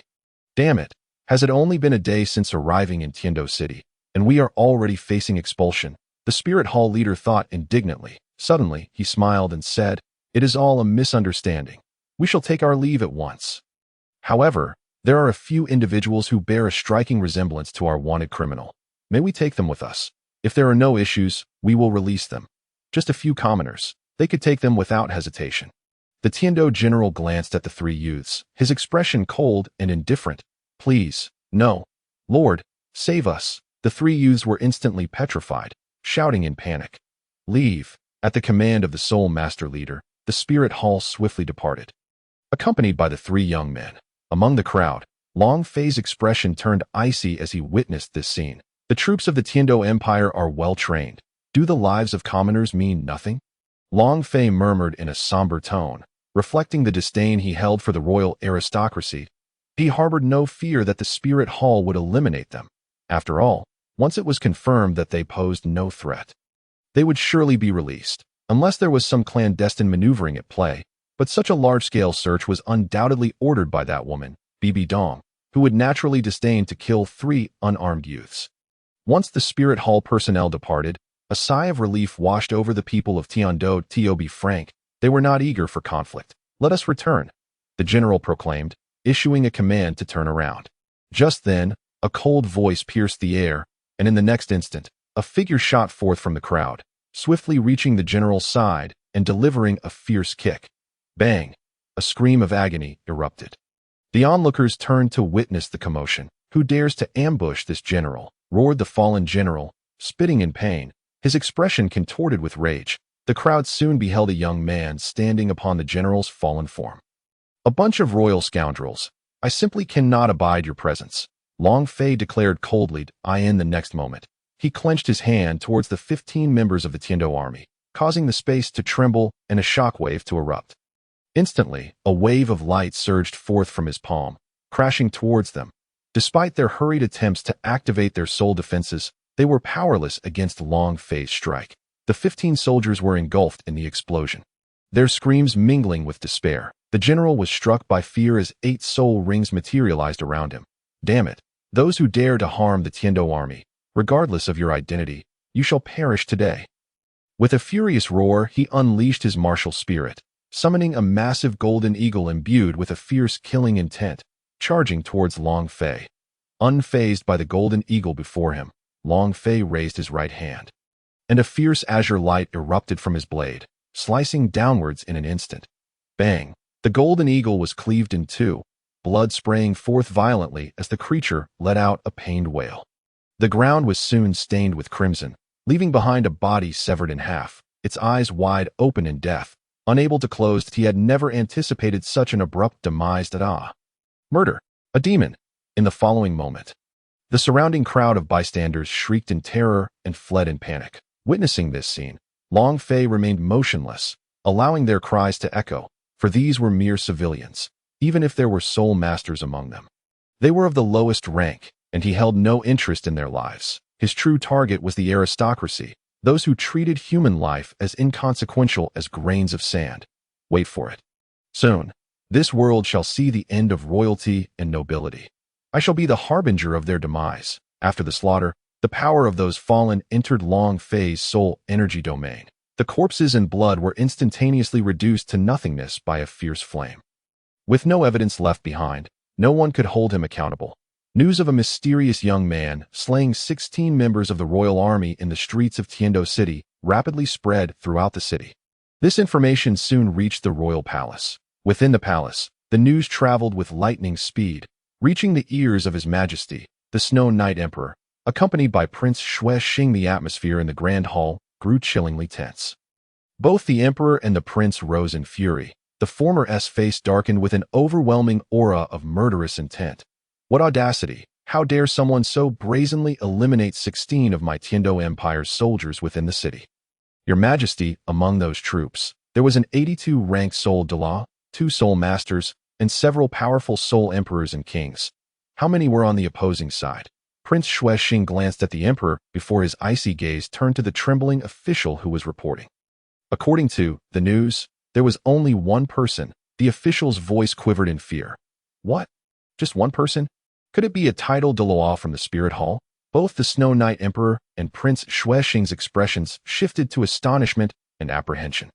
The Tiando Empire was supported by the 7 treasure glazed tile school, and the legendary Title Douluo were directly linked to the Sword Douluo and Bone Douluo of that sect, although there were other Title Douluo within the royal family. They were few and far between, all ranked below 90-3. Is this individual still within Tiando City? The Snow Knight Emperor inquired. Yes, it is said that he is very young, a youth, and is currently heading towards the Tiando Royal Academy. The official reported, his heart racing. The Tiando Royal Academy was the exclusive institution of the Tiando Empire, and its principal was none other than the Snow Knight Emperor himself. With a cold snort, the Snow Knight Emperor commanded, "Notify Title Douluo, take 2 Soul Douluos with you, and accompany me to the Tiando Royal Academy. How dare he come here? This time, I shall make him pay a heavy price." Yes. Meanwhile, the enigmatic Douluo was hastening back to Tiando City, having gained insights from his practice of the ultimate body refining technique. However, he did not intend to continue his training in that abandoned hollow. Opting instead to return to his residence in the city for further study, that he was immensely excited about this. Just then, he noticed someone knocking at his door, urgently calling out his title. High above, Douluo furrowed his brow. A royal minister. Descending, he approached the individual and asked, "What is the urgent matter that brings you to seek me?" The minister, startled, quickly turned to relay the news. Upon hearing the details, Douluo's brow furrowed. "Why does His Majesty seek me in such haste?" "I do not know," the minister replied, shaking his head decisively. He had been sent by another minister and, seeing the man's anxious demeanor, felt compelled to deliver the message. "Very well, I shall pay a visit. You may return." With that, Douluo swiftly made his way toward the palace. As Douluo departed, the minister sighed in relief, feeling that his task was complete and that he could finally rest. Long Fei arrived at the Tiando Royal Academy, where Yi Lingling and the others had already returned. A month had passed, and Yu Tianheng and the others were back as well. Upon seeing Long Fei, the entire assembly erupted in excitement, eagerly reporting, "Boss, we've broken through to level 40. We can absorb soul spirits now." Though they had not been at the academy, they had dedicated themselves to rigorous training. And everyone was filled with anticipation for Long Fei's new system, the soul spirits. It was said that these could become combat partners with their own intelligence over the course of the month. All 7 of them had achieved level 40, a truly commendable feat, while Yuan had also made progress, reaching levels 43 and nearing 44, drawing closer to becoming a soul king. Long Fei nodded. "Excellent. You have all reached level 40. It seems we need to take you to the headquarters of the Azure Dragon gang sooner than expected." Excitement filled the air, and Meng Xinji and the others shared the same eagerness. Their long-held curiosity about the headquarters was finally about to be satisfied. As they followed Long Fei out of the chapel, just as he prepared to use his spatial field to transport everyone to the Star Doe forest, another scene unfolded. A powerful group of 5 individuals approached them from a distance, radiating a formidable aura. The trio of Meng Xinji gazed at them in astonishment. "Your Majesty, Prince, what brings you both here?" They had encountered Title Douluo before. They then turned to greet the green-clad old man beside them. "Grandfather, what brings you here as well?" On Long Fei's side, Douluo's face lit up with joy and surprise. Douluo, upon seeing his granddaughter, felt a surge of happiness, but his attention was swiftly drawn to the bald young man standing before him. "Long Fei, the boss is here," Douluo thought to himself. Could it truly be him? Suddenly, a torrent of distress flooded through Douluo's heart.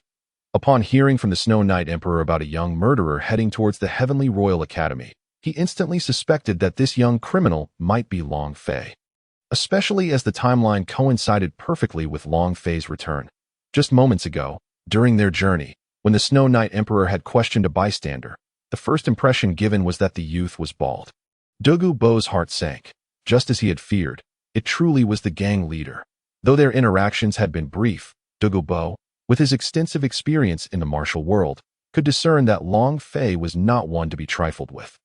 Surely, it was those foolish royal knights who had provoked him, leading to their demise, and the bodies had vanished. It was utterly horrifying. If it truly was him, then today, I, an old man, am powerless to intervene. Snow Knight, Snow Star, you must fend for yourselves. Perhaps today, both of you shall become part of my Qinglong gang. Douluo's eyes flicked to the 2 individuals beside him, Then he turned to Dugu Yin with a smile. My dear granddaughter. Grandfather has come to discuss matters with His Majesty that I was unaware of His Majesty's sudden arrival. May I inquire as to the purpose? Meng Xinji and the others were puzzled, having remained within the academy and unaware of the events unfolding outside. It was only natural they were uninformed. All 16 of my royal knights have perished in Tiando City. I have come to apprehend the murderer. The Snow Knight Emperor's voice was icy, his gaze locking onto Long Fei, the most conspicuous and bald figure before him, exuding an overwhelming aura of murderous intent. What? 16 royal knights have been slain. Meng Xinji and his companions were taken aback, their astonishment mirrored by those behind them, including Yu Tianheng. However, following the direction of the Snow Knight Emperor's gaze, everyone's attention shifted to the bald Long Fei. The murderer is the gang leader? Confusion filled their hearts, yet there was a sense of certainty. Based on Long Fei's character, it was not surprising that he might kill. The bloody scene from the Soul hunting grounds resurfaced vividly in their minds that a month had passed, yet the memories remained painfully fresh. In the royal residence of the Crown Prince, a month prior, Xue Qinghe had already relayed Lin Dong's whereabouts to the Wuhuan Hall, intending for him to be eliminated, but the target had inexplicably gone missing for an entire month, an utter waste of effort. Just earlier, while reading in her chamber, she received word from a servant, instantly piquing her attention and curiosity. Bald? Young? Xue Qinghe furrowed her brow, her eyes narrowing. One individual had killed a Soul Douluo and 2 Soul Saints. Her expression turned grave. Even she could not achieve such a feat. Who could it be? Could it be him, returned after a month? No, he isn't bald. Wait, could he have gone bald in this month? Unbelievable, truly unbelievable. If that were the case, this person would be terrifying, reaching such heights in just a month. This one must either be eliminated or brought into my fold. Xue Qinghe's heart raced with apprehension. Does this person have a known whereabouts? She inquired of the servant beside her. The servant quickly replied, at the Tiando Royal Academy, and upon learning of this, His Majesty was furious and has gone to the academy with Prince Xue Xing, accompanied by 2 Soul Douluos and a poison Douluo. What a coincidence in the same place. It seems the likelihood is quite high. Xue Qinghe contemplated, then instructed, enough, you may leave now. Yes, the servant departed. Shortly thereafter, a shadow appeared in the room. Miss, the shadow bowed respectfully. You heard everything, Xue Qinghe stated coolly. The shadow nodded. Quickly relay this information back. I have a strong suspicion that this individual is closely related to the person Wuhuan Hall is searching for. Li Qie, perhaps, they might even be one and the same. A chill flickered across Xue Qinghe's face as her gaze drifted towards the towering structure symbolizing the Royal Academy in the distance. Yes, miss, the shadow responded. Miss, should I dispatch a Title Douluo to secretly apprehend this person at the academy? Handle it as you see fit. I want him alive. Xue Qinghe settled into a chair, pouring herself a cup of tea. Understood. The shadow vanished. The implication of Xue Qinghe's words was a tacit agreement that if this individual truly is the Li Qie you seek, there is no need for gratitude. My motives lie not with you, but with my grandfather, and for the sake of Wuhuan Hall. Xue Qinghe gazed out the window, murmuring, Li Qie, Lin Dong. Suddenly, a cold smile graced her lips. It could very well be the same person. As for these 2 names, they might be mere facades. What is your true name? Inside the Tiando Royal Academy, tension hung thick in the air. That I ask you, did you kill the 16 members of the royal army and dispose of their bodies? The Snow Knight Emperor, a ruler of the empire, emanated an intense and formidable presence.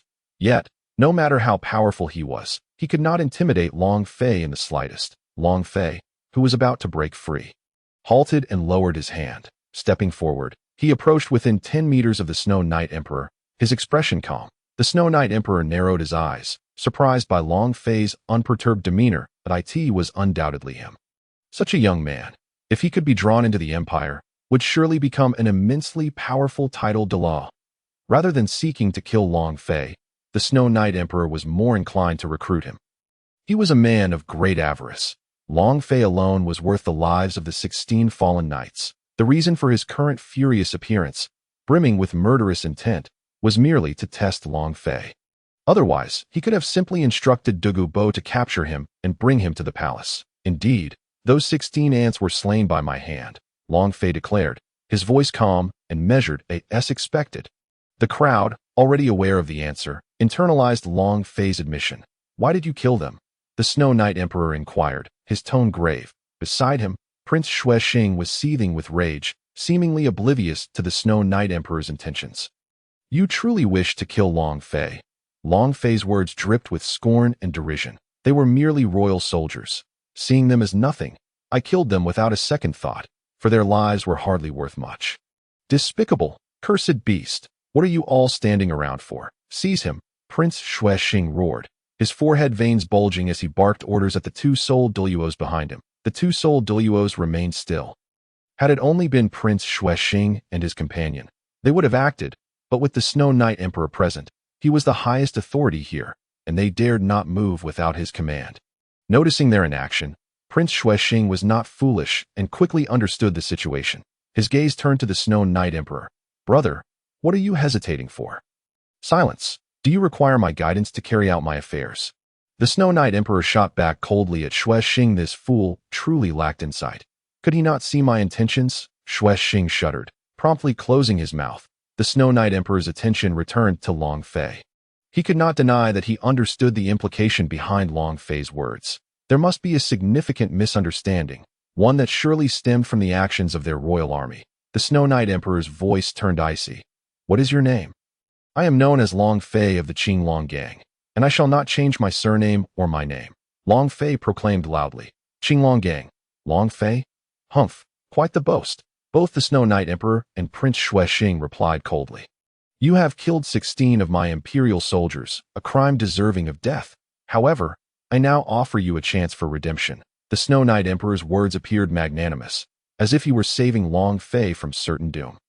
He cared not for the Qinglong gang. An entirely unheard-of faction posed no threat. His sole concern was Long Fei himself. Long Fei grinned, his voice laced with amusement. Then, Your Majesty, please enlighten me. Let us see if I find it appealing. The Snow Knight Emperor's face lit up with a smile as he extended a grand offer. I am a man who treasures wealth. You are so young, and I would not wish to see you perish so soon. Therefore, if you join my Tiando Empire, I shall grant you the title of Marquis, along with a fief, placing you in a position above all others. The vast resources of Tiando shall be at your disposal. The conditions proposed by His Majesty were indeed enticing. Under normal circumstances, one might consider accepting. However, alas, Your Majesty, you have encountered me, Long Fei.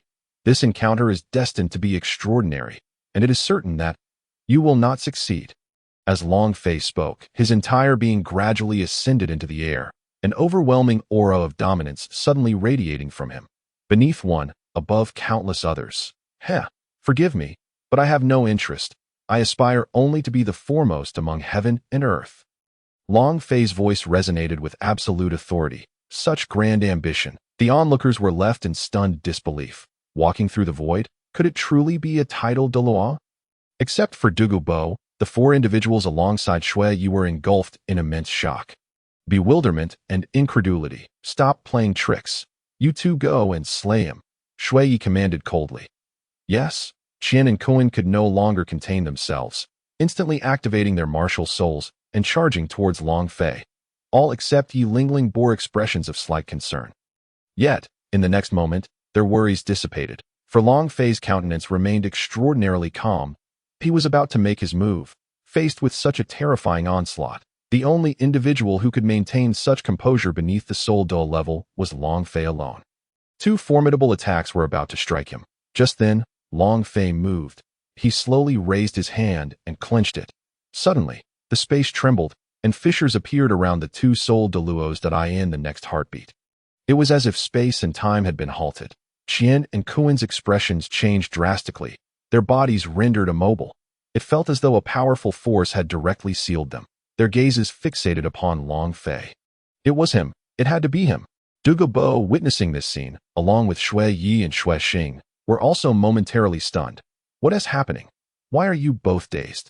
Get moving, Xuexing shouted angrily. Something was amiss. It wasn't that they didn't want to act, nor was it defiance. Shui Yi furrowed his brow and spoke with a grave tone. Brother, what is that? Xuexing inquired, her expression shifting. The root of it all lies within this young man. Seeing Long Fei once more, Shui Yi's countenance darkened significantly. This man had dared to reject him, spoken with insolence, and aspired to be the foremost. Such grand ambitions were unacceptable. The empire could not harbor him. For the sake of safety, he must be eliminated beforehand, or else the empire would inevitably face endless troubles. After all, they already contended with the formidable and troublesome Spirit Hall. They did not wish for another such terrifying adversary. Every individual possessed a definition of space. Should I sever the space within you? I wonder what the scene would be. Let us test it on the two of you fortunate souls. Long Fei's sinister smile emerged, an eerie force emanating from him. Dogu Bo's complexion shifted, his pupils constricting. Domain. In his understanding, only a Title Douluo could possess a domain, or perhaps someone extraordinarily gifted by sheer luck, though the latter was exceedingly rare and unlikely. Could it be that the leader, at such a young age, had truly become a Title Douluo? Yet, he seemed to claim he was a godly spirit soul sage. A soul sage. It was impossible for him to exhibit such. The phenomena surrounding Long Fei had vastly surpassed Dogu Bo's comprehension that it would seem that the leader could not be defined by the theories of ordinary individuals. He was far too exceptional. As Long Fei's spatial domain manifested, the surrounding sky came to a standstill, forcibly dragging everyone into his spatial domain. Subsequently, the sky around them split apart in chunks. What is happening? What is this? Shuexing's complexion changed dramatically. This is a domain. As the emperor of a nation for many years, Shui Yi had read extensively, including texts on the signs of domain formation and emergence. This was precisely one of them. Incredible, truly incredible. Shui Yi hesitated to strike, yet he understood that such a person would bring calamity to the empire. He had to be killed. Damn it, our bodies one move. Shuexing and Shui Yi's expressions turned pale with dread, realizing the gravity of the situation. Meanwhile, a multitude of individuals on the side of Meng Xinji found themselves enraptured within Long Fei's domain. Except for Long Fei, all were rendered immobile, unable to move. In the next instant, Long Fei flicked his fingers. Annihilate. His voice, imbued with overwhelming authority, echoed through the air in that very moment. Everyone witnessed the two Soul Douluos above them, upon the utterance of Long Fei's command, crack and shatter into countless fragments. Their expressions were filled with terror, despair, and an utter inability to resist. They felt no pain. They simply ceased to exist. Two streams of power surged into Long Fei's body, adding two more strands to his sea of soul power. Observing the demise of the two Soul Douluos, Shui Yi and Shuexing revealed their fear. Your Majesty, act quickly and kill this young man. At that moment, he genuinely felt fear. Long Fei was too monstrous. The power he displayed had long exceeded all comprehension. Grandfather, no! Dogu Yin cried out. Though Long Fei could easily annihilate Soul Douluos, her grandfather was a Title Douluo, and she felt anxious. Shui Yi and his companions' expressions darkened. Dogu Bo was slow to act. Their hearts sank to a new low. Your Majesty, I apologize, but I am also a member of the Azure Dragon gang. And Long Fei is my leader. Do you think I would act against him? At that moment, Dogu Bo's calm, yet serene voice resonated. Long Fei's lips curled into a smile that he continued. Moreover, I cannot break the leader's confinement. Dogu Bo truly made an attempt, but it was utterly futile.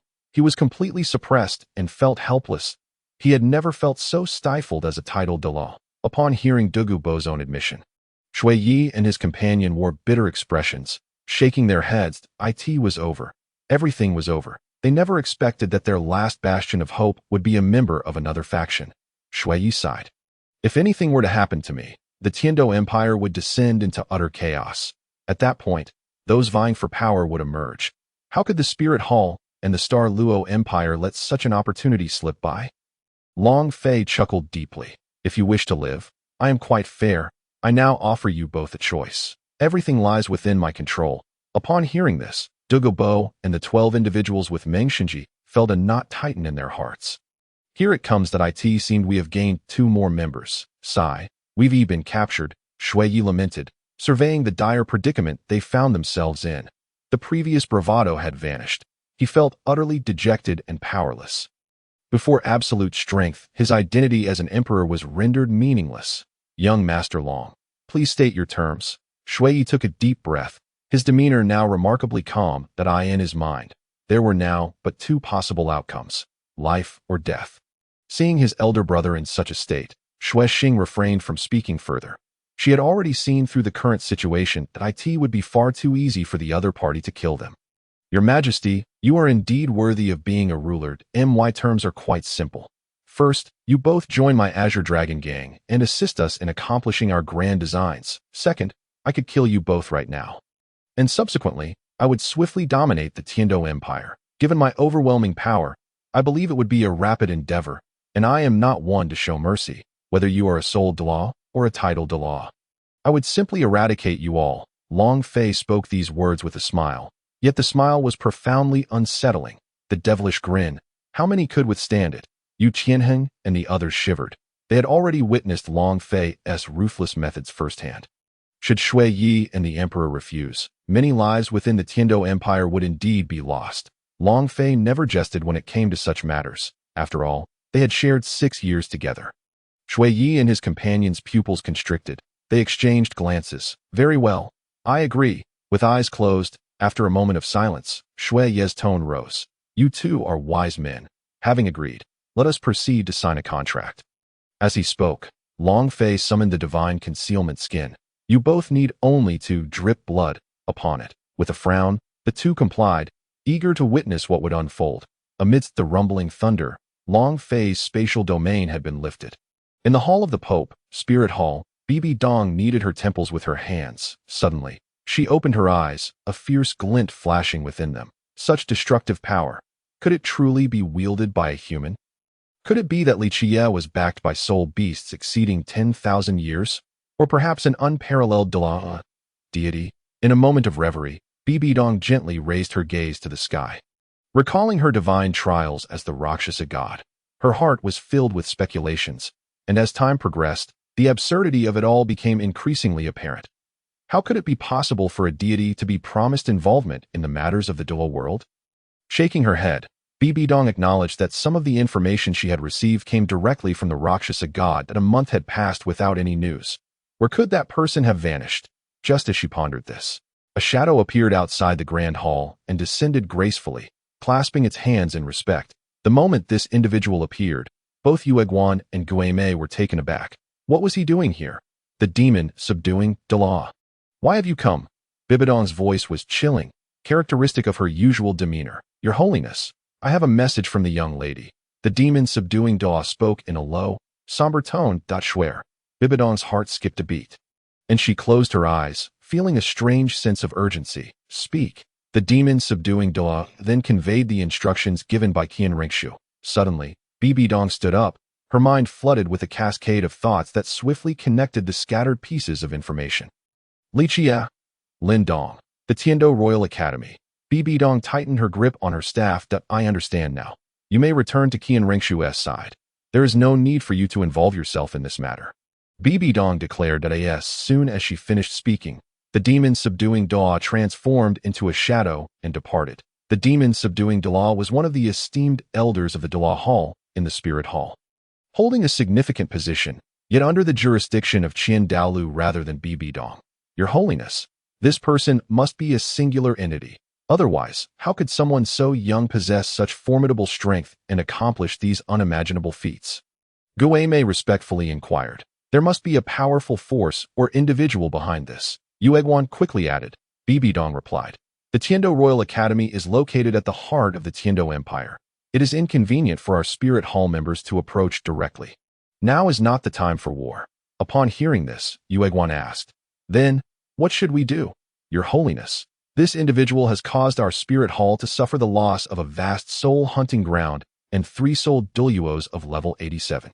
While Soul Douluos may not seem significant in our eyes, they are still regarded as upper-tier combatants within the Spirit Hall. Wait. Bibi Dong uttered a single word. She continued. This individual is quite skilled in debate. The youth in question is bald and quite tall. You are to send people to lie in wait near the Royal Academy, that if you spot this individual, do not reveal yourselves or engage. Report back immediately, and I will go in person. Understood, Your Holiness. Meanwhile, in the Douluo Hall, Qian Daoliu and the Golden Crocodile Douluo had also received the message from the demon subduing Douluo. Qian Daoliu expressed great interest in the individual mentioned by the demon subduing Douluo and instructed the Golden Crocodile. Send Qianjun to infiltrate the academy and capture the bald youth. Remember, do not raise any alarms. They are not particularly interested in dominating the continent. Only Bibi Dong harbors such ambitions. If this young man is truly as formidable as the rumors suggest, he could indeed serve as a worthy husband for Shuer. The golden crocodile suddenly remarked. Qian Daoliu paused, smiled, and replied, "Let us observe the situation first. If it comes to that, it wouldn't be an issue. Very well, I shall take my leave." After stating this, the golden crocodile departed to issue the task at the Tiando Royal Academy. Having signed the contract, Shuya and Shueshing found themselves compelled to join the Azure Dragon gang. This is the gang's inherited cultivation method. Practiced diligently, a beam of light shot from Long Fei's hand into the minds of Shueshing and Shuya. The two were astonished, their expressions dazed as they absorbed the memories within. Such an extraordinary cultivation method. Shuya and Shueshing exclaimed in admiration. By the way, as members of the Azure Dragon gang, I have monumental news to share with you, Long Fei stated. Shuya and Shueshing looked on in confusion. Long Fei continued in a calm tone. Your prince, Shueshinghe, has long since perished. The current Shueshinghe is none other than the daughter of Bibi Dong from the Spirit Hall, known as Qian Ringshu. Upon hearing this revelation, Shueshing's face turned ashen. Shuya closed his eyes, clutching his chest with a grim expression. His heart ached deeply as a father. He had sensed Shueshinghe's peculiarities long ago and had harbored suspicions that he gasped in anguish, uttering not a word. He had already lost many sons. Now, it seemed he was left with only Shuebing. His suffering was incomprehensible to anyone, and his complexion paled, aging him significantly in an instant. Shueshing inquired, "Brother, what should we do?" Shuya clenched his fists, pondering for a long while before replying. "What does the leader propose we do? Let it be. I will handle this matter. We are all family now. That I will take you to the Azure Dragon gang's headquarters. There will be opportunities for you," Long Fei assured, gesturing towards the sky. Whereupon a spatial wormhole tore open. He led the way inside, followed closely by the others. In that moment, a golden radiance enveloped them. Soon, a realm of ethereal beauty unveiled itself before their eyes. The scene left everyone in awe and wonder. Before them lay a vast lake surrounded by towering mountains, filled with the sounds of birds and the fragrance of flowers. At the foot of the mountains stood an enormous structure bearing the grand name, Azure Dragon Gang. Here, there were mountains, rivers, and a refreshing sky filled with clean air. This was the Dragon Realm. The Dragon Realm was an independent space left behind by the Dragon God, and Long Fei had completely absorbed it, thus gaining total control over this domain. That he could instantaneously construct the world he envisioned. The magnificent world before them was one he had created years prior, where the high-ranking members, including Guyu Na, resided. The Dragon Realm was directly connected to the Stardow Forest. This was the headquarters of the Azure Dragon Gang. Due to its unique nature, I will establish a branch headquarters of the Azure Dragon Gang in the outside world, followed by countless branches until we dominate the entire Dao continent, Long Fei stated. With a thought, the scene shifted, and they found themselves within a grand hall. Inside, a colossal statue of a blue dragon loomed, lifelike and exuding an overwhelming presence of majesty and solemnity. Moments later, several individuals appeared, including Guyu Na and her companions. Long Fei then introduced them. Guyu Na and her companions had consumed Long Fei's transformation elixir, successfully taking on human forms without the need for soul rings, boasting 85% of their original power. However, the specifics regarding soul beasts transforming into humans were not disclosed. Subsequently, Long Fei imparted the lightning flash step technique to everyone and instructed Emperor Tian to lead them on a tour of the Azure Dragon Gang, while also seeking suitable soul spirits for Yu Qianheng and the others that asked for the celestial grade herbs. There was no rush. They would arrive soon. Long Fei then took Guyu Na and Yi Lingling aside. Both women had arrived at an understanding, exchanging glances that suggested a shared intuition regarding their thoughts. Long Fei stood apart, feeding the fish outside. A few minutes later, the door to the room opened, and the two emerged, appearing harmonious and cheerful. Witnessing this, Long Fei breathed a sigh of relief. At last, he need not worry about the affairs of his harem. Soon after, under Guyu Na's guidance, Yi Lingling arrived at a special pavilion. Long Fei followed slowly behind, refraining from disturbing the two women's enthusiasm. With a whoosh, a miraculous scene unfolded before them. Several beams of light shot forth, dazzling the trio. Yi Lingling blinked in astonishment that I in that moment. The light radiated even more brilliantly, revealing that each beam contained a spherical device resembling a Pak ball. This is the apparatus for transferring soul spirits, known as the spirit ball. The soul spirits reside within. Guyuna explained. Nar, please share the current progress of the soul spirit development. Long Fei suddenly interjected. It has been over 2 years, and the soul spirit technology one provided is the most refined and cutting edge. 2 years is ample time for significant advancement. Guyuna shot him a sidelong glance, a smirk gracing her lips, and replied nonchalantly, under my leadership, the soul spirits have matured significantly, except for those over 100,000 years which cannot be mass-produced. We have achieved complete mass production for those under 100,000 years, including 10-year, 100-year, 1,000-year, and 10,000-year spirits. After a pause, she continued, in a few more years, I believe even the 100,000-year spirits will pose no issue. Excellent. The pricing for the soul spirits I previously mentioned will need to be revised, Long Fei stated. What do you propose? Guyuna remarked. Long Fei stated, for a 10-year spirit, the cost remains 10 gold soul coins. For a 100-year spirit, it is 100 gold soul coins. The price for a 1,000-year spirit escalates from 10,000 gold soul coins to 100,000. The cost for a 10,000-year spirit rises from 100,000 gold soul coins to 1 million. And for a 100,000-year spirit, it increases from 1 million gold soul coins to 100 million gold soul coins. Furthermore, as long as individuals from my Qinglong gang exhibit exemplary performance, they may enjoy preferential policies, which will be calculated based on their contributions and ranks within the gang. Upon hearing Long Fei's words, both Guyuna and Yi Lingling were taken aback. Long Fei continued, our spirits possess limitless potential for growth. Even a 10-year spirit, if nurtured properly, can undergo continuous evolution. To put it simply, once an ordinary person acquires a spirit, they need not worry about subsequent soul rings. Moreover, even if the original price of high-level spirits remains unchanged, families that could not afford them will still be unable to do so. Therefore, it is better to raise the prices and profit from the wealthy. Guyuna interjected, currently, our Qinglong gang does not possess abundant funds. But we can initiate our first transaction. Long Fei smiled, having been prepared for this moment. His first target was none other than the wealthiest sect in Dog Continent, the Seven Treasures Glazed Sect. Since mass production was now feasible, Long Fei could forego using the 100 replication mirror, as he needed it for himself.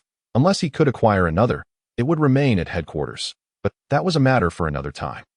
Lingling, please choose a spirit, Long Fei instructed. Yi Lingling nodded and subsequently summoned her martial spirit.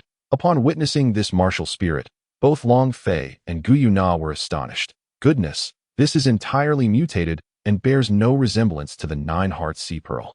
Long Fei exclaimed in surprise. This was the first time he had seen Yi Lingling's martial spirit mutated due to the influence of Lung Xinji. Yi Lingling's eyes sparkled with excitement as she introduced her newly transformed martial spirit.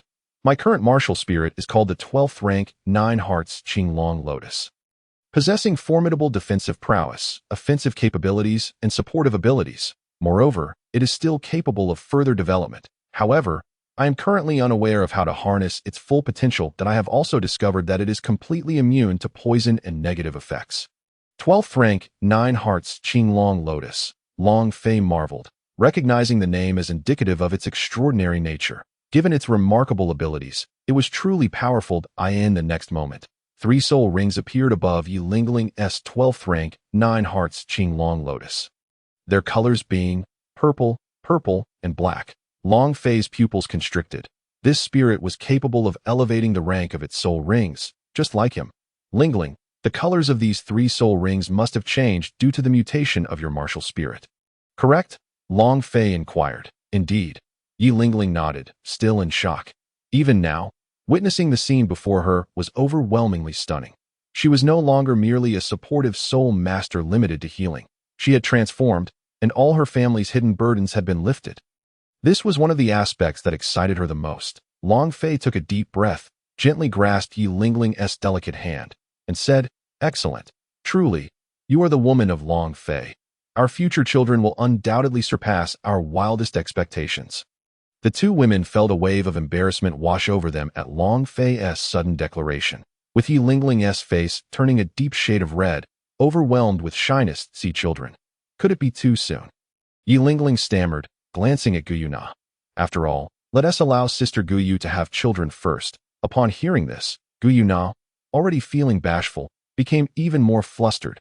Long Fei, clearing his throat. Long Fei said, "Ahem, let us return to the main topic. Now that your support shortcomings have vanished, we need to reconsider the complementary spirit partner issue." The awkward atmosphere gradually dissipated at this moment. "In that case, let us select a spirit related to dragons," Yi Lingling suggested. Since her martial spirit was dragon-related, acquiring a spirit with similar attributes might yield better results, Guyu Na kindly advised.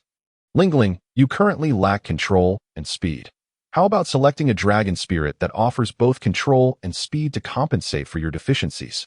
Yi Lingling nodded in agreement. "All right, let us proceed as Sister Guyu suggests." As the two conversed, Long Fei listened quietly. As he was currently consulting the system, Long Fei furrowed his brow in confusion.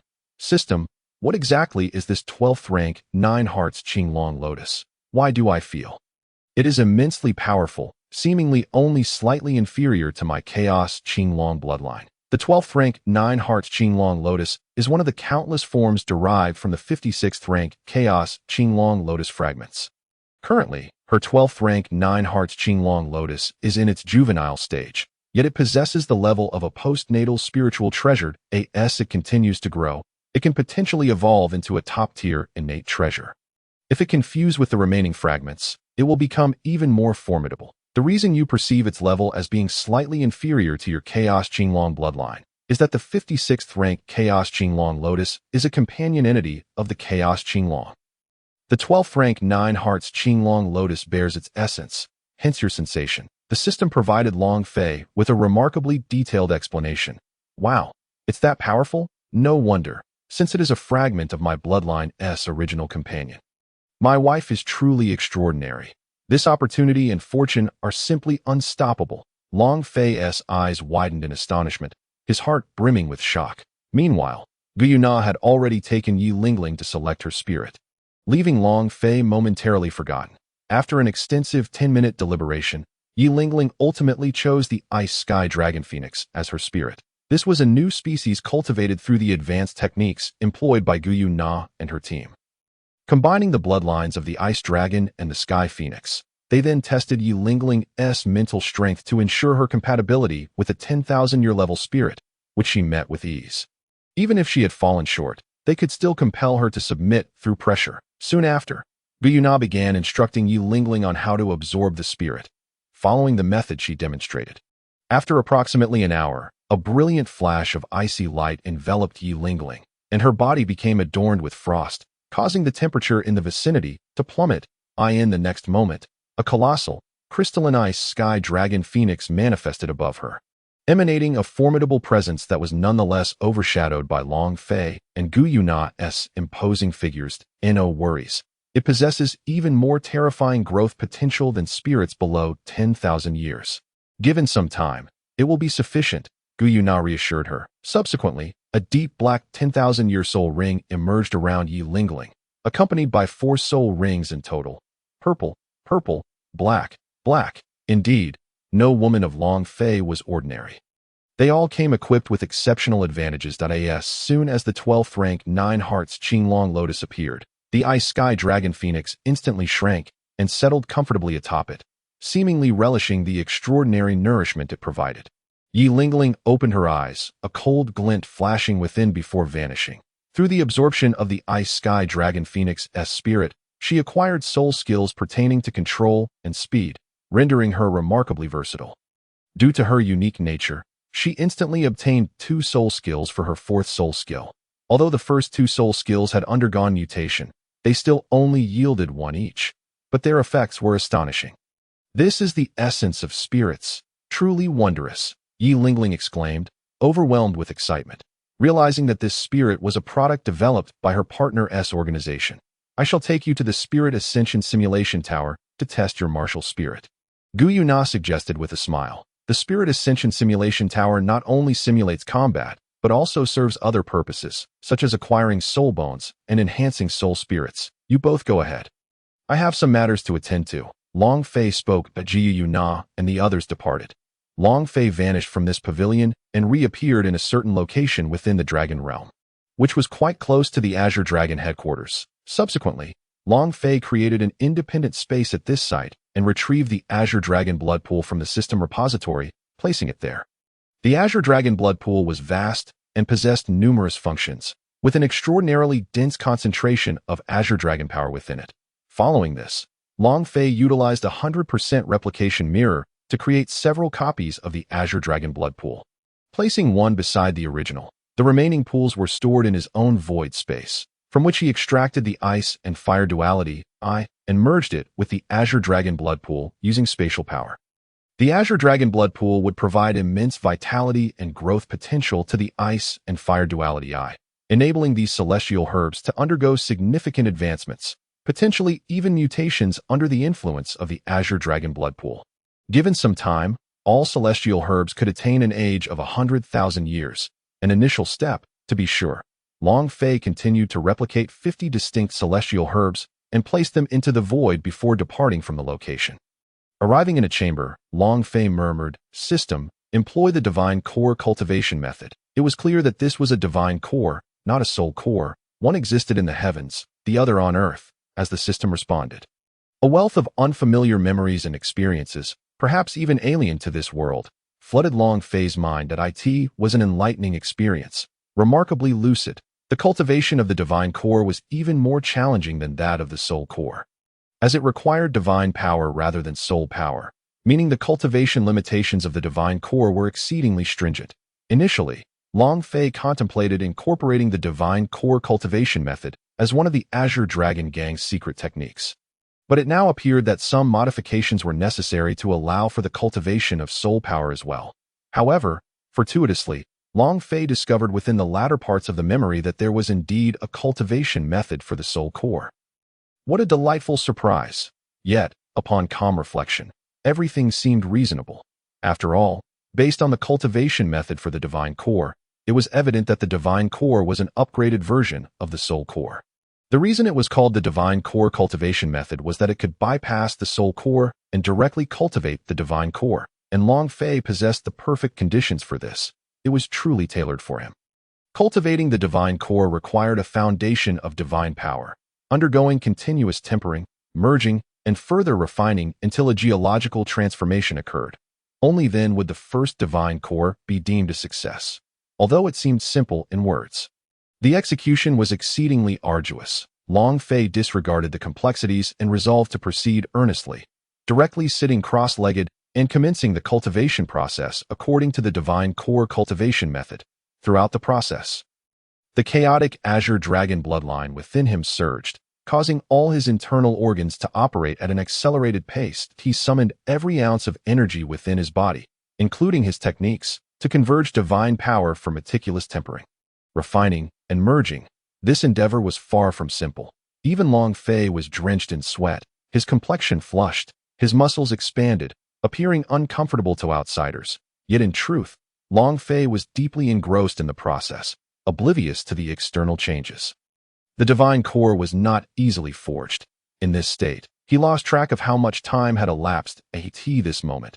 Within the divine power sea of Long Fei's body, the embryonic form of the core had begun to take shape. Yet it was still insufficient. He needed to repeat the previous actions approximately 10,000 times to refine this embryonic core into a divine core. Now was the moment, Long Fei shouted internally.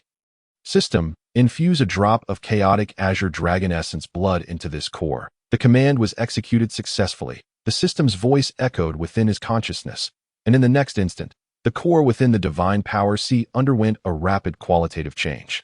Under the influence of the chaotic Azure Dragon essence blood, an overwhelming aura surged forth, an infinite power quickly streaming out, only to be absorbed by the core. This process persisted, time becoming an abstract concept. The embryonic core began to evolve into a divine core. Unlike the soul core, the divine core did not require restrictions based on physical location. It could be established within the divine power sea. And due to Long Fei's uniqueness, there was no limit to the number of divine cores he could condense. The more he condensed, the more powerful they became. The first divine core, mediated by chaotic Azure Dragon essence blood, was born within Long Fei's body to that moment. Long Fei's entire being also experienced an unparalleled enhancement and transformation. With a roar, a magnificent Azure Dragon's roar erupted, shaking the very heavens of the Dragon Realm. All inhabitants of the Dragon Realm were stirred, sensing the terrifying dragon might, a familiar aura, the aura of their leader. Guyu Na, Di Tian, and the others exclaimed in astonishment. Long Fei took a deep breath.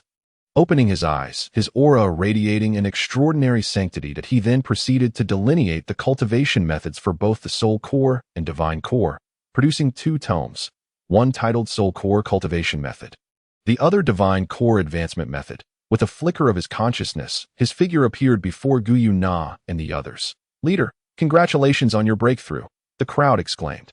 You have all transformed into human forms. These celestial herbs will aid you. Take them and utilize them, Long Fei replied. Glancing at the 10 transformed soul beasts before him, he then conjured 10 celestial herbs from the void, each corresponding to an individual. Sensing the aura of these celestial herbs, they were swiftly drawn to them and eagerly collected them. Afterward, Long Fei inquired about matters regarding alchemy, formations, weapons, and other affairs within the Azure Dragon gang, receiving responses that greatly pleased him. Next, I must convey some important information, Long Fei continued, handing over 5 tomes. Wuji Body Forging Technique, Lightning Flash Leap, Soul Core Cultivation Method, Divine Core Advancement Method, and Heavenly Celestial Herb Compendium. For now, these would serve as the Azure Dragon Gang's foundational teachings. With the promise of future editions, after imparting further instructions, he took his leave. The others resumed their tasks. Long Fei sought out Yu Tianheng and the others, by now, whether it was Dugu Bo or the likes of Shui Yi and Shui Xing. They had all grown accustomed to waiting, having spent many days here in anticipation of Long Fei's return. How have these past few days been? Long Fei inquired. The crowd hurriedly greeted him as he approached. Yi Lingling quickly moved to stand beside Long Fei. Long Fei scanned the faces of Yu Tianheng and the others, noting that they had all progressed to absorbing soul spirits and had reached the 40th level of soul masters. Their mental fortitude was not particularly high, as they had only absorbed century-old soul spirits, yet their potential for growth remained strong. Currently, their levels were as follows. Yu Tianheng at level 42, Dugu Yan at level 42. Sure Mo at level 41, Sure Mo at level 41, Yu Feng at level 41, Osro at level 41, and as the 7th member, Yi Lingling, after absorbing a 10,000-year soul spirit, had reached level 44, instantly surpassing all of them. Yu Wanjing had also advanced a level, attaining level 45. After absorbing the celestial herbs, it was expected that she could break through to level 50 and become a soul king upon absorbing her first soul spirit. During these days, the group continually honed their teamwork and came to understand the terrifying aspects of Yi Lingling's mutated martial soul. The celestial herbs had retained their efficacy within her body, and coupled with the advantages of her martial soul, her cultivation had become as effortless as child's play. Subsequently, Yu Wanjing, Qin Ming, Dugu Bo, Shui Xing, Shui Yi, and Ming Shinji each experienced improvements, albeit by just a single level. Yet they were immensely delighted. Next, I have a surprise for you all. Ming Shinji, as I promised before, today I will grant you the opportunity to become Title Douluo, Long Fei announced, eliciting overwhelming excitement among Ming Shinji and the others. Yes, leader, they chorused. Then, Long Fei produced 15 celestial herbs as if they were of no cost, presenting them to the group. Each had been meticulously selected to suit their needs. The group gazed at the celestial herbs before them, cradling them as treasures. Yi Lingling, curious, asked, Fei, haven't I already consumed quite a bit? Why are you still giving me more? The others looked on with intrigue. Your martial soul has undergone a monstrous mutation, allowing you to absorb one more and observe the results. This particular herb is named Water Immortal Jade Skin Bone and is exceptionally suited for you. As for its effects, you will find out once you consume it, Long Fei replied to Yi Lingling before addressing everyone. As for the method of consumption, simply take a petal or the flower core, place it in your mouth, swallow it, and then meditate to absorb it. The remaining portions can be preserved. The celestial treasures have just been immersed in the Azure Dragon blood pool, suspended in the void by Long Fei. Even upon leaving the ice-fire duality eye, they will not wither but can be preserved for an extended period. The crowd obediently began to absorb the essence, taking advantage of this time. Long Fei made some arrangements for the Azure Dragon blood pool. The The pool was vast, and he employed spatial power to divide it into two sections, separated by an opaque formation in the middle, primarily designated for female and male use, respectively. Once they have absorbed the celestial herbs, Long Fei will allow them to soak and continue their cultivation. This way, everyone will undergo a significant qualitative transformation. And when they next encounter the likes of Shrek, they will be effortlessly dominant. Characters such as Tang San and Dai Mubai will seem inconsequential in their presence, while Tang San possesses an impressive external advantage. Yu Qianheng has Long Fei, an even greater boon. In this alternate universe, they are extraordinarily fortunate. While they are currently in the process of absorption, Long Fei directly transmitted the soul core cultivation method into the minds of the participants, subsequently entering the consciousness of Qin Ming, Meng Xinji, Bai Baoshan, Ji Lin, Shui Yi, and Dugo Bo to instruct them on refinement. These individuals have reached the level where they can begin to condense their cores. Both Qin Ming and Shui Yi are at the 66th level of soul power, and upon absorbing the celestial treasures, they will ascend to Soul Saint, at which point they can commence the condensation of their first soul core. Regardless of the original text requirements for soul core cultivation, here, reaching the Soul Saint level suffices. In the original narrative, a person can possess only 3 soul cores. However, with Long Fei's method, one may have 4. The first is at the Soul Saint level, the second at the Soul Douluo level, the third at the Title Douluo level, and the fourth at the Limit Douluo level. As for Meng Xinji and his companions, they can refine one soul core at the Soul Douluo level, and upon reaching the Title Douluo level, they can refine another, but for now, they must focus on the first. Unfortunately, for Dugo Bo, being a Title Douluo means he has only 2 opportunities left. But having any is better than none. The group began to attempt the condensation according to Long Fei's teachings. Possessing a soul core grants a soul master a distinct advantage over those without one at the same level. And as levels increase, this disparity becomes even more pronounced. I have imparted all I can. Whether you succeed in condensation is up to you. I hope not to be disappointed, Long Fei murmured. Although failing to condense a soul core still allows for advancement. This is not the outcome Long Fei desires. That he wishes for every member of the Azure Dragon gang to have a radiant and powerful future. Thus, having a soul core is one of the essential conditions, as these individuals do not possess the same external advantages as Long Fei and must progress step by step. Once they have completed their cultivation, Long Fei would have tasks to assign. During this interval, he sought out Gu Yuna to decisively sever her first bloodline. Meanwhile, outside, in the Dragon Realm, many days had passed, yet less than a day had elapsed in the outside world. The time flow between the Dragon Realm and the outside world, under Long Fei's manipulation, operates at a ratio of several dozens. However, within the royal family, the absence of Shui Xing and Shui Yi for a day caused the ministers to become increasingly anxious. At that moment, a high-ranking official spoke to reassure them. His Majesty and the Prince are attending to matters, accompanied by the Poison Douluo and 2 Soul Douluos. There is no cause for concern. They will return shortly, so you may disperse. Concurrently, he instructed someone to rush to the Tiando Royal Academy to ascertain the situation. The prolonged absence of 2 significant figures raised alarm bells, as such occurrences were exceedingly rare. In the prince's palace, upon receiving the news, Shui Qinghe furrowed her brow, wondering why that old man had not returned after an entire night. Could it be that he was dispatched to confront that Lin Dong? If so, it would jeopardize the plans of the Spirit Hall. However, it was merely in advance. If her suspicions were correct, it would indeed be a case of using a blade to kill. Truly remarkable. It was time for her to step in and assert some authority. Time passed once more, and those within the Dragon Realm had completed their absorption of the celestial treasures, each reaping corresponding benefits. Yu Qianheng advanced from level 42 to 47. Du Guyan also ascended from 42 to 47. The remaining individuals reached level 46, quite evenly distributed. Each person experienced unique results. Most importantly, their martial spirits underwent remarkable mutations and transformations, enhancing their power. Wonderful! I have finally reached the 60th level of Soul Emperor, Shui Xing exclaimed with joy and excitement. Among the most elated were Qin Ming and his companions, who successfully reached the Soul Saint level. And notably, as Soul Saints with Soul Cores, Qin Ming and Shui Yi both became Soul Saints with Soul Cores. Meng Xinji and his 2 companions were ecstatic, nearly suffocating from laughter. They had finally transcended from 10,000-year Soul Douluos to 92-level Title Douluos. And they possessed Soul Douluo soul cores.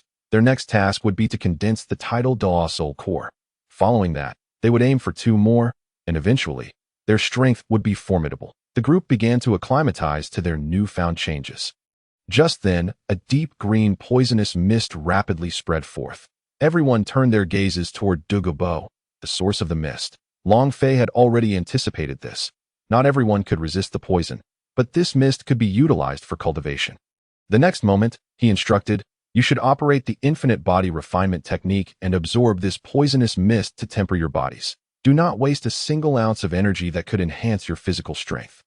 The group promptly complied with Long Fei's words, quickly settling down to absorb the toxic mist emanating from Douluo, activating the infinite body refinement technique. Although the process was somewhat painful due to the nature of the poison, Yi Lingling found herself unaffected, as the capabilities of her 12-grade 9-hearted Azure Dragon Lotus nullified the toxicity.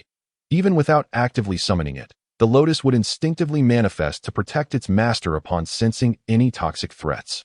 Hence, she had to resort to alternative methods to cultivate the infinite body refinement technique. Do not worry.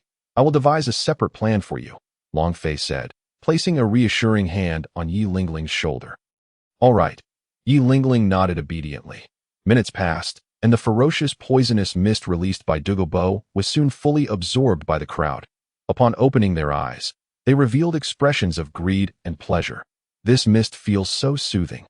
Qin Ming and the others couldn't help but exclaim, their complexions flushed with delight. If Douluo were aware, he would surely be infuriated. Ha ha ha. I have finally broken through. At that moment, Douluo's eyes flew open, and he soared into the air, his boisterous laughter echoing. 96th level. 96th level. I have finally become a super Douluo. Douluo was overwhelmed with joy, happiness, excitement, and exhilaration. Within him, a green soul core was pulsating, his eyes reddened. Nearly moved to tears. A super Douluo with a soul core is an incredibly formidable being, at least in the current time frame. He could nearly contend with a 98-level super Douluo and even brush shoulders with a 99-level ultimate Douluo. Grandfather, that's wonderful. Douluo beamed at her grandfather's newfound strength, her joy immeasurable. The atmosphere was filled with elation as everyone celebrated their individual gains. Douluo promptly descended beside Long Fei, expressing his gratitude with immense excitement. Gang leader. Thank you. I cannot express my gratitude enough. I am at a loss for how to repay you. The next moment, he embraced Long Fei in his fervor. Long Fei smiled, not resisting. The strengthening of his subordinates was a boon for him as well. Douluo, being affable, released the embrace shortly after. Long Fei addressed the gathered individuals, particularly Yu Qianheng and the others. As for the upcoming elite tournament, I shall refrain from participating. My strength would only lead to a one-sided slaughter, which lacks excitement. Among you 8, Yu Ming possesses the highest level. As your strongest trump card, you all know each other well by now, so I shall not elaborate further. Yu Ming, you will accompany me shortly to retrieve your spirit. Furthermore, for Qin Ming and Shui Yi, along with those who advanced with them, thanks to the celestial herbs, Yu Ming successfully ascended from level 45 to 50. Yes, gang leader, we will not let you down. This time, we will definitely defeat the Spirit Hall team. Yu Shenheng's expression turned solemn as he took the lead to speak. His fists clenched tightly, and a deep purple, ferocious thunder surged forth wildly. The other team members also expressed their agreement. With 6 months remaining until the Elite Masters competition, you will first cultivate here during this time. Have you seen that blood pool? That is the Azure Dragon blood pool. The left side is for females, and the right side is for males. That I have already set up a formation to isolate it. From now on, you shall immerse yourselves in it for cultivation. If fortune favors you, 6 months will be ample time for you to reach level 50 Soul Kings. Long Fei said, pointing towards the separated Azure Dragon blood pool. Understood. After instructing these few individuals, Long Fei then turned to Shueshing and Shuya. His expression was grave. Your task is quite simple. After the Soul Master competition concludes, I require you to abolish the royal aristocracy system under your current imperial identities. All kingdoms under the Qian Daoliu Empire must implement this. Prepare yourselves. I will handle the subsequent matters. Those who oppose shall be dealt with decisively. There is no need for mercy. After a brief pause, he continued, Moreover, the Qian Dou Empire shall be renamed Qian Dou Province, and the last character of the remaining kingdoms must not include kingdom but instead be named after cities. As for the existing provinces, they will be renamed as towns or counties. You comprehend? At that time, Douluo will accompany you, so you need not worry about safety. Act without restraint, for the Azure Dragon Gang is your strongest support. Listening to Long Fei's series of declarations, all present were left in awe, their expressions a mixture of shock and disbelief. Yet, not a single soul dared to voice their thoughts. Leader, such words would undoubtedly bring monumental changes to the Qian Dou Empire or even the entire continent. It is all too sudden. Xuya and Xuesheng inhaled deeply, secretly hesitant about such drastic actions. This would undoubtedly provide the Spirit Hall and the Xinghua Empire with an enormous opportunity to crush our Qian Dou. Leader, please reconsider. Their voices trembled. Long Fei narrowed his eyes, a chilling glint flashing within. I understand your concerns, but I must emphasize that this reform is essential. That it is not just you, the Spirit Hall, the Xinghua Empire, and even the seas must be unified under the Azure Dragon Gang. No one can impede me. The rise of the Azure Dragon Gang and the ambition to unify the continent and seas must not be thwarted. Not even the Divine Realm can stop us. Long Fei's final words were resolute, leaving no room for persuasion. An overwhelming, fearsome aura erupted from him, pushing everyone back. We understand. Leader, we shall follow your commands. Xuya and Xuesheng, trembling with cold sweat, dared not express any further dissent. If the leader is bold enough to act, what do I, Douluo, have to fear? I shall accompany the leader. With Douluo's voice echoing, everyone present unanimously agreed. A significant shift was imminent. A new era was on the horizon. At that time, the entire continental world would witness a strange and terrifying name. After all instructions were given, Long Fei led the newly advanced individuals to receive their soul spirits. Subsequently, he departed the Dragon Realm with the group. They materialized within the Grand Hall of the Academy, where a formation enveloped them. Emerging from the Dragon Realm, the group swiftly shed their joy and resumed their usual composure. They had all leveled up, and after acquiring their soul spirits, their ranks had progressed significantly. Except for Meng Xinji and the three others, Xuesheng, Xuya, and Douluo were taken out, while the remaining individuals stayed behind in the Dragon Realm to cultivate. Long Fei issued a few more instructions before disbanding the group. Master, it seems there are intruders within the academy. Before the formation dissipated, the 4 Title Douluos who had absorbed celestial-grade herbs sensed that someone was lurking within the academy. Douluo unleashed a stream of deep green poison, his eyes flashing coldly, stating, "Those who sneak around are certainly up to no good." Long Fei smiled, seemingly in control of the situation, and replied, "Those are members of the Spirit Hall. You need not concern yourselves with them. Leave it to me and focus on your assigned tasks." Xuesheng and Xuya frowned, their expressions darkening at the audacity of the Spirit Hall to interfere within the Qian Dou Royal Academy. However, now that they were part of the Azure Dragon Gang, it was better to comply with Long Fei's directives, avoiding unnecessary complications that might alert their enemies. They acted as if nothing had occurred. As Long Fei dispelled the formation, everyone departed.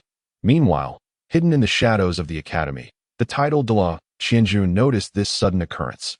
Puzzled, he recalled having previously visited the church and found it empty. How could they have appeared out of nowhere? Just as he contemplated reporting this anomaly, he spotted a key figure emerging from the church. That figure was bald and tall, a youthful man. He matched the intel perfectly. Qianjun muttered coldly, "Is he Lin Dong?" "Humph. Regardless of who you are or your connections, the truth will be revealed once I capture you." Watching Long Fei depart alone towards the dormitory at a time when no one else was around, Qianjun felt elated. This kid has unwittingly presented me with a tremendous opportunity. He then set off to take action. Unbeknownst to him, every move he made was under Long Fei's watchful gaze. With the mental projection of the Divine Sea Realm, Long Fei could track his image, creating a monitoring screen. After taking a few steps, Qianjun halted, a deep smile gracing his face. At that moment, an energy enveloped Long Fei. Simultaneously, Long Fei's fingers subtly moved, as if he were forming a hand seal. "Kid, you've kept me waiting for quite some time." A cold, sinister voice resonated from behind Long Fei. A beam of light, unnoticed by Qianjun, enveloped him in a shroud of energy. Long Fei slowly turned, his expression calm as he regarded the figure. asking, "You are not from the Tian Daoliu Royal Academy. Who are you?" Qianjun was taken aback by Long Fei's composure. Internally scoffing, he thought, "Is he feigning calm?" Qianjun, prideful and haughty, retorted, "I am a member of the Spirit Hall, one of the elders, the 96th rank Title Douluo." Qianjun. Long Fei replied, "What business does a Spirit Hall member have with me?"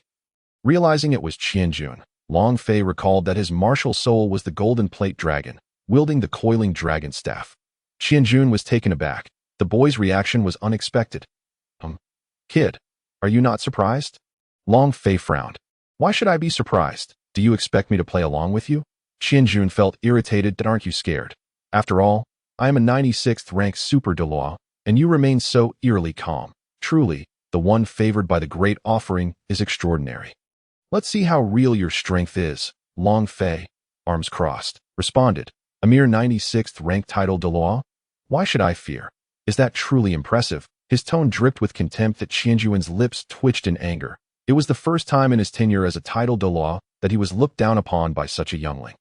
Infuriating, his eyes turned crimson, and with a voice laced with fury, he declared, "What a sharp-tongued brat.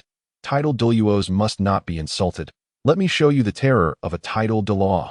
In the next moment, he concentrated his power and shot it directly towards Long Fei, holding back just enough to avoid killing him.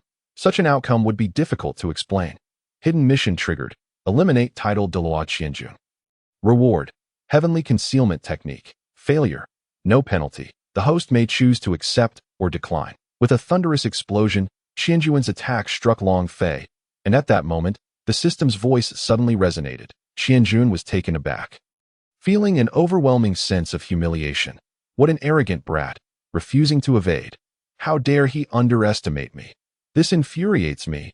His expression darkened with rage. In the next second, Long Fei emerged unscathed from the explosion, staring intently at Qianjun before coolly stating, "Just now, I was contemplating whether to recruit you into my Azure Dragon gang, but unfortunate for you, a system mission has arrived with generous rewards. Hence, I am resolved to eliminate you."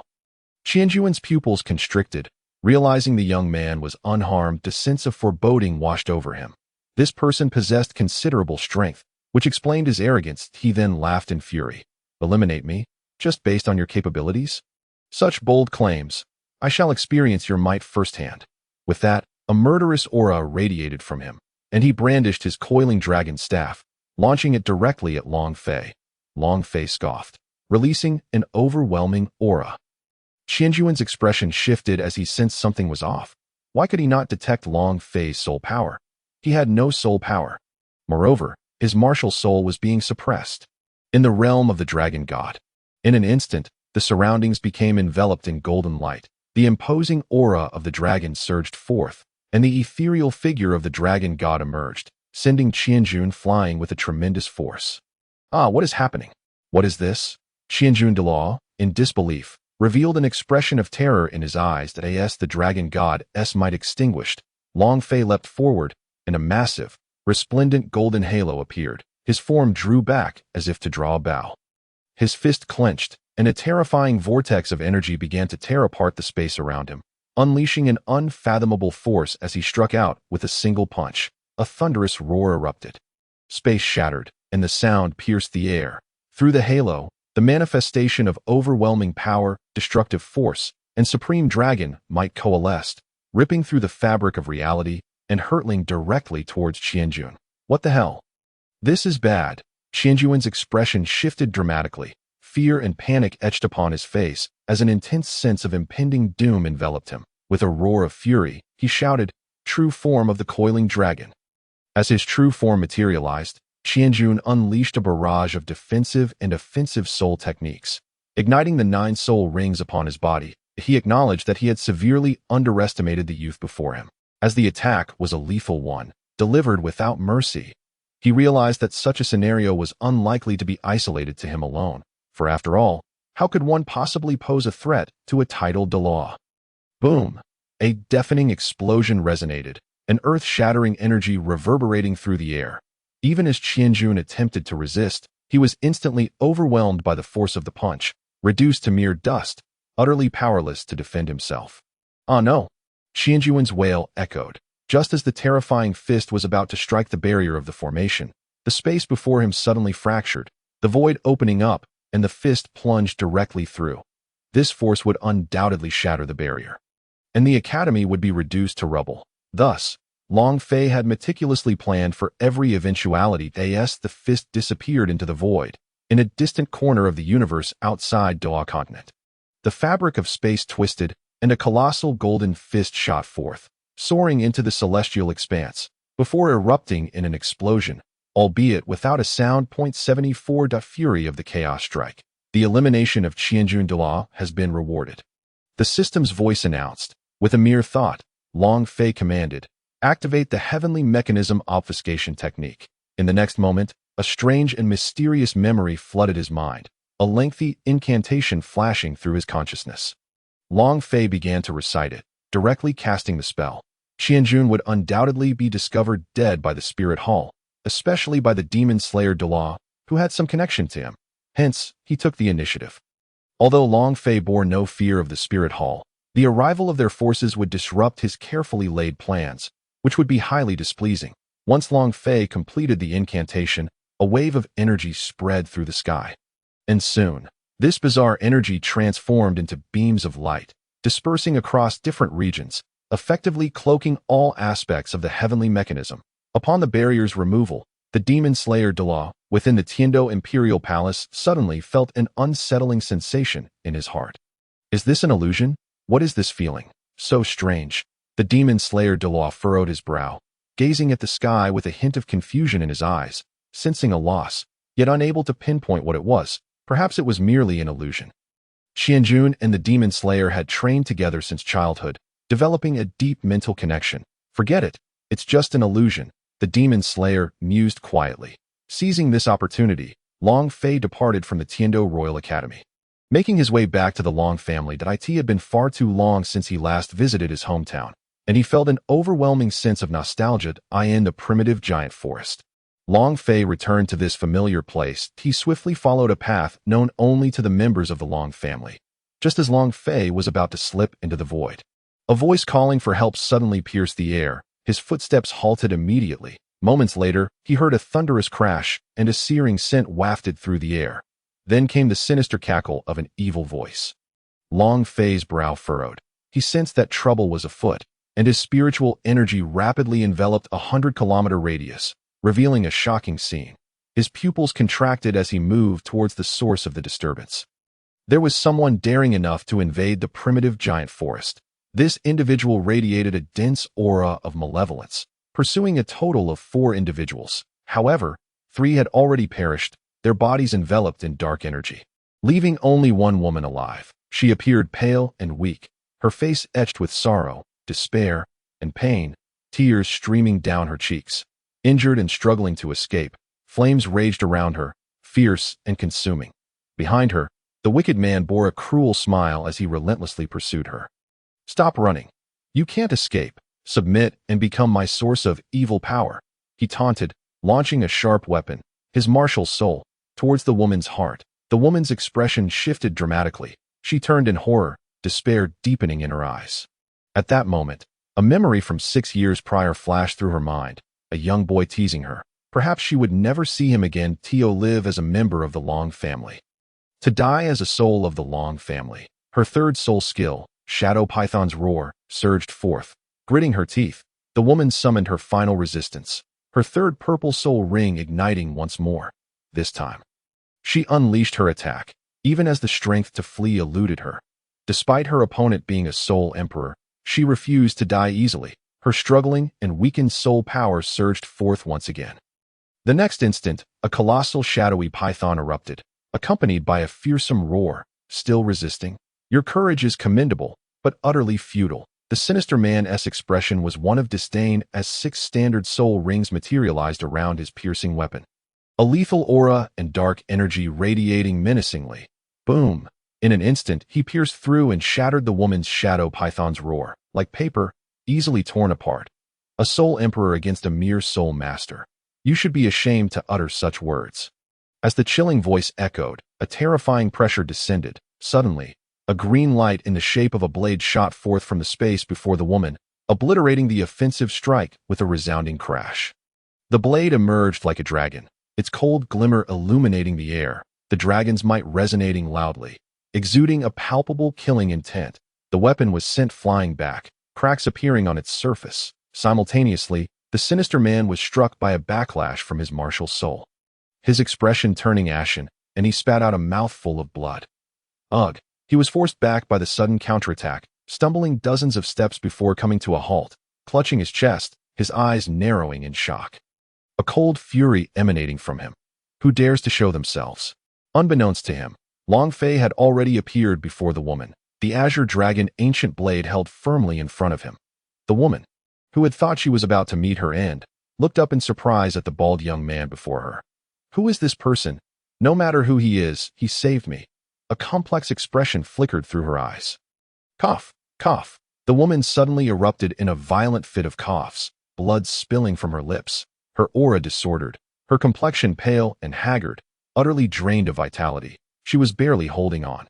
Domain, the revival of all things. A green radiance emanated from Long Fei, expanding outward, and everything within a kilometer radius began to rejuvenate. Except for the sinister man, everything else visibly returned to life. The burnt flora and trees, the shattered ground, all were restored. Even the severely injured woman felt the green light enveloping her, akin to photosynthesis, her wounds healing rapidly, a soothing sensation washing over her. The bodies of the three deceased began to restore their lost limbs and essence, the lifeless forms gradually regaining vitality. This domain was truly extraordinary. It was terrifying, a divine technique among divine techniques. This is unbelievable. Both the woman and the man exclaimed simultaneously, their faces a mixture of shock and disbelief as they stood frozen. Woman, what is your name? Long Fei's deep, magnetic voice resonated. My name is Long Tinger, the woman replied weakly.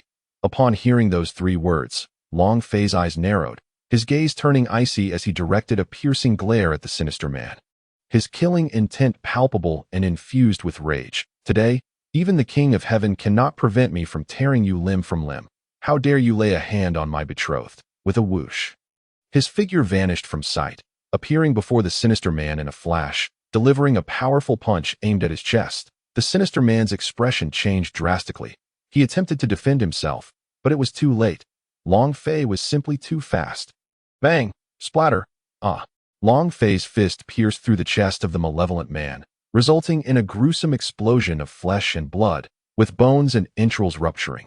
The agonizing screams that once resounded loudly gradually diminished to a whisper and soon fell silent. Though the man was not yet dead, cold sweat poured from him, and his eyes reflected an abyss of terror. You! His voice trembled with dread.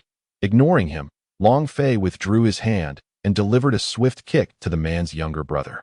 The anguished cries were heart-wrenching, and as the man was flung away, just as he seemed on the brink of death, Long Fei activated the domain of resurrection, rapidly mending his injuries. He then seized the man's foot and began to mercilessly strike him against the ground. Ah! Bang, bang! Help! Boom! Spare me! Bang, bang, bang, bang! Observing the scene before her, Long Tinger was left in stunned disbelief. This Soul Emperor was being utterly overwhelmed by the youth before her, reduced to the status of an ant. The Soul Emperor's visage was one of unimaginable despair, a sight so harrowing that it sent chills down the spine at that moment. Inexplicably, Long Tinger felt a flicker of sympathy for the Soul Emperor, each time he teetered on the edge of death. His wounds healed with alarming speed. She had lost count of how many times this had happened. Yet, Long Fei showed no signs of relenting in his brutal assault on the Soul Emperor, his fists creating countless afterimages, each imbued with genuine, terrifying force. The surrounding stones shattered as if they were worthless. The Soul Emperor's flesh erupted with gaping wounds, a gruesome display of blood and bone. Yet, even these injuries healed swiftly. Just kill me already. The Soul Emperor's final scream echoed in despair. He yearned for death, unable to bear the brutality of the man before him. She is my woman. You should not have laid your eyes upon her. Long Fei's countenance was icy, his words laced with an unending malice. With a powerful uppercut, he sent the Soul Emperor soaring into the sky, then grasped the ancient Qinglong blade, striking down with blinding speed. The razor-sharp azure light of the blade slashed through the air like a tempest, and in the next moment, amidst the Soul Emperor's terrified wails, he was utterly cleaved through. This time, Long Fei did not employ his domain. This time, the Soul Emperor, who had endured countless torments, finally ceased to exist. Countless fragments fell, blood splattering everywhere. Long Fei's cold gaze lingered on the scene. And within moments, flames erupted from the debris, consuming it into nothingness. This is the consequence of provoking my woman. Long Fei turned away, regaining his composure as he approached Long Ting. Who exactly are you? Long Tinger inquired, her face flushing crimson as she recalled Long Fei's earlier words. Long Fei regarded her, nodding to himself. After 6 years apart, she had indeed grown, her figure exquisitely slender, her countenance radiant and translucent, evoking an overwhelming desire. Her long hair framed her delicate features, enhancing her beauty, especially with her clothes tattered, revealing an alluring form. Suddenly, Long Fei felt his dragon blood boil within him. An overwhelming urge to embrace Long Tinger overtook him. He quickly shook his head, sighing internally. Damn it, the nature of the dragon is manifesting within me. As his strength grew, so too did the activation of his bloodline, intensifying the primal instincts coursing through him. He feared that one day he might lose control, and those beautiful women would become his. However, he was fortunate to have dined with Guyu Na before leaving the dragon realm. Otherwise, he might have acted on his impulses towards Long Ting. Long Tinger, it's been a long time. I am Long Fei. I wonder if you still remember me. Long Fei smiled as he drew closer. Long Tinger was taken aback, her heart racing as she grappled with disbelief. Could it truly be the same little brat from 6 years ago, now transformed into someone so formidable? Why, you are really Long Fei. That little brat? She stammered, her cheeks flushed with astonishment. Don't call me a little brat, Long Fei replied, slightly annoyed. You should recall what I promised 6 years ago. I have come to fulfill it. Long Fei stood merely a fist's length away from her. Upon hearing this, Long Tinger's face turned a deeper shade of red, her heart racing in a flurry of panic. As she stepped back, losing her balance, Long Fei swiftly caught her and pulled her into his embrace. The intoxicating fragrance enveloped Long Fei, leaving him utterly entranced, his dragon blood surging with vitality. Wait. Long Tinger shyly struggled to break free, prompting Long Fei to release her My3 companions. She began. Long Fei paused, quickly inquiring, are they members of the Long family? Yes. Upon hearing her reply, Long Fei's eyes ignited with fury. Evil Soul Master, since you dared to kill my kin, I will undoubtedly wipe out your lair. Hold on, Long Fei sighed, gesturing as spatial ripples emanated, revealing 3 lifeless bodies. 1 male and 2 females. Long Tinger gasped in shock. How is this possible? They were clearly killed. How can their bodies be revived like this? Are they still alive? As she spoke, her excitement surged. Yet, Long Fei's expression darkened. Tinger, this is merely the effect of my domain. It allows for the resurrection of all things. However, while their bodies may have been restored, their souls are no longer within them. They are akin to living corpses or vegetative states. Upon hearing this, Long Tinger's excitement waned, replaced by a sense of despair. What should we do? Can you help retrieve their souls? They're all members of the Long family system. Logically, my spiritual power should be at the divine sea level. Why can't I locate their souls? Long Fei pondered while scanning the vast forest, his face etched with confusion. The system's voice resonated. The souls of these 3 were absorbed by the evil Soul Master's weapon upon their death. And since you have obliterated him into nothingness, their souls have ceased to exist in this realm. In simpler terms, they have been scattered to the winds. Long Fei inquired, is there any hope for their revival? Perhaps by creating new souls for them, or nurturing their souls for resurrection as depicted in fantastical novels. The system replied, it is possible, but this requires you to attain godhood and break the rules of this realm. In essence, you must become the sovereign of this entire Douluo realm, sovereign of the realm. Very well, I believe that day will dawn soon. Long Fei clenched his fists, his gaze resolute. The realm encompasses even the divine realm. Once his consciousness returned, a hint of regret flickered in Long Fei's eyes. He shook his head and sighed. As I am now, I lack the ability.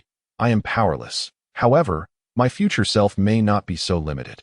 Rest assured, those of the Long family will not suffer wrongful deaths. Born as Long family members, they shall become Long family souls. In the future, I will surely fulfill this promise. Long Tinger displayed a pained expression. Yet soon her demeanor transformed into a smile that I was merely fantasizing earlier. The fact that they possess such vibrant life within their bodies is already remarkable. Let us return them to the Long family and deliver them to their parents. Let us go. We shall return to the Long family first. Long Fei gently ruffled Long Tinger's hair before leading her towards the Long family residence. As he approached this place he had not returned to for many years. He felt an overwhelming sense of nostalgia wash over him, akin to returning to his homeland. The Long family, secluded amidst the grand mountains and vast forests, remained isolated from the outside world, though a few members wandered beyond its confines. Currently, the family comprised a mere 500 members. Though this number seemed small, it was, in reality, quite formidable. Long Fei, accompanied by Long Tinger, returned the bodies of 3 individuals to their grieving parents. Unsurprisingly, the parents were devastated, and Long Fei felt at a loss for words. Together with Long Tinger, they watched closely before departing. This news swiftly reached the head of the Long family, Long Fei's grandfather, as well as several esteemed elders, who were incensed upon learning that someone had the audacity to target their family. The unified members of the Long clan were suddenly ablaze with fury. Long Fei decided to part ways with Long Tinger for a while and returned home alone. Upon opening the door, he was met with a wave of nostalgia, revealing a beautiful woman diligently engaged in her tasks. As she heard the door creak, Yi Jing glanced over with a smile. But her expression froze just as she was about to call out Long Wu. Perhaps due to the innate connection of a mother, despite the many changes in Long Fei over the years, including his newly bald head, she recognized him immediately. Fei, is that you? Yi Jing exclaimed, her voice filled with excitement and emotion as she set aside her work and hurried toward Long Fei. Mother, it's me. Your son Long Fei that I have returned. Long Fei embraced Yi Jing, and they quickly released each other. Yi Jing scrutinized Long Fei, marveling at how, despite his baldness, he remained remarkably handsome. After all these years, not only have you grown taller, but you've also become quite dashing and strong. Truly, you are my son, Yi Jing exclaimed with delight. Long Fei responded with a smile. Yi Jing urged him to take a seat. As Long Fei surveyed his surroundings, he curiously inquired, where is father? Your father has gone to a family meeting. He left early this morning. Yi Jing replied to Fei, so many years have passed. Have you brought a daughter-in-law home for your mother? Yi Jing's eyes sparkled with anticipation as she looked at Long Fei. Long Fei's eyes widened, and he nodded enthusiastically, of course. Oh, which family does she belong to? Regardless, you must treat her well. Do you understand? Yi Jing's expression shifted as she fixed her gaze on Long Fei. Her name is Long Tinger. She is also a member of our Long family. You must have heard of her, Long Fei explained. What? So it's Long Tinger? My future daughter-in-law is right before my eyes. Tell me, when did this start? This doesn't make sense. How come you haven't been in touch? Yi Jing pressed eagerly. Long Fei, having spent years at the Royal Academy and only now 12 years old, explained that Long Tinger had primarily remained within the family, only occasionally venturing out for training. Besides, she was already 17. Yi Jing, however, was not perturbed. As long as Long Tinger's parents were agreeable, this betrothal could be considered established. Faced with the warmth of his mother after years of absence, Long Fei felt somewhat flustered. He then briefly recounted the situation. Yi Jing, upon hearing this, squinted at Long Fei. Well, you little rascal, since the age of 6, you've been flirting with others, learning all the wrong things. Seeing his mother's expression, Long Fei felt a pang of unease. Aside from Long Tinger, he also had Gu Yuna and Yi Ling. He wondered how he might explain this without facing dire consequences. Yi Jing asked. But never mind that. You are 12 now and considered an adult. Long Tinger is the granddaughter of Elder Long Yi. Have you met her parents? Not yet. I plan to do so soon, Long Fei responded.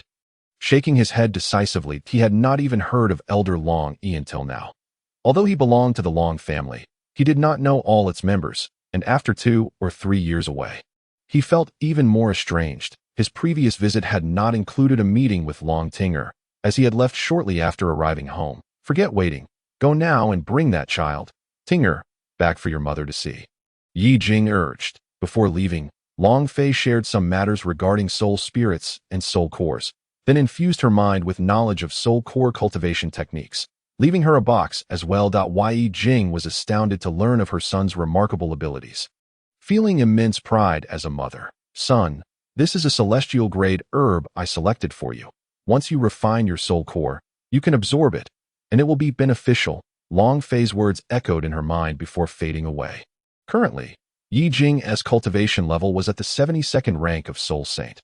Once she refined her soul core, she could advance further. Afterward, she would absorb the celestial-grade herb, undoubtedly reaching the rank of 80-level Soul Douluo. At which point she could choose a soul spirit to absorb. Outside, Long Fei pondered, what should I do? How should I explain to Gu Yuna and Yi Lingling? Even if I manage to resolve matters with my parents. Long Tinger's side will still be challenging to navigate. He felt a headache coming on. After stepping outside, he was visibly troubled, realizing that he had returned for years only to be cast out without even a meal. Perhaps I could directly suppress them with overwhelming strength, leaving them no reason to blame me. He contemplated, but quickly shook his head. No. After all, they will be my future in-laws. I cannot treat them this way. Moreover, apart from Gu Yuna, Yi Lingling also has parents. Sighing, he concluded that some matters must be faced. There was nothing that strength or celestial-grade herbs could not resolve. Long Fei decided to prepare 3 celestial-grade herbs as gifts. However, before that, he thought it prudent to visit his grandfather first. Recalling certain matters, Long Fei focused his mind and scanned with his spiritual energy, quickly locating Long Changtian that a meeting was currently in progress. Discussing the 3 individuals from the Long family. Among those present was his father, Long Wu. With a thought, the void opened, and Long Fei stepped inside. Within the highest-level meeting of the Long family, the atmosphere was tense as each individual expressed their opinions. Just as they were about to investigate further, the space ahead suddenly warped. What is happening? Long Wu and the others exclaimed in astonishment as they beheld a figure emerge from the distortion. Instantly, all 8 individuals activated their martial souls, their soul rings shimmering. The weakest among them was an 8-ring Soul Douluo, while Long Changtian, seated at the head, was a 9-ring Title Douluo. This sudden turn of events compelled them to be cautious. The ease with which someone had infiltrated the Long family's upper echelons indicated that the intruder was undoubtedly formidable. Should they be an enemy, the Long family was in grave danger. Everyone remained vigilant, their soul power heightened and ready for action. Long Changtian spoke in a somber tone. Who are you, daring to intrude upon my Long family?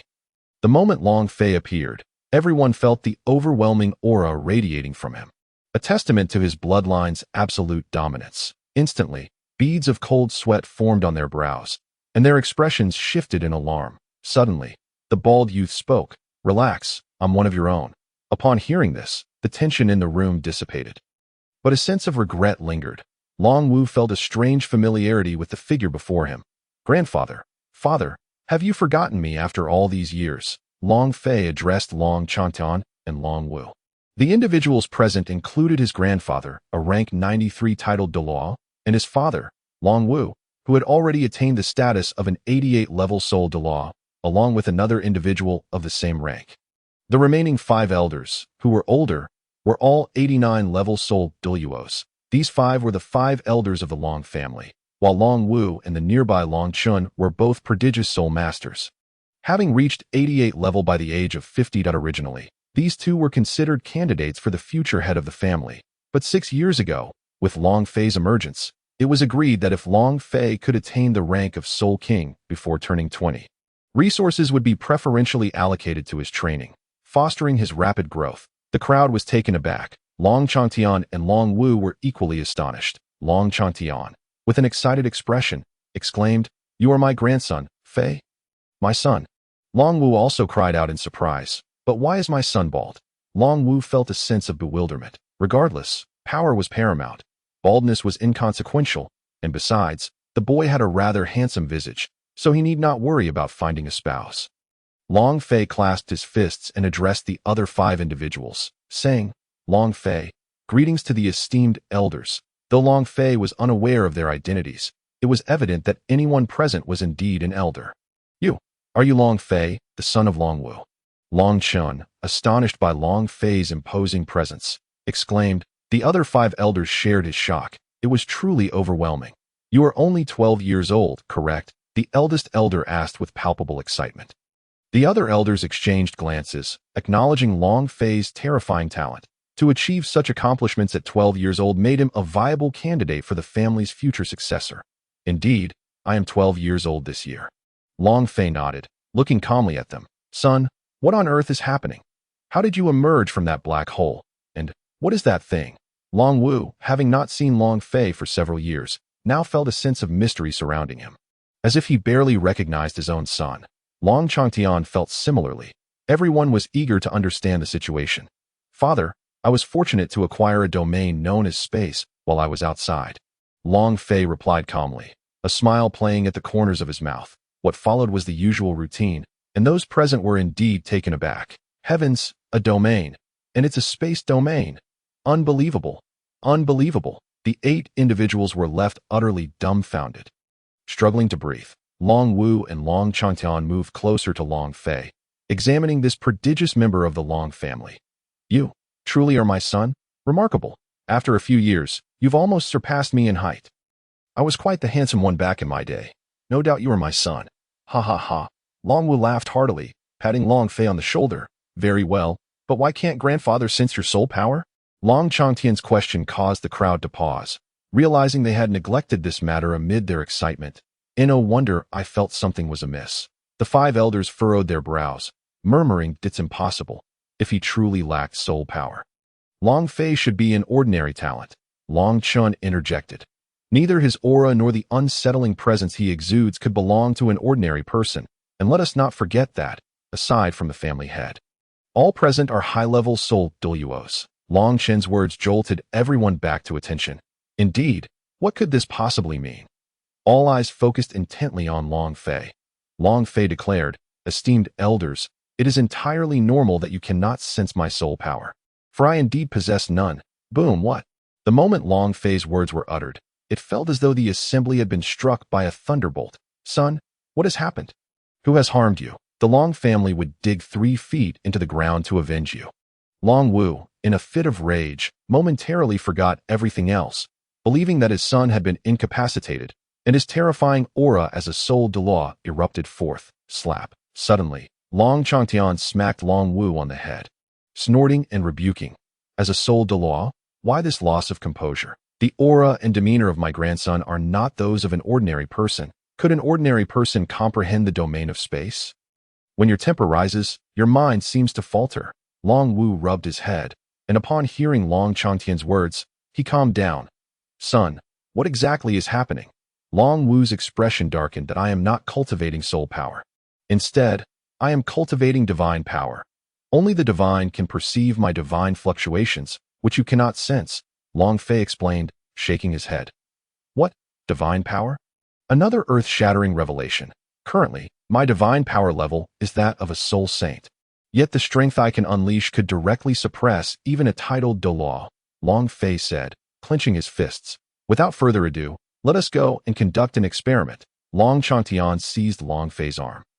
Everyone seemed to have forgotten the 3 individuals who had perished in the earlier attack. Long Fei had successfully diverted their attention that on the Long family's martial platform, Long Fei and the others appeared.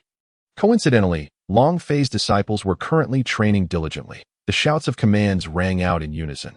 Upon seeing Long Changtian and the others arrive, the disciples halted their training, standing up respectfully to greet them. The instructors overseeing this training quickly approached Long Changtian, cupping their hands in respect, and asked, Family head, what are your instructions? We require the use of this martial platform. Cease all training, and allow them to observe from below. This battle will be highly beneficial for them, Long Changtian commanded. The instructor was taken aback, but quickly nodded in agreement. Understood. He then went down to relay the orders, while the other disciples, filled with curiosity and confusion, descended from the platform, forming a circle below to watch. Fei, how about we have a match right now? Long Changtian beamed at Long Fei. Hearing Long Changtian's address, all eyes turned towards the tall, bald youth, their expressions shifting dramatically. The oppressive aura he emanated was akin to that of a colossal, primordial dragon. Their breaths became labored. No wonder Long Fei is so remarkable. His presence is enough to make even a soul emperor like me feel uncomfortable. The instructor thought, utterly astonished. This is fine. The location matters not to me. At that moment, Long Tinger happened to pass through the crowd, her gaze drawn to the scene above. momentarily stunned. Long Fei? Her attention first fixated on Long Fei, then shifted to Long Chantan, family head. Next, she glanced at Long Wu, Uncle Long Wu. Finally, she focused on one of the elders, grandfather. Her voice was barely above a whisper, almost inaudible to herself.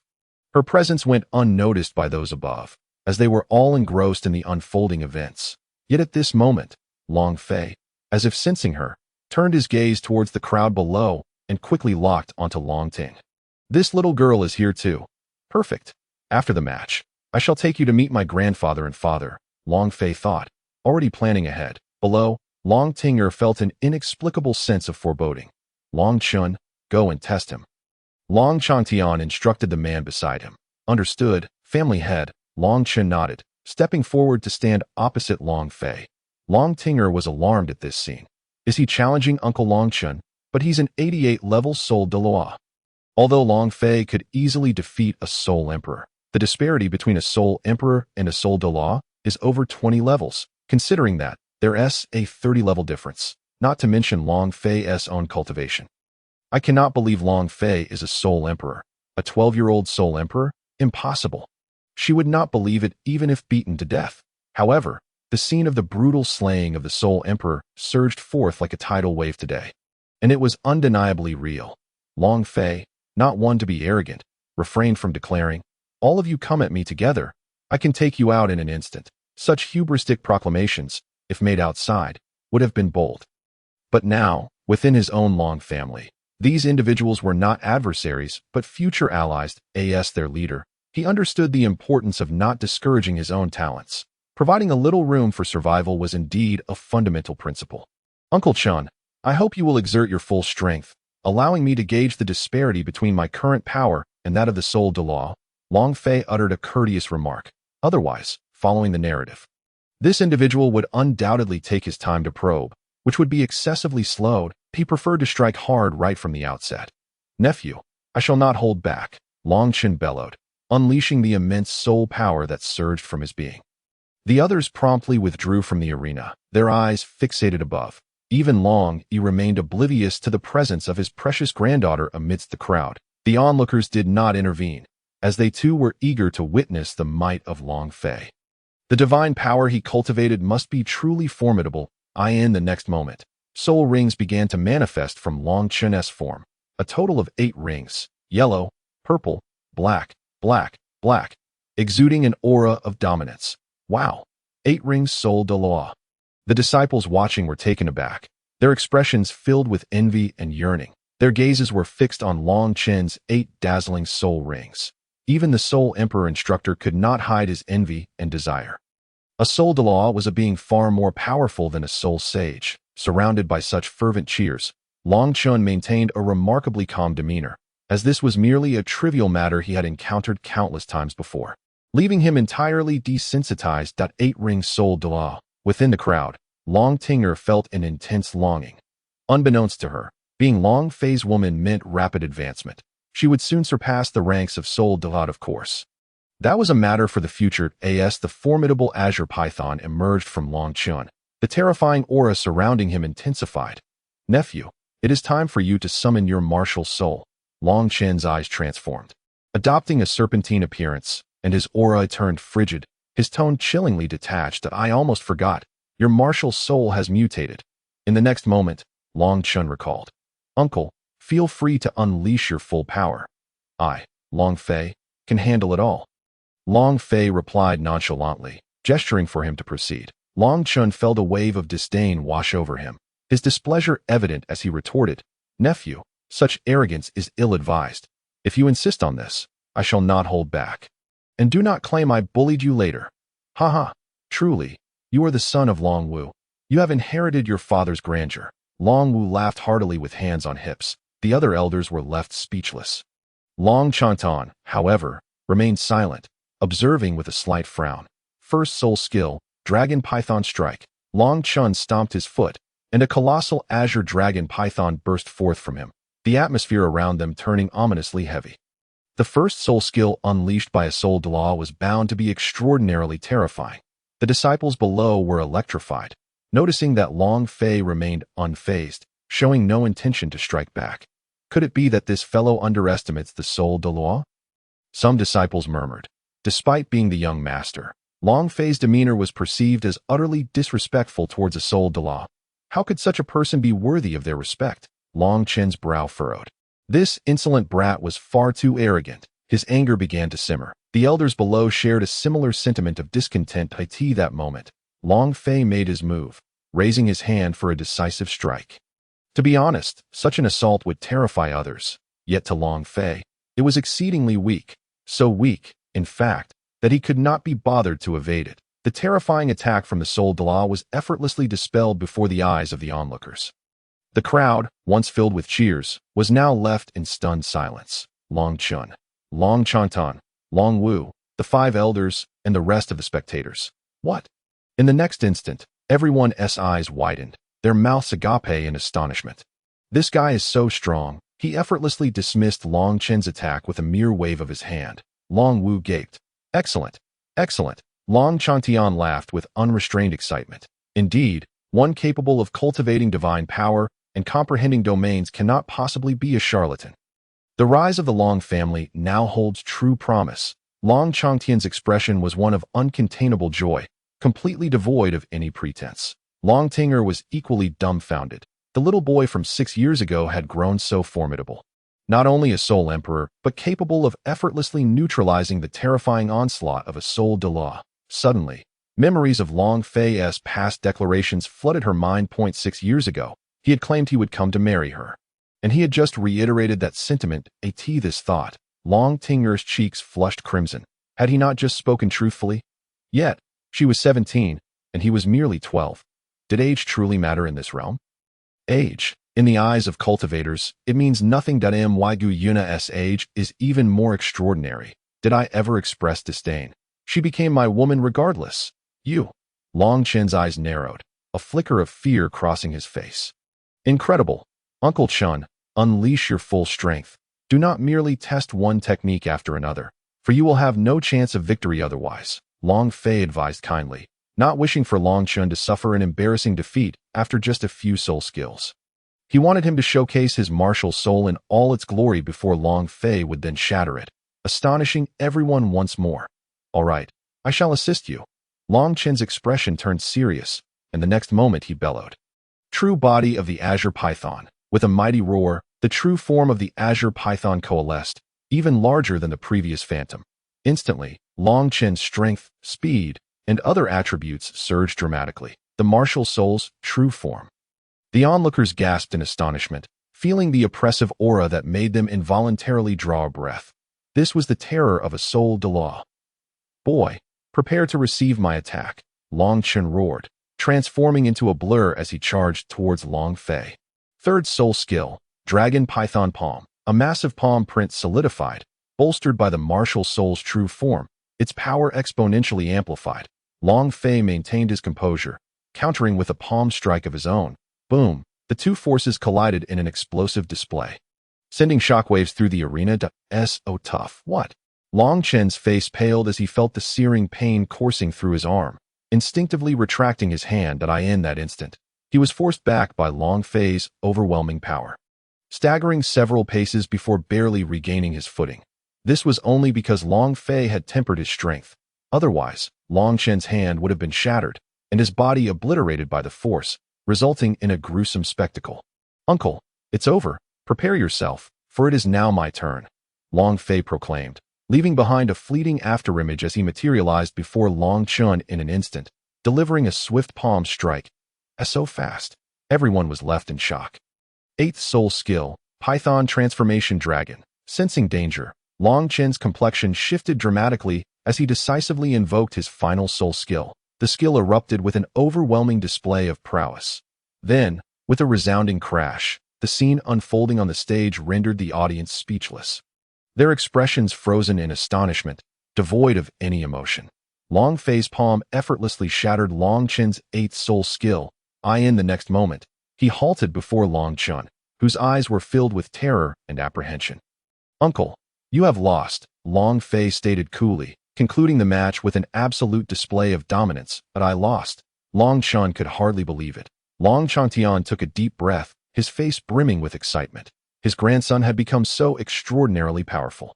"This is wonderful, truly marvelous," Long Chantian declared. "The competition is over. There is no need to continue.